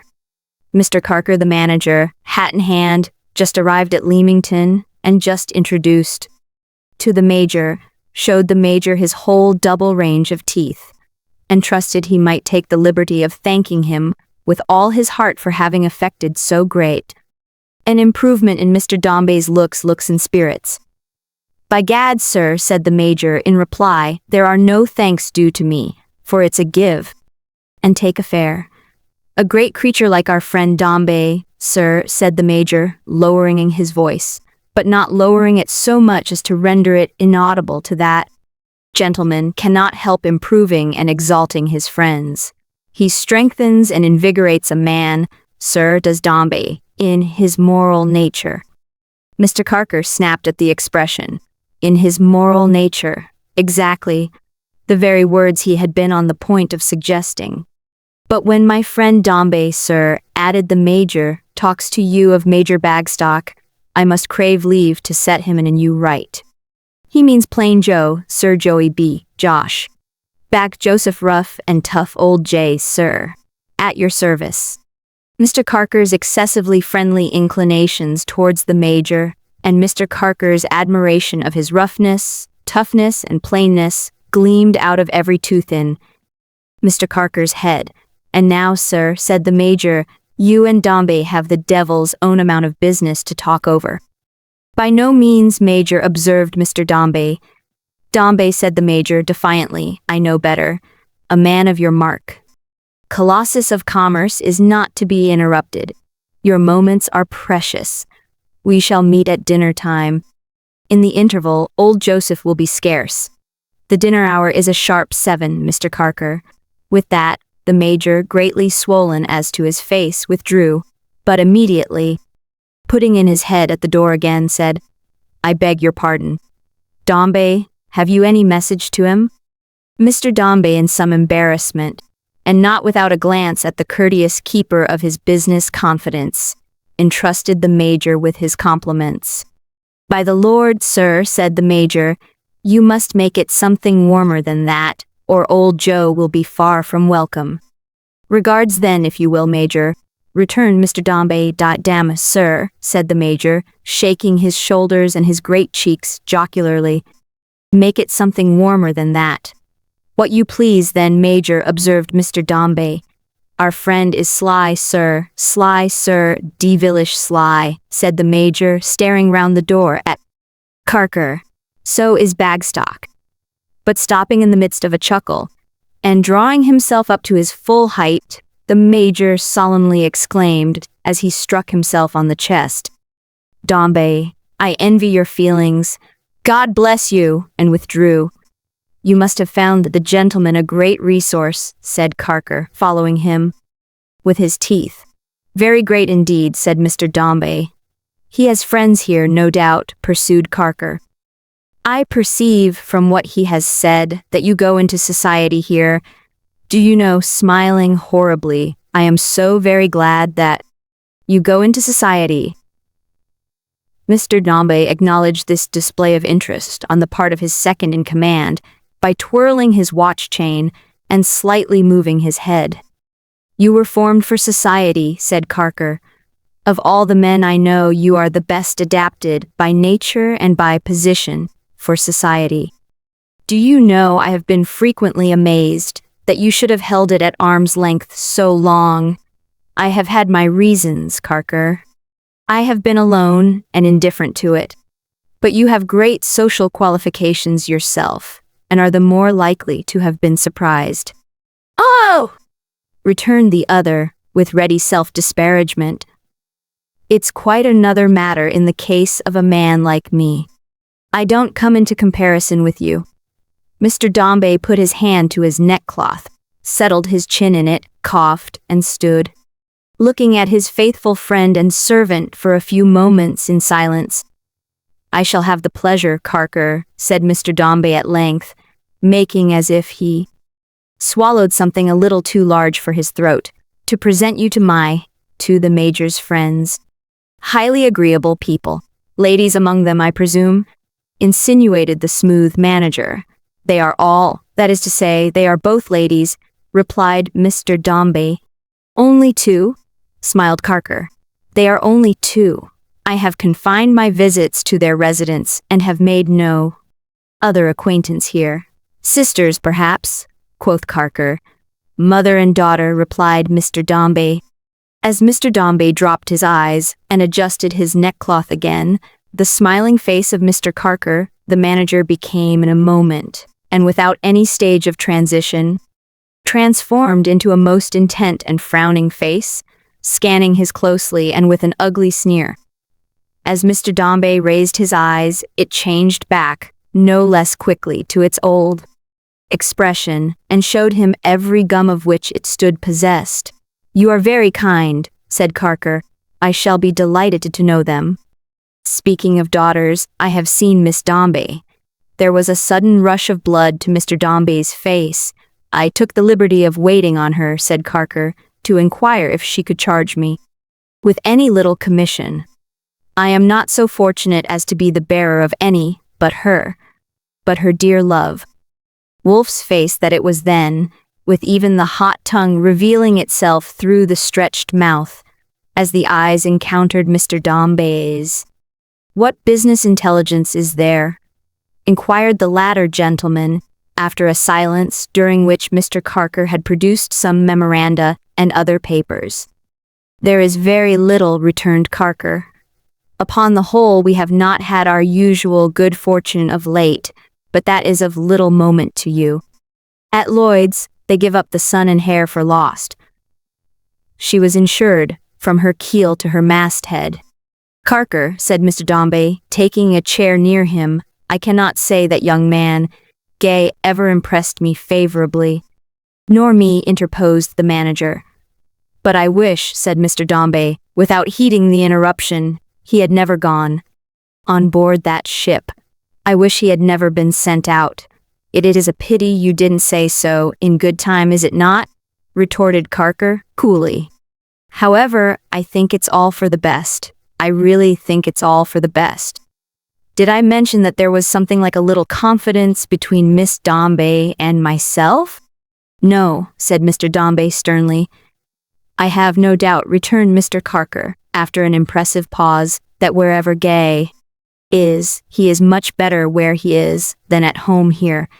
If I were or could be in your place, I should be satisfied of that. I am quite satisfied of it myself. Miss Dombey is confiding and young, perhaps hardly proud enough for your daughter if she have fault. Not that that is much, though, I am sure. Will you check these balances with me?" Mr. Dombey leaned back in his chair, instead of bending over the papers that were laid before him, and looked the manager steadily in the face. The manager, with his eyelids slightly raised, affected to be glancing at his figures and to await the leisure of his principal. He showed that he affected this, as if from great delicacy and with a design to spare Mr. Dombey's feelings, and the latter, as he looked at him, was cognizant of his intended consideration, and felt that but for it, this confidential Carker would have said a great deal more, which he, Mr. Dombey, was too proud to ask for. It was his way in business often. Little by little, Mr. Dombey's gaze relaxed, and his attention became diverted to the papers before him. But while busy with the occupation they afforded him, he frequently stopped and looked at Mr. Carker again. Whenever he did so, Mr. Carker was demonstrative, as before, in his delicacy, impressed it on his great chief more and more. While they were thus engaged, and under the skillful culture of the manager, angry thoughts in reference to poor Florence brooded and bred in Mr. Dombey's breast, usurping the place of the cold dislike that generally reigned there. Major Bagstock, much admired by the old ladies of Leamington, and followed by the native, carrying the usual amount of light baggage, straddled along the shady side of the way, to make a morning call on Mrs. Skewton. It being midday when the major reached the bower of Cleopatra, he had the good fortune to find his princess on her usual sofa, languishing over a cup of coffee, with the room so darkened and shaded for her more luxurious repose that Withers, who was in attendance on her, loomed like a phantom page. "What insupportable creature is this, coming in?" said Mrs. Skewton. "I cannot hear it." "Go away, whoever you are. You have not the heart to banish J.B. "Ma'am," said the major, halting midway. Remonstrate, with his cane over his shoulder. "Oh, it's you it. On second thoughts, you may enter," observed Cleopatra. The major entered accordingly, and advancing to the sofa pressed her charming hand to his lips. "Sit down," said Cleopatra, listlessly waving her fan, a long way off. "Don't come too near me, for I am frightfully faint and sensitive this morning, and you smell of the sun. You are absolutely tropical." "By George, ma'am," said the major, "the time has been when Joseph Bagstock has been grilled and blistered by the sun. Then time was when he was forced, ma'am, into such full blow by high hothouse heat in the West Indies that he was known as the Flower. A man never heard of Bagstock, ma'am, in those days. He heard of the flower of ours. The flower may have faded, more or less, ma'am," observed the major, dropping into a much nearer chair than had been indicated by his cruel divinity, "but it is a tough plant yet, and constant as the evergreen." Here the major, under cover of the dark room, shut up one eye, rolled his head like a harlequin, and in his great self-satisfaction, perhaps went nearer to the confines of apoplexy than he had ever gone before. "Where is Mrs. Granger?" inquired Cleopatra of her page. Withers believed she was in her own room. "Very well," said Mrs. Skewton. "Go away and shut the door. I am engaged." As Withers disappeared, Mrs. Skewton turned her head languidly towards the Major, without otherwise moving, and asked him how his friend was. "Dombey, ma'am," returned the Major, with a facetious gurgling in his throat, "is as well as a man in his condition can be. His condition is a desperate one, ma'am. He is touched, is Dombey." "Touched?" cried the Major. "He is bayoneted through the body." Cleopatra cast a sharp look at the Major that contrasted forcibly with the affected drawl in which she presently said, "Major Bagstock, although I know but little of the world, nor can I really regret my experience, for I fear it is a false place, full of withering conventionalities, where nature is but little regarded, and where the music of the heart, and the gushing of the soul, and all that sort of thing which is so truly poetical is seldom heard. I cannot misunderstand your meaning. There is an allusion to Edith, to my extremely dear child," said Mrs. Skewton, tracing the outline of her eyebrows with her forefinger.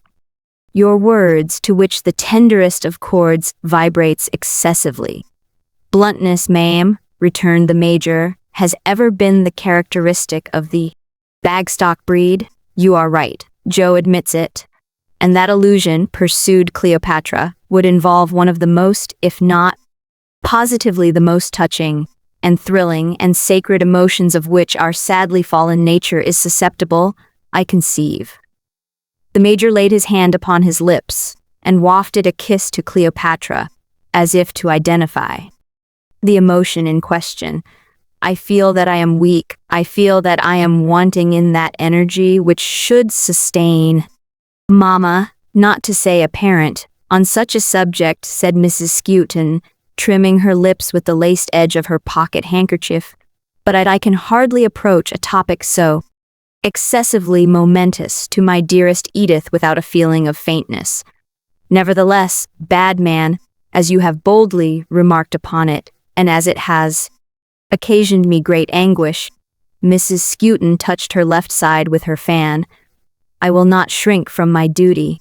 The Major, under cover of the dimness, swelled and rolled his purple face about, and winked his lobster eye until he fell into a fit of wheezing, which obliged him to rise and take a turn or two about the room before his fair friend could proceed.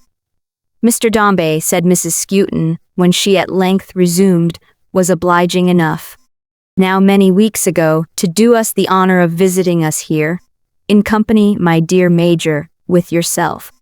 I acknowledge, let me be open, that it is my failing to be the creature of impulse, and to wear my heart, as it were, outside. I know my failing full well, my enemy cannot know it better. But I am not penitent, I would rather not be frozen by the heartless world, and am content to bear this imputation justly." Mrs. Skewton arranged her tucker, pinched her wiry throat to give it a soft surface, and went on with great complacency. "It gave me, my dearest Edith, too, I am sure, infinite pleasure to receive Mr. Dombey. As a friend of yours, my dear Major, we were naturally disposed to be prepossessed in his favor, and I fancied that I observed an amount of heart in Mr. Dombey that was excessively refreshing." "There is devilish little heart in Dombey now, ma'am," said the Major. "Wretched man," cried Mrs. Skewton, looking at him languidly. "Pray be silent." "JB is dumb, ma'am," said the Major.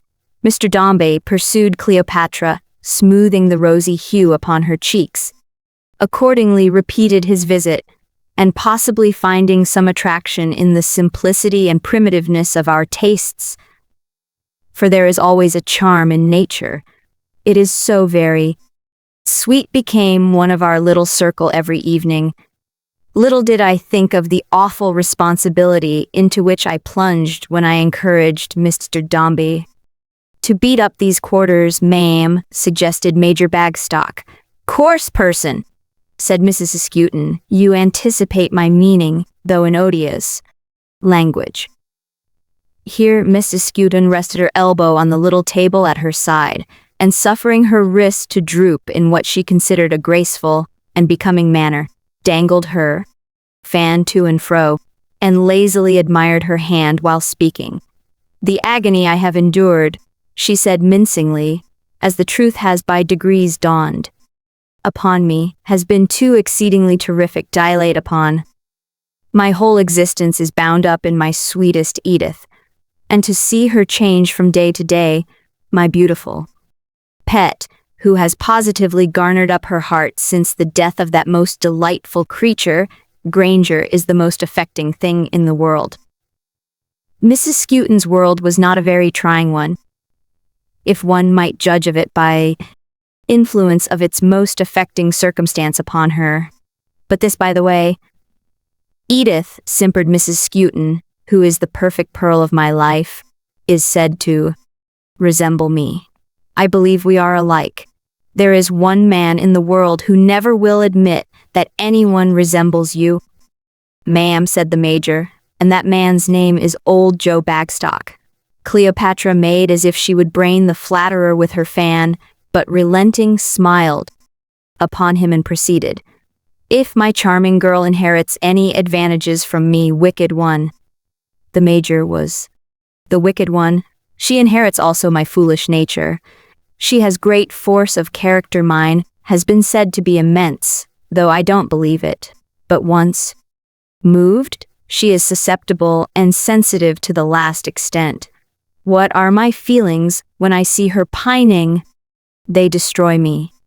The Major, advancing his double chin and pursing up his blue lips into a soothing expression, affected the profoundest sympathy. The confidence, said Mrs. Skewton, that has subsisted between us, the free development of soul and openness of sentiment, is touching to think of. We have been more like sisters than mamma and child. J.B.'s own sentiment, observed the Major, expressed by J.B. 50,000 times. Do not interrupt, rude man, said Cleopatra. What are my feelings, then, when I find that there is one subject avoided by us, that there is a what's his name, a gulf opened between us, that my own artless Edith is changed to me? They are of the most poignant description, of course. The Major left his chair and took one nearer to the little table. From day to day I see this, my dear Major, proceeded Mrs. Skewton. From day to day I feel this. From hour to hour I reproach myself for that excess of faith and trustfulness which has led to such distressing consequences, and almost from minute to minute I hope that Mr. Dombey may explain himself and relieve the torture undergo, which is extremely wearing. But nothing happens, my dear Major. I am the slave of remorse. Take care of the coffee cup. You are so awkward, my darling. Edith is an altered being, and I really don't see what is to be done, or what good creature I can advise with. Major Bagstock, encouraged perhaps by the softened and confidential tone into which Mrs. Skewton, after several times lapsing into it for a moment, seemed now to have subsided for good, stretched out his hand across the little table, and said with a leer, advise with Joe, ma'am. Then, you aggravating monster, said Cleopatra, giving one hand to the Major and tapping his knuckles with her fan, which she held in the other.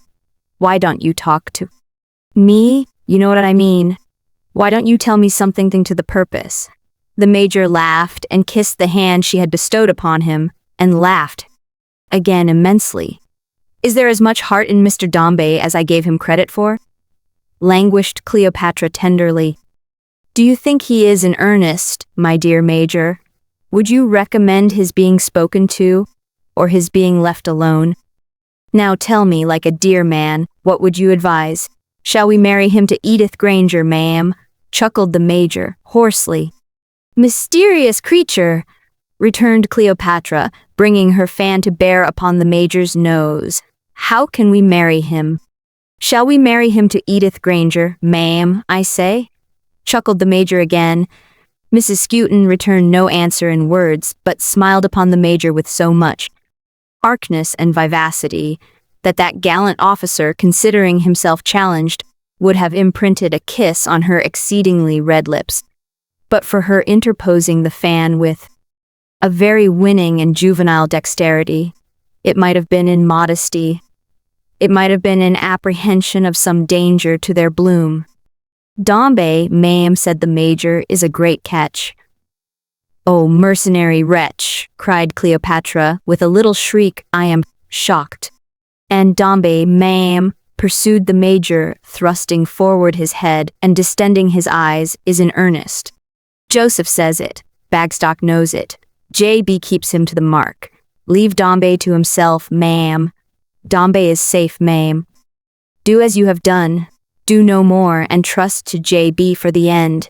"You really think so, my dear major?"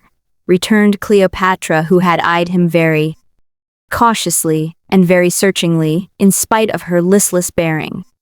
"Sure of it, ma'am," rejoined the major. Cleopatra the peerless, and her Antony Bagstock, will often speak of this triumphantly when sharing the elegance and wealth of Edith Dombey's establishment. "Dombey's right-hand man, ma'am," said the major, stopping abruptly in a chuckle and becoming serious, "has arrived." "This morning?" said Cleopatra. "This morning, ma'am," returned the major, and Dombey's anxiety for his arrival, "ma'am," is to be referred, J.B.'s word for this. For Joe is devilish sly. The major tapped his nose and screwed up one of his eyes tight, which did not enhance his native beauty to his desire that what is in the wind should become known to him without Dombey's telling and consulting him. "For Dombey is as proud, ma'am," said the major, "as Lucifer." "A charming quality," lisped Mrs. Skewton, reminding one of dearest Edith. "Well, ma'am," said the major, "I have thrown out hints already, and the right-hand man understands 'im, and 'ill throw out more before the day is done. Dombey projected this morning a ride to Warwick Castle and to Kenilworth tomorrow, to be preceded by a breakfast with us. I undertook the delivery of this invitation. Will you honor us so far, ma'am?"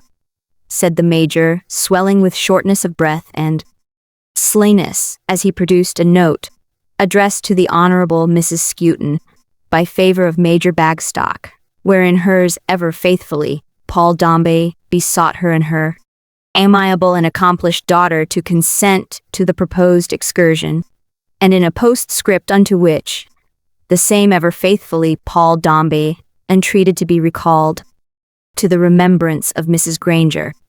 "Hush," said Cleopatra, suddenly, "Edith." The loving mother can scarcely be described as resuming her insipid and affected air when she made this exclamation, for she had never cast it off, nor was it likely that she ever would or could in any other place than in the grave. But hurriedly dismissing whatever shadow of earnestness or faint confession of a purpose, laudable or wicked, that her face or voice or manner had for the moment betrayed, she lounged upon the couch, her most insipid and most languid self again, as Edith entered the room. Edith, so beautiful and stately, but so cold and so repelling, who, slightly acknowledging the presence of Major Bagstock, and directing a keen glance at her mother, drew back from a window and sat down there looking out. "My dearest Edith," said Mrs. Skewton, "where on earth have you been?" "I have wanted you, my love, most sadly. You said you were engaged, and I stayed away," she answered, without turning her head. "It was cruel to old Joe, ma'am," said the major in his gallantry. "It was very cruel, I know," she said, still looking out, and said with such calm disdain that the major was discomfited, and could think of nothing in reply. "Major Bagstock, my darling Edith," drawled her mother, who is generally the most useless and disagreeable creature in the world. "As you know, it is surely not worthwhile, mamma," said Edith, looking round to observe these forms of speech. "We are quite alone. We know each other. the quiet scorn that sat upon her hand face, a scorn that evidently lighted on herself no less than them, was so intense and deep that her mother's simper, for the instant, though of a hardy constitution, drooped before it. "My darling girl," she began again. "Not woman yet," said Edith with a smile. "How very odd you are today, my dear. Pray let me say, my love, that Major Bagstock has brought the kindest of notes from Mr. Dombey, proposing that we should breakfast with him tomorrow and ride to Warwick and Kenilworth. Will you go, Edith?" "Will I go?" she repeated, turning very red, and breathing quickly as she looked round at her mother. "I knew you would, my own," observed the latter carelessly. "It is, as you say, quite a form to ask. Here is Mr. Dombey's letter, Edith." "Thank you. I have no desire to read it," was her answer.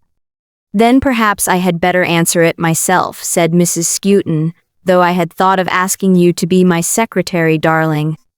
As Edith made no movement, no answer, Mrs. Skewton begged the Major to wheel her little table nearer, and to set open the desk it contained, and to take out pen and paper for her, all which congenial offices of gallantry the Major discharged with much submission and devotion. "Your regards, Edith, my dear," said Mrs. Skewton, pausing, pen in hand, the postscript. "What you will, mamma," she answered, without turning her head, and with supreme indifference. Mrs. Skewton wrote what she would, without seeking for any more explicit directions, and handed her letter to the Major, who, receiving it as a precious charge, made a show of laying it near his heart, but was fain to put it in the pocket of his pantaloons, on account of the insecurity of his waistcoat. The Major then took a very polished and chivalrous farewell of both ladies, which the elder one acknowledged in her usual manner, while the younger, sitting with her face addressed to the window, bent her head so slightly that it would have been a greater compliment to the Major to have made no sign at all, and to have left him to infer that he had not been heard or thought of. "As to alteration in her, sir," mused the Major on his way back, on which expedition, the afternoon being sunny and hot, he ordered the native and the light baggage to the front, and walked in the shadow of that expatriated prince. "As to alteration, sir, and pining, and so forth, that won't go down with Joseph Bagstock, none of that, sir. It won't do here. But as to there being something of a division between or a gulf as the mother calls it, sir, that seems true enough. And it's odd enough." "Well, sir," panted the Major, "Edith Granger and Dombey are well matched. Let fight it out. Bagstock backs the winner." The Major, by saying these latter words aloud, in the vigor of his thoughts, caused the unhappy native to stop and turn round, in the belief that he was personally addressed. Exasperated to the last degree by this act of insubordination, the Major, though he was swelling with enjoyment of his own humor, at the moment of its occurrence, instantly thrust his cane among the native's ribs and continued to stir him up, at short intervals, all the way to the hotel. Nor was the Major less exasperated as he dressed for dinner, during which operation the dark servant underwent the pelting of a shower of miscellaneous objects, varying in size from a boot to a hairbrush, and including everything that came within his master's reach. For the Major plumed himself on having the native in a perfect state of drill, and visited the least departure from strict discipline with this kind of fatigue. Duty. Add to this that he maintained the native about his person as a counter-irritant against the gout and all other vexations, mental as well as bodily, and then native would appear to have earned his pay, which was not large. At length, the Major, having disposed of all the missiles that were convenient to his hand, and having the native so many new names as must have given him great occasion to marvel at the resources of the English language, submitted to have his cravat put on, and being dressed, and finding himself in a brisk flow of spirits after this exercise, went downstairs to enliven Dombey and his right-hand man. Dombey was not yet in the room, but the right-hand man was there, and his dental treasures were, as usual, ready for the Major. "Well, sir," said the Major, "how have you passed the time since I had the happiness of meeting you? Have you walked at all?" "A saunter of barely half an hour's duration," returned Carker. "We have been so much occupied." "Business, eh?" said the Major. "A variety of little matters necessary to be gone through," replied Carker. "But do you know, this is quite unusual with me, educated in a distrustful school, and who am not generally disposed to be communicative," he said, breaking off, and speaking in a charming tone of frankness, "but I feel quite confidential with you, Major Bagstock." "You do me honor, sir," returned the Major. "You may be. Do you know then," pursued Carker, "that I have not found my friend our friend. I ought rather to call him." "Meaning Dombey, sir?" cried the Major. "You see me, Mr. Carker, standing here. J.B., he was puffy enough to see and blue enough, and Mr. Carker intimated that he had that pleasure. Then you see a man, sir, who would go through fire and water to serve Dombey," returned Major Bagstock. Mr. Carker smiled and said he was sure of it. "Do you know, Major," he proceeded, to resume where I left off, "that I have not found our friend so attentive to business today as usual?" "No," observed the delighted Major. "I have found him a little abstracted, and with his attention disposed to wander," said Carker. "By Jove, sir," cried the Major, "there's a lady in the case." "Indeed, I begin to believe there really is," returned Carker. "I thought you might be jesting when you seemed to hint at it, for I know you military men." The Major gave the horse's cough and shook his head and shoulders, as much as to say, "Well, we are gay dogs, there's no denying." He then seized Mr. Carker by the buttonhole, and with starting eyes whispered in his ear that she was a woman of extraordinary charm, sir. That she was a young widow, sir. That she was of a fine family, sir. That Dombey was over head and ears in love with her, sir, and that it would be a good match on both sides, for she had beauty, blood, and talent, and Dombey had fortune. What more could any couple have? Hearing Mr. Dombey's footsteps without, the Major cut himself short by saying that Mr. Carker would see her tomorrow morning and would judge for himself, and between his mental excitement and the exertion of saying all this in wheezy whispers, the Major sat gurgling in the throat and watering at the eyes until dinner was ready. The Major, like some other noble animals, exhibited himself to great advantage at feeding time. On this occasion, he shone resplendent at one end of the table, supported by the milder luster of Mr. Dombey at the other, while Carker on one side lent his ray to either light, or suffered it to merge into both, as occasion arose. During the first course or two, the Major was usually grave, for the native, in obedience to general orders, secretly collected every sauce and croûte round him, and gave him a great deal to do, in taking out the stoppers and mixing up the contents in his plate. Besides which, the native had private zests and flavors on a side table, with which the Major daily scorched himself, to say nothing of strange machines out of which he spirited unknown liquids into the Major's drink. But on this occasion, Major Bagstock, even amidst these many occupations, found time to be social, and his sociality consisted in excessive slyness for the behoof of Mr. Carker, and the betrayal of Mr. Dombey's state of mind. "Dombey," said the Major, "you don't eat." "What's the matter?" "Thank you," returned the gentleman, "I am doing very well. I have no great appetite today." "Why, Dombey, what's become of it?" asked the Major. "Where's it gone?" "You haven't left it with our friends, I'll swear, for I can answer for their having none today at luncheon. I can answer for one of 'em at least, I won't say which." Then the Major winked at Carker, and became so frightfully sly that his dark Attendant was obliged to pat him on the back, without orders, or he would probably have disappeared under the table. In a later stage of the dinner, that is to say, when the native stood at the major's elbow ready to serve the first bottle of champagne, the major became still slyer. "Fill this to the brim, you scoundrel," said the major, holding up his glass. "Fill Mr. Carker's to the brim too. And Mr. Dombey's too. By gad, gentlemen," said the major, winking at his new friend, while Mr. Dombey looked into his plate with a conscious air. "Well, consecrate this glass of wine to a divinity whom Joe is proud to know, and at a distance, humbly and reverently to admire." "Edith," said the major, "is her name. Angelic Edith."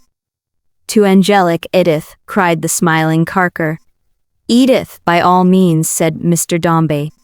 The entrance of the waiters with new dishes caused the major to be slyer yet, but in a more serious vein.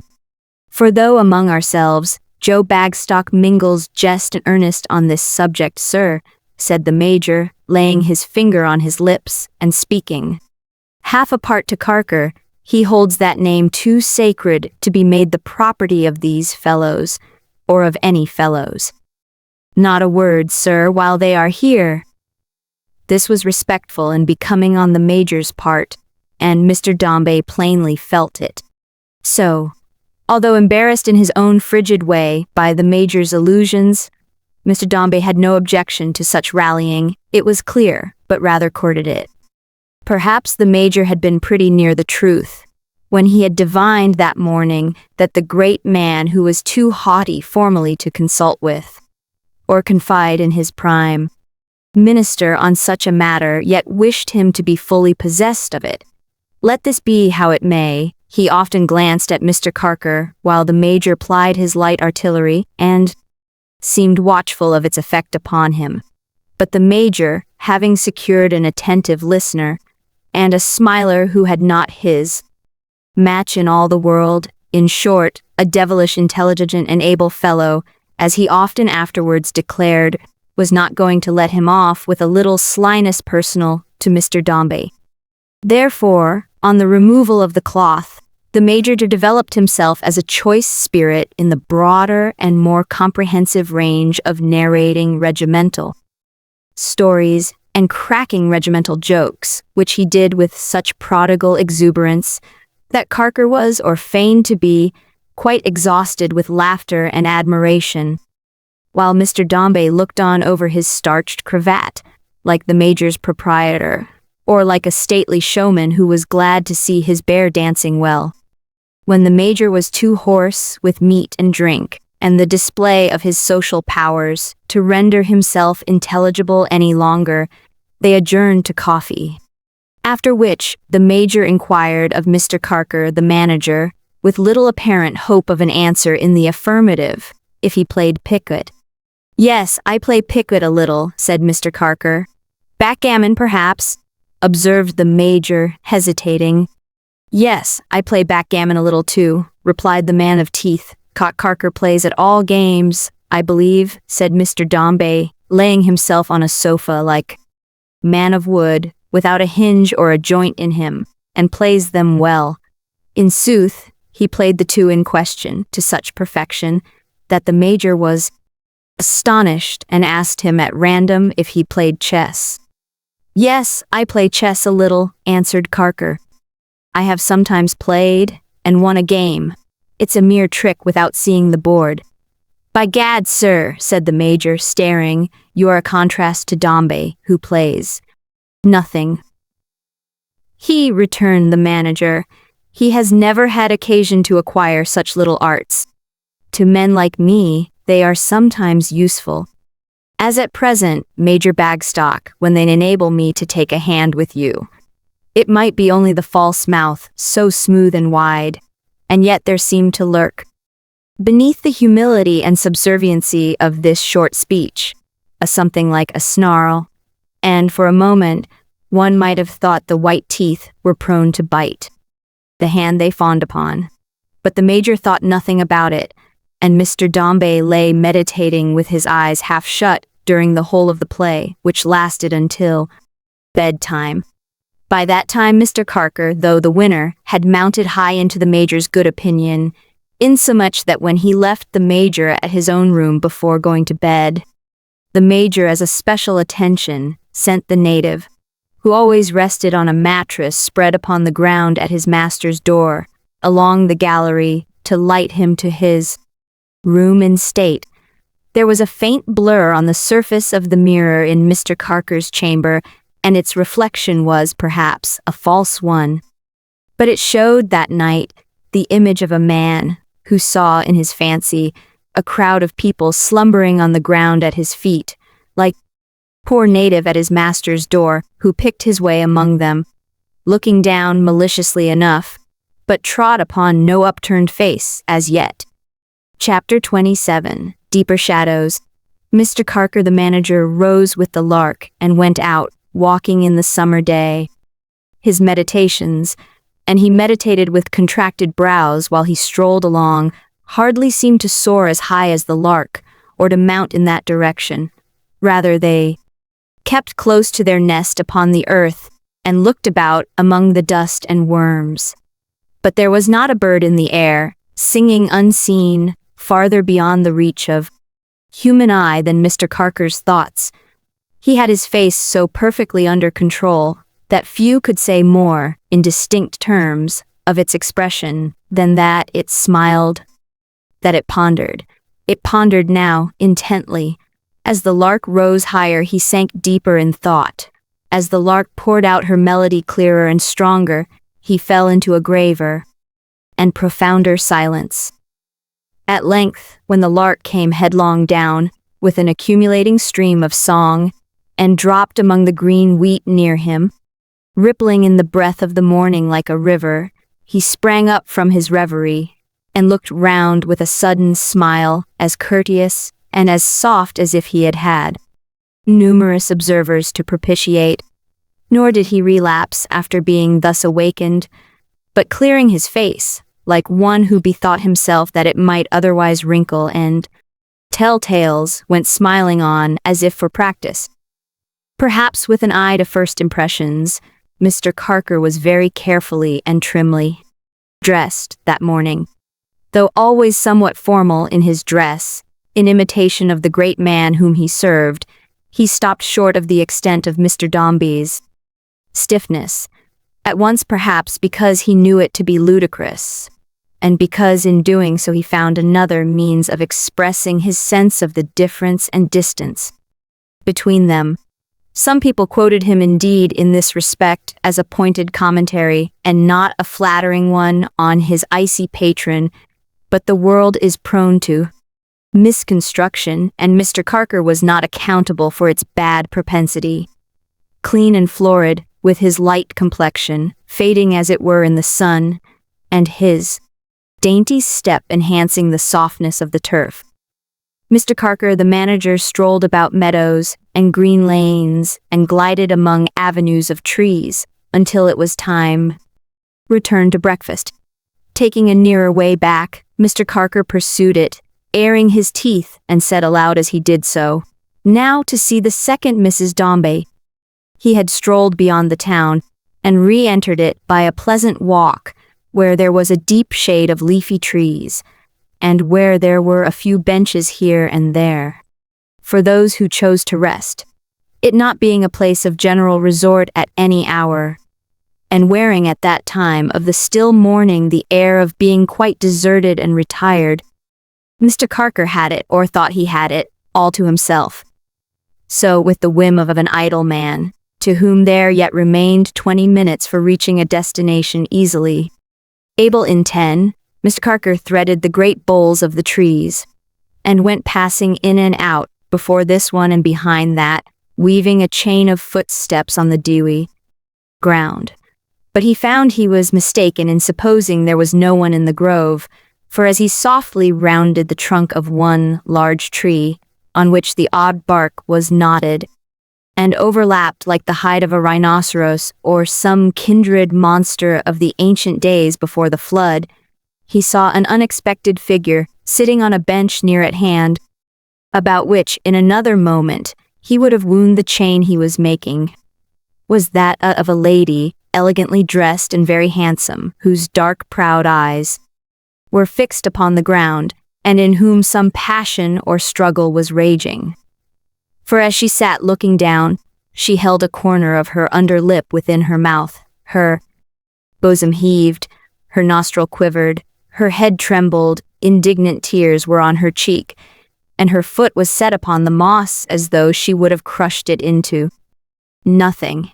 And yet almost the self-same glance that showed him the self-same lady rising with a scornful air of weariness and lassitude, and turning away, with nothing expressed in face or figure but careless beauty and imperious disdain, a withered and very ugly old woman, dressed not so much like a gypsy as like any of that medley race of vagabonds who tramp about the country, begging and stealing and tinkering and weaving rushes by turns or all together, had been observing Lady too, for as she rose, this second figure strangely confronting the first, scrambled up from the ground out of it, it almost appeared, and stood in the way.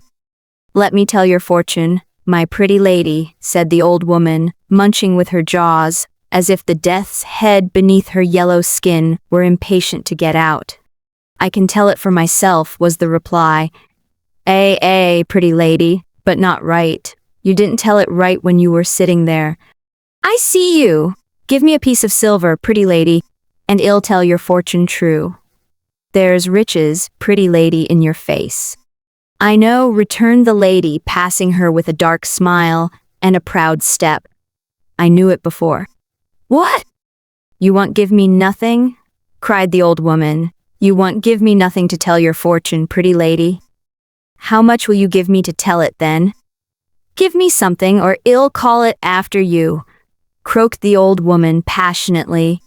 Mr. Carker, whom the lady was about to pass close, slinking against his tree as she crossed to gain the path, advanced so as to meet her, and pulling off his hat as she went by, bade the old woman hold her peace. The lady acknowledged his interference with an inclination of the head, and went her way. "You give me something then, or I'll call it after her," screamed the old woman, throwing up her arms and pressing forward against his outstretched hand. "Or come," she added, dropping her voice suddenly, looking at him earnestly, and seeming in a moment to forget the object of her wrath, "give me something, or I'll call it after you." "After me, old lady," returned the manager, putting his hand in his pocket. "Yes," said the woman, steadfast in her scrutiny, and holding out her shriveled hand. "I know!" "What do you know?" demanded Carker, throwing her a shilling. "Do you know who the handsome lady is? Munching like that sailor's wife of yore, who had chestnuts in her lap, and scowling like the witch who asked for some in vain." The old woman picked the shilling up, going backwards, like a crab, or like a heap of crabs, for her alternately expanding and contracting hands might have represented two of that species, and her creeping face, some half a dozen more, crouched on the veinous root of an old tree, pulled out a short black pipe from within the crown of her bonnet, lighted it with a match, smoked in silence, looking fixedly at her questioner. Mr. Carker laughed and turned upon his heel. "Good," said the old woman. "One child dead, and one child living, one wife dead, and one wife coming. Go and meet her." In spite of himself, the manager looked round again and stopped. The old woman, who had not removed her pipe, and was munching and mumbling while she smoked, as if in conversation with an invisible familiar, pointed with her finger in the direction he was going and laughed. "What was that you said, Bedlamite?" he demanded. The woman mumbled and chattered and smoked and still pointed before him, remained silent, muttering a farewell that was not complimentary. Mr. Carker pursued his way, but as he turned out of that place and looked over his shoulder at the root of the old tree, he could yet see the finger pointing before him, and thought he heard the woman screaming, "Go and meet her." Preparations for a choice repast were completed, he found, at the hotel, and Mr. Dombey and the Major, and the breakfast were awaiting the ladies.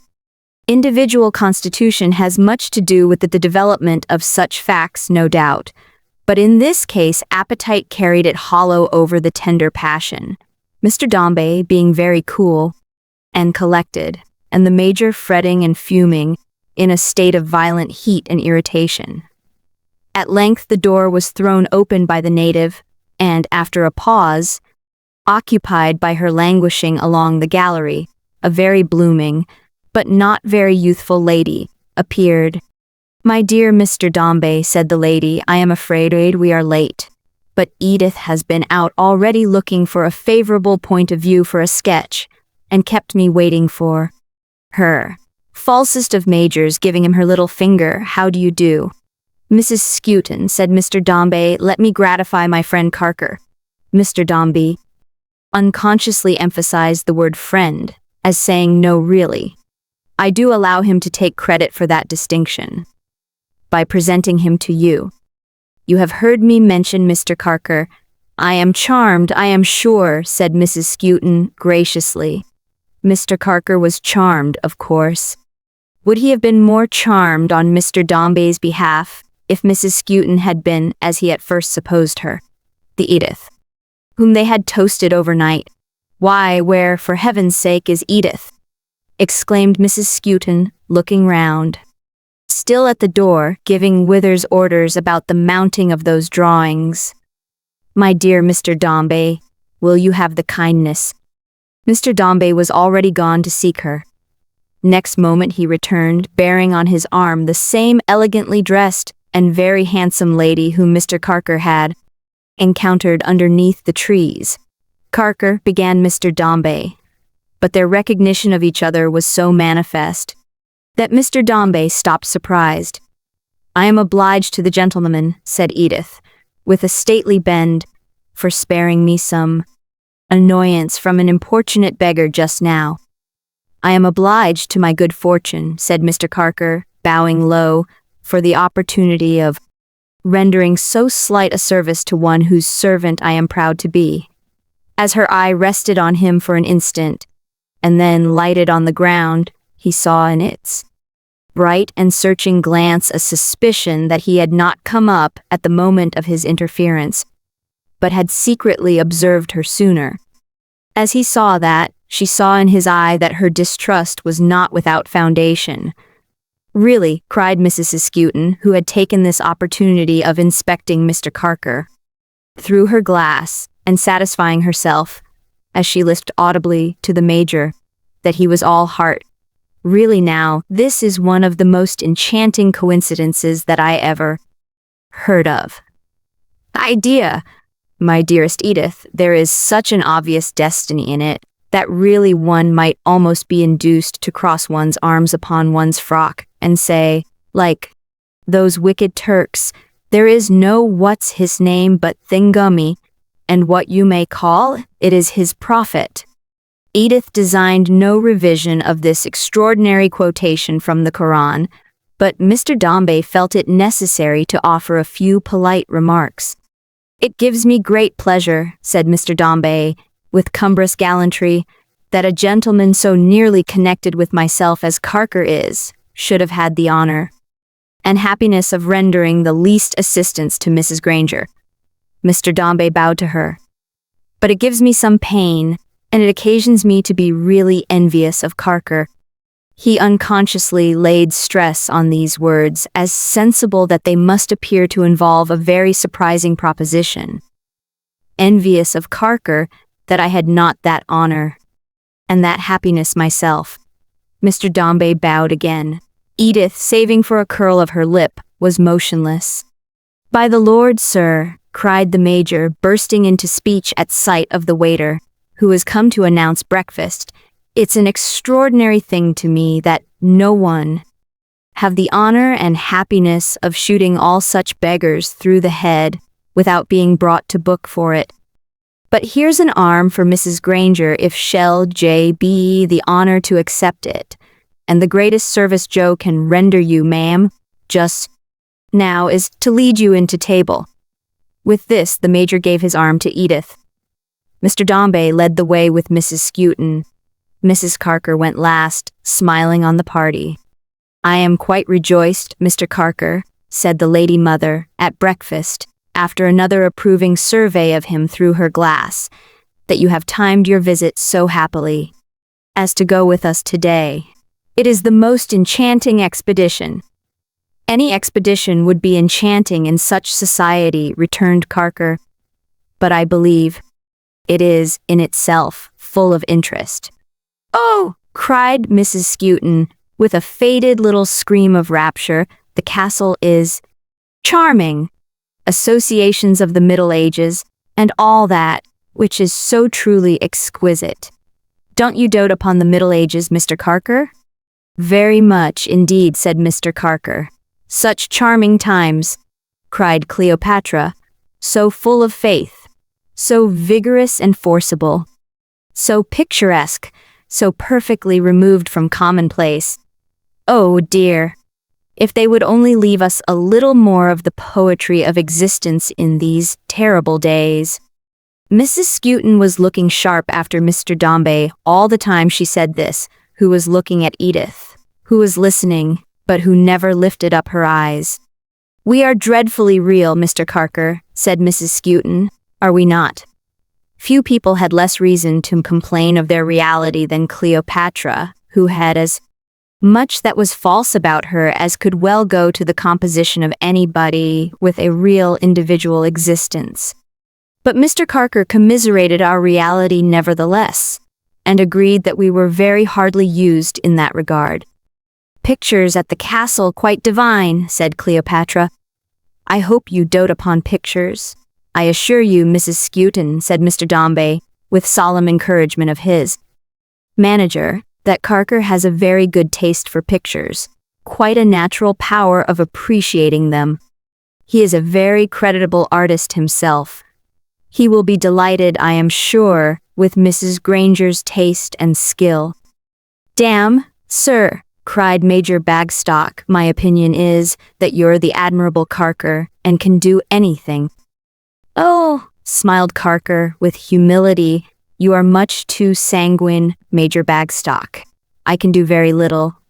But Mr. Dombey is so generous in his estimation of any trivial accomplishment a man like myself may find it almost necessary to acquire, and to which in his very different sphere he is far superior, that Mr. Carker shrugged his shoulders, deprecating further praise, and said no more. All this time, Edith never raised her eyes, unless to glance towards her mother when that lady's fervent spirit shone forth in words. But as Carker ceased, she looked at Mr. Dombey for a moment only, but with a transient gleam of scornful wonder on her face, not lost on one observer, who was smiling round the board. Mr. Dombey caught the dark eyelash in its descent, and took the opportunity of arresting it. "You have been to Warwick often, unfortunately," said Mr. Dombey, "several times. The visit will be tedious to you, I am afraid." "Oh no." "Ah! You are like your cousin Phoenix, my dearest Edith," said Mrs. Skewton. "He has been to Warwick Castle 50 times, if he has been there once. Yet if he came to Leamington tomorrow, I wish he would, dear angel, he would make his 52nd visit next day." "We are all enthusiastic, are we not, Mamma?" said Edith with a cold smile. "Too much so for our peace, perhaps, my dear," returned her mother. "But we won't complain. Our own emotions are our recompense. If, as your cousin Phoenix says, the sword wears out the what's-its-name." "The scabbard, perhaps," said Edith. "Exactly. A little too fast it is because it is bright and glowing, my dearest love." Mrs. Skewton heaved a gentle sigh, supposed to cast a shadow on the surface of that dagger of lath, whereof her susceptible bosom was the sheath, and leaning her head on one side, in the Cleopatra manner, looked with pensive affection on her darling child. Edith had turned her face towards Mr. Dombey when he first addressed her, and had remained in that attitude while speaking to her mother, and while her mother spoke to her, as though offering him her attention, if he had anything more to say. There was something in the manner of this simple courtesy, almost defiant, and giving it the character of being rendered on compulsion, or as a matter of traffic to which she was a reluctant party, again not lost upon that same observer who was smiling round the board. It set him thinking of her as he had first seen her, when she had believed herself to be alone among the trees. Mr. Dombey, having nothing else to say, proposed, the breakfast being now finished, and the Major gorged, like any boa constrictor, that they should start. A barouche being in waiting, according to the orders of that gentleman, the two ladies, the Major and himself, took their seats in it. The native and the wan page mounted the box, Mr. Towlinson being left behind, and Mr. Carker on horseback brought up the rear. Mr. Carker cantered behind the carriage at the distance of 100 yards or so, and watched it during all the ride, as if he were a cat, indeed, and its 4 occupants, mice. Whether he looked to one side of the road or to the other, over distant landscape, with its smooth undulations, windmills, corn, grass, bean fields, wildflowers, farmyards, hayricks, and the spire among the wood, or upwards in the sunny air, where butterflies were sporting round his head, and birds were pouring out their songs, or downward, where the shadows of the branches interlaced, and made a trembling carpet on the road, or onward, where the overhanging trees formed aisles and arches, dim with the softened light that steeped through leaves. One corner of his eye was ever on the formal head of Mr. Dombey, addressed towards him, and the feather in the bonnet, drooping so neglectfully and scornfully between them, much as he had seen the haughty eyelids droop, not least so when the face met that now fronting it. Once, and once only, did his wary glance release these objects, and that was when a leap over a low hedge, and a gallop across a field, enabled him to anticipate the carriage coming by the road, and to be standing ready at the journey's end to hand the ladies out. Then, and but then, he met her glance for an instant in her first surprise, but when he touched her in alighting with his soft white hand, it overlooked him altogether as before. Mrs. Skewton was bent on taking charge of Miss Carker herself, and showing him the beauties of the castle. She was determined to have his arm, and the Major's too. It would do that incorrigible creature, who was the most barbarous infidel in point of poetry, good to be in such company.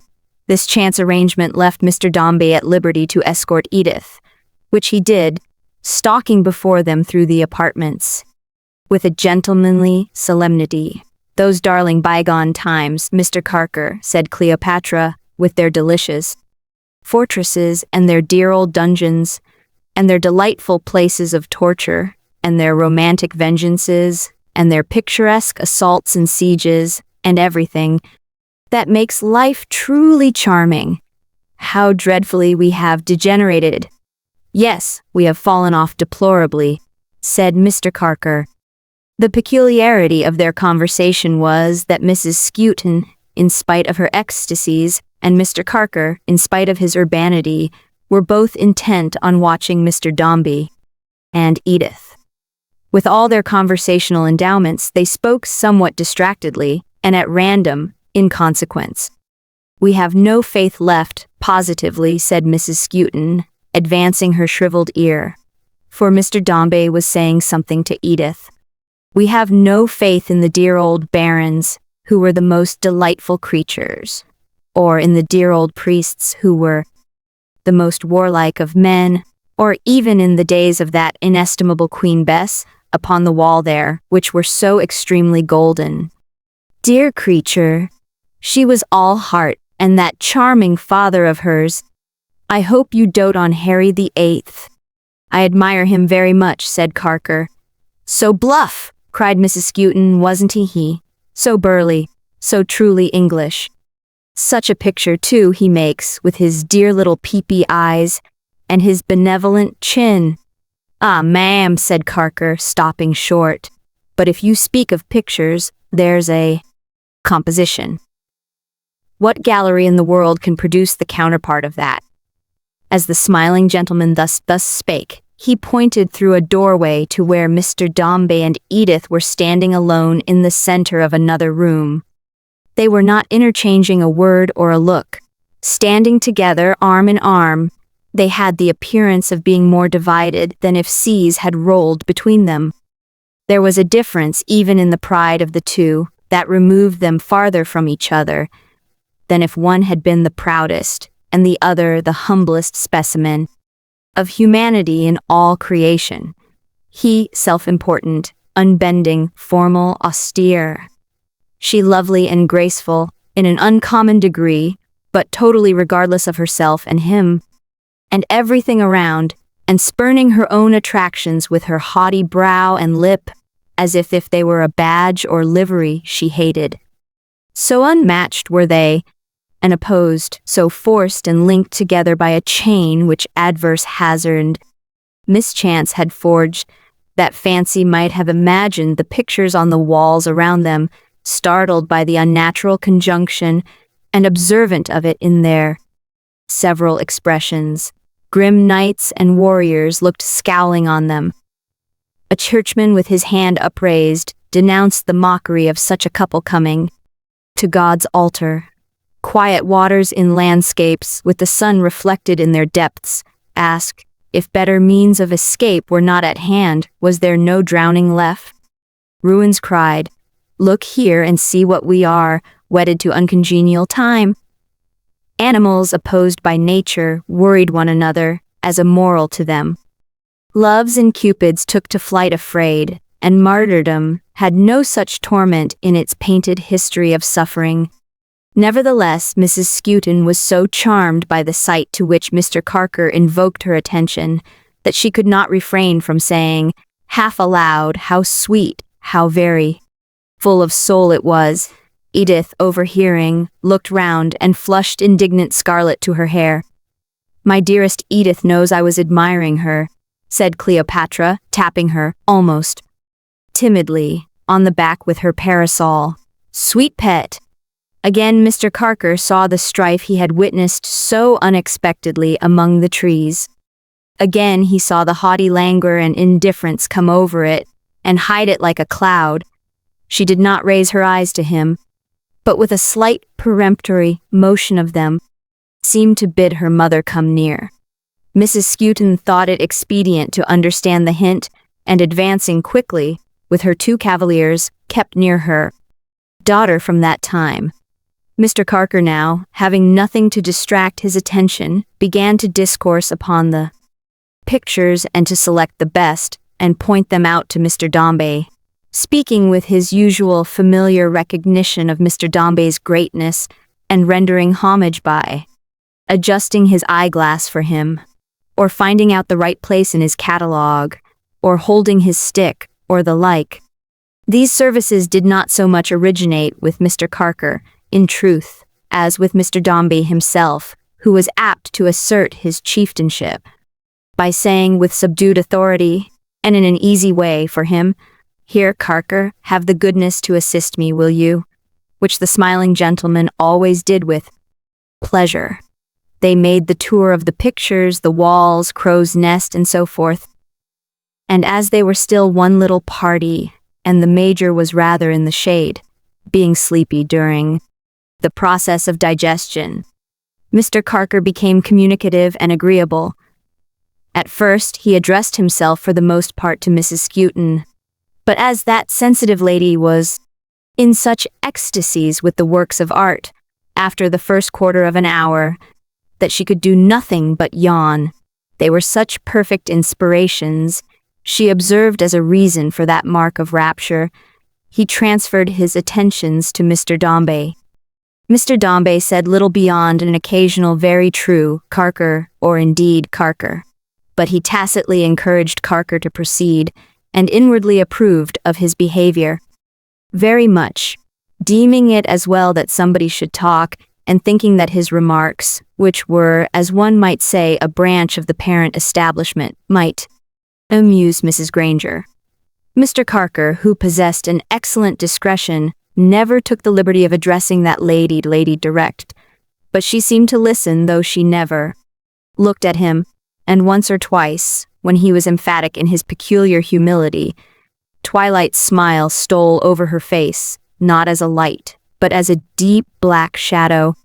Warwick Castle being at length pretty well exhausted, and the Major very much so, to say nothing of Mrs. Skewton, whose peculiar demonstrations of delight had become very frequent indeed, the carriage was again put in requisition, and they rode to several admired points of view in the neighborhood.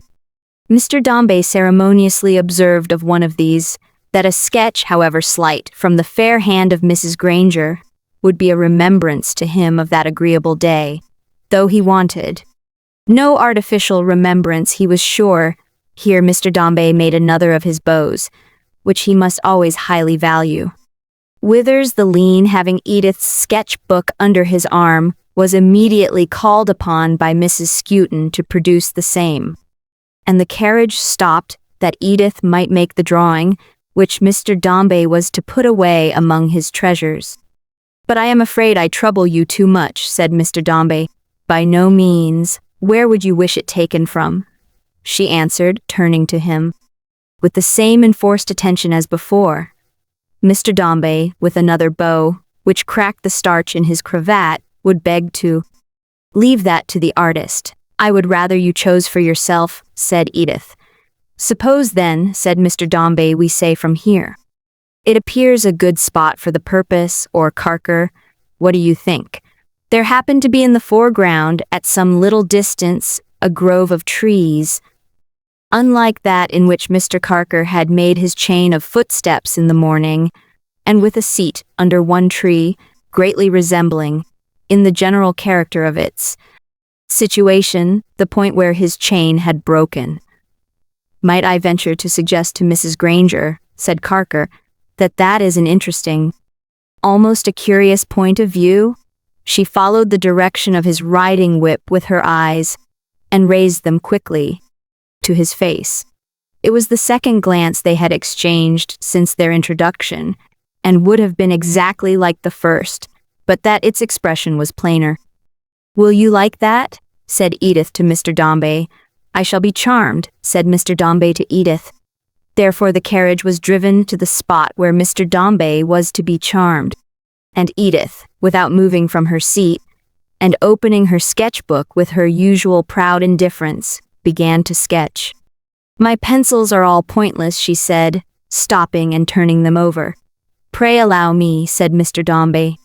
"Or Carker will do it better, as he understands these things. Carker, have the goodness to see to these pencils for Mrs. Granger." Mr. Carker rode up close to the carriage door on Mrs. Granger's side, and letting the rein fall on his horse's neck, took the pencils from her hand with a smile and a bow, and sat in the saddle leisurely mending them.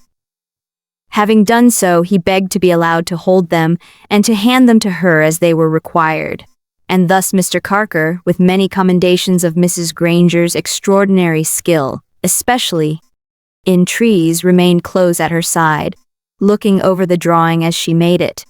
Mr. Dombey, in the meantime, stood bolt upright in the carriage like a highly respectable ghost, looking on too, while Cleopatra and the Major dallied as two ancient doves might do.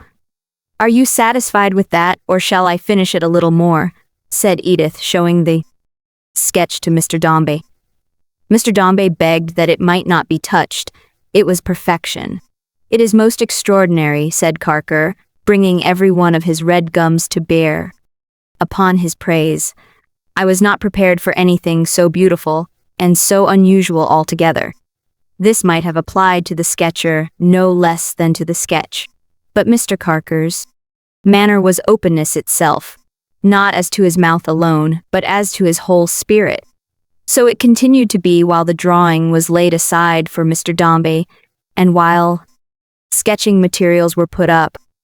Then he handed in the pencils, which were received with a distant acknowledgement of his help, but without a look, and tightening his rein, fell back and followed the carriage again, thinking perhaps as he rode that even this trivial sketch had been made, and delivered to its owner as if it had been bargained for and bought, thinking, perhaps, that although she had assented with such perfect readiness to his request, her haughty face, bent over the drawing, or glancing at the distant objects represented in it, had been the face of a proud woman, engaged in a sordid and miserable transaction, thinking perhaps of such things, but smiling certainly, and while he seemed to look about him freely in enjoyment of the air and exercise, keeping always that sharp corner of his eye upon the carriage. A stroll among the haunted ruins of Kenilworth, and more rides to more points of view, most of which Mrs. Skewton reminded Mr. Dombey Edith had already sketched, as he had seen in looking over her drawings, brought the day's expedition to a close. Mrs. Skewton and Edith were driven to their own lodgings. Mr. Carker was graciously invited by Cleopatra to return thither with Mr. Dombey and the Major in the evening to hear some of Edith's music, and the three gentlemen repaired to their hotel to dinner. The dinner was the counterpart of yesterday's, except that the Major was 24 hours more triumphant and less mysterious. Edith was toasted again. Mr. Dombey was again agreeably embarrassed, and Mr. Carker was full of interest and praise. There were no other visitors at Mrs. Skewton's. Edith's drawings were strewn about the room a little more abundantly than usual, perhaps, and Withers, the wan page, handed round a little stronger tea. The harp was there, the piano was there, and Edith sang and played, but even the music was played by Edith to Mr. Dombey's order, as it were, in the same uncompromising way. As thus, "Edith, my dearest love," said Mrs. Skewton, half an hour after tea. "Mr. Dombey, dying to hear you, I know. Mr. Dombey has life enough left to say so for himself, Mamma, I have no doubt." "I shall be immensely obliged," said Mr. Dombey. "What do you wish? Piano?" hesitated Mr. Dombey. "Whatever you please. You have only to choose." Accordingly, she began with the piano. It was the same with the harp, the same with her singing, the same with the selection of the pieces that she sang and played. Such frigid and constrained, yet prompt and pointed acquiescence with the wishes he imposed upon her, and on no one else, was sufficiently remarkable to penetrate through all the mysteries of Pickett, and impress itself on Mr. Carker's keen attention. Nor did he lose sight of the fact that Mr. Dombey was evidently proud of his power, and liked to show it. Nevertheless, Mr. Carker played so well some games with the Major, and some with Cleopatra, whose vigilance of eye in respect of Mr. Dombey and Edith no lengths could have surpassed, that he even heightened his position in the lady mother's good graces, and when on taking leave he regretted that he would be obliged to return to London next morning. Cleopatra trusted, community of feeling not being met with every day, that it was far from being the last time they would meet. "I hope so," said Mr. Carker, with an expressive look at the couple in the distance, as he drew towards the door, following the Major. "I think so." Mr. Dombey, who had taken a stately leave of Edith, bent or made some approach to a bend over Cleopatra's couch, and said, in a low voice, "I have requested Mrs. Granger's permission to call on her tomorrow morning for a purpose, and she has appointed 12 o'clock. May I hope to have the pleasure of finding you at home, madam, afterwards?" Cleopatra was so much fluttered and moved by hearing this, of course, incomprehensible speech, that she could only shut her eyes and shake her head and give Mr. Dombey her hand, which Mr. Dombey, not exactly knowing what to do with, dropped. "Dombey, come along!" cried the Major, looking in at the door. "Damn, sir, old Joe has a great mind to propose an alteration in the name of the Royal Hotel, and that it should be called the Three Jolly Bachelors, in honor of ourselves and Carker." With this, the Major slapped Mr. Dombey on the back, and winking over his shoulder at the ladies, with a frightful tendency of blood to the head, carried him off. Mrs. Skewton reposed on her sofa, and Edith sat apart, by her harp in silence. The mother, trifling with her fan, looked stealthily at the daughter more than once. But the daughter, brooding gloomily with downcast eyes, was not to be disturbed. Thus they remained for a long hour without a word, until Mrs. Skewton's maid appeared, according to custom, to prepare her gradually for night. At night she should have been a skeleton, with dart and hour-glass, rather than a woman, this attendant, for her touch was as the touch of death. The painted object shriveled underneath her hand. The form collapsed, the hair dropped off, the arched dark eyebrows changed to scanty tufts of gray. The pale lips shrunk, the skin became cadaverous and loose. An old, worn, yellow, nodding woman with red eyes alone remained in Cleopatra's place, huddled up, like a slovenly bundle in a greasy flannel gown. The very voice was changed as it addressed Edith when they were alone again. "Why don't you tell me," it said sharply, "that he is coming here tomorrow by appointment?" "Because you know it," returned Edith, mother. The mocking emphasis she laid on that one word. "You know he has bought me," she resumed, "or that he will tomorrow. He has considered of his bargain. He has shown it to his friend. He is even rather proud of it. He thinks that it will suit him and may be had sufficiently cheap, and he will buy tomorrow. God, that I have lived for this and that I feel it." Compress into one handsome face the conscious self-abasement and the burning indignation of 100 women, strong in passion and in pride. And there it hid itself with 2 white shuddering arms. "What do you mean?" returned the angry mother. "Haven't you from a child?" "A child," said Edith, looking at her. "When was I a child? What childhood did you ever leave to me? I was a woman artful, designing, mercenary, laying snares for men. Before I knew myself, or you, or even understood the base and wretched aim of every new display, I learnt you gave birth to a woman. Look upon her. She is in her pride tonight." And as she spoke, she struck her hand upon her beautiful bosom, as though she would have beaten down herself.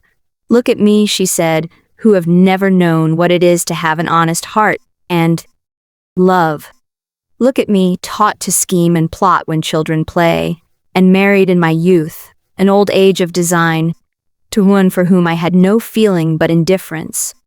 Look at me, whom he left a widow, dying before his inheritance descended to him, a judgment on you, well deserved, and tell me what has been my life for 10 years. Since we have been making every effort to endeavor to secure to you a good establishment," rejoined her mother. "That has been your life. And now you have got it. There is no slave in a market, there is no horse in a fair. So shown and offered and examined and paraded, mother, as I have been, for 10 shameful years," cried Edith, with a burning brow, and the same bitter emphasis on the one word. "Is it not so? Have I been made the byword of all kinds of men? Have fools, have profligates, have boys, have dotards dangled after me, and one by one rejected me and fallen off, 'cause you were too plain with all your cunning? Yes, and too true, with all those false pretenses, until we have almost come to be notorious? The license of look and touch," she said, with flashing eyes, "have I submitted to it in half the places of resort? Upon the map of England? Have I been hawked and vended here and there, until the last grain of self-respect is dead within me, and I loathe myself? Has been my late childhood? I had none before. Do not tell me that I had, tonight of all nights in my life. You might have been well married," said her mother, 20 times at least, "Edith, if you had given encouragement enough." "No! Who takes me refuse that I am, and as I well deserve to be," she answered, raising her head and trembling in her energy of shame and stormy pride, "shall take me as this man does, with no art of mine put forth to lure him. He sees me at the auction, and he thinks it well to buy me. Let him. When he came to view me, perhaps to bid, He required to see the roll of my accomplishments. I gave it to him.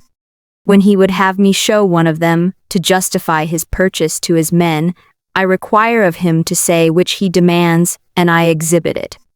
I will do no more. He makes the purchase of his own will, and with his own sense of its worth, and the power of his money, and I hope it may never disappoint him. I have not vaunted and pressed the bargain, neither have you, so far as I have been able to prevent you. You talk strangely tonight, Edith, to your own mother. It seems so to me. Stranger to me than you, said Edith. But my education was completed long ago. I am too old now, and have fallen too low, by degrees, to take a new course, and to stop yours, and to help myself.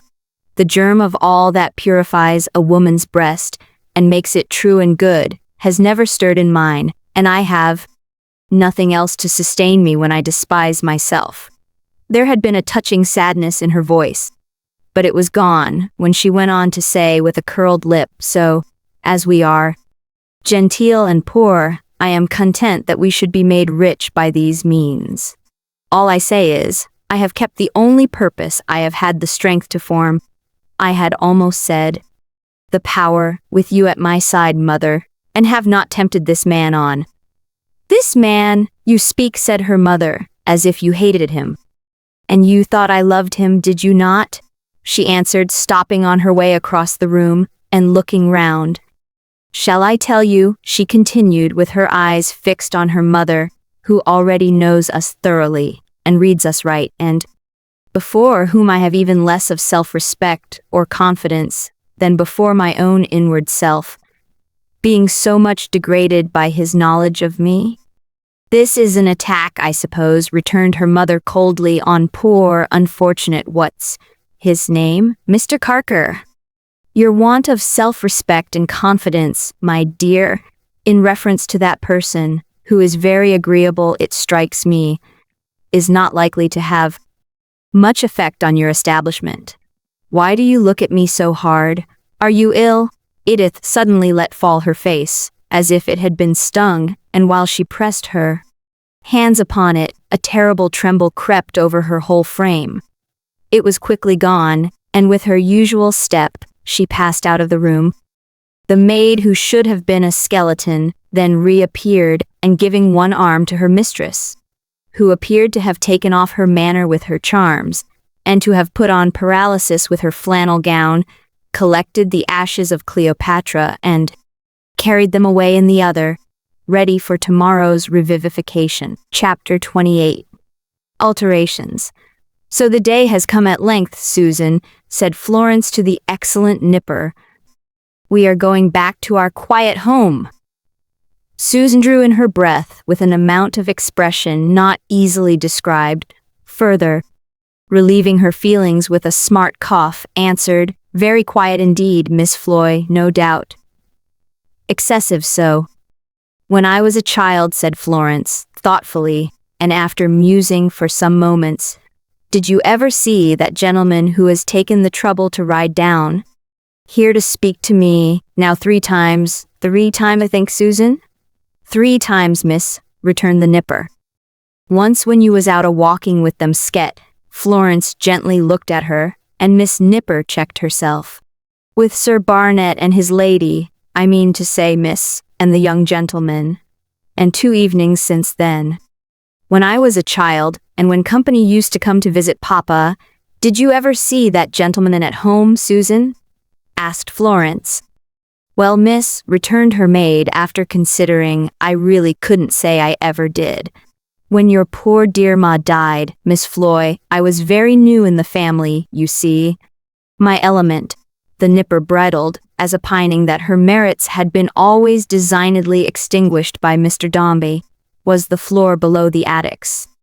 To be sure, said Florence, still thoughtfully, you are not likely to have known who came to the house. I quite forgot.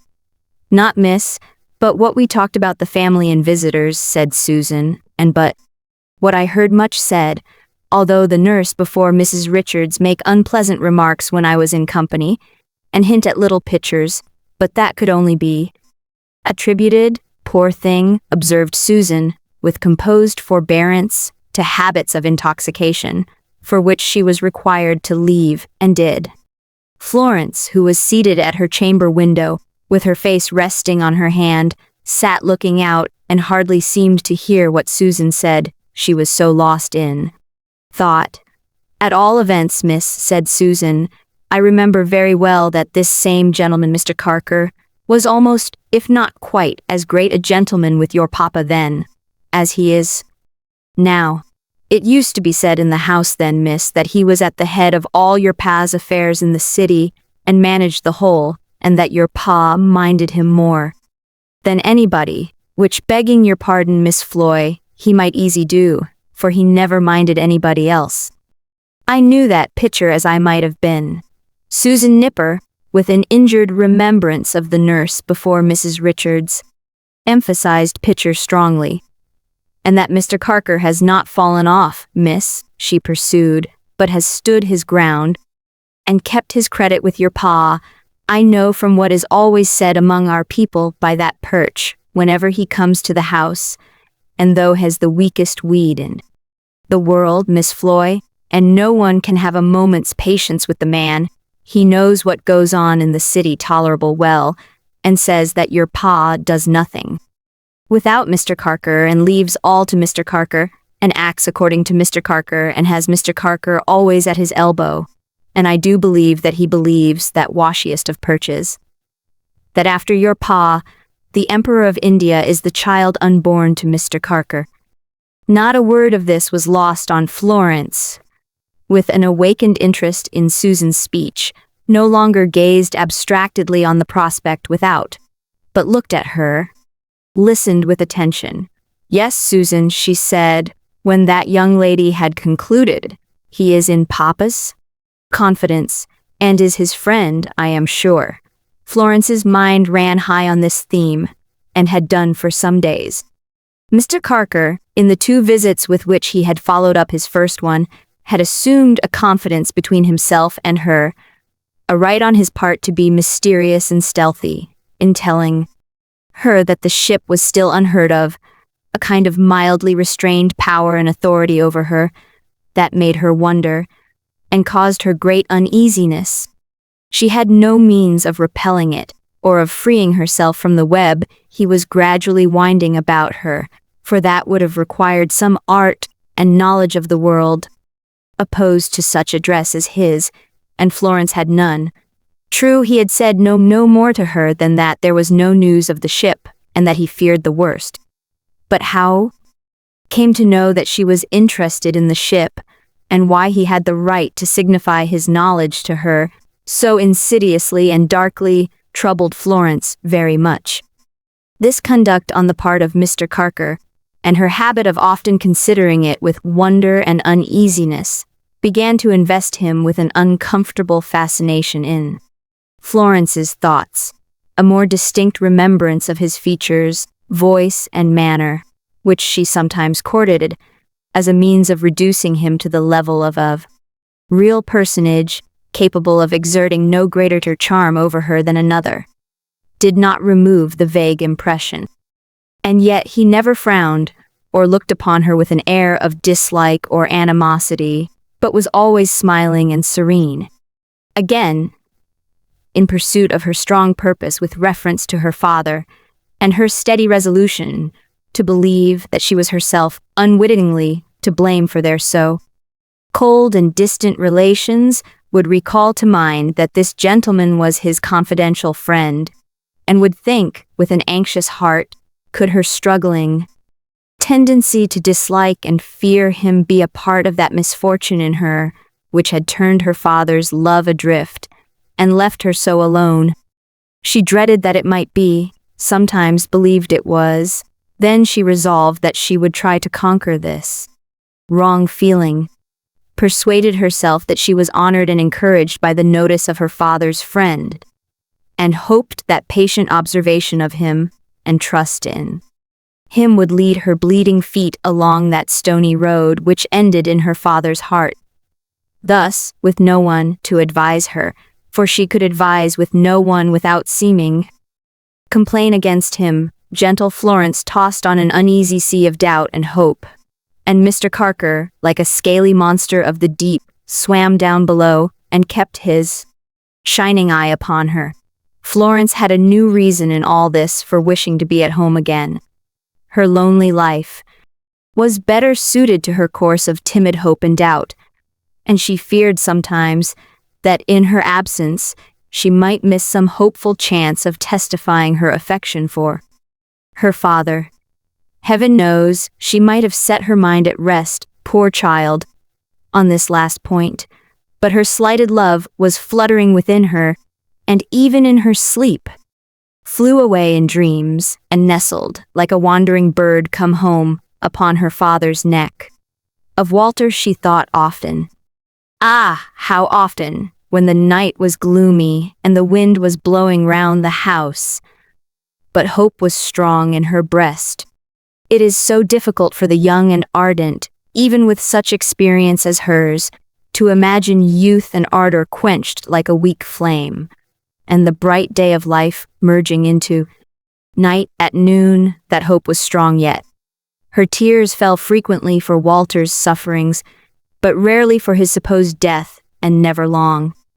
She had written to the old instrument maker, but had received no answer to her note, which indeed required none.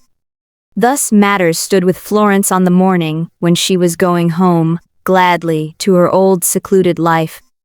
Dr. and Mrs. Blimber, accompanied, much against his will, by their valued charge, Master Barnett, were already gone back to Brighton, where that young gentleman and his fellow pilgrims to Parnassus were then, no doubt, in the continual resumption of their studies. The holiday time was past and over. Most of the juvenile guests at the villa had taken their departure, and Florence's long visit was come to an end. There was one guest, however, albeit not resident within the house, who had been very constant in his attentions to the family, and who still remained devoted to them. This was Mr. Toots, who, after renewing, some weeks ago, the acquaintance he had had the happiness of forming with Skettles Jr.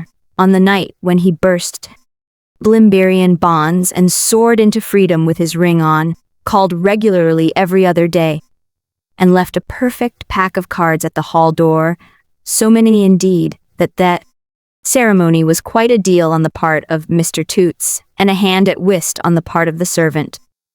Mr. Toots, likewise, with the bold and happy idea of preventing the family from forgetting him, but there is reason to suppose that this expedient originated in the teeming brain of the chicken, had established a 6-oared cutter, manned by aquatic friends of the chickens and steered by that illustrious character in person, who wore a bright red fireman's coat for the purpose and concealed the perpetual black eye with which he was afflicted beneath a green shade.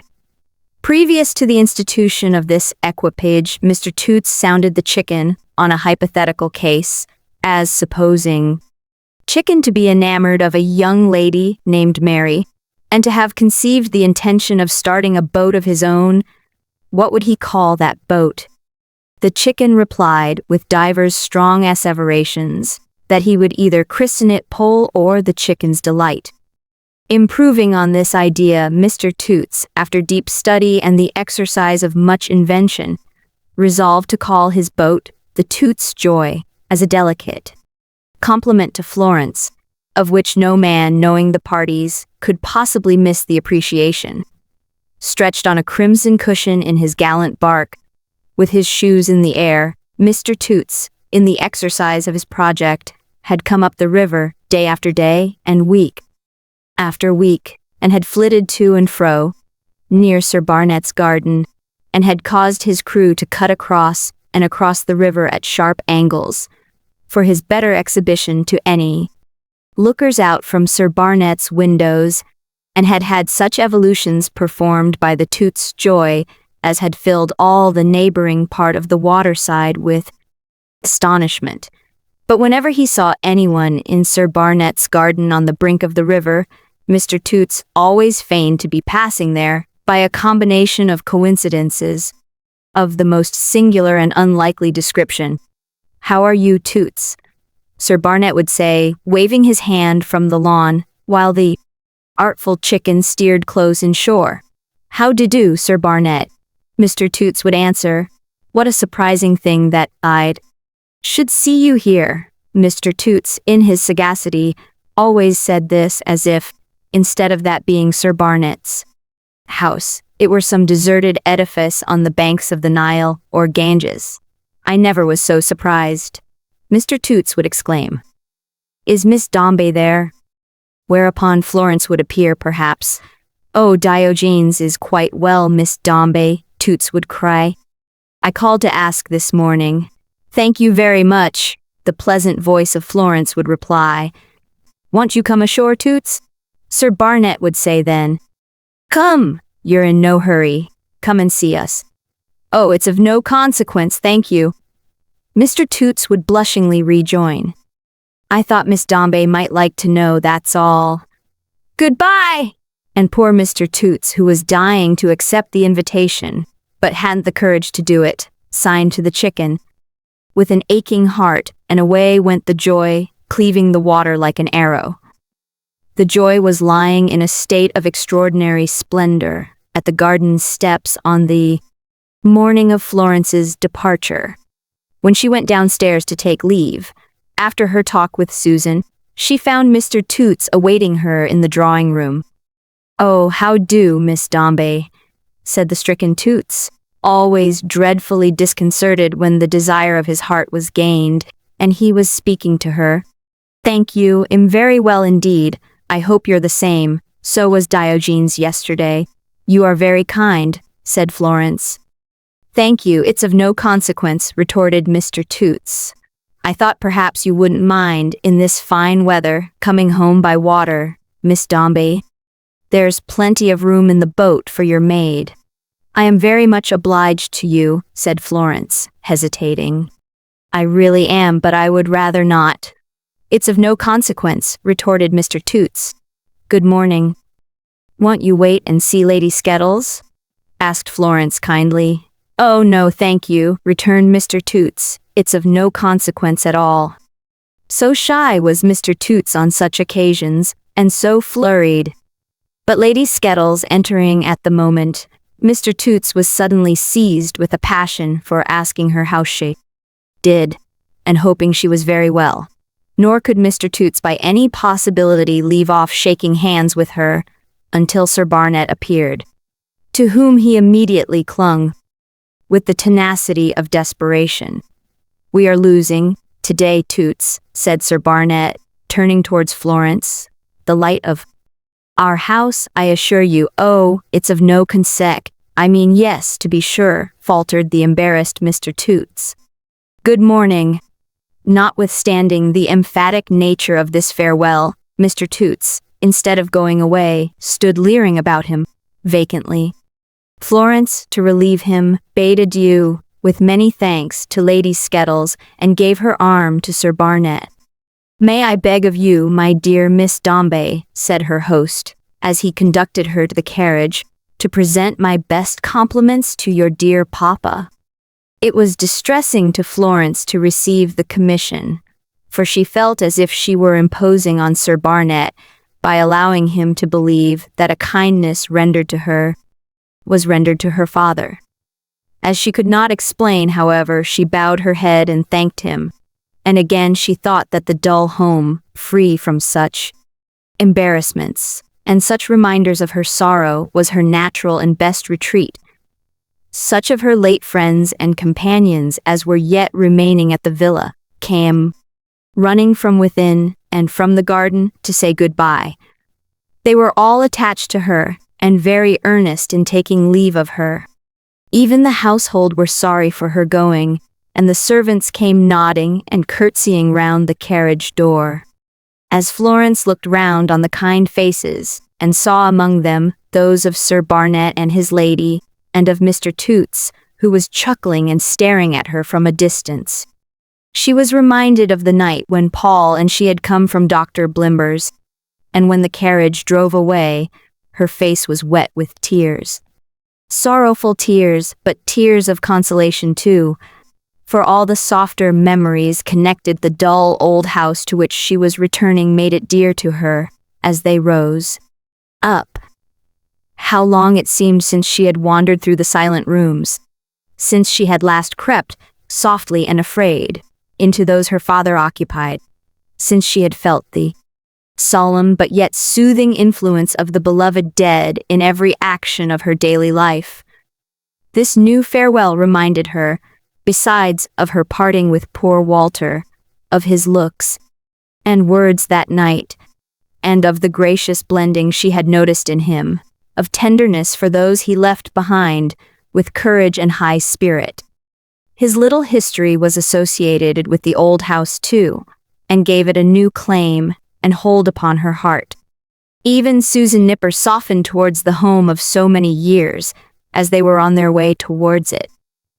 Gloomy as it was, and rigid justice as she rendered to its gloom, she forgave it a great deal. "I shall be glad to see it again, I don't deny, miss," said the Nipper. "There ain't much in it to boast of, but I wouldn't have it burnt or pulled down neither. You'll be glad to go through the old rooms, want you, Susan?" said Florence, smiling. "Well, miss," returned the Nipper, softening more and more towards the house as they approached it nearer, "I won't deny but what I shall, though I shall hate him again tomorrow very likely." Florence felt that, for her, there was greater peace within it than elsewhere. It was better and easier to keep her secret shut up there, among the tall, dark walls, than to carry it abroad into the light, and try to hide it from a crowd of happy eyes. It was better to pursue the study of her loving heart, alone, and find no new discouragements in loving hearts about her. It was easier to hope and pray and love on, all uncared for, yet with constancy and patience, in the tranquil sanctuary of such remembrances, although it mouldered, rusted, and decayed about her. Then in a new scene, let its gaiety be what it would. She welcomed back her old enchanted dream of life, and longed for the old dark door to close upon her, once again. Full of such thoughts, they turned into the long and sombre street. Florence was not on that side of the carriage which was nearest to her home, and as the distance lessened between them and it, she looked out of her window for the children over the way. She was thus engaged when an exclamation from Susan caused her to turn quickly round. "Why, gracious me!" cried Susan, breathless. "Where's our house?" "Our house?" said Florence. Susan, drawing in her head from the window, thrust it out again, drew it in again as the carriage stopped, and stared at her mistress in amazement. There was a labyrinth of scaffolding raised all round the house, from the basement to the roof. Loads of bricks and stones and heaps of mortar and piles of wood blocked up half the width and length of the broad street at the side. Ladders were raised against the walls. Laborers were climbing up and down. Men were at work upon the steps of the scaffolding. Painters and decorators were busy inside. Great rolls of ornamental paper were being delivered from a cart at the door. An upholsterer's wagon also stopped the way. No furniture was to be seen through the gaping and broken windows in any of the rooms. Nothing but workmen, and the implements of their several trades swarming from the kitchens to the garrets, inside and outside alike, bricklayers, painters, carpenters, masons, hammer, hod, brush, pickaxe, saw, and trowel. All at work together, in full chorus. Florence descended from the coach, half doubting if it were, or could be the right house, until she recognized Towlinson, with a sunburnt face, standing at the door to receive her. "There is nothing the matter?" inquired Florence. "Oh no, miss. There are great alterations going on." "Yes, miss, great alterations," said Towlinson. Florence passed him as if she were in a dream and hurried upstairs. The garish light was in the long darkened drawing room, and there were steps and platforms. Men in paper caps in the high places. Her mother's picture was gone with the rest of the movables, and on the mark where it had been, was scrawled in chalk, "This room," in panel, green and gold. The staircase was a labyrinth of posts and planks like the outside of the house, and a whole Olympus of plumbers and glaziers was reclining in various attitudes on the skylight. Her own room was not yet touched within, but there were beams and boards raised against it without, balking the daylight. She went up swiftly to that other bedroom, where the little bed was, and a dark giant of a man with a pipe in his mouth, and his head tied up in a pocket handkerchief, was staring in at the window. It was here that Susan Nipper, who had been in quest of Florence, found her, and said, would she go downstairs to her papa, who wished to speak to her. "At home, and wishing to speak to me," cried Florence, trembling. Susan, who was infinitely more distraught than Florence herself, repeated her errand, and Florence, pale and agitated, hurried down again without a moment's hesitation. She thought upon the way down, would she dare to kiss him? The longing of her heart resolved her, and she thought she would. Her father might have heard that heart beat when it came into his presence. One instant, and it would have beat against his breast. But he was not alone. There were two ladies there, and Florence stopped, striving so hard with her emotion that if her brute friend Di had not burst in and overwhelmed her with his caresses as a welcome home, at which one of the ladies gave a little scream, and that diverted her attention from herself, she would have swooned upon the floor. "Florence," said her father, putting out his hand, so stiffly that it held her off, "how do you do?" Florence took the hand between her own, and putting it timidly to her lips, yielded to its withdrawal. It touched the door and shutting it with quite as much endearment as it had touched her. "What dog is that?" said Mr. Dombey, displeased. "It is a dog, Papa, from Brighton." "Well," said Mr. Dombey, and a cloud passed over his face, for he understood her. "He is very good-tempered," said Florence, addressing herself with her natural grace and sweetness to the two lady strangers. "He is only glad to see me. Pray forgive him." She saw in the glance they interchanged that the lady who had screamed and woo was seated, was old, and that the other lady, who stood near her papa, was very beautiful, and of an elegant figure. "Mrs. Skewton," said her father, turning to the first and holding out his hand, "this is my daughter Florence." "Charming, I am sure," observed the lady, putting up her glass. "So natural. My darling Florence, you must kiss me, if you please." Florence, having done so, turned towards the other lady, by whom her father stood waiting. "Edith," said Mr. Dombey, "this is my daughter Florence." "Florence, this lady will soon be your mamma." Florence started and looked up at the beautiful face in a conflict of emotions, among which the tears that name awakened struggled for a moment with surprise, interest, admiration, and an indefinable sort of fear.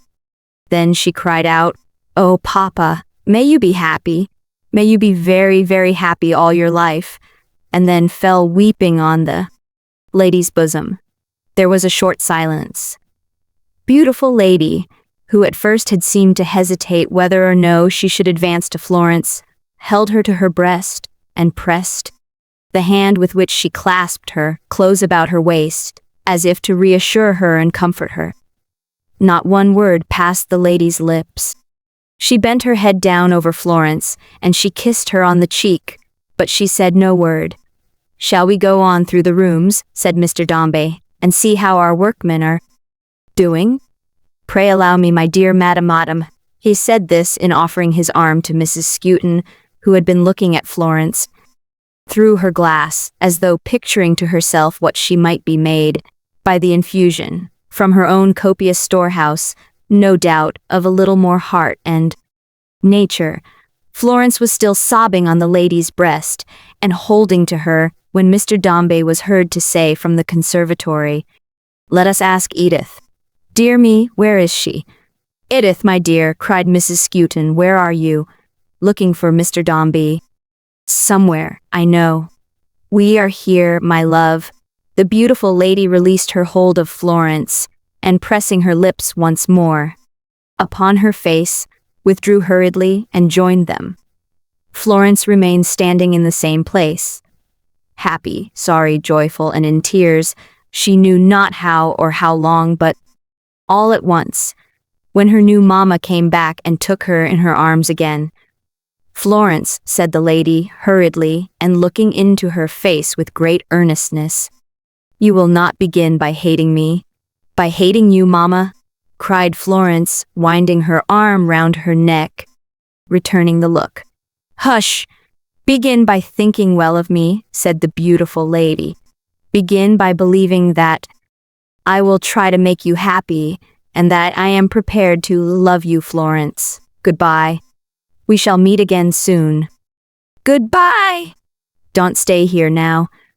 Again she pressed her to her breast. She had spoken in a rapid manner, but firmly, and Florence saw her rejoin them in the other room. And now Florence began to hope that she would learn from her new and beautiful mamma how to gain her father's love, and in her sleep that night in her lost old home, her own mamma smiled radiantly upon the hope and blessed it. Dreaming Florence. Chapter 29. The opening of the eyes of Mrs. Chick. Miss Talks, all unconscious of any rare appearances in connection with Mr. Dombey's house, as scaffoldings and ladders, and men with their heads tied up in pocket handkerchiefs, glaring in at the windows like flying genii or strange birds. Having breakfasted one morning at about this eventful period of time, on her customary viands, to wit, one French roll rasped, one egg new laid or warranted to be, and one little pot of tea, wherein was infused one little silver scoopful of that herb on behalf of Miss Talks, and one little silver scoopful on behalf of the teapot, a flight of fancy in which good housekeepers delight, went upstairs to set forth the bird, waltz on the harpsichord, to water and arrange the plants, to dust the knickknacks, and, according to her daily custom, to make her little drawing-room the garland of Princess Place. Miss Talks endued herself with a pair of ancient gloves, like dead leaves, in which she was accustomed to perform these avocations, hidden from human sight at other times in a table drawer, and went methodically to work, beginning with the bird, waltz, by a natural association of to her bird, very high-shouldered canary, in years, and much rumpled, but a piercing singer as Princess Place well knew, taking next in order the little china ornaments, paper fly cages, and so forth, and coming round in good time to the plants which generally required to be snipped here and there with a pair of scissors for some botanical reason that was very powerful with Miss Talks. Miss Talks was slow in coming to the plants this morning. The weather was warm, the wind southerly, and there was a sigh of the summertime in Princess Place that turned Miss Talks' thoughts upon the country. The potboy attached to the princess arms had come out with a can and trickled water, in a flowering pattern, all over Princess Place, and it gave the weedy ground a fresh scent, quite a growing scent, Miss Talks said. There was a tiny blink of sun peeping in from the great street round the corner, and the smoky sparrows hopped over it and back again, brightening as they passed, or bathed in it like a stream, and became glorified sparrows, unconnected with chimneys. Legends in praise of ginger beer, with pictorial representations of thirsty customers submerged in the effervescence, or stunned by the flying corks, were conspicuous in the window of the Princess Arms. They were making late hay somewhere out of town, and though the fragrance had a long way to come, and many counter-fragrances to contend with among the dwellings of the poor, may God reward the worthy gentlemen who stickle for the plague as part and parcel of the wisdom of our ancestors, and who do their little best to keep those dwellings miserable. Yet it was wafted faintly into Princess Place, whispering of nature and her wholesome air, as such things will, even unto prisoners and captives, and those who are desolate and oppressed, in very spite of aldermen and knights to boot, at whose sage nod, and how they nod, the rolling world stands still. Miss Tox sat down upon the window seat and thought of her good papa deceased, Mr. Tox, of the Customs Department of the Public Service, and of her childhood passed at a seaport among a considerable quantity of cold tar and some rusticity. She fell into a softened remembrance of meadows in old time, gleaming with buttercups like so many inverted firmaments of golden stars, and how she had made chains of dandelion stalks for youthful vowers of eternal constancy, dressed chiefly in nankeen, and how soon those fetters had withered and broken. Sitting on the window seat and looking out upon the sparrows and the blink of sun, Miss Tox thought likewise of her good mamma, deceased, sister to the owner of the powdered head and pigtail, of her virtues and her rheumatism. And when a man with bulgy legs and a rough voice and a heavy basket on his head that crushed his hat into a mere black muffin came crying flowers down Princess Place, making his timid little roots of daisies shudder in the vibration of every yell he gave, as though he had been an ogre, hawking little children. Summer recollections were so strong upon Miss Tox that she shook her head and murmured she would be comparatively old before she knew it, which seemed likely. In her pensive mood, Miss Tox's thoughts went wandering on Mr. Dombey's track, probably because the Major had returned home to his lodgings opposite, and had just bowed to her from his window. What other reason could Miss Tox have for connecting Mr. Dombey with her summer days and dandelion fetters? Was he more cheerful, thought Miss Tox? Was he reconciled to the decrees of fate? Would he ever marry again? And if yes, whom? What sort of person now?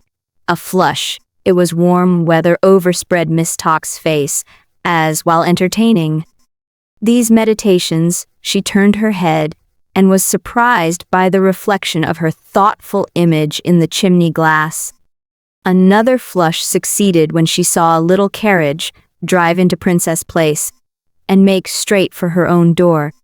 Miss Tox arose, took up her scissors hastily, and so coming at last to the plants was very busy with when Mrs. Chick entered the room. "How is my sweetest friend?" exclaimed Miss Tox, with open arms. A little stateliness was mingled with Miss Tox's sweetest friend's demeanor, but she kissed Miss Tox and said, "Lucretia, thank you, I am pretty well. I hope you are the same." Mrs. Chick was laboring under a peculiar little monosyllabic cough, a sort of primer, or easy introduction to the art of coughing. "You call very early, and how kind that is, my dear," pursued Miss Tox. "Now, have you breakfasted?" "Thank you, Lucretia," said Mrs. Chick, "I have. I took an early breakfast." The good lady seemed curious on the subject of Princess Place, and looked all round it as she spoke. "With my brother, who has come home." "He is better, I trust, my love," faltered Miss Tox. "He is greatly better, thank you." "My dear Louisa must be careful of that cough," remarked Miss Tox. "It's nothing," returned Mrs. Chick, "it's merely change of weather." "We must expect change of weather?" asked Miss Tox in her simplicity. "Of everything," returned Mrs. Chick. "Of course we must. It's a world of change. Anyone would surprise me very much, Lucretia, and would greatly alter my opinion of their understanding if they attempted to contradict or evade what is so perfectly evident." "Change," exclaimed Mrs. Chick, with severe philosophy. "Why, my gracious me, what is there that does not change? Even the silkworm, who I am sure might be supposed not to trouble itself about such subjects, changes into all sorts of unexpected things continually." "My Louisa," said the mild Miss Tox, "is ever happy in her illustrations." "You are so kind, Lucretia," returned Mrs. Chick, a little softened as to say so, And to think so, I believe. I hope neither of us may ever have any cause to lessen our opinion of the other, Lucretia. I am sure of it, returned Miss Tox. Mrs. Chick coughed as before, and drew lines on the carpet with the ivory end of her parasol. Miss Tox, who had experience of her fair friend, and knew that under the pressure of any slight fatigue or vexation she was prone to a discursive kind of irritability, availed herself of the pause to change the subject. "Pardon me, my dear Louisa," said Miss Tox, "but have I caught sight of the manly form of Mr. Chick in the carriage?" "He is there," said Mrs. Chick, "but pray leave him there. He has his newspaper, and would be quite contented for the next 2 hours. Go on with your flowers, Lucretia, and allow me to sit here and rest. My Louisa knows," observed Miss Tox, "that between friends like ourselves, any approach to ceremony would be out of the question. Therefore, Miss Tox finished the sentence, not in words but action, and putting on her gloves again, which she had taken off, and arming herself once more with her scissors, began to snip and clip among the leaves with microscopic industry. "Florence has returned home also," said Mrs. Chick, after sitting silent for some time, with her head on one side and her parasol sketching on the floor. "And really, Florence is a great deal too old now to continue to lead that solitary life to which she has been accustomed." "Of course she is. There can be no doubt about it. I should have very little respect, indeed, for anybody who could advocate a different opinion. Whatever my wishes might be, I could not respect them. We cannot command our feelings to such an extent as that." Miss Tox assented, without being particular as to the intelligibility of the proposition. "If she's a strange girl," said Mrs. Chick, "and if my brother Paul cannot feel perfectly comfortable in her society, after all the sad things that have happened, and all the terrible disappointments that have been undergone, then what is the reply? That he must make an effort, that he is bound to make an effort. We have always been a family remarkable for effort. Paul is at the head of the family, almost the only representative of it left. For what am I? I am of no consequence." "My dearest love," remonstrated Miss Tox. Mrs. Chick dried her eyes, which were, for the moment, overflowing, and proceeded. "And consequently he is more than ever bound to make an effort, and though his having done so comes upon me with a sort of shock, for mine is a very weak and foolish nature, which is anything but a blessing, I am sure. I often wish my heart was a marble slab or a paving stone." "My sweet Louisa," remonstrated Miss Tox again, "still it is a triumph to me to know that he is so true to himself and to his name of Dombey, although of course I always knew he would be. I only hope," said Mrs. Chick after a pause, "that she may be worthy of the name too." Miss Tox filled a little green watering pot from a jug, and happening to look up when she had done so, was so surprised by the amount of expression Mrs. Chick had conveyed into her face, and was bestowing upon her, that she put the little watering pot on the table for the present, and sat down near it.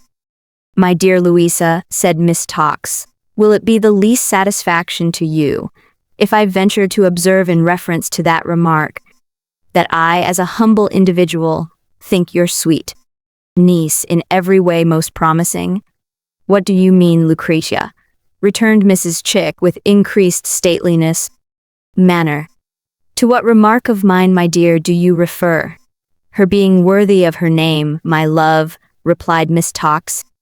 "If," said Mrs. Chick with solemn patience, "I have not expressed myself with clearness, Lucretia, the fault of course is mine.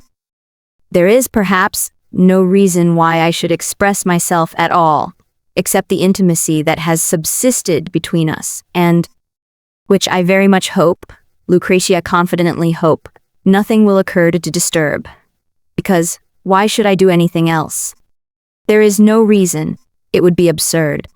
But I wish to express myself clearly, Lucretia, and therefore to go back to that remark. must beg to say that it was not intended to relate to Florence in any way. "Indeed," returned Miss Tox.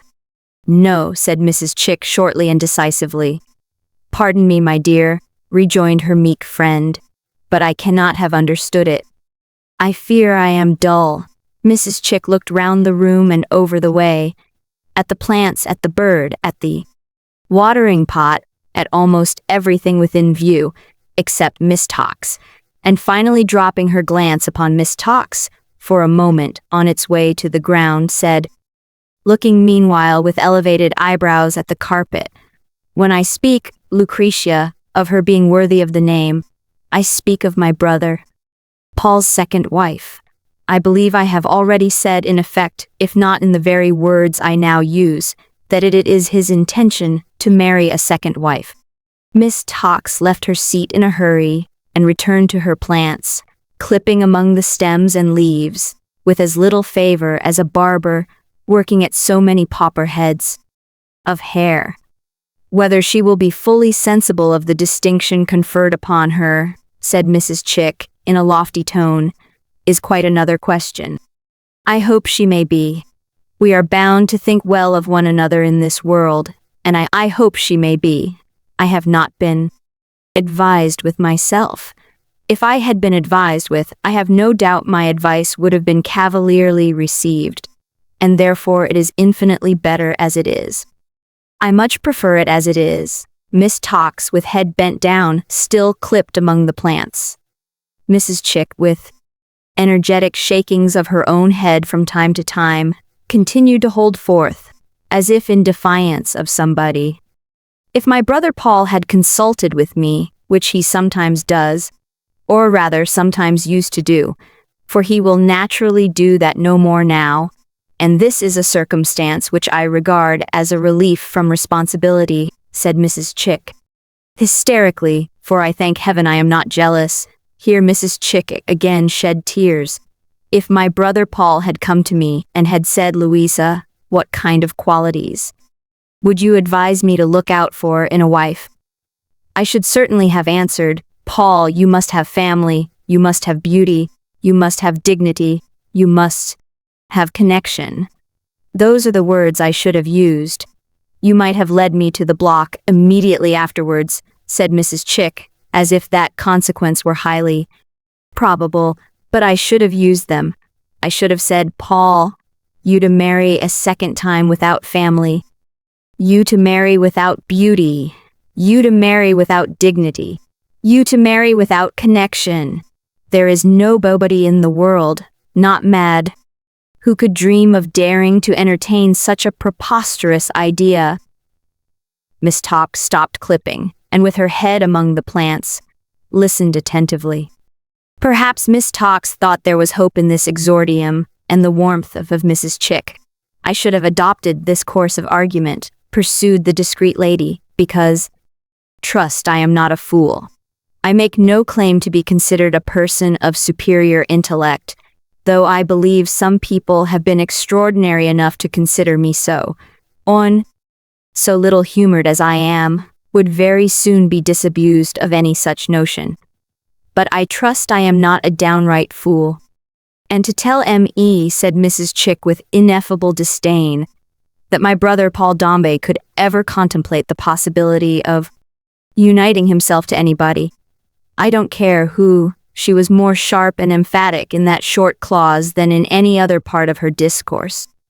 "Not possessing these requisites would be to insult what understanding I have got, as much as if I was to be told that I was born and bred an elephant, which I may be told next," said Mrs. Chick, with resignation. "It wouldn't surprise me at all.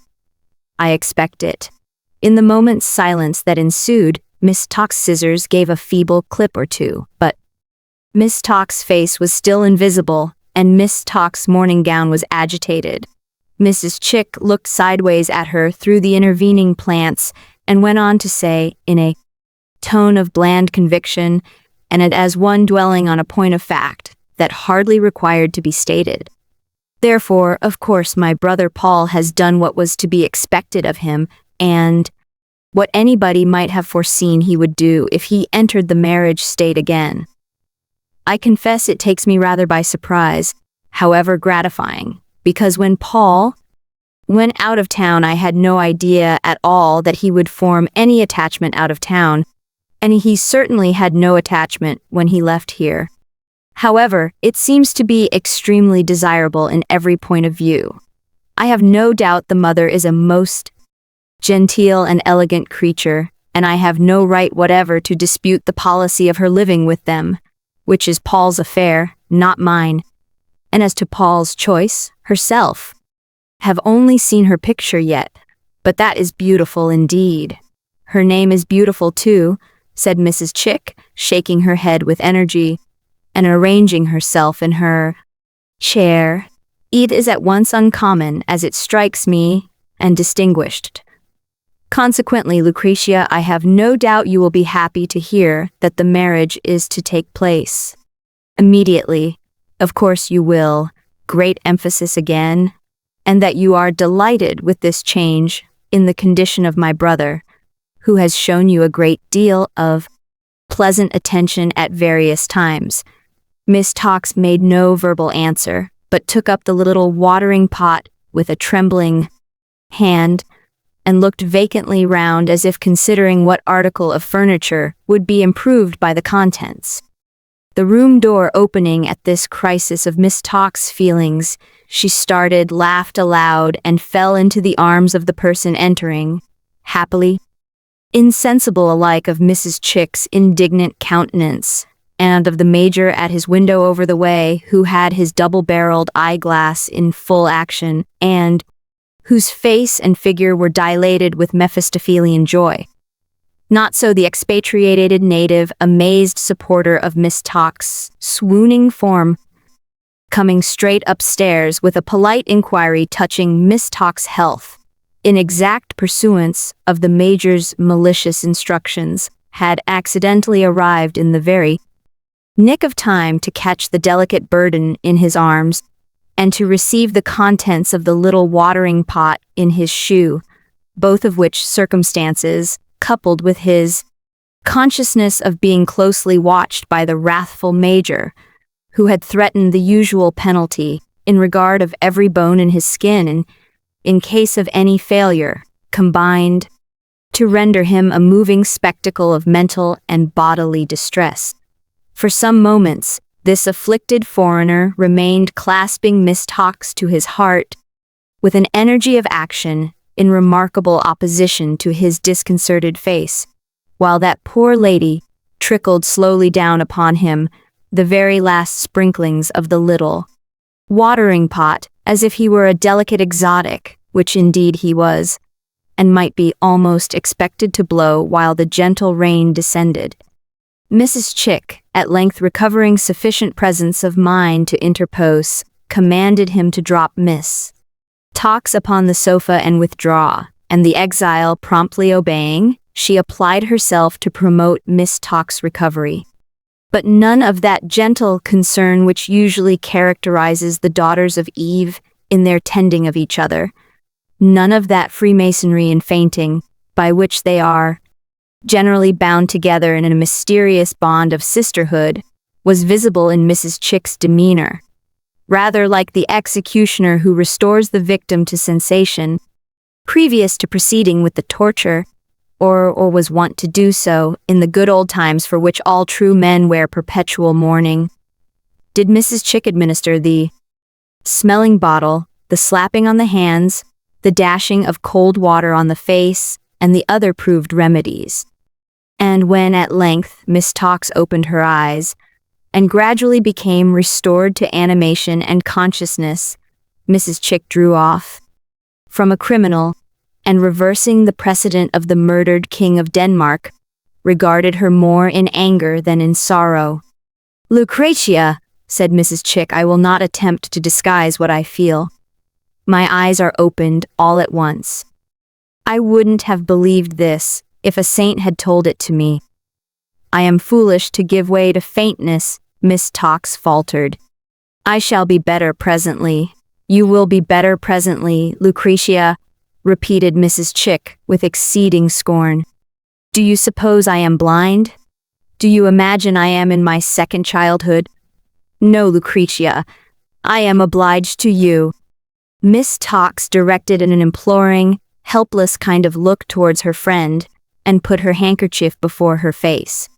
If anyone had told me this yesterday, said Mrs. Chick, with majesty, or even half an hour ago, I should have been tempted, I almost believe, to strike them to the earth.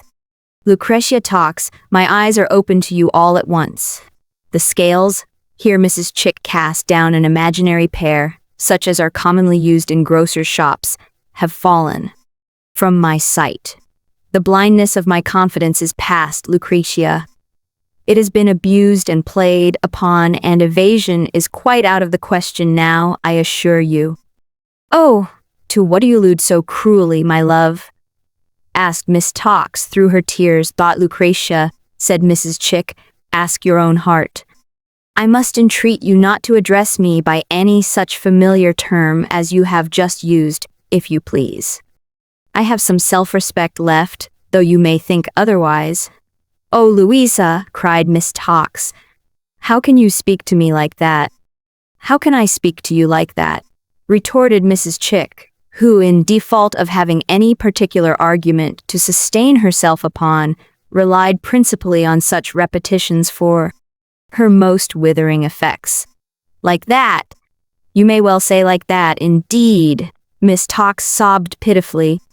The idea, said Mrs. Chick, of your having basked at my brother's fireside like a serpent and wound yourself through me almost into his confidence, Lucretia, that you might in secret entertain designs upon him and dare to aspire to contemplate the possibility of his uniting himself to you. Why, it is an idea, said Mrs. Chick, with sarcastic dignity, the absurdity of which almost relieves its treachery. Pray, Louisa, urged Miss Tox, do not say such dreadful things. Dreadful things? Repeated Mrs. Chick. Dreadful things. Is it not a fact, Lucretia, that you have just now been unable to command your feelings even before me, whose eyes you had so completely closed? I have made no complaint, sobbed Miss Tox. I have said nothing.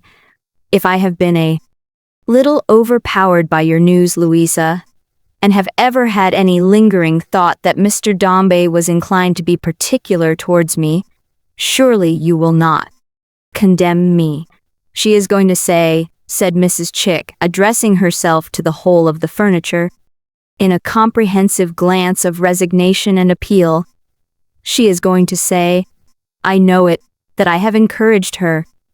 I don't wish to exchange reproaches, dear Louisa, sobbed Miss Tox, nor do I wish to complain. But in my own defense— Yes, cried Mrs. Chick, looking round the room with a prophetic smile, that's what she's going to say. I knew it. You had better say it. Say it openly. Be open, Lucretia Tox, said Mrs. Chick with desperate sternness, whatever you are. In my own defense, faltered Miss Tox, and only in my own defense against your unkind words. My dear Louisa, I would merely ask you if you haven't often favored such a fancy, and even said it might happen, for anything we could tell?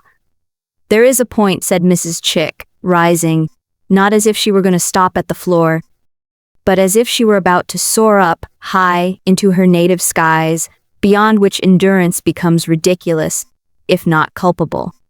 I can bear much, but not too much.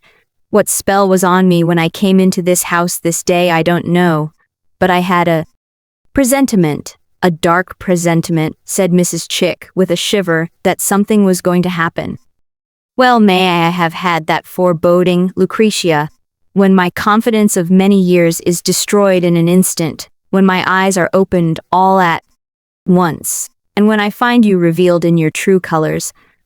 Lucretia, I have been mistaken in you. It is better for us both that this subject should end here. I wish you well, and I shall ever wish you well. But as an individual who desires to be true to herself in her own poor position, whatever that position may be, or may not be, and as the sister of my brother, and as the sister-in-law of my brother's wife, and as a connection by marriage of my brother's wife's mother, may I be permitted to add, as a Dombey, I can wish you nothing else but good morning." These words, delivered with cutting suavity, tempered and chastened by a lofty air of moral rectitude, carried the speaker to the door. There she inclined her head in a ghostly and statue-like manner, and so withdrew to her carriage to seek comfort and consolation in the arms of Mr. Chick, her lord, figuratively speaking, that is to say, for the arms of Mr. Chick were full of his newspaper. Neither did that gentleman address his eyes towards his wife otherwise than by stealth. Neither did he offer any consolation whatever. In short, he sat reading and humming fag ends of tunes, and sometimes glancing furtively at her without delivering himself of a word, good, bad, or indifferent. In the meantime, Mrs. Chick sat swelling and bridling and tossing her head as if she were still repeating that solemn formula of farewell to Lucretia Talks. At length she said aloud, "Oh, the extent to which her eyes had been opened that day." "To which your eyes have been opened, my dear," repeated Mr. Chick. "Oh, don't talk to me," said Mrs. Sheik. "If you can bear to see me in this state, and not ask me what the matter is, you had better hold your tongue forever." "What is the matter, my dear?" asked Mr. Chick. "To think," said Mrs. Chick, in a state of soliloquy, "that she should ever have conceived the base idea of connecting herself with our family by a marriage with Paul. To think that when she was playing at horses with that dear child, who is now in his grave, I never liked it at the time. She should have been hiding such a double-faced design. I wonder she was never afraid that something would happen to her. She is fortunate if nothing does. I really thought, my dear," said Mr. Chick slowly, after rubbing the bridge of his nose, for some time with his newspaper, "that you had gone on the same tack yourself, all along, until this morning, and had thought it would be a convenient thing enough. It could have been brought about." Mrs. Chick instantly burst into tears, and told Mr. Chick that if he wished to trample upon her with his boots, he had better do it. "But with Lucretia Talks I have done," said Mrs. Chick, after abandoning herself to her feelings for some minutes. To Mr. Chick's great terror, "I can bear to resign Paul's confidence in favor of one who, I hope and trust, may be deserving of it, and with whom he has a perfect right to replace poor Fanny if he chooses. I can bear to be informed, in Paul's cool manner, of such a change in his plans, and never to be consulted until all is settled and determined. But deceit I cannot bear, and with Lucretia Talks I have done." "It is better as it is," said Mrs. Chick piously, "much better. It would have been a long time before I could have accommodated myself comfortably with her after this, and I really don't know, as Paul is going to be very grand, and these are people of condition, that she would have been quite presentable, and might not have compromised myself. There's a providence in everything. Everything works for the best. I have been tried today, but on the whole I do not regret it." In which Christian spirit, Mrs. Chick dried her eyes and smoothed her lap, and sat as became a person calm under a great wrong. Mr. Chick, feeling his unworthiness, no doubt, took an early opportunity of being set down at a street corner and walking away whistling, with his shoulders very much raised and his hands in his pockets, while poor excommunicated Miss Talks, who, if she were a fawner and toad-eater, was at least an honest and a constant one, and had ever borne a faithful friendship towards her impeacher, and had been truly absorbed and swallowed up in devotion to the magnificence of Mr. Dombey, while poor excommunicated Miss Talks watered her plants with her tears, and felt that it was winter in Princess Place. Chapter 30. The interval before the marriage. Although the enchanted house was no more, and the working world had broken into it, and was hammering and crashing and tramping up and down stairs, all day long, keeping Diogenes in an incessant paroxysm of barking, from sunrise to sunset, evidently convinced that his enemy had got the better of him at last, and was then sacking the premises in triumphant defiance. There was at first no other great change in the method of Florence's life.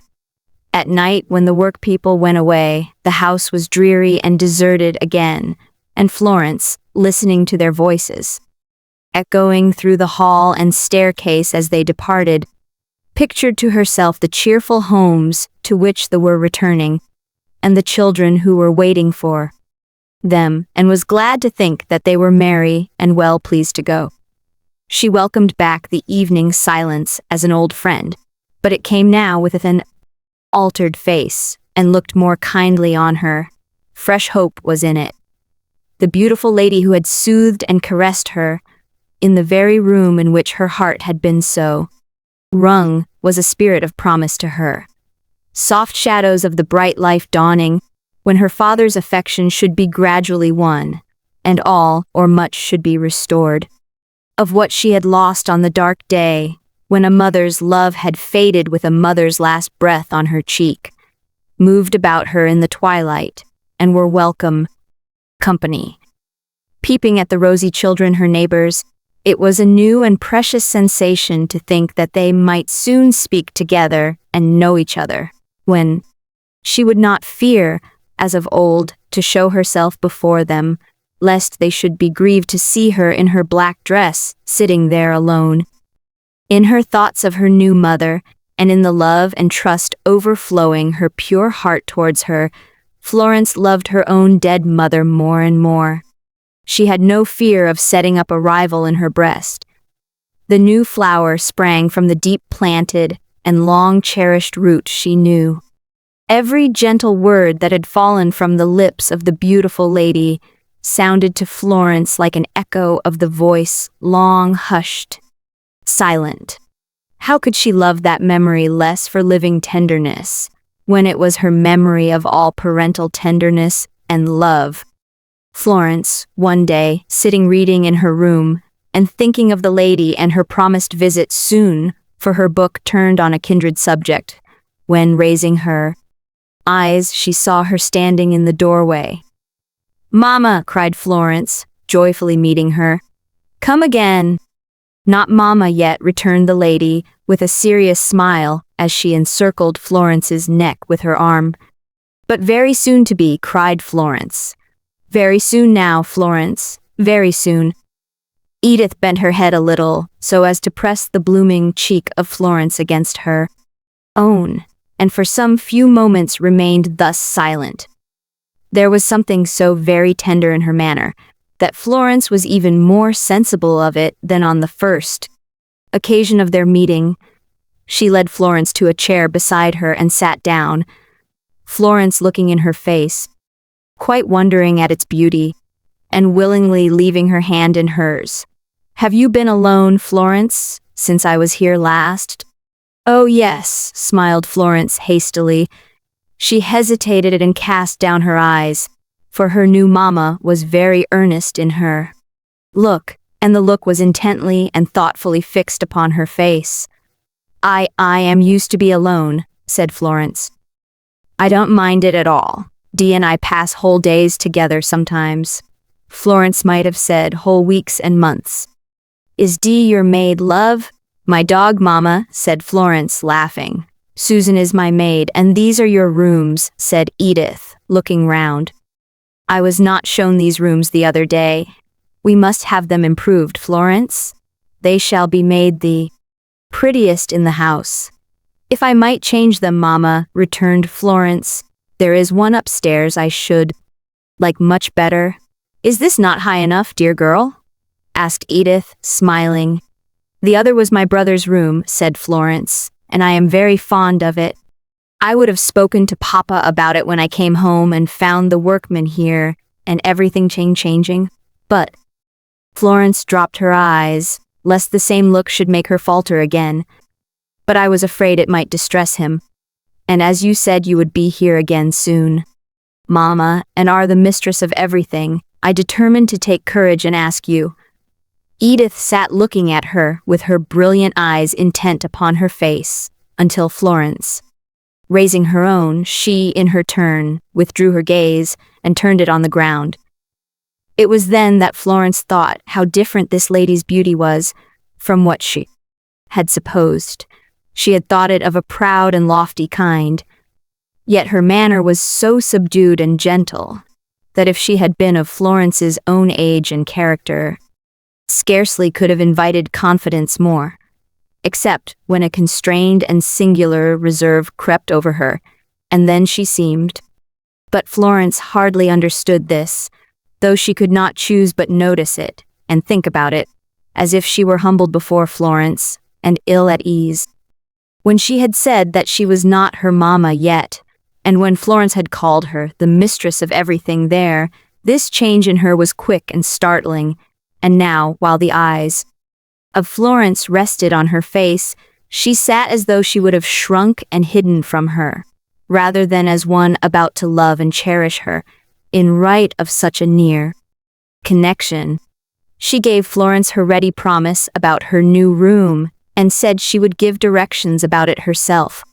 She then asked some questions concerning poor Paul, and when they had sat in conversation for some time, told Florence she had come to take her to her own home.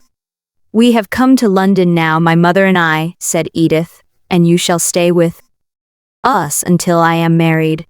I wish that we should know and trust each other, Florence."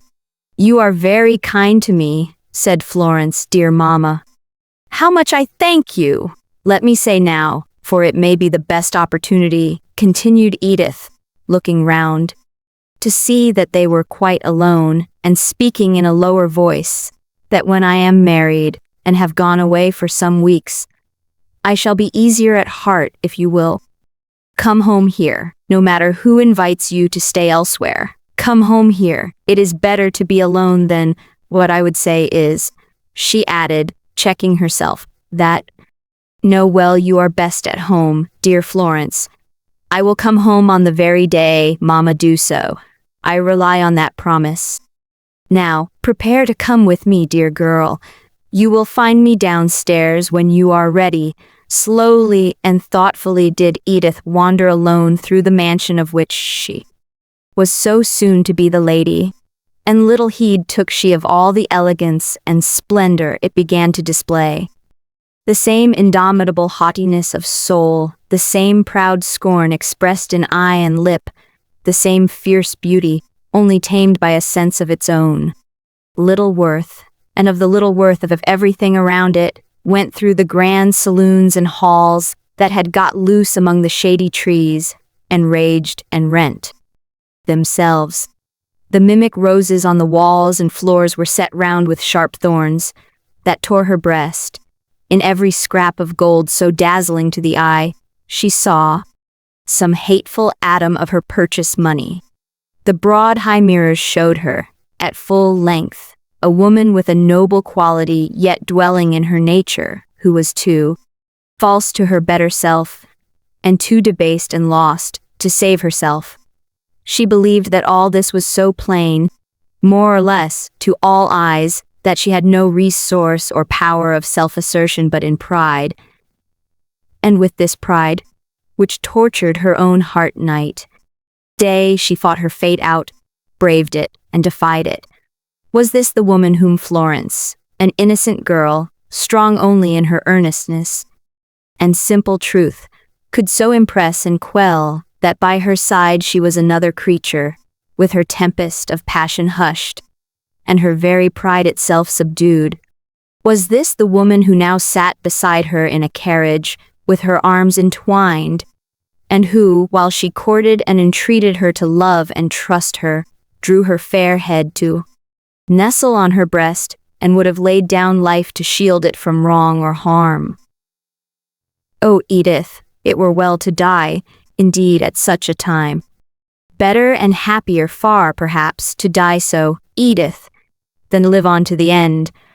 The Honorable Mrs. Skewton, who was thinking of anything rather than of such sentiments, for like many genteel persons who have existed at various times, she set her face against death altogether, and objected to the mention of any such low and leveling upstart, had borrowed a house in Brook Street, Grosvenor Square, from a stately relative, one of the Phoenix brood, who was out of town, and who did not object to lending it, in the handsomest manner, for nuptial purposes, as the loan implied his final release and acquittance from all further loans and gifts to Mrs. Skewton and her daughter.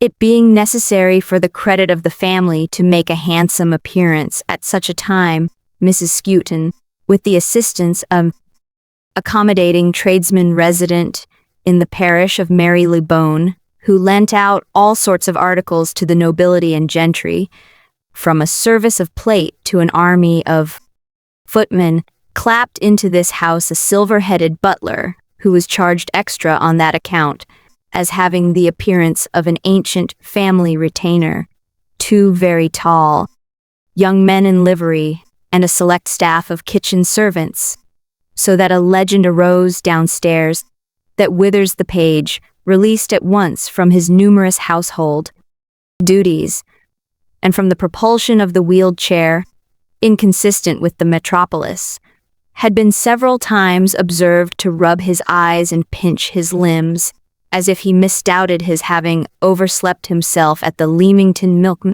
and being still in a celestial dream. A variety of requisites in plate and china being also conveyed to the same establishment from the same convenient source, with several miscellaneous articles, including a neat chariot and a pair of bays, Mrs. Skewton cushioned herself on the principal sofa, in the Cleopatra attitude, and held her court in fair state. And how, said Mrs. Skewton, on the entrance of her daughter and her charge, is my charming Florence? You must come and kiss me, Florence, if you please, my love. Florence was timidly stooping to pick out a place in the white part of Mrs. Skewton's face when that lady presented her ear and relieved her of her difficulty. Edith, my dear, said Mrs. Skewton positively, I stand a little more in the light, my sweetest Florence, for a moment. Florence blushingly complied. You don't remember, dearest Edith, said her mother, what you were when you were about the same age as our exceedingly precious Florence, or a few years younger. I have long forgotten, mother. For positively, my dear, said Mrs. Skewton, I do think that I see a decided resemblance to what you were then, in our extremely fascinating young friend. And it shows, said Mrs. Skewton, in a lower voice, which conveyed her opinion that Florence was in a very unfinished state. What cultivation will do. It does indeed, was Edith's stern reply. Her mother eyed her sharply for a moment, and feeling herself on unsafe ground, said as a diversion, My charming Florence, you must come and kiss me once more, if you please, my love. Florence complied, of course, and again imprinted her lips on Mrs. Skewton's ear.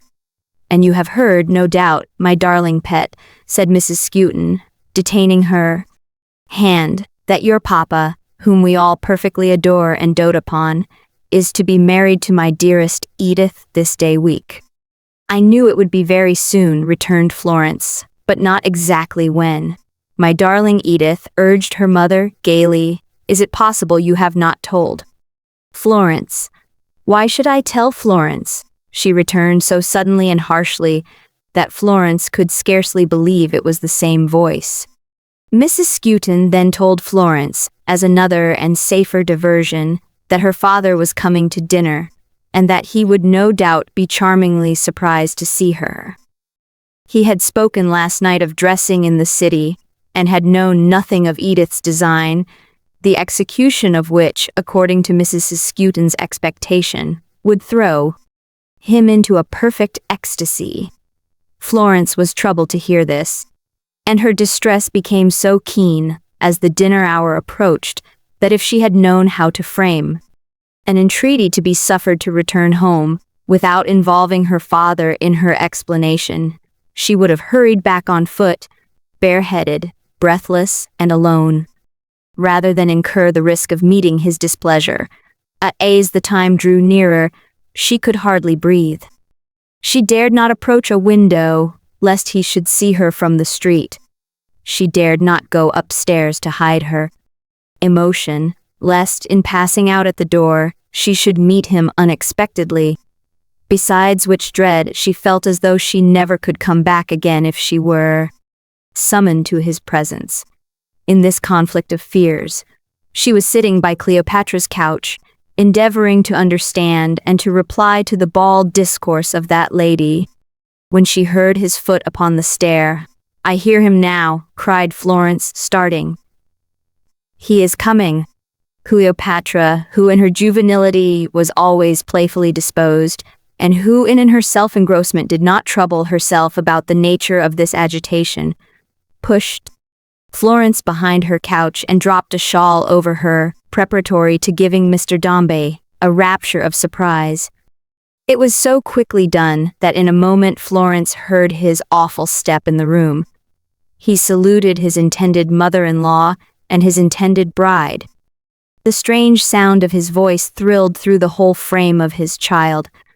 "My dear Dombey," said Cleopatra, "come here and tell me how your pretty Florence is." "Florence is very well," said Mr. Dombey, advancing towards the couch. "At home?" "At home," said Mr. Dombey.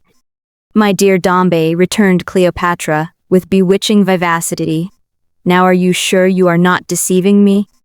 I don't know what my dearest Edith will say to me when I make such a declaration, but upon my honor I am afraid you are the falsest of men." My dear Dombey, though he had been, and had been detected on the spot, in the most enormous falsehood that was ever said or done, he could hardly have been more disconcerted than he was when Mrs. Skewton plucked the shawl away, and Florence, pale and trembling, rose before him like a ghost.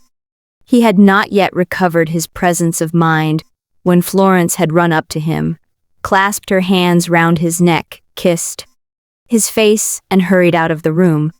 He looked round as if to refer the matter to somebody else, but Edith had gone after Florence instantly.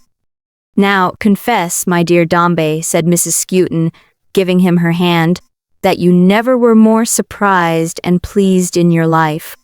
"I never was more surprised," said Mr. Dombey. "Nor pleased, my dearest Dombey," returned Mrs. Skewton, holding up her fan. "Ah, yes, I am exceedingly glad to meet Florence here," said Mr. Dombey. He appeared to consider gravely about it for a moment, and then said, more decidedly, "Yes, really am very glad indeed to meet Florence here." "You wonder how she comes here?" said Mrs. Skewton, "don't you?" "Edith, perhaps," suggested Mr. Dombey. "Ah, wicked guesser," replied Cleopatra, shaking her head. "Ah, cunning, cunning man. One shouldn't tell these things. Your sex, my dear Dombey, are so vain, and so apt to abuse our weakness. But you know my open soul. Very well, immediately." This was addressed to one of the very tall young men who announced dinner. "But Edith, my dear Dombey," she continued in a whisper, "when she cannot have you near her, and as I tell her, she cannot expect that always, will at least have near her something or somebody belonging to you. Well, how extremely natural that is. And in this spirit, nothing would keep her from riding off today to fetch our darling Florence. Well, how excessively charming that is." As she waited for an answer, Mr. Dombey answered, "Eminently so." "Bless you, my dear Dombey, for that proof of heart," cried Cleopatra, squeezing his hand. "But I am growing too serious. Take me downstairs like an angel, and let us see what these people intend to give us for dinner." "Bless you, dear Dombey." Cleopatra skipping off her couch with tolerable briskness after the last benediction, Mr. Dombey took her arm in his and led her ceremoniously downstairs. One of the very tall young men on hire, whose organ of veneration was imperfectly developed, thrusting his tongue into his cheek, for the entertainment of the other very tall young man on hire, as the couple turned into the dining room. Florence and Edith were already there, and sitting side by side. Florence would have risen when her father entered, to resign her chair to him, but Edith openly put her hand upon her arm, and Mr. Dombey took an opposite place at the round table. The conversation was almost entirely sustained by Mrs. Skewton. Florence hardly dared to raise her eyes, lest they should reveal the traces of tears, far less dared to speak, and Edith never uttered one word unless in answer to a question. Verily, Cleopatra worked hard for the establishment that was so nearly clutched, and verily, it should have been a rich one to reward her. And so your preparations are nearly finished at last, my dear Dombey? Said Cleopatra, when the dessert was put upon the table, and the silver-headed butler had withdrawn. Even the lawyer's preparations. Yes, madam, replied Mr. Dombey. The deed of settlement, the professional gentleman informed me, is now ready, and as I was mentioning to you, Edith has only to do us the favor to suggest her own time for its execution. Edith sat like a handsome statue, as cold, as silent, and as still. My dearest love, said Cleopatra, do you hear what Mr. Dombey says? Ah, my dear Dombey. Aside to that gentleman, how her absence, as the time approaches, reminds me of the days when that most agreeable of creatures, her papa, was in your situation. I have nothing to suggest. It shall be when you please, said Edith, scarcely looking over the table at Mr. Dombey. Tomorrow? Suggested Mr. Dombey. If you please. Or would next day, said Mr. Dombey, suit your engagements better? I have no engagements. I am always at your disposal. Let it be when you like.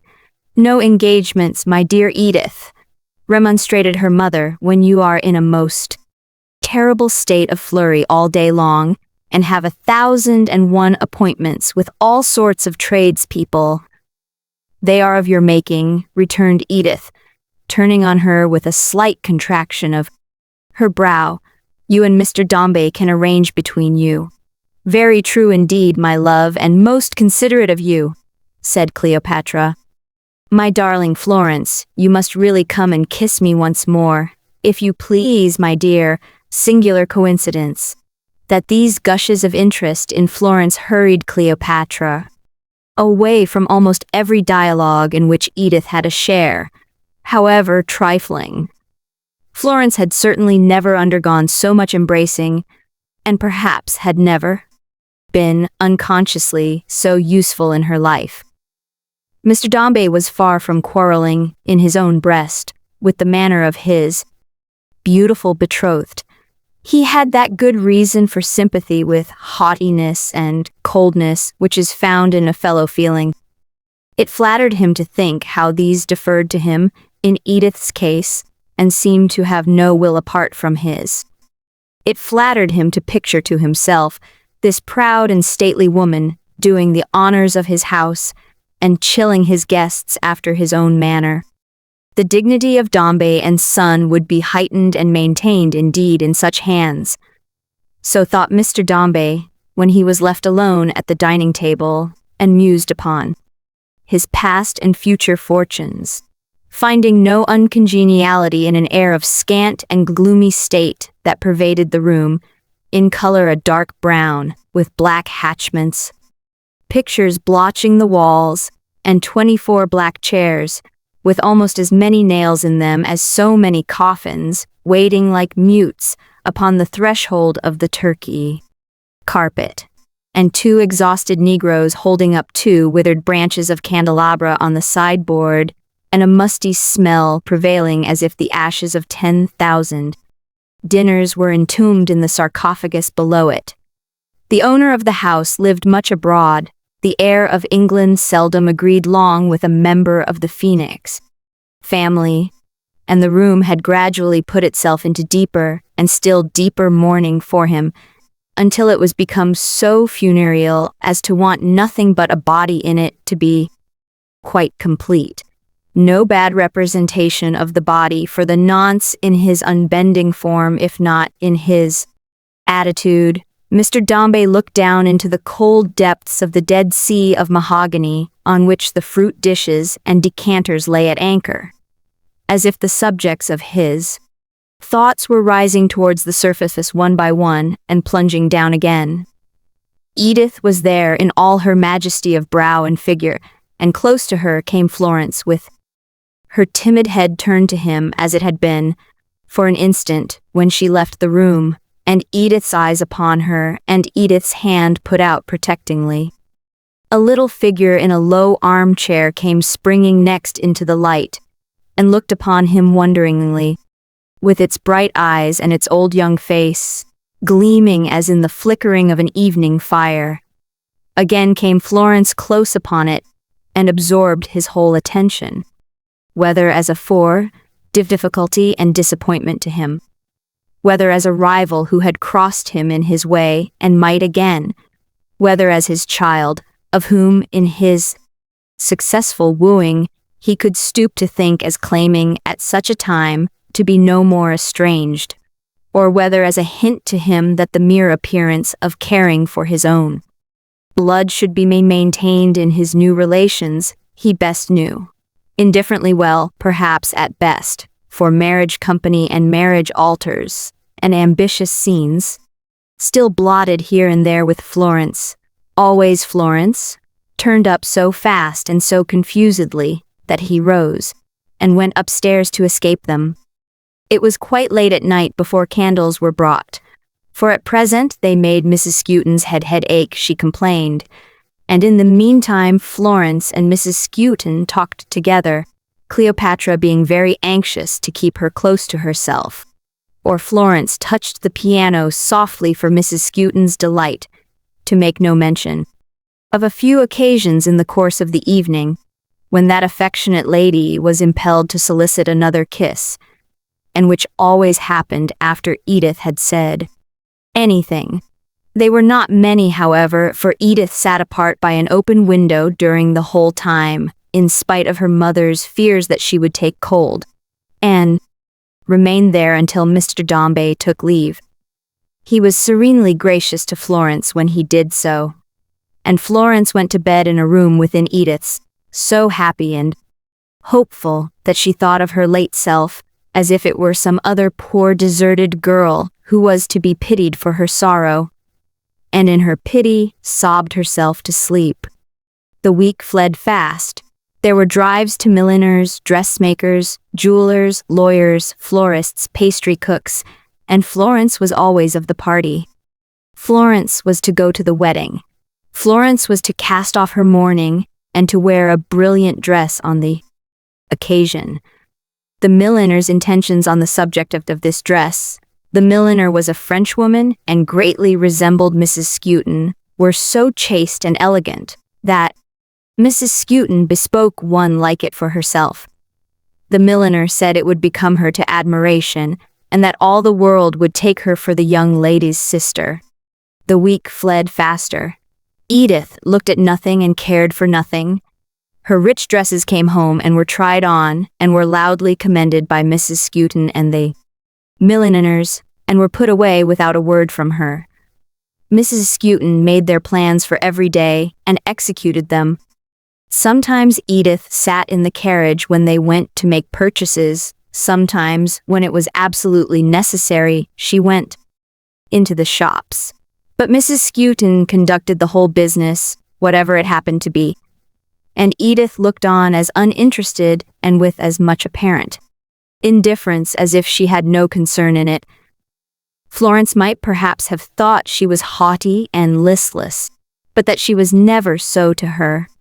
So Florence quenched her wonder in her gratitude whenever it broke out, and soon subdued it. The week fled faster. It had nearly winged its flight away. The last night of the week, the night before the marriage, was come. In the dark room, for Mrs. Skewton's head was no better yet, though she expected to recover permanently tomorrow, were that Lady Edith and Mr. Dombey. Edith was at her open window looking out into the street. Mr. Dombey and Cleopatra were talking softly on the sofa. It was growing late, and Florence, being fatigued, had gone to bed. "My dear Dombey," said Cleopatra, "you will leave me, Florence, tomorrow when you deprive me of my sweetest Edith." Mr. Dombey said he would, with pleasure. To have her about me here, while you are both at Paris, and to think at her age I am assisting in the formation of her mind, my dear Dombey, said Cleopatra, will be a perfect balm to me in the extremely shattered state to which I shall be reduced. Edith turned her head suddenly.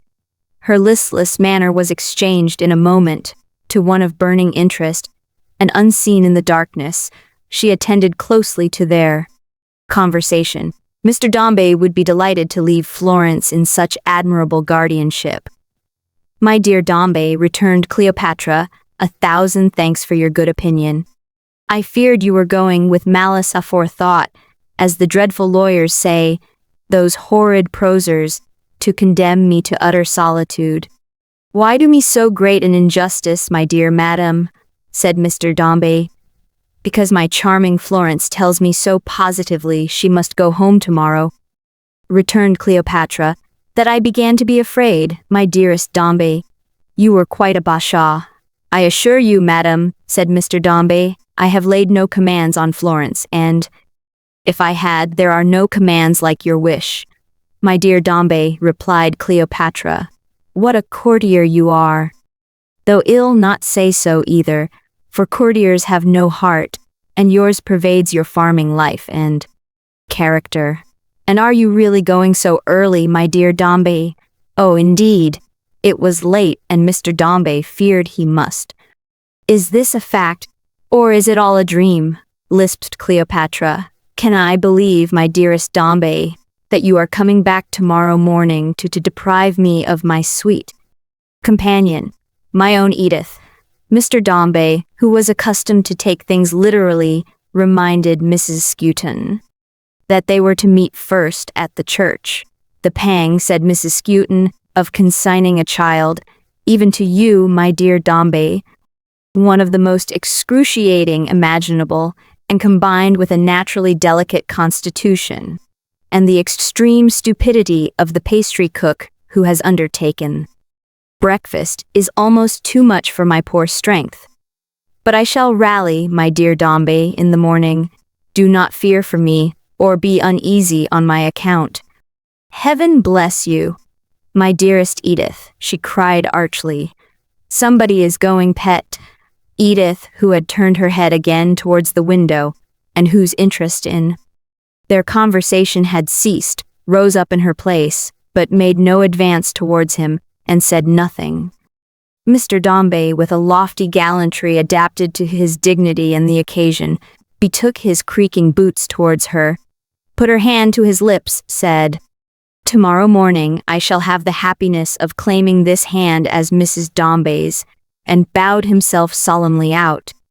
Mrs. Skewton rang for candles as soon as the house door had closed upon him. With the candles appeared her maid, with the juvenile dress that was to delude the world. Tomorrow, the dress had savage retribution in it, as such dresses ever have, and made her infinitely older and more hideous than her greasy flannel gown. But Mrs. Skewton tried it on with mincing satisfaction, smirked at her cadaverous self in the glass as she thought of its killing effect upon the major, and suffering her maid to take it off again, and to prepare her for repose, tumbled into ruins like a house of painted cards. All this time, Edith remained at the dark window looking out into the street. When she and her mother were at last left alone, she moved from it for the first time that evening and came opposite to her. The yawning, shaking, peevish figure of the mother, with her eyes raised to confront the proud, erect form of the daughter, whose glance of fire was bent downward upon her, had a conscious air upon it that no levity or temper could conceal. I am tired to death, said she. You can't be trusted for a moment. You are worse than a child. Child. No child would be half so obstinate and undutiful. Listen to me, mother, returned Edith, passing these words by with a scorn that would not descend to trifle with them. You must remain alone here until I return. Must remain alone here, Edith, until you return, repeated her mother, or in that name upon which I'll call tomorrow to witness what I do. so falsely, and so shamefully. I swear I will refuse the hand of this man in the church. If I do not, may I fall dead upon the pavement." The mother answered with a look of quick alarm, in no degree diminished by the look she met. "It is enough," said Edith steadily, "that we are what we are. I will have no youth and truth dragged down to my level. I will have no guileless nature undermined, corrupted, and perverted to amuse the leisure of a world of mothers. You know my meaning. Florence must go home." "You are an idiot, Edith," cried her angry mother. "Do you expect there can ever be peace for you in that house, till she is married and away? Ask me, or ask yourself, if I ever expect peace in that house," said her daughter, "and you know the answer. And am I to be told tonight, after all my pains and labor, and when you are going, through me, to be rendered independent?" Her mother almost shrieked in her passion, while her palsied head, like a leaf, "that there is corruption and contagion in me, and that I am not fit company for a girl. What are you, pray? What are you?" "I have put the question to myself," said Edith, ashy pale, and pointing to the window, "more than once when I have been sitting there, and something in the faded likeness of my sex has wandered past outside, and God knows I have met with my reply. Oh, mother, mother, if you had but left me to my natural heart when I too was a girl, a younger girl than Florence, how different I might have been." Sensible that any show of anger was useless here, her mother restrained herself, and fell a-whimpering, and bewailed that she had lived too long, and that her only child had cast her off, and that duty towards parents was forgotten in these evil days, and that she had heard unnatural taunts, and cared for life no longer.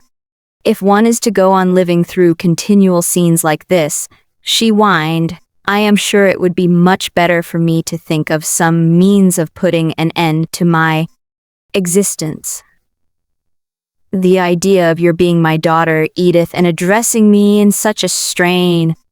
"Between us, mother," returned Edith, mournfully, "the time for mutual reproaches past." "Then why do you revive it?"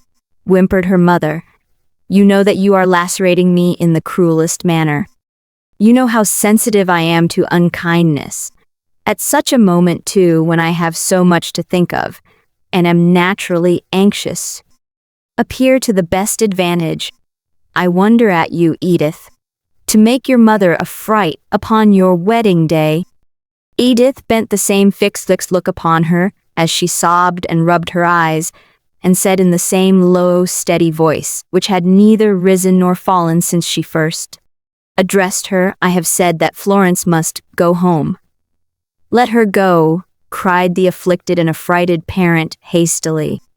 "I am sure I am willing she should go. What is the girl to me? She is so much to me that rather than communicate or suffer to be communicated to her one grain of the evil that is in my breast, mother, I would renounce you, as I would, if you gave me cause, renounce him in the church tomorrow," replied Edith. "Leave her alone. She shall not, while I can interpose, be tampered with and tainted by the lessons I have learned. This is no hard condition on this bitter night." "If you had proposed it in a filial manner," Edith whined her mother, "perhaps not. Very likely not. But such extremely cutting words. They are past and at an end between us now," said Edith. "Take your own way, mother. Share as you please in what you have gained. Spend, enjoy, make much of it, and be as happy as you will. The object of our lives is one. Henceforth let us wear it silently. My lips are closed upon the past from this hour. I forgive you your part in tomorrow's wickedness. May God forgive my own." Without a tremor in her voice or frame, and passing onward with a foot that set itself upon the neck of every soft emotion, she bade her mother good night and repaired to her own room.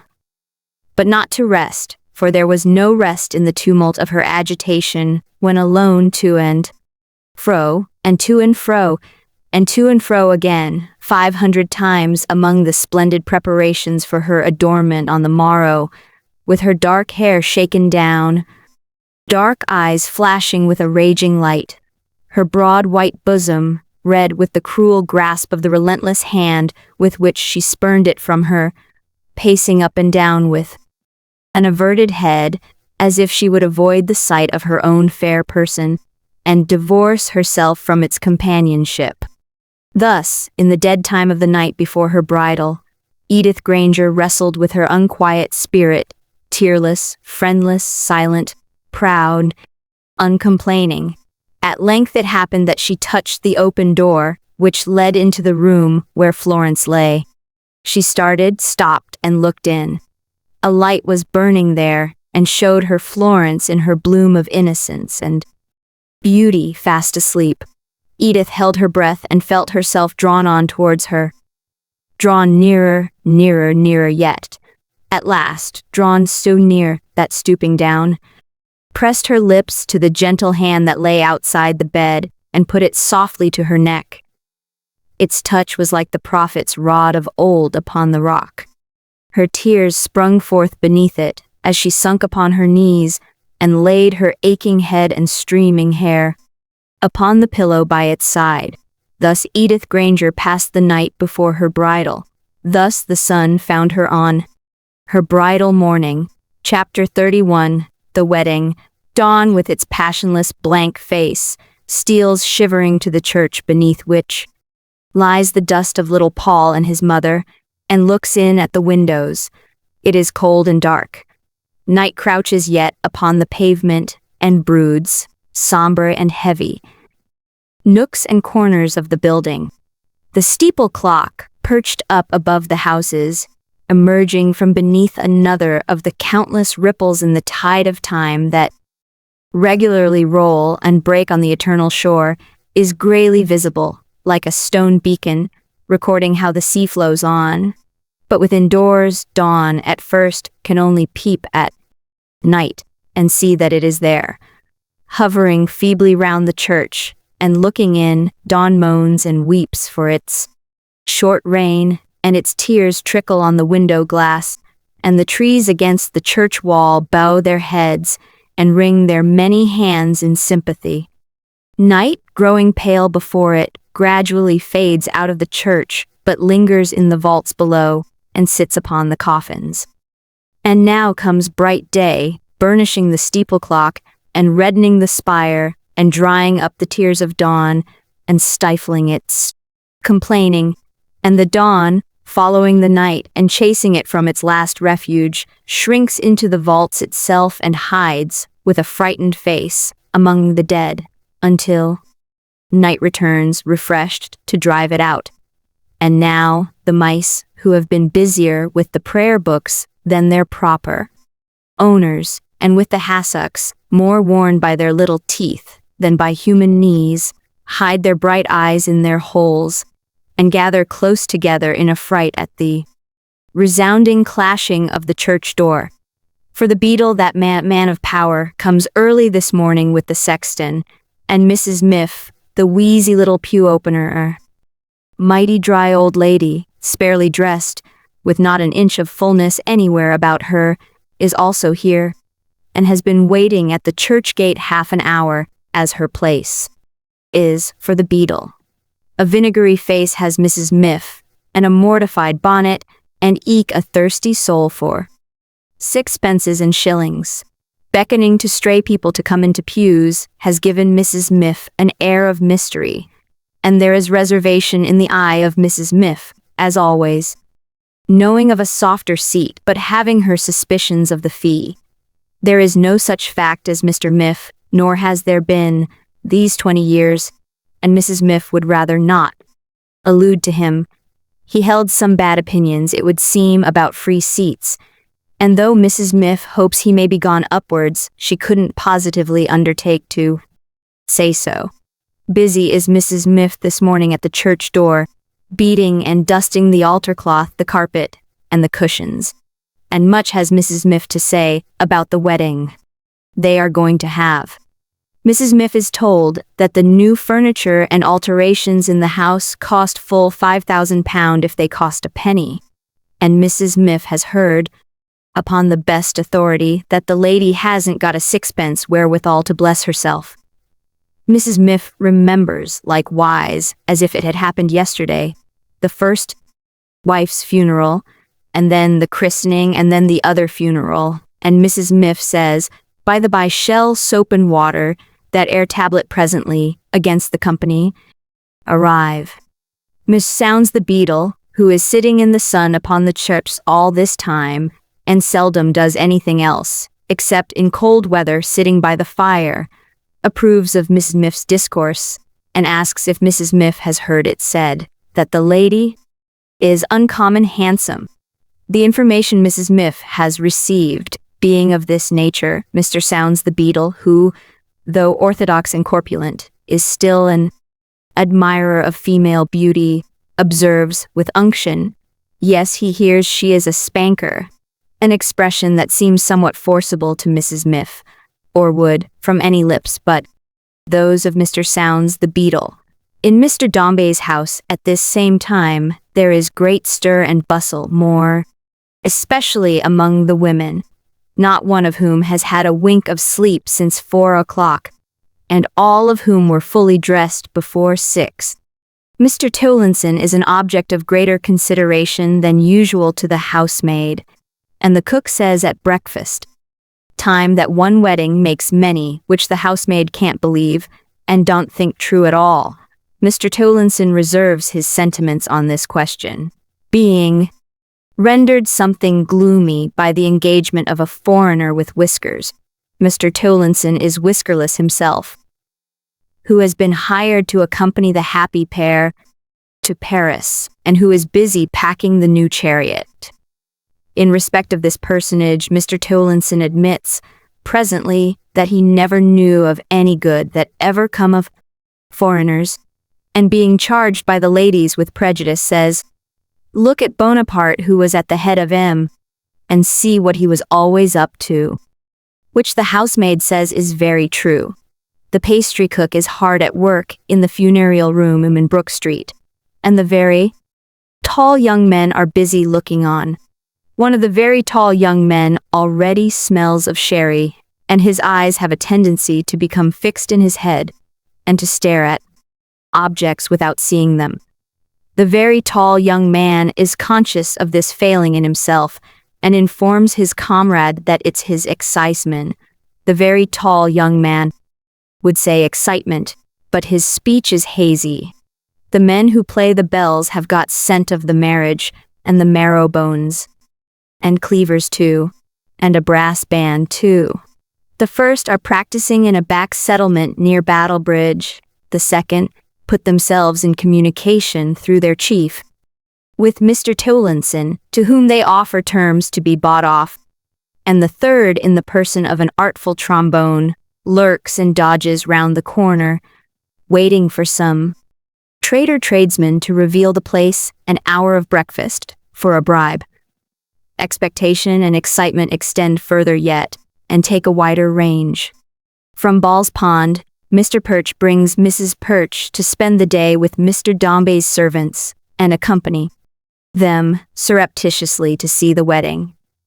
In Mr. Toots' lodgings, Mr. Toots attires himself as if he were at least the bridegroom, determined to behold the spectacle and splendor from a secret corner of the gallery, and thither to convey the chicken. For it is Mr. Toots' desperate intent to point out Florence to the chicken, then and there, and openly to say, now, chicken, I will not deceive you any longer. The friend I have sometimes mentioned to you is myself. Miss Dombey is the object of my passion. What are your opinions, chicken, in this state of things, and what on the spot do you advise? The so much to be astonished chicken, in the meanwhile, dips his beak into a tankard of strong beer in Mr. Toots' kitchen and pecks up 2 pounds of beefsteaks. In Princess Place, Miss Tox is up and doing, for she too, though in sore distress, is resolved to put a shilling in the hands of Mrs. Miff, and see the ceremony, which has a cruel fascination for her, from some lonely corner. The quarters of the wooden midshipman are all alive, for Captain Cuttle, in his ankle jacks and with a huge shirt collar, is seated at his breakfast, listening to Rob the Grinder as he reads the marriage service to him beforehand, under orders to the end that the captain may perfectly understand the solemnity he is about to witness, for which purpose the captain gravely lays injunctions on his chaplain from time to put about, or to overhaul that article again, or to stick to his own duty, and leave the amens to him, the captain, one of which he repeats whenever a pause is made by Rob the Grinder with sonorous satisfaction. Besides all this and much more, 20 nursery maids in Mr. Dombey's street alone have promised 20 families of little women whose instinctive interest in nuptials dates from their cradles, that they shall go and see the marriage. Truly, Mr. Sounds the Beadle has good reason to feel himself in office, as he suns his portly figure on the church steps, waiting for the marriage hour. Truly, Mrs. Miff has cause to pounce on an unlucky dwarf child, with a giant baby, who peeps in at the porch, and drive her forth with indignation. Cousin Phoenix has come over from abroad, expressly to attend the marriage. Cousin Phoenix was a man about town 40 years ago, but he is still so juvenile in figure and in manner, and so well got up, that strangers are amazed when they discover latent wrinkles in his lordship's face and crow's feet in his eyes, and first observe him, not exactly certain when he walks across a room, of going quite straight to where he wants to go. But Cousin Phoenix, getting up at 7:30 or so, is quite another thing from Cousin Phoenix got up, and very dim indeed he looks, while being shaved at Long's Hotel in Bond Street. Mr. Dombey leaves his dressing room, amidst a general whisking away of the women on the staircase, who disperse in all directions, with a great rustling of skirts, except Mrs. Perch, who, being, but that she always is, in an interesting situation, is not nimble, and is obliged to face him, and is ready to sink with confusion as she courtesies. May heaven avert all evil consequences from the house of Perch. Mr. Dombey walks up to the drawing-room to bide his time. Gorgeous are Mr. Dombey's new blue coat, fawn-colored pantaloons, and lilac waistcoat, and a whisper goes about the house that Mr. Dombey's hair is curled. A double knock announces the arrival of the Major, who is gorgeous too, and wears a whole geranium in his buttonhole, and has his hair curled tight and crisp, as well the native nose. "Dombey," says the Major, putting out both hands, "how are you?" Major, says Mr. Dombey, "how are you?" "By Jove, sir," says the Major, "Joey B. is in such case this morning, sir." And here he hits himself hard upon the breast. "In such case this morning, sir, that damn Dombey, he has half a mind to make a double marriage of it, sir, and take the mother." Mr. Dombey smiles, but faintly even for him, for Mr. Dombey feels that he is going to be related to the mother, and that, under those circumstances, she is not to be joked about. "Dombey," says the Major, "seeing this, I give you joy." "I congratulate you, Dombey." "By the Lord, sir," says the Major, "you are more to be envied this day than any man in England." Here again Mr. Dombey's assent is qualified, because he is going to confer a great distinction on a lady, and no doubt she is to be envied most.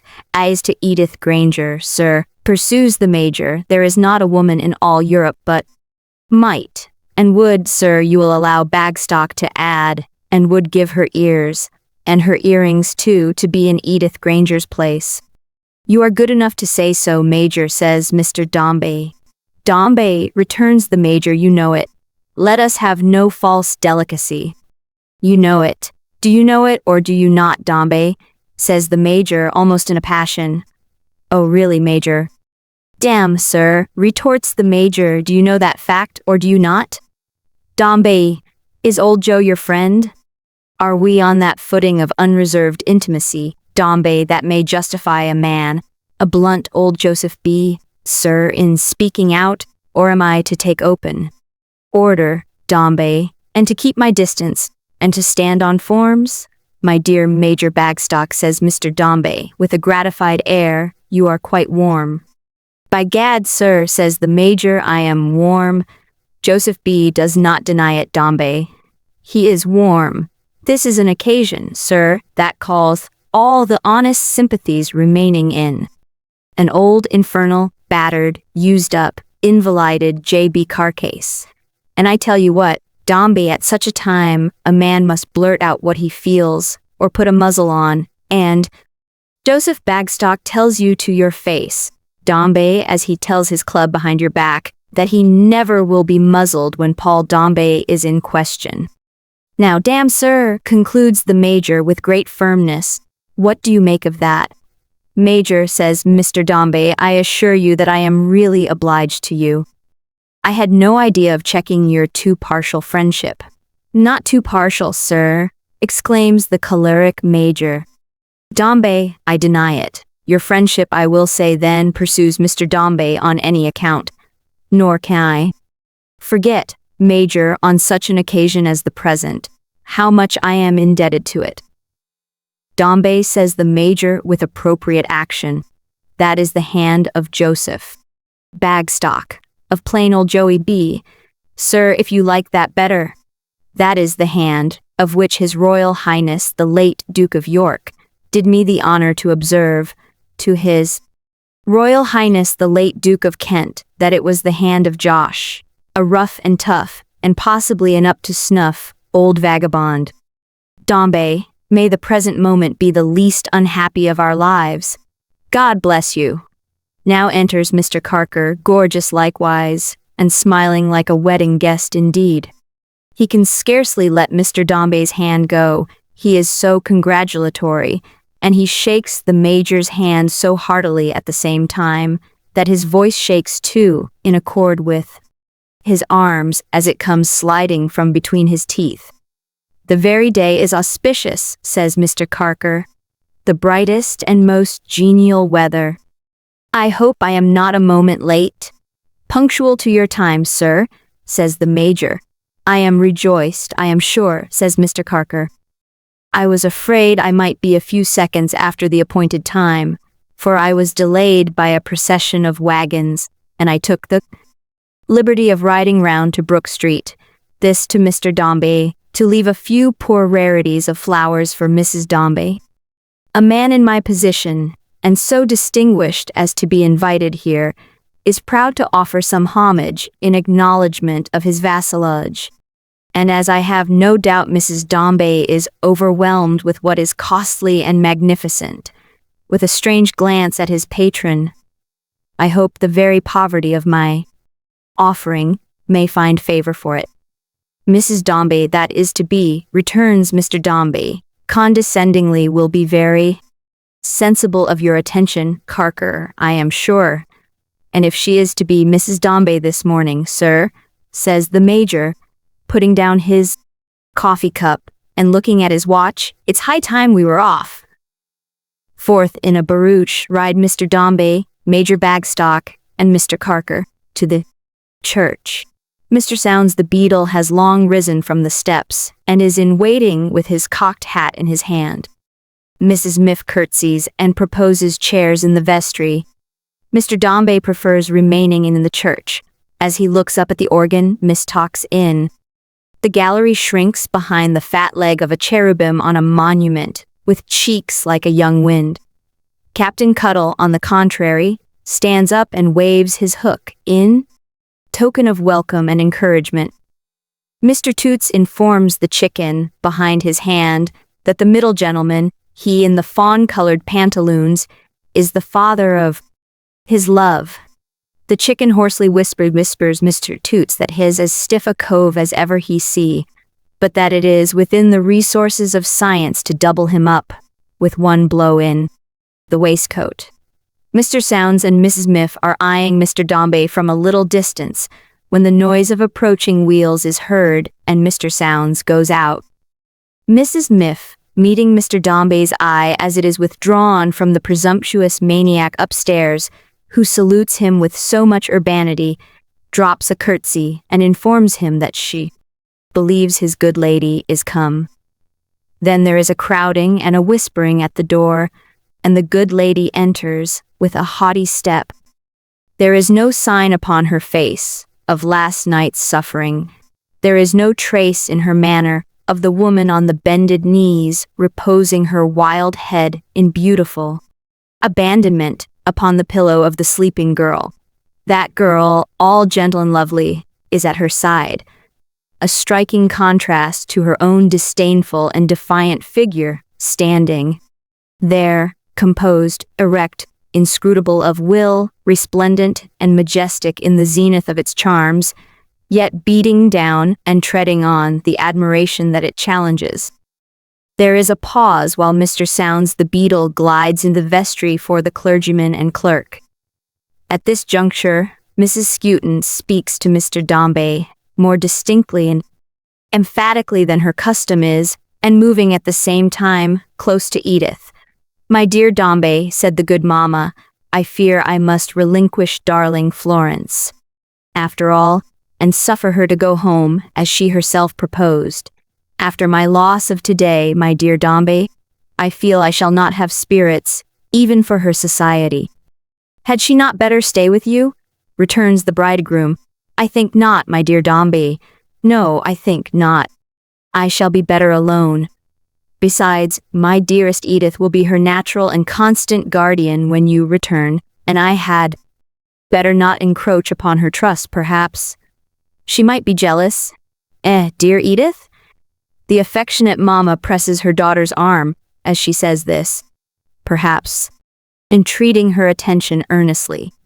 "To be serious, my dear Dombey," she resumes, "I will relinquish our dear child and not inflict my gloom upon her. We have settled that just now. She fully understands, dear Dombey. Edith, my dear, she fully understands." Again, the good mother presses her daughter's arm. Mr. Dombey offers no additional remonstrance, for the clergyman and clerk appear, and Mrs. Miff and Mr. Sounds the Beadle group the party in their proper places at the altar rails. The sun is shining down upon the golden letters of the 10 Commandments. Why does the bride's eye read them one by one? Which one of all the 10 appears the plainest to her in the glare of light? False gods, murder, theft, the honor that she owes her mother. Which is it that appears to leave the wall and printing itself in glowing letters on her book? Who giveth this woman to be married to this man? Cousin Phoenix does that. He has come from Baden-Baden on purpose. Confound it, Cousin Phoenix says, good-natured creature. Cousin Phoenix, when we do get a rich city fellow into the family, let us show him some attention. Let us do something for him. I give this woman to be married to this man, saith Cousin Phoenix, therefore. Cousin Phoenix, meaning to go in a straight line, but turning off sideways by reason of his willful legs, gives the wrong woman to be married to this man, at first, to wit, brides made of some condition, distantly connected with the family, and 10 years Mrs. Skewton's junior. But Mrs. Miff, interposing her mortified bonnet, dexterously turns him back, and runs him as on castors, full at the good lady, whom Cousin Phoenix giveth to married to this man accordingly. And will they in the sight of heaven? That they will. Mr. Dombey says he will. And what says Edith? She will. So from that day forward, for better for worse, for richer for poorer, in sickness and in health, to love and to cherish, till death do them part, they plight their troth to one another, and are married. In a firm, free hand, the bride subscribes her name in the register. When they adjourn to the vestry, there ain't a many ladies come here, Mrs. Miff says with a curtsy. To look at Mrs. Miff at such a season is to make her mortified bonnet go down with dip. Writes their names like this good lady.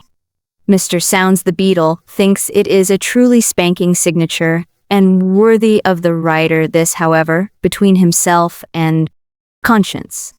Florence signs too, but unapplauded, for her hand shakes. All the party sign. Cousin Phoenix last, who puts his noble name into a wrong place and enrolls himself, having been born that morning. The major now salutes the bride right gallantly and carries out that branch of military tactics in reference to all the ladies, notwithstanding Mrs. Skewton's being extremely hard to kiss and squeaking shrilly in the sacred edifice. The example is followed by Cousin Phoenix and even by Mr. Dombey. Lastly, Mr. Carker, with his white teeth glistening, approaches Edith, more as if he meant to bite her than to taste sweets that linger on her lips. There is a glow upon her proud cheek and a flashing in her eyes that may be meant to stay him, but it does not, for he salutes her as the rest have done and wishes her all happiness. If wishes, says he in a low voice, are not superfluous, applied to such a union. I thank you, sir, she answers with a curled lip and a heaving bosom. But does Edith feel still, as on the night when she knew that Mr. Dombey would return to offer his alliance, that Carker knows her thoroughly and reads her right, and that she is more degraded by his knowledge of her than by aught else? Is it for this reason that her haughtiness shrinks beneath his smile, like snow within the hands that grasps it firmly, and that her imperious glance droops in meeting his and seeks the ground? I am proud to see, said Mr. Carker, with a servile stooping of his neck, which the revelations making by his eyes and teeth proclaim to be a lie, I am proud to see that my humble offering is graced by Mrs. Dombey's hand, and permitted to hold so favored a place in so joyful an occasion. Though she bends her head in answer, there is something in the momentary action of her hand, as if she would crush the flowers it holds and fling them, with contempt, upon the ground. But she puts the hand through the arm of her new husband, who has been standing near, conversing with the major, and is proud again, and motionless and silent. The carriages are once more at the church door. Mr. Dombey, with his bride upon his arm, conducts her through the 20 families of little women who are on the steps, and every one of whom remembers the fashion and the color of her every article of dress from that moment, and reproduces it on her doll, who is forever being married. Cleopatra and Cousin Phoenix enter the same carriage. The major hands into a second carriage, Florence, and the bridesmaid who so narrowly escaped being given away by mistake, and then enters it himself, and is followed by Mr. Carker. Horses prance and caper. Coachman and footmen shine in fluttering favors, flowers, and new-made liveries. Away they dash and rattle through the streets, and as they pass along, 1,000 heads are turned to look at them, and 1,000 sober. Moralists revenge themselves for not being married that morning by reflecting that these people little think such happiness can't last. Miss Tox emerges from behind the cherubim's leg when all is quiet and comes slowly down from the gallery. Miss Tox's eyes are red and her pocket handkerchief is damp. She is wounded, but not exasperated, and she hopes they may be happy. She quite admits to herself the beauty of the bride and her own comparatively feeble and faded attractions, but the stately image of Mr. Dombey in his lilac waistcoat and his fawn-colored pantaloons is present to her mind, and Miss Tox weeps afresh, behind her veil, on her way home to Princess Place. Captain Cuttle, having joined in all the amens and responses with a devout growl, feels much improved by his religious exercises, and in a peaceful frame of mind pervades the body of the church, glazed hat in hand, and reads the tablet to the memory of little Paul. The gallant Mr. Toots, attended by the faithful Chicken, leaves the building in torments of love. The Chicken is as yet unable to elaborate a scheme for winning Florence, but his first idea has gained possession of him, and he thinks the doubling up of Mr. Dombey would be a move in the right direction. Mr. Dombey's servants come out of their hiding places and prepare to rush to Brook Street when they are delayed by symptoms of indisposition on the part of Mrs. Perch, who entreats a glass of water and becomes alarming. Mrs. Perch gets better soon, however, and is borne away, and Mrs. Miff and Mr. Sounds the Beadle sit upon the steps to count what they have gained by the affair and talk it over, while the sexton tolls a funeral. Now, the carriages arrive at the bride's residence, and the players on the bells begin to jingle, and the band strikes up, and Mr. Punch, that model of connubial bliss, salutes his wife. Now the people run and push and press round in a gaping throng, while Mr. Dombey, leading Mrs. Dombey by the hand, advances solemnly into Phoenix Halls. Now the rest of the wedding party alight and enter after them. And why does Mr. Carker, passing through the people to the hall door, think of the old woman who called to him in the grove that morning? Or why does Florence, as she passes, think with a tremble of her childhood when she was lost, and of the visage of good Mrs. Brown? Now there are more congratulations on this happiest of days, and more company, though not much.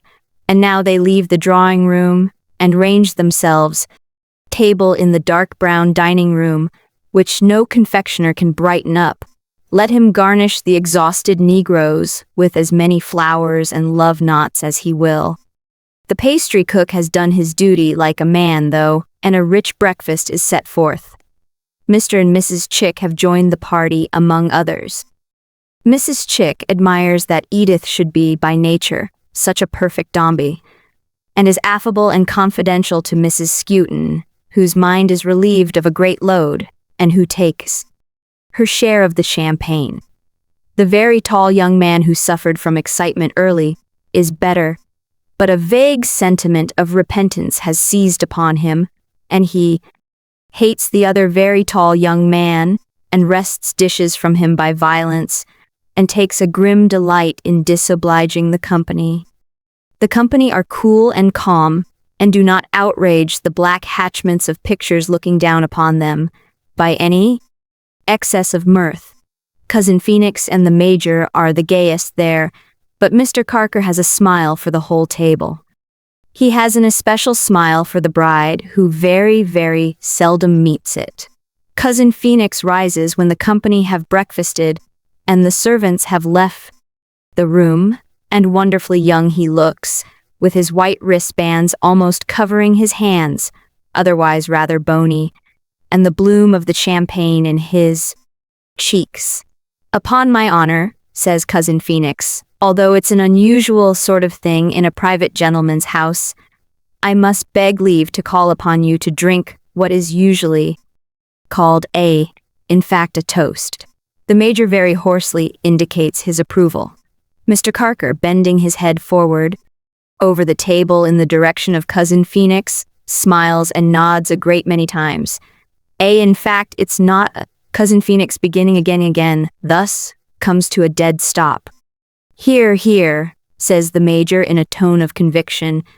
Mr. Carker softly claps his hands and, bending forward over the table again, smiles and nods a great many more times than before, as if he were particularly struck by this last observation, and desired personally to express his sense of the good it has done. "It is," says Cousin Phoenix, "an occasion, in fact, when the general usages of life may be a little departed from, without impropriety. And although I never was an orator in my life, and when I was in the House of Commons, and had the honor of seconding the address, was laid up for a fortnight with the consciousness of failure." The Major and Mr. Carker are so much delighted by this fragment of personal history that Cousin Phoenix laughs, and addressing them individually, goes on to say, "And in point of fact, when I was devilish ill, still, I feel that a duty devolves upon me. And when a duty devolves upon an Englishman, he is bound to get out of it, in my opinion, in the best way he can. Well, our family has had the gratification today of connecting itself, in the person of my lovely and accomplished relative, whom I now see in point of fact, present. Here there is general applause. Present, repeats Cousin Phoenix, feeling that it is a neat point which will bear repetition with one who, that is to say, with a man at whom the finger of scorn can never, in fact, with my honorable friend Dombey, if he will allow me to call him so. Cousin Phoenix bows to Mr. Dombey. Mr. Dombey solemnly returns the bow. Everybody is more or less gratified and affected by this extraordinary, and perhaps unprecedented, appeal to the feelings.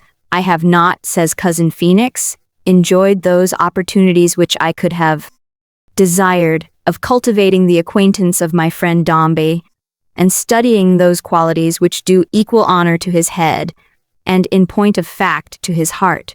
For it has been my misfortune to be, as we used to say in my time in the House of Commons, when it was not the custom to allude to the Lords, and when the order of parliamentary proceedings was perhaps better observed than it is now, to be in point of fact, says Cousin Phoenix, cherishing his joke with great slyness, and finally bringing it out with a jerk in another place. The Major falls into convulsions, and is recovered with difficulty. But I know sufficient of my friend Dombey, resumes Cousin Phoenix in a graver tone, as if he had suddenly become a sadder and wiser man, to know that he is, in point fact, what may be emphatically called a merchant, British merchant, and a man. And although I have been resident abroad for some years, it would give me great pleasure to receive my friend Dombey, and everybody here at Baden-Baden, and to have an opportunity of making him known to the Grand Duke. Still, know enough, I flatter myself, of my lovely and accomplished relative, to know that she possesses every requisite to make a man happy, and that her marriage with my friend Dombey is one of inclination and affection on both sides. Many smiles and nods from Mr. Carker. Therefore, says Cousin Phoenix, I congratulate the family of which I am a member on the acquisition of my friend Dombey. I congratulate my friend Dombey on his union with my lovely and accomplished relative who possesses every requisite to make a man happy. And I take the liberty of calling on you all, in point of fact, to congratulate my friend Dombey and my lovely and accomplished relative, the present occasion.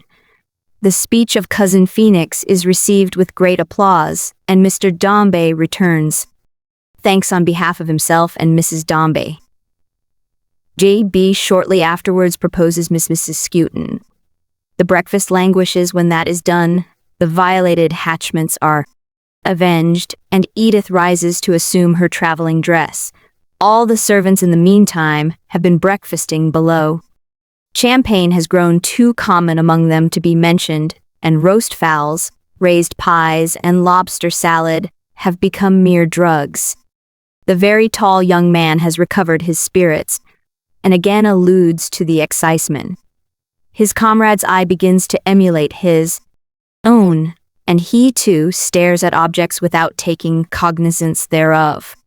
There is a general redness in the faces of the ladies, in the face of Mrs. Perch particularly, who is joyous and beaming, and lifted so far above the cares of life, that if she were asked just now to direct a wayfarer to Ball's Pond, where her own cares lodge, she would have some difficulty in recalling the way.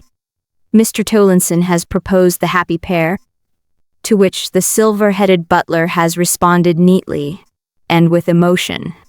For he half begins to think he is an old retainer of the family, and that he is bound to be affected by these changes.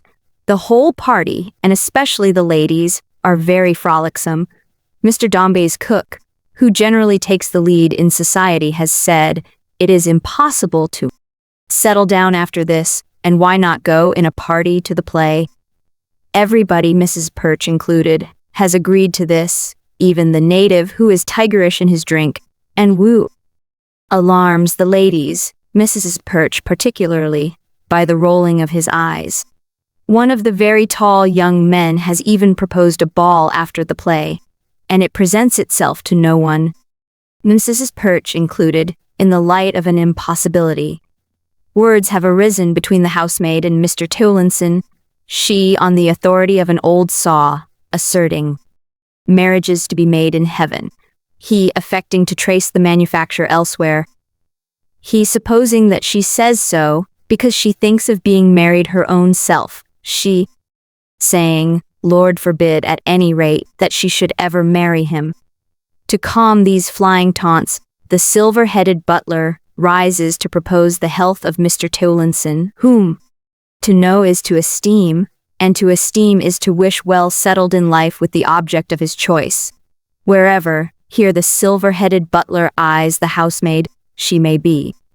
Mr. Towlinson returns thanks in a speech replete with feeling, of which the peroration turns on foreigners, regarding whom he says they may find favor sometimes with weak and inconstant intellects that can be led away by hair, but all he hopes is he may never hear of no foreigner never boning nothing out of no traveling chariot.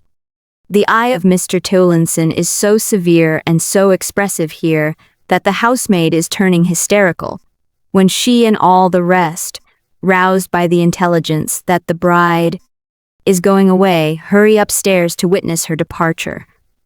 The chariot is at the door. The bride is descending to the hall, where Mr. Dombey waits for her. Florence is ready on the staircase to depart too, and Miss Nipper, who has held a middle state between the parlor and the kitchen, is prepared to accompany her. As Edith appears, Florence hastens towards her to bid her farewell. Is Edith cold that she should tremble? Is there anything unnatural or unwholesome in the touch of Florence, that the beautiful form recedes and contracts, as if it could not bear it? Is there so much hurry in this going away, that Edith, with a wave of her hand, sweeps on and is gone? Mrs. Skewton, overpowered by her feelings as a mother, sinks on her sofa in the Cleopatra attitude when the clatter of the chariot wheels is lost, and sheds several tears. The major, coming with the rest of the company from table, endeavors to comfort her, but she will not be comforted on any terms, and so the major takes his leave. Cousin Phoenix takes his leave, and Mr. Carker takes his leave. The guests all go away. Cleopatra, left alone, feels a little giddy from her strong emotion and falls asleep. Giddiness prevails below stairs too. The very tall young man whose excitement came on so soon appears to have his head glued to the table in the pantry and cannot be detached from it. A violent revulsion has taken place in the spirits of Mrs. Perch, who is low on account of Mr. Perch, and tells cook that she fears he is not so much attached to his home as he used to be when they were only 9 in family. Mr. Towlinson has a singing in his ears and a large wheel going round and round inside his head. The housemaid wishes it wasn't wicked to wish that one was dead. There is a general delusion likewise in these lower regions on the subject of time, everybody conceiving that it ought to be at the earliest 10 o'clock at night, whereas it is not yet 3 in the afternoon. A shadowy idea of wickedness committed haunts every individual in the party, and each one secretly thinks the other a companion in guilt, whom it would be agreeable to avoid. No man or woman has the hardihood to hint at projected visit to the play. Anyone reviving the notion of the ball would be scouted as a malignant idiot. Mrs. Skewton sleeps upstairs 2 hours afterwards, and naps are not yet over in the kitchen. The hatchments in the dining room look down on crumbs, dirty plates, spillings of wine, half-thawed ice, stale discolored heel taps, scraps of lobster, drumsticks of fowls, and pensive jellies, gradually resolving themselves into a lukewarm gummy soup. The marriage is, by this time, almost as denuded of its show and garnish as the breakfast. Mr. Dombey's servants moralize so much about it, are so repentant over their early tea at home, that by 8 o'clock or so, they settle down into confirmed seriousness, and Mr. Perch, arriving at that time from the city, fresh and jocular, with a white waistcoat and a comic song, ready to spend the evening, and prepared for any amount of dissipation, is amazed to find himself coldly received, and Mrs. Perch but poorly, and to have the pleasing duty of escorting that lady home by the next omnibus. Night closes in. Florence, having rambled through the handsome house, from room to room, seeks her own chamber, where the care of Edith has surrounded her with luxuries and comforts, and divesting herself of her handsome dress, puts on her old simple mourning for dear Paul, and sits down to read, with Diogenes winking and blinking on the ground beside her. But Florence cannot read tonight. The house seems strange and new, and there are loud echoes in it. There is a shadow on her heart, she knows not why or what, but it is heavy. Florence shuts her book, and gruff. Diogenes, who takes that for a signal, puts his paws upon her lap, and rubs his ears against her caressing hands. But Florence cannot see him plainly, in a little time, for there is a mist between her eyes and him, and her dead brother and dead mother shine in it like angels. Walter, too, poor wandering shipwrecked boy, oh, where is he? The Major don't know, that's for certain, and don't care. The Major, having choked and slumbered all the afternoon, has taken a late dinner at his club, and now sits, over his pint of wine, driving a modest young man, with a fresh-colored face, at the next table, who would give a handsome sum to be able to rise and go away, but cannot do it, to the verge of madness, by anecdotes of Bagstock, Sir, at Dombey's wedding, and old Joe's devilish gentle manly friend, Lord Phoenix. While Cousin Phoenix, who ought to be at Long's and in bed, finds himself instead at a gaming table, where his wilful legs have taken him, in his own despite. Night, like a giant, fills the church, from pavement to roof, and holds dominion through the silent hours. Pale dawn again comes peeping through the windows, and giving place to day, sees night withdraw into the vaults, and follows it, and drives it out, and hides among the dead. The timid mice again cower close together when the great door clashes, and Mr. Sounds and Mrs. Miff, treading the circle of their daily lives, unbroken as a marriage ring, come in. Again, the cocked hat and the mortified bonnet stand in the background at the marriage hour, and again this man taketh this woman, and this woman taketh this man on the solemn terms, to have and to hold, from this day forward, for better for worse, for richer for poorer, in sickness and in health, to love and to cherish, until death do them part. The very words that Mr. Carker rides into town repeating, with his mouth stretched the utmost, as he picks his dainty way. Chapter 32.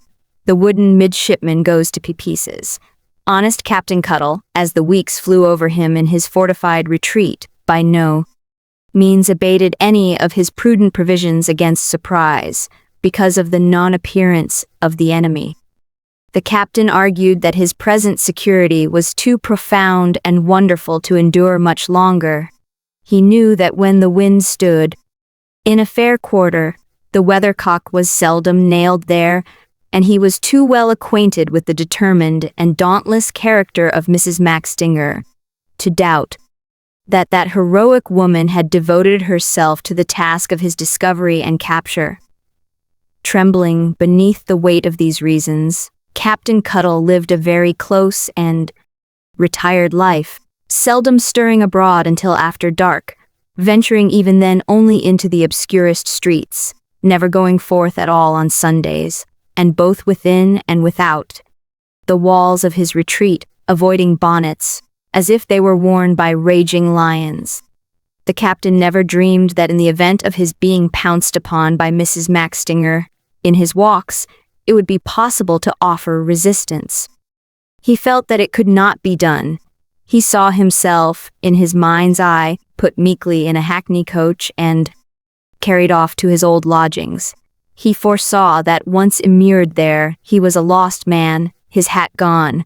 Mrs. Maxtinger watchful of him day and night, reproaches heaped upon his head before the infant family, himself the guilty object of suspicion and distrust, an ogre in the children's eyes, and in their mother's a detected traitor. A violent perspiration and a lowness of spirits always came over the captain as this gloomy picture presented itself to his imagination. It generally did so previous to his stealing out of doors at night for air and exercise. Sensible of the risk he ran, Captain took leave of Rob at those times with the solemnity which became a man who might never return, exhorting him in the event of his, the captain's, being lost sight of, for a time to tread in the paths of virtue and keep the brazen instruments well polished, but not to throw away a chance, and to secure to himself a means, in case of the worst, of holding communication with the external world.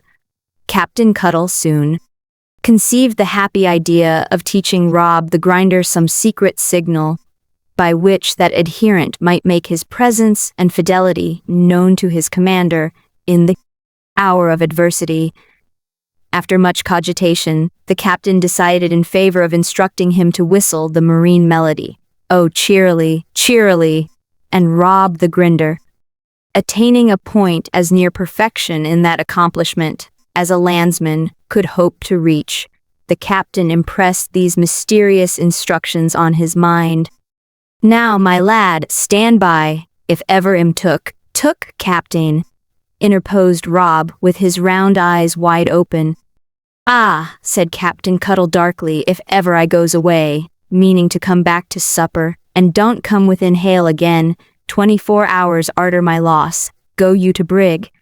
Place and whistle that air tune near my old moorings, not as if you was a meaning of it, you understand, but as if you drifted there, promiscuous. If I answer in that tune, you sheer off, my lad, and come back 24 hours arterwards. If I answer in another tune, do you stand off and on, and wait till I throw out further. Signals. Do you understand them orders, now? What am I to stand off and on of, captain?" inquired Rob. "The horse road? Here's a smart lad for you," cried the captain, eyeing him sternly, as don't know his own native alphabet. "Go away a bit and come back again, alternate. Die understand that?" "Yes, captain," said Rob. "Very good, my lad, then," said the captain, relenting. "Do it." That he might do it the better, Captain Cuttle sometimes condescended, of an evening after the shop was shut, to rehearse this scene, retiring into the parlor for the purpose, as into the lodgings of a supposititious Maxtinger, and carefully observing the behavior of his ally from the hole of espial he had cut in the wall. Rob the grinder discharged himself of his duty with so much exactness and judgment, when thus put to the proof, that the captain presented him at divers times with 7 sixpences in token of satisfaction, and gradually felt stealing over his spirit the resignation of a man who had made provision for the worst, and taken every reasonable precaution against an unrelenting fate. Nevertheless, the captain did not tempt ill fortune by being a whit more venturesome than before, though he considered it a point of good breeding in himself, as a general friend of the family, to attend Mr. Dombey's wedding, of which he had heard from Mr. Perch, and to show that gentleman a pleasant and approving countenance from the gallery, he had repaired to the church in a hackney cabriolet with both windows up, and might have scrupled even to make that venture, in his dread of Mrs. Maxtinger, but that the lady's attendance on the ministry of the Reverend Melchizedek rendered it peculiarly unlikely that she would be found in communion with the establishment. The captain got safe home again, and fell into the ordinary routine of his new life, without encountering any more direct alarm from the enemy than was suggested to him by the daily bonnets in the street. But other subjects began to lay heavy on the captain's mind. Walter's ship was still unheard of, no news came of old Sol Gills. Florence did not even know of the old man's disappearance, and Captain Cuttle had not the heart to tell her. Indeed, the captain, as his own hopes of the generous, handsome, gallant-hearted youth, whom he had loved according to his rough manner from a child, began to fade and faded more and more from day to day, shrunk with instinctive pain from the thought of exchanging a word with Florence. If he had had good news to carry to her, the honest captain would have braved the newly decorated house and splendid furniture, though these, connected with the lady he had seen at church, were awful to him, and made his way into her presence. With a dark horizon gathering around their common hopes, however, that darkened. Every hour, the captain almost felt as if he were a new misfortune and affliction to her, and was scarcely less afraid of a visit from Florence than from Mrs. Max Stinger herself. It was a chill, dark autumn evening, and Captain Cuttle had ordered a fire to be kindled in the little back parlor, now more than ever like the cabin of a ship. The rain fell fast, and the wind blew hard, and straying out on the housetop by that stormy bedroom of his old friend to take an observation of the weather, the captain's heart died within him when he saw how wild and desolate it was. Not that he associated the weather of that time with poor Walter's destiny, or doubted that if Providence had doomed him to be lost and shipwrecked, it was over long ago, but that beneath an outward influence, quite distinct from the subject matter of his thoughts, the captain's spirits sank and his hopes turned pale, as those of wiser men had often done before him, and will often do again. Captain Cuttle, addressing his face to the sharp wind and slanting rain, looked up at the heavy scud that was flying fast over the wilderness of housetops, and looked for something cheery there in vain. The prospect near at hand was no better. In sundry tea chests and other rough boxes at his feet, the pigeons of Rob the grinder were cooing like so many dismal breezes getting up. A crazy weathercock of a midshipman, with a telescope at his eye, once visible from the street, but long bricked out, creaked, and complained upon his rusty pivot as the shrill blast spun him round and sported with him cruelly. Upon the captain's coarse blue vest the cold raindrops started like steel beads, and he could hardly maintain himself aslant against the stiff nor'wester that came pressing against him, importunate to topple him over the parapet and throw him on the pavement below. If there were any hope alive that evening, the captain thought, as he held his hat on, it certainly kept house. Wasn't out of doors. So the captain, shaking his head in a despondent manner, went in to look for it. Captain Cuttle descended slowly to the little back parlor, and seated in his accustomed chair, looked for it in the fire. But it was not there, though the fire was bright. He took out his tobacco box and pipe, and composing himself to smoke, looked for it in the red glow from the bowl, and in the wreaths of vapor that curled upward from his lips. But there was not so much as an atom of the rust of hope's anchor in either. He tried a glass of grog, but melancholy truth was at the bottom that well, and he couldn't finish it. He made a turn or two in the shop and looked for hope among the instruments, but they obstinately worked out reckonings for the missing ship, in spite of any opposition he could offer, that ended at the bottom of the lone sea. The wind still rushing and the rain still pattering against the closed shutters, the captain brought to before the wooden midshipman upon the counter, and thought as he dried the little officer's uniform with his sleeve, how many years midshipman had seen, during which few changes, and in any, had transpired among his ship's company, how the changes had come all together, one day as it might be, and of what a sweeping kind they were. Here was the little society of the back parlor broken up and scattered far and wide. Here was no audience for lovely Peg, even if there had been anybody to sing it, which there was not, for the captain was as morally certain that nobody but he could execute that ballad, as he was that he had not the spirit, under existing circumstances, to attempt it. There was no bright face of war in the house. Here the captain transferred his sleeve for a moment. From the midshipman's uniform to his own cheek, the familiar wig and buttons of Sol Gills were a vision of the past. Richard Whittington was knocked on the head, and every plan and project in connection with the midshipman lay drifting without mast or rudder on the waste of waters. As the captain, with a dejected face, stood revolving these thoughts and polishing the midshipman, partly in the tenderness of old acquaintance, and partly in absence of his mind, a knocking at the shop door communicated a frightful start to the frame of Rob, the grinder, seated on the counter, whose large eyes had been intently fixed on the captain's face, and who had been debating within himself, for the 500th time, whether the captain could have done a murder, that he had such an evil conscience, and was always running away. "What's that?" said Captain Cuttle, softly. "Somebody's knuckles, Captain," answered Rob the grinder. The captain, with an abashed and guilty air, immediately walked on tiptoe to the little parlor and locked himself in. Rob, opening the door, would have parleyed with the visitor on the threshold if the visitor had come in female guise. But the figure, being of the male sex, and Rob's orders only applying to women, Rob held the door open and allowed it to enter, which it did very quickly, glad to get out of the driving rain.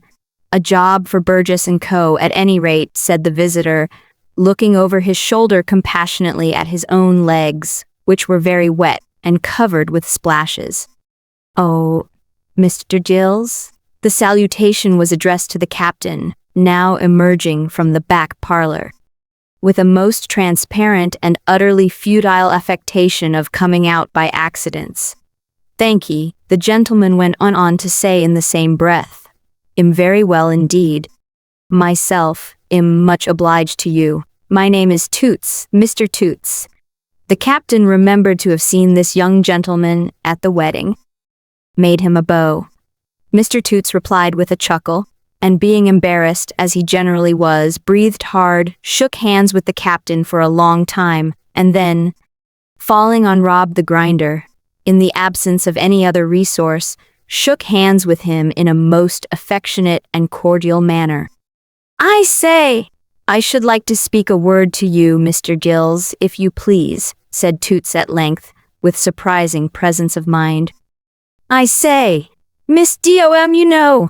The captain, with responsive gravity and mystery, immediately waved his hook towards the little parlor, whither Mr. Toots followed him. "Oh, I beg your pardon, though," said Mr. Toots, looking up in the captain's face as he sat down in a chair by the fire, which the captain placed for him. "You don't happen to know the chicken at all, do you, Mr. Gills?" "The chicken?" said the captain. "The game chicken," said Mr. Toots. The captain shaking his head, Mr. Toots explained that the man alluded to was the celebrated public character who had covered himself and his country with glory in his contest with the Nobby Shropshire one. But this piece of information did not appear to enlighten the captain very much, because his outside, "That's all," said Mr. Toots. "But it's of no consequence. He won't get very wet, perhaps. I can pass the word for him in a moment," said the captain. "Well, if you would have the goodness to let him sit in the shop with your young man," chuckled Mr. Toots, "I should be glad, because, you know, he's easily offended, and the damp's rather bad for his stamina. I'll call him in, Mr. Gills." With that, Mr. Toots, repairing to the shop door, sent a peculiar whistle into the night, which produced a stoical gentleman in a shaggy white greatcoat and a flat-brimmed hat, with very short hair, a broken nose, and a considerable tract of bare and sterile country behind each ear. "Sit down, chicken," said Mr. Toots. The compliant chicken spat out some small pieces of straw on which he was regaling himself, and took in a fresh supply from a reserve he carried in his hand. "There ain't no drain of nothing short handy, is there?" said the chicken generally. This here sluicing night is hard lines to a man as lives on his condition. Captain Cuttle proffered a glass of rum, which the chicken, throwing back his head, emptied into himself, as into a cask, after proposing the brief sentiment towards us, Mr. Toots and the captain returning then to the parlor and taking their seats. Before the fire, Mr. Toots began. "Mr. Gills." "Awas," said the captain. "My name's Cuttle." Mr. Toots looked greatly disconcerted, while the captain proceeded gravely. "Cap'n Cuttle is my name, and England is my nation. This here is my dwelling place, and blessed be creation job," said the captain, as an index to his authority. "Oh, I couldn't see Mr. Gills, could I?" said Mr. Toots. "Because, if you could see Sol Gills, young gentleman," said the captain, impressively, and laying his heavy hand on Mr. Toots' knee, "old Sol, mind you, with your own eyes, as you sit there, you'd be welcomer to me than a wind astern to a ship becalmed. But you can't see Sol Gills. And why can't you see Sol Gills?" said the captain, apprised by the face of Mr. Toots that he was making a profound impression on that gentleman's mind. Because his invisible, Mr. Toots in his agitation was going to reply that it was of no consequence at all. But he corrected himself and said, "Lor bless me. That there man," said the captain, "has left me in charge here by a piece of writing. But though he was a'most as good as my sworn brother, I know no more where he's gone, or why he's gone, if so be to seek his nevy, or if so be along of being not quite settled in his mind, than you do. One morning at daybreak, he went over the side," said the captain, "without a splash, without a ripple. I have looked for that man high and low, and never set eyes, nor ears, nor nothing else, upon him from that hour. But, good gracious, Miss Dombey don't know," Mr. Toots began. "Why, I ask you, as a feeling heart," said the captain, dropping his voice, "why should she know? Why should she be made to know, until such time as there wam't any help for it? She took to old Sol Gills, did that sweet creetur, with a kindness, with a affability, with a what's the good of saying so? You know her." "I should hope so," chuckled Mr. Toots, with a conscious blush that suffused his whole countenance. "And you come here from her?" said the captain. "I should think so," chuckled Mr. Toots. "Then all I need observe is," said the captain, "that you know a angel, and are chartered a angel." Mr. Toots instantly seized the captain's hand and requested the favor of his friendship. "'Pon my word and honor," said Mr. Toots, earnestly, "I should be very much obliged to you if you'd improve my acquaintance. I should like to know you, captain, very much. I really am in want of a friend, I am. Little Dombey was my friend at old Blimber's, and would have been now if he'd have lived." "The chicken," said Mr. Toots, in a forlorn whisper, "is very well admirable in his way. The sharpest man, perhaps, in the world. There's not a move he isn't up to. Everybody says so. But I don't know, he's not everything. So she is an angel, captain. If there is an angel anywhere, it's Miss Dombey. That's what I've always said." "Really though, you know," said Mr. Toots, "I should be very much obliged to you if you'd cultivate my acquaintance." Captain Cuttle received this proposal in a polite manner, but still without committing himself to its acceptance, merely observing, "Aye, my lad. We shall see," and reminding Mr. Toots of his immediate mission by inquiring to what he was indebted for the honor of that visit. "Why, the fact is," replied Mr. Toots, "that it's the young woman I come from. Not Miss Dombey Susan, you know." The captain nodded his head once, with a grave expression of face indicative of his regarding that young woman with serious respect. "And I'll tell you how it happens," said Mr. Toots. "You know, I go and call sometimes on Miss Dombey. I don't go there on purpose, you know, but I happen to be in the neighborhood very often, and when I find myself there, why I call." "Naturally," observed the captain. "Yes," said Mr. Toots, "I called this afternoon. Upon my word and honor, I don't think It's possible to form an idea of the angel Miss Dombey was this afternoon. The captain answered with a jerk of his head, implying that it might not be easy to some people, but was quite so to him. As I was coming out, said Mr. Toots, the young woman, in the most unexpected manner, took me into the pantry. The captain seemed for the moment to object to this proceeding, and leaning back in his chair, looked at Mr. Toots with a distrustful, if not threatening visage. Where she brought out, said Mr. Toots, this newspaper.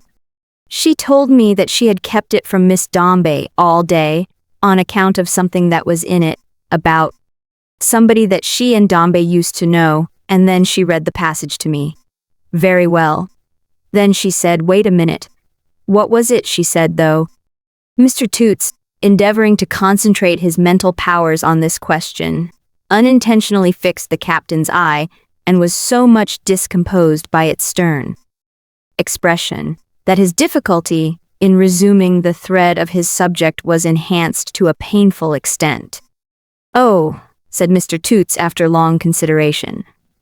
Oh, yes. She said that she hoped there was a bare possibility that it might be true, and that as she couldn't very well come out herself without surprising Miss Dombey, would I go down to Mr. Solomon Gill's, the instrument maker's in this street, who was the party's uncle, and asked whether he believed it was true or had heard anything else in the city. She said if he couldn't speak to me, no doubt Captain Cuttle could. By the by, said Mr. Toots, as the discovery flashed upon him, you know. The captain glanced at the newspaper in Mr. Toots' hand and breathed short, hurriedly. Well, pursued Mr. Toots, the reason why I'm rather late is because I went up as far as Finchley first to get some uncommonly fine chickweed that grows there for Miss Dombey's bird. But I came on here directly afterwards. You've seen the paper, I suppose? The captain, who had become cautious of reading the news, lest he should find himself advertised at full length by Mrs. Maxtinger, shook his head. Shall I read the passage to you? Inquired Mr. Toots. The captain making a sign in the affirmative, Mr. Toots read as follows from the Shipping Intelligence. Southampton. The bark Defiance, Henry James, commander, arrived in this port today with a cargo of sugar, coffee, and rum. Reports that being becalmed on the 6th day of her passage home from Jamaica, in such and such a latitude, said Mr. Toots, after making a feeble dash at the figures and tumbling over them. Cried the captain, striking his clenched hand on the table. Heave ahead, my lad. Latitude, repeated Mr. Toots, with a startled glance at the captain, and longitude. So and so, the lookout observed, half an hour before sunset. Some fragments of a wreck, drifting at about the distance of a mile. The weather being clear, and the bark making no way, a boat was hoisted out, with orders to inspect the same. They were found to consist of sundry large spars, and a part of the main rigging of an English brig, of about 500 tons burden, together with a portion of the stem, on which the words and letters Son and H were yet plainly legible. No vestige of any dead body was to be seen upon the floating fragments. Log of the Defiance states that a breeze springing up in the night, the wreck was seen no more. There can be no doubt that all surmises as to the fate of the missing vessel, the Son and Hare, port of London, bound for Barbados, are now set at rest forever. That she broke up in the last hurricane, and that every soul on board perished. Captain Cuttle, like all mankind, little knew how much hope had survived within him, under discouragement, until he felt its death shock. During the reading of the paragraph, and for a minute or two afterwards, he sat with his gaze fixed on the modest Mr. Toots like a man entranced. Then, suddenly rising and putting on his glazed hat, which in his visitor's honor he had laid upon the table, the captain turned his back and bent his head down on the little chimney piece. "Oh, upon my word and honor," cried Mr. Toots, whose tender heart was moved by the captain's unexpected distress. "This is a most wretched sort of affair, this world is. Somebody's always dying, or going and doing something uncomfortable in it. I'm sure I never should have looked forward so much to coming into my property if I had known this. I never saw such a world. It's a great deal worse than Blimbers." Captain Cuttle, without altering his position, signed to Mr. Toots not to mind him, and presently turned round, with his glazed hat thrust back upon his ears, and his hand composing and smoothing his brown face. "Waw, my dear lad," said the captain, "farewell. Waw, my child, my boy, and man, I loved you." "He warn't my flesh and blood," said the captain, looking at the fire. "Ain't got none, but something of what a father feels when he loses a son, I feel in losing Waw." "For why?" said the captain. "Because it ain't one loss, but a round dozen. Where's that there young schoolboy with the rosy face and curly hair, that used to be as merry in this here parlor, come round every week as a piece of music, gone down with war? Where's that there fresh lad that nothing couldn't tire nor put out, and that sparkled up and blushed so, when we joked him about Heart's Delight, that he was beautiful to look at?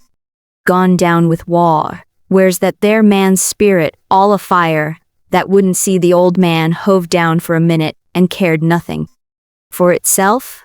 Gone down with war. It ain't one war.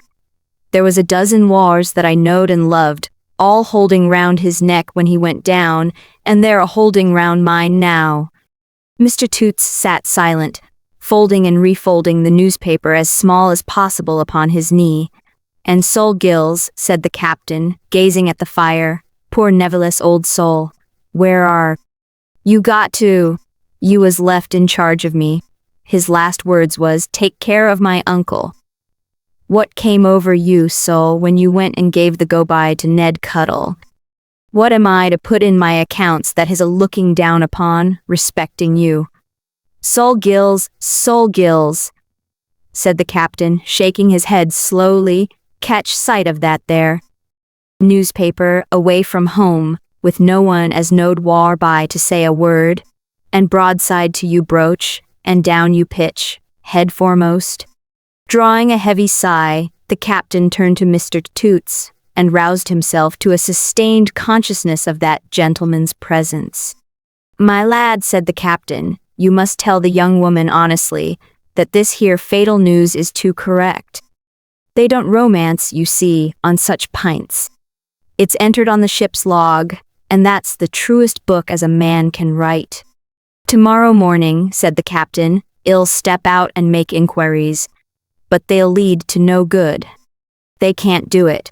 If you'll give me a look in the forenoon, you shall know what I have heard.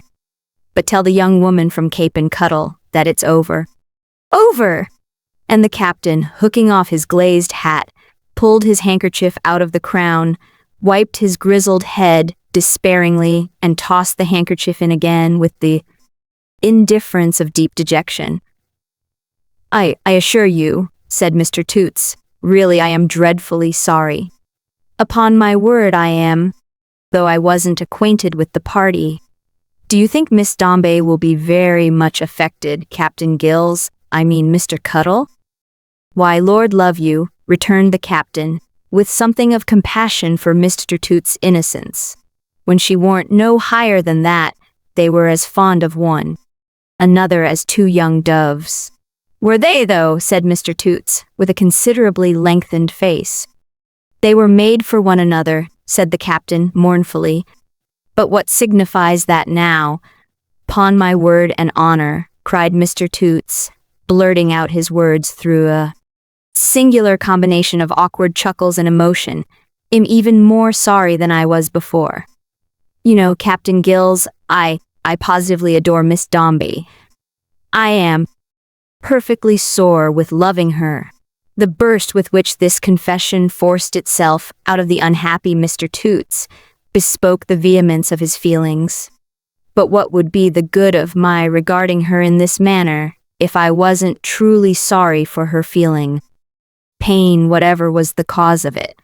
Mine ain't a selfish affection, said Mr. Toots, in the confidence engendered by his having been a witness of the captain's tenderness. It's the sort of thing with me, Captain Gills, that if I could be run over or trampled upon or thrown off a very high place, or anything of that sort, for Miss Dombey's sake, it would be the most delightful thing that could happen to me.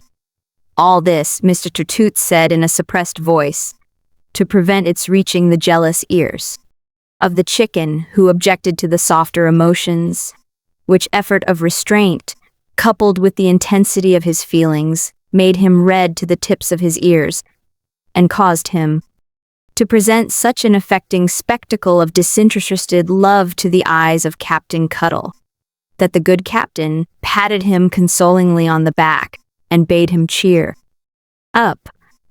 "Thank ye, Captain Gills," said Mr. Toots. "It's kind of you, in the midst of your own troubles, to say so. I'm very much obliged to you. As I said before, I really want a friend, and should be glad to have your acquaintance. Although I am very well off," said Mr. Toots, with energy, "you can't think what a miserable beast I am. The hollow crowd, when they see me with the chicken, and characters of distinction like that, suppose me to be happy, but am wretched. I suffer for Miss Dombey, Captain Gills. I can't get through my meals. I have no pleasure in my tailor. I often cry when I'm alone. I assure you it'll be a satisfaction to me to come back tomorrow, or to come back 50 times. Mr. Toots, with these words, shook the captain's hand, and disguising such traces of his agitation as could be disguised on so short a notice, before the chicken's penetrating glance, rejoined that eminent gentleman in the shop.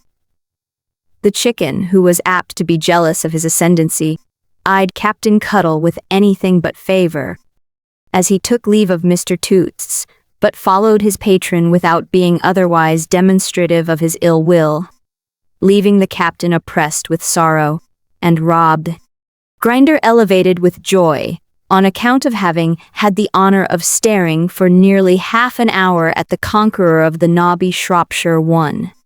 Long after Rob was fast asleep in his bed under the counter, the captain sat looking at the fire, and long after there was no fire to look at, the captain sat gazing on the rusty bars, with unavailing thoughts of Walter and Old Sol crowding through his mind. Retirement to the stormy chamber at the top of the house brought no rest with it, and the captain rose up in the morning, sorrowful and unrefreshed. As soon as the city offices were opened, the captain issued forth to the counting-house of Dombey and Son. But there was no opening of the midshipmen's windows that morning. Rob the Grinder, by the captain's orders, left the shutters closed, and the house was as a house of death. It chanced that Mr. Carker was entering the office, as Captain Cuttle arrived at the door. Receiving the manager's benison gravely and silently, Captain Cuttle made bold to accompany him into his own room. "Well, Captain Cuttle," said Mr. Carker, taking up his usual position before the fireplace, and keeping on his hat, "this is a bad business." "You have received the news as was in print yesterday, sir?" said the captain. "Yes," said Mr. Carker, "we have received it. It was accurately stated. The underwriters suffer a considerable loss. We are very sorry. No help. Such is life." Mr. Carker pared his nails delicately with a penknife and smiled at the captain, was standing by the door looking at him. "I excessively regret poor Gay," said Carker, "and the crew. I understand there were some of our very best men among 'em. It always happens so. Many men with families, too. A comfort to reflect that poor Gay had no family, Captain Cuttle." The captain stood rubbing his chin and looking at the manager. The manager glanced at the unopened letters lying on his desk and took up the newspaper. "Is there anything I can do for you, Captain Cuttle?" he asked, looking off it with a smiling and expressive glance at the door. "I wish you could set my mind at rest, sir, on something it's uneasy about, returned the captain. "Hey!" exclaimed the manager, "what's that?" "Come, Captain Cuttle, I must trouble you to be quick, if you please." "I am much engaged. Looky here, sir," said the captain, advancing a step. Afore my friend War went on. "This here disastrous voyage." Come, Captain Cuttle," interposed the smiling manager, "don't talk about disastrous voyages in that way. We have nothing to do with disastrous voyages here, my good fellow. You must have begun very early on your day's allowance, Captain.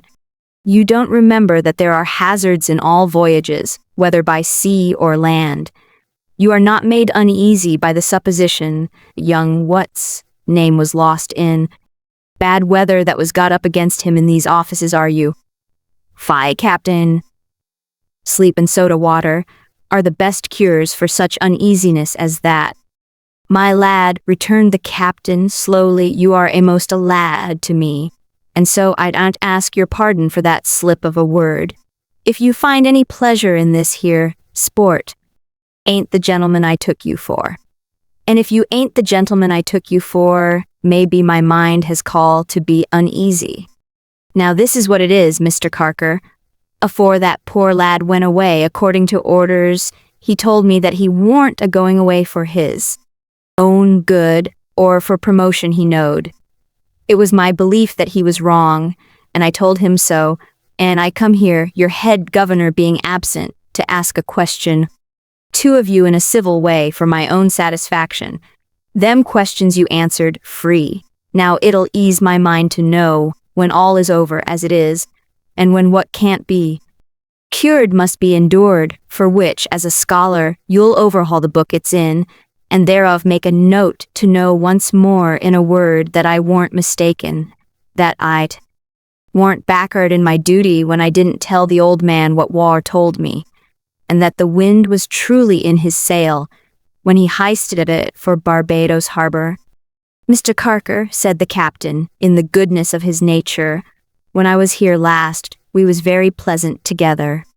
If I ain't been altogether so pleasant myself this morning, on account of this poor lad, and if I have chafed again any observation of yours that I might have fended off, my name is Edward Cuttle, and I ask your pardon. Captain Cuttle, returned the manager, with all possible politeness, I must ask you to do me a favor. And what is it, sir? Inquired the captain. To have the goodness to walk off, if you please, rejoined the manager, stretching forth his arm, and to carry your jargon somewhere else. Every knob in the captain's face turned white with astonishment and indignation. Even the red rim on his forehead faded, like a rainbow among the gathering clouds. I tell you what, Captain Cuttle, said the manager, shaking his forefinger at him, showing him all his teeth, but still amiably smiling, I was much too lenient with you when you came here before. You belong to an artful and audacious set of people. In my desire to save young what's his name from being kicked out of this place, neck and crop, my good captain, I tolerated you, but for once, and only once. Now go, my friend. The captain was absolutely rooted to the ground and speechless. Go, said the good-humored manager, gathering up his skirts and standing astride upon the hearth rug, like a sensible fellow, and let us have no turning out, or any such violent measures. If Mr. Dombey were here, Captain, you might be obliged to leave in a more ignominious manner, possibly. I merely say, go! The captain, laying his ponderous hand upon his chest, to assist himself in fetching a deep breath, looked at Mr. Carker from head to foot, and looked round the little room, as if he did not clearly understand where he was, or in what company. You are deep, Captain Cuttle, pursued Carker, with the easy and vivacious frankness of a man of the world who knew the world too well to be ruffled by any discovery of misdoing when it did not immediately concern himself. But you are not quite out of soundings, either, neither you nor your absent friend, Captain. What have you done with your absent friend, hey? Again the captain laid his hand upon his chest. after drawing another deep breath. He conjured himself to stand by, but in a whisper, "You hatch nice little plots and hold nice little councils and make nice little appointments and receive nice little visitors too, Captain Hay," said Carker, bending his brows upon him without showing his teeth any the less. "But it's a bold measure. To come here afterwards, not like your discretion. You conspirators and hiders and runners away should know better than that. Will you oblige me by going, my lad?" gasped the captain in a choked and trembling voice and with a curious action going on in the ponderous fist. Many words I could wish to say to you, but I don't rightly know where they're stowed just at present. My young friend War was drowned only last night, according to my reckoning, and it puts me out, you see. But you and me will come alongside another again, my lad, said the captain, holding up his hook, if we live. It will be anything but shrewd in you, my good fellow, if we do, returned the manager, with the same frankness. For you may rely, I give you fair warning, upon my detecting and exposing you. I don't pretend to be a more moral man than my neighbors, my good captain, but the confidence of this house, or of any member of this house, is not to be abused and undermined while I have eyes and ears. Good day, said Mr. Carker, nodding his head. Captain Cuttle, looking at him steadily, Mr. Carker looked full as steadily at the captain, went out of the office and left him standing astride before the fire, as calm and pleasant as if there were no more spots upon his soul than on his pure white linen and his smooth, sleek skin. The captain glanced, in passing through the outer counting-house, at the desk where he knew poor Walter had been used to sit, now occupied by another young boy, with a face almost as fresh and hopeful as on the day when they tapped the famous last bottle but one of the old Madeira in the little back parlor. The nation of ideas, thus awakened, did the captain a great deal of good. It softened him in the very height of his anger and brought the tears into his eyes. Arrived at the wooden midshipman's again, and sitting down in a corner of the dark shop, the captain's indignation, strong as it was, could make no head against his grief. Passion seemed not only to do wrong and violence to the memory of the dead, but to be infected by death, and to droop and decline beside it. All the living knaves and liars in the world were nothing to the honesty and truth of one dead friend. The only thing the honest captain made out clearly in this state of mind, besides the loss of Walter, that with him almost the whole world of Captain Cuttle had been drowned.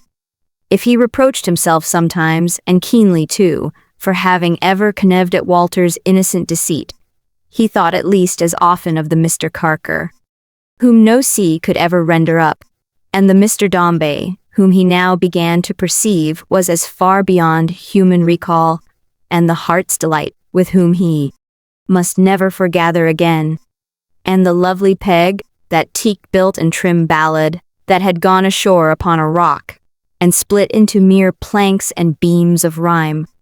The captain sat in the dark shop, thinking of these things to the entire exclusion of his own injury, and looking with as sad an eye upon the ground, as if in contemplation of their actual fragments as they floated past. But the captain was not unmindful, for all that, of such decent and rest observances, in memory of poor Walter as he felt within his power. Rousing himself, and rousing Rob the grinder, who in the unnatural twilight was fast asleep, the captain sallied forth with his attendant at his heels, and the door key in his pocket, and repairing to one of those convenient slop-selling establishments of which there is abundant choice at the eastern end of London, purchased on the spot 2 suits of mourning, one for Rob the grinder, which was immensely too small, and one for himself, was immensely too large. He also provided Rob with a species of hat, greatly to be admired for its symmetry and usefulness, as well as for a happy blending of the mariner with the coal heaver, which is usually termed a sou'wester, and which was something of a novelty in connection with the instrument business.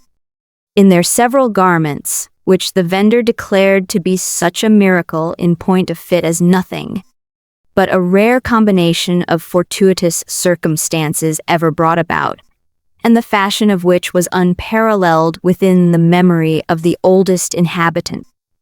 Captain and grinder immediately arrayed themselves, presenting a spectacle fraught with wonder to all who beheld it. In this altered form, the captain received Mr. Toots.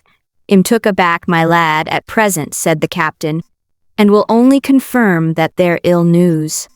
Tell the young woman to break it gentle to the young lady, and for neither of 'em never to think of me no more special, mind you, that is, though I will think of them when night comes on a hurricane and seas is mountains rolling, for which overhaul your Dr. Watts, brother, and when found, make a note on."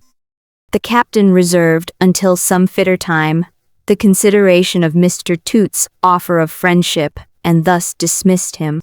Captain Cuttle's spirits were so low, in truth, that he half determined that day take no further precautions against surprise from Mrs. Maxtinger, but to abandon himself recklessly to chance, and be indifferent to what might happen.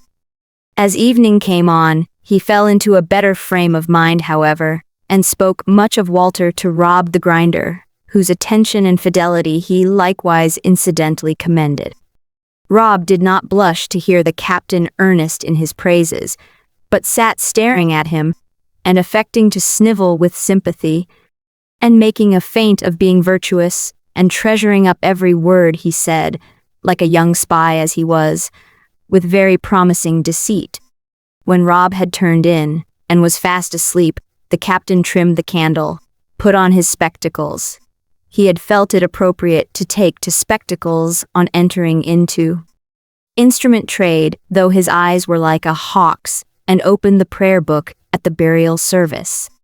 And reading softly to himself in the little back parlor, and stopping now and then to wipe his eyes, the captain, in a true and simple spirit, committed Walter's body to the deep.